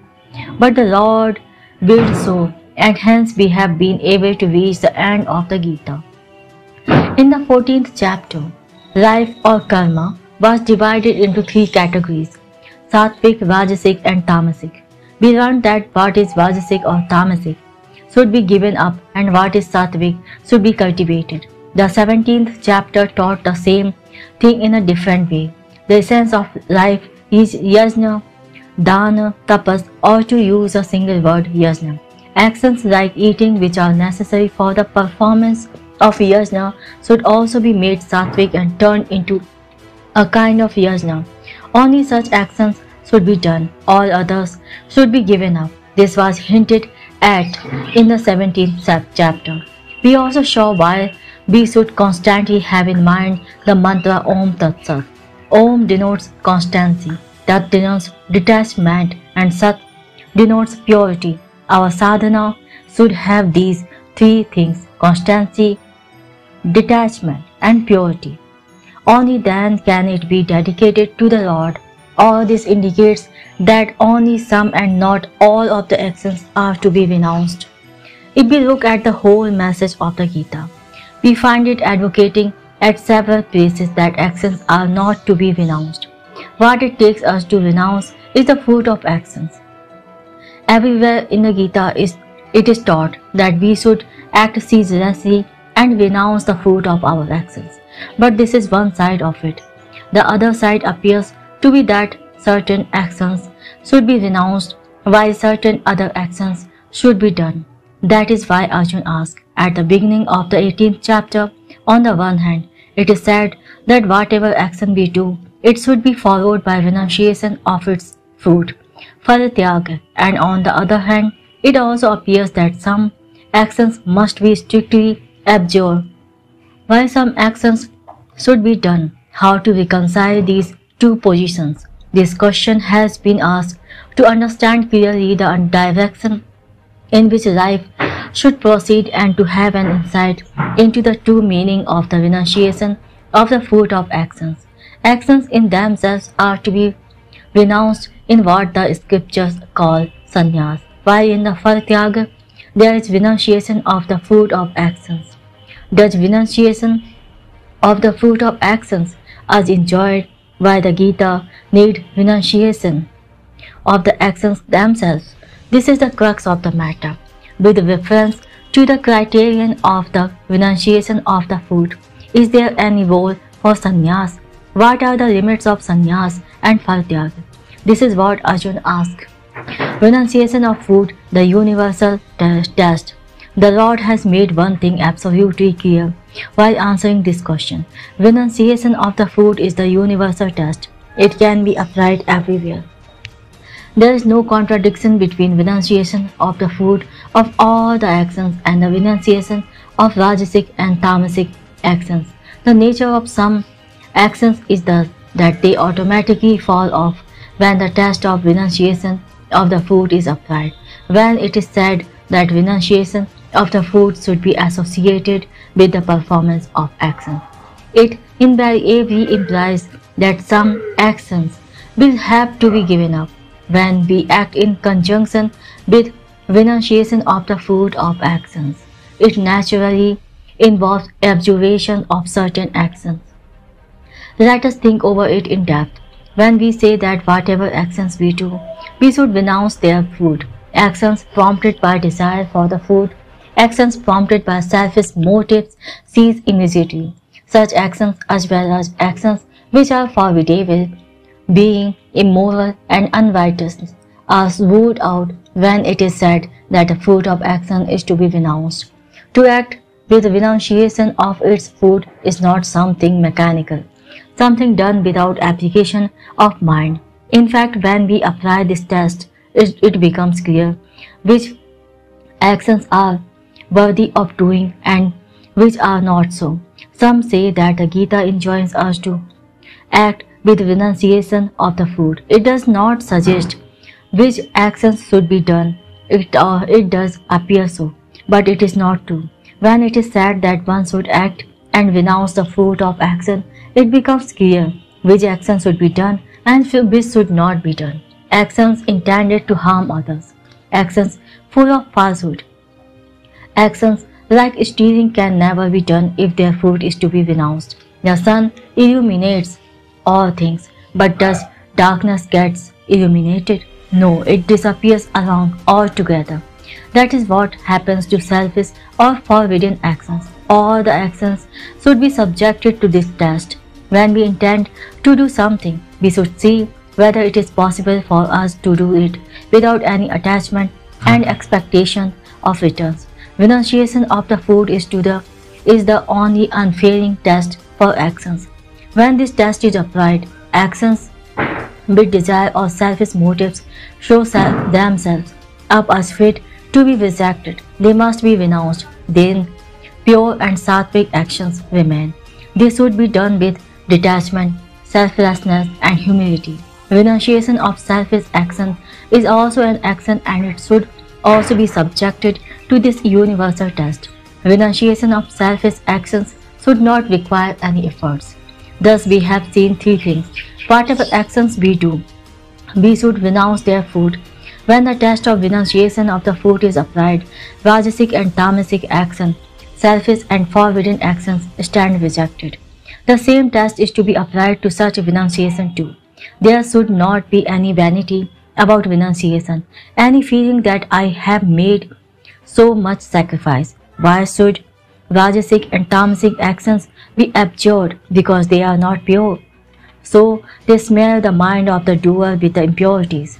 But on deeper observation, one finds that sattvic actions too are flawed. In fact, every action has some or other defect in it. The Swadharma of farming comes to mind as a pure and sattvic occupation. But even in such work, which of the nature of yajna, some violence is involved. Drugging and other operations destroy a number of living beings. When we open the door in the morning, the sun's rays enter the house and kills a number of germs.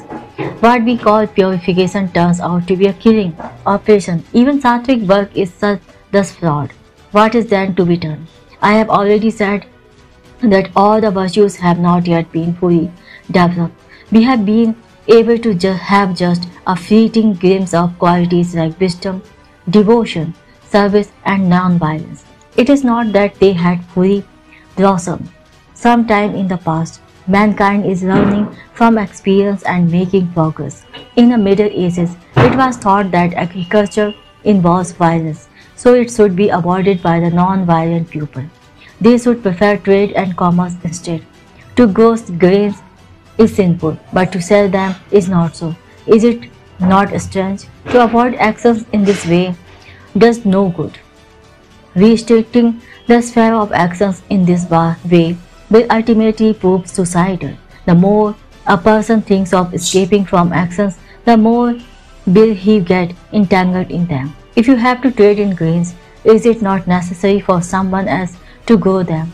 If so, are you not an accomplice in the violence involved in farming? If growing cotton is a sin, it should be equally sinful to sell it, not to produce cotton on the ground of it being an impure work is a sign of dark thinking. An attitude that goes on rejecting actions of all types on different pretexts is not a sign of compassion. On the contrary, it shows lack of true compassion.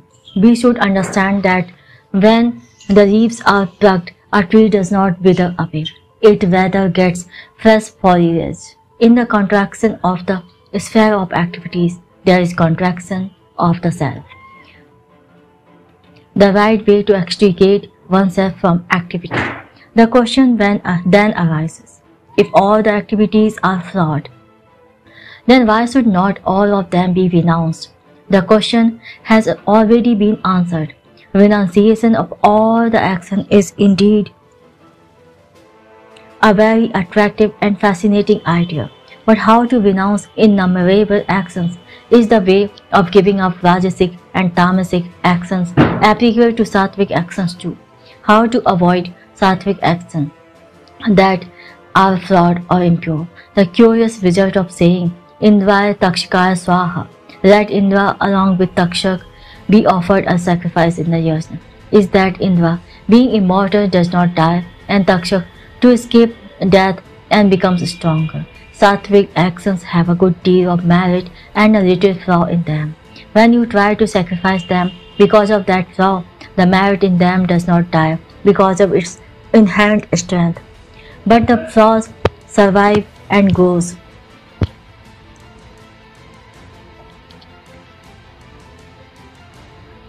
Behind the seed of the merit, the flaws which otherwise could have been removed get strengthened because of such indiscreet sacrifice. If we drive away the cat because it kills the rats, we shall have to suffer violence by the rats. If snakes are killed because they are violent, a lot of pests will multiply and destroy the crops, resulting in the starvation of thousands of people. Renunciation must therefore be accompanied with wise discrimination. There is a story that Machindranath asked Gorakhnath, his disciple, to give a boy a good wash. Gorakhnath literally washed the boy like a piece of cloth by thrusting him on a washing stone, squeezed him and put him on a cloth line for drying. Is it the way to give a boy a wash?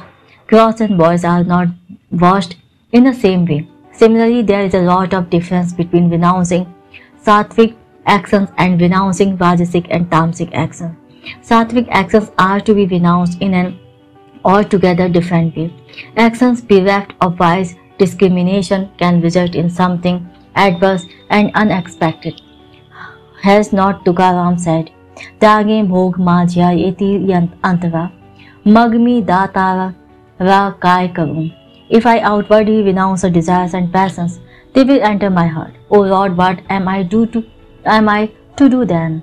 Even if one tries to make a little sacrifice outwardly, the subtle urge for indulgence remains in the mind and grows there in strength, rendering that sacrifice meaningless. If a little bit of renunciation is going to lead us to build palatial houses, it makes no sense. It would have been better to live in a hut. It is better to continue to be addressed in a coat and a turban than to bear a loincloth and amass wealth and allow inwardly pleasure. That is why the Lord has prescribed an altogether different ways for renunciation of Sattvic actions. They are to be done, but their fruit should be severed from them, while some actions themselves are to be renounced. Fruit of some other is to be severed from them. There is a story about a man who thought that his house was filthy and inauspicious and therefore left and went to another place. He found filth in that place too and therefore went to a forest. There, as he sat under a mango tree, a bird's droppings fell on his head. Disgusted, he cursed the forest and went and stood in a river. There he found big fish eating up the small ones, and that heightened his disgust. Convinced that the whole of the creation was abominable and there was no way out except through death, he came out of the water and kindled a fire to end his life. A gentleman who was passing by inquired, "Brother, why do you want to end your life?" The man replied, because the world is an abominable place, it sings. The gentleman said, but imagine how it would sting when your flesh begins to burn. How awful the stench is when even a single hair burns. What would happen when your whole body gets burned? We live nearby. How would we bear it? Where could we go? The man was bewildered and exclaimed, one cannot live in this world, nor can one die. What is one to do then? The moral is that if you go on condemning everything as abominable and try to escape from it, you simply cannot carry on. If you try to avoid a small flawed act, an act with a bigger flaw will become inescapable. The nature of karma is such that it cannot be got rid of by outward renunciation only. If a man tries to fight the karma that has come to his rod in the natural course, if he tries to swim against the current, he is bound to get exhausted in the end and be swept off by the current. His interest lies in acting in tune with the current of Saudharma. Then the coating on the mind will peel off gradually, and the mind will go on getting increasingly purified. Activities will wither away of themselves, even though actions will continue to be done. Karma, action, will remain, but kriya, activity, will disappear. There is a difference between karma, action and kriya, activity. Let us take an example to explain this. Suppose there is a great commotion at a place and it is to be stopped. A policeman goes there and shouts at the top of his voice. To make the people silent, he has to do the intense action of shouting. Someone else may just stand up and raise his finger, and that will be sufficient to quieten the people. Another person may just go there and his very presence will stop the commotion. In the first case, activity is intense. In the second, it is gentle. And in the third case, it is subtle. But action is the same, that the quietening the pupil. As the mind gets purified, intensity of activity will go on diminishing. Activity will go on becoming gentler and subtler, and will altogether cease in the end. Or action and activity are different things, even grammatically. These two terms are different from each other. This must be clearly understood. A man may express his anger either by shouting or by keeping silent. He may thus resort to different activities for the sake of one and the same action. A Janani does no activity, but his action is infinite. His very existence induces innumerable people to take to the right path. Even if he is just sitting still, he does infinite actions. As activity goes on becoming subtler and subtler, action goes on growing. Thus, one can infer that when the mind is completely purified, activity will cease altogether and action will become infinite. Activity will progressively become gentler and subtler till its complete cessation in the end, and then infinite action will take place by itself. Action cannot be got rid of by rejecting it superficially. It is possible only gradually to selfless, desireless work. There is a poem by the poet Browning, wherein a man asks the Pope, why do you bedeck yourself with robes, etc.? Why do you have all this paraphernalia? Why do you keep a serene face? Why this pretense? The Pope answers, I do all this because it is possible that I go on acting in this way. Faith may touch me one day, even without my realizing it. One should therefore go on doing desireless activity. It will finally culminate in the state of no activity. An insight into Swadharma.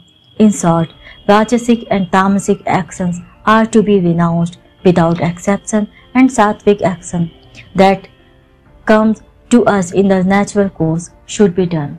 Even if they have some flaws in them, let them be defective. If you try to avoid their defects, other defects will overtake you. If your nose is crooked, let it be so. If you attempt to cut it to make it beautiful, it will look more frightful and ugly.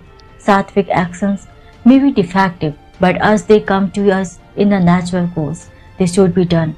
Only their fruits should be renounced. There is one more thing to say. You must not take up the action that has not come to you in the natural course, even if you feel that you could do it quite excellently. Do only what has come to you in the natural course. Do not go out of the way to take on new tasks which are not naturally yours. Avoid the work which needs a lot of deliberate effort, even though it appears attractive. Do not be tempted by it, for renunciation of food is possible only in the case of the actions that come to you in the natural course. If a man begins to run after each and every action, imagining that this is good and that also is good, renunciation of food is inconceivable. This will make a mess of one's life. One will try to do such actions for the sake of foods only, but the food will elude him. Life will then always be unsteady and unsettled. The mind will get attached to that action. Even if sattvic action is found tempting, one should keep away from that temptation. If you try to pursue a variety of sattvic actions, rajas and tamas will creep into it. You must therefore restrict yourself to the sattvic actions which come to you as your natural swadharma. Swadharma is comprised of Swadeshi dharma, Swajatiya dharma, duties arising out of one's being a part of a particular community, and Swakalin dharma, duties appropriate for the time. These three together constitute Swadharma. While deciding about one's Swadharma, one is required to take into account what is appropriate to one's nature and tendencies and what are the duties that have fallen to you. You have something in you which makes you what you are. That is why you are different from others. Everybody has something that is distinctively his own. A god can develop itself as a god. If it aspires to be a cow, it is impossible. It can never give up its godness. To give up the godness, it will have to give up its body. It will have to die to take a new body and acquire a new dharma. In the present birth, that godness alone is sacred for it. You must be knowing the story of the bull and the frog. There is a limit beyond which a frog cannot inflate its body. It will die if it tries to become as big as a bull. It is not right to imitate others. That is why it is said that taking up another's dharma is disastrous. Swadharma consists of two parts. One changes while the other does not. I am not today what I was yesterday, nor shall I be tomorrow what I am today. I am changing continually. A child's Swadharma is to seek all-round development. A young man's Swadharma is to use his abundant energy for service to the society. Swadharma of a mature adult man is to give others the benefit of his knowledge. A part of Swadharma thus changes, but the other part remains unchanged. To use the language of the scriptures, we may say that a man has Varna Dharma, duties that follow from being a particular Varna, as well as Ashram Dharma, duties that follow from being in a particular ashram. Varna Dharma does not change while Ashram Dharma changes. Ashram Dharma changes. What does this mean? When we successfully pass the stage of Brahmacharya ashram, we enter the next stage, become a Grihastha, the householder, then enter Vanaprastha ashram and finally become a sannyasi. But Varna Dharma does not change. I can never go beyond my natural limits, and attempts to do so will be foolish. You cannot overlook your distinctive attributes and personality. The scheme of Varna Dharma is based on this idea. The concept of Varna Dharma is quite appealing. Is Varna Dharma absolutely unchangeable? Is belonging to a Varna akin to belonging to a species? Is it that just as a god will always be a god, a Brahmin will always be a Brahmin? Concede that it is not so. One should take balanced view. When Varna Dharma is used as the basis for social order, exceptions are inevitable. The Gita has acknowledged this. The key point is that one should understand these two types of dharma and keep away from one another, from any other dharma, even if it appears beautiful and alluring. The full meaning of the renunciation of food. From the elaboration of the idea of renunciation of food of actions, the following points emerge. Rajasic and Tamasic actions should be completely given up. The fruit of action of renunciation should also be renounced. There must not be any pride or vanity about it. Sattvic action should not itself be renounced, but its fruit should be renounced. Sattvic action, whose fruit is to be renounced, should be done even if it has some impurities in it.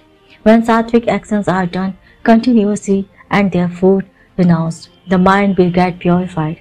Activity will go on becoming gentler and subtler and will cease completely in the end. Activity will disappear, but actions for the sake of Lok Sangra, to bring the people together and show them the path of righteousness, will continue. Only that sattvic action should be done which comes to us in the natural course. One should keep away from other actions, howsoever good they may appear. One should not be tempted by them. Swadharma that comes to us naturally consists of two parts.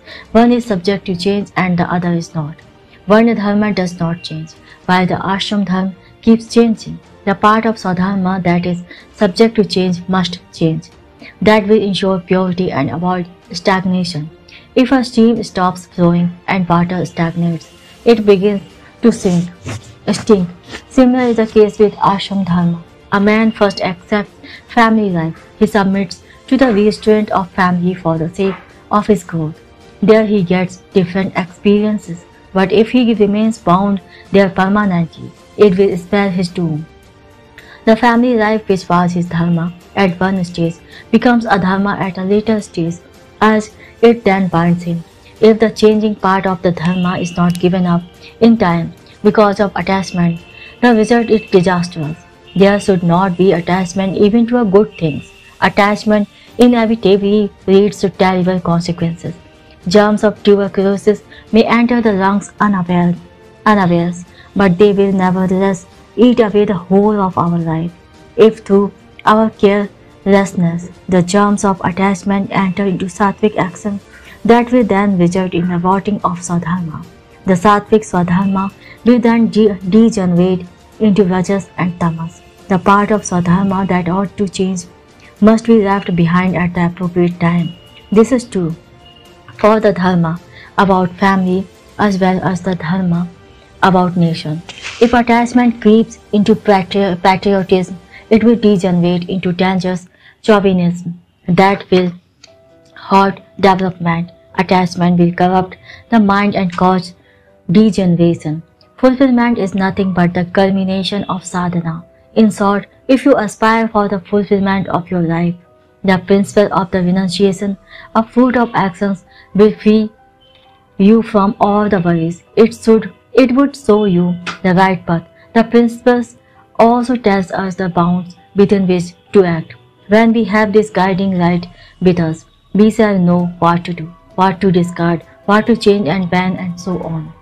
But now let us consider something different.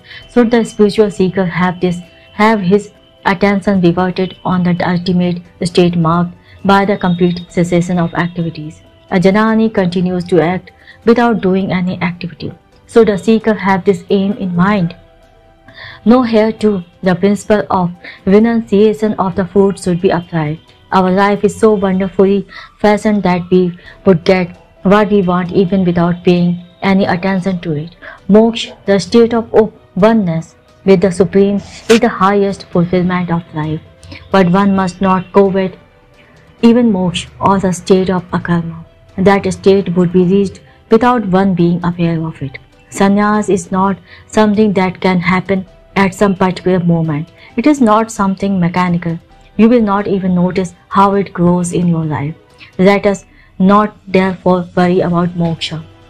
A bhakt always says to the Lord, Bhakti is enough for me. I do not have a desire for moksha, the ultimate fruit of sadhana. After all, moksha too is a kind of fruit, something that is to be enjoyed, and it too must be renounced. But when we renounce moksha, it will not move away from us. Rather, it will be more surely ours. Only when you give up the desire for moksha, you will advance towards it without your being aware of it. Let sadhana be done with such single-minded dedication that there is no thought of moksha in the mind, then moksha itself will seek you on its own. Let the seeker be totally immersed in his sadhana. The Lord has already said, Mate sangovastha karmai. You should not covet the state of akarma or moksha. Now he is again saying in the end, Aham tva sarva papebhyo mokshisyami masucha. I shall release you from all sins. Be not aggrieved. I am here to accord you moksha. Forget about moksha and be concerned about your sadhana. Sadhana will attain perfection when you forget moksha, and then moksha will itself be attracted to you. Moksha Lakshmi garlands him who is not concerned about her and is fully absorbed in his sadhana without any thought of moksha in his mind. When sadhana reaches its zenith, the moments of fulfillment comes. If a man in a forest wants to reach home but just keeps sitting under a tree in the forest, chanting home, home all the while, the home will remain away. If it succumbs to the temptation of rest, he will miss the ultimate rest. He should keep on walking. Eventually he will find his home right in front of him. If I lost myself in dreaming about the moksha and relax, slacken my sadhana, the moksha will remain distant. The surest way to attain moksha is to fling away any aspiration for it and concentrate on sadhana. One must not hanker after the ultimate rest. After the state of akarma, have love for your sadhana, and then moksha will be yours without fail. You cannot solve a problem by shouting for the answer. You should rather stick to the correct method, and that will step by step lead you to the answer. How can you reach the end before the completion of the process? How can you have an answer without following the method fully? How can you attain the state of liberation when you are still a seeker? When one is struggling for life in a flooded river, will it too if he thinks of the pleasures awaiting him on the other bank? At that time, all the attention should be riveted on swimming. All the strength should be applied to inch towards the other bank. Sadhana should be carried to the end. The ocean should be crossed, and you will find moksha there waiting for you. The triple state of realized one. All the activities drop off in the final state of a janani. But this does not mean that in the final state there would necessarily be complete absence of activity. Activities may take place or they may not. This final stage is extremely fascinating and sublime. The janani is not concerned about what is taking place in this state. Only that which is invariably pure, good and beneficial will take place in that state. The janani stands at the zenith of sadhana. There he would be untouched by all the actions even while doing them. He may even bring about destruction, and yet he will not be the destroyer, and even if he does good, he will not be the benefactor. The final state of moksha is the zenith of sadhana. In this state, sadhana becomes natural and effortless. Then there is not even a thought that I am doing something. This final state of realization, siddhavastha, is not a state of morality. A child speaks truth, but it is not a moral act, and he has no idea of untruth. To speak truth while being aware of untruth is a moral act. In the final state, untruth does not exist. Truth alone exists. So there is no question of morality. What is forbidden, what is worth absorbing comes nowhere in the picture. Ears do not hear what should not be heard. Eyes do not see what should not be seen. Only that gets done which ought to be done. One does not have to do it consciously.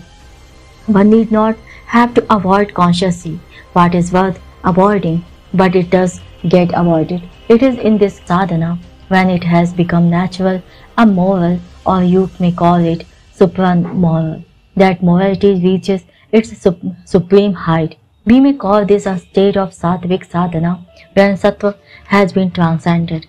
How is one to describe such a state? Just as one gets indications of the coming eclipse, there are indications in this state that moksha is to follow the death of the body. experience of the state of moksha begins even while the physical body is still in existence. Words fail, language falters while describing this state. Whatever violence a man in this state commits, he does nothing. How to judge his actions? Whatever is done at his hands will be nothing but sattvic action. Even when he no longer performs any activity, he shows right path to all in the world. This grand vision makes one speechless.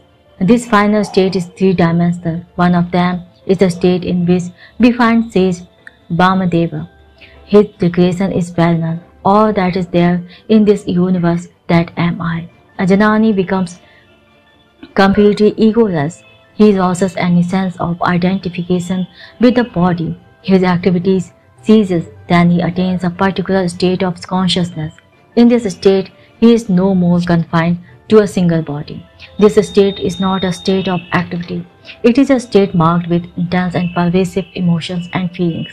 All of us can have experience of this state on a small scale. A mother takes upon herself the virtues as well as vices of her child. The child's sorrow makes her sad, and his happiness makes her happy. But this experience of identity in the case of a mother is limited to her child. She takes upon herself the child's faults. A Janani takes upon him the faults of the whole world. He becomes sinner by the sins of the world, and the virtuous of the world makes him virtuous. And yet, he is absolutely untouched by the merits and the sins of the world.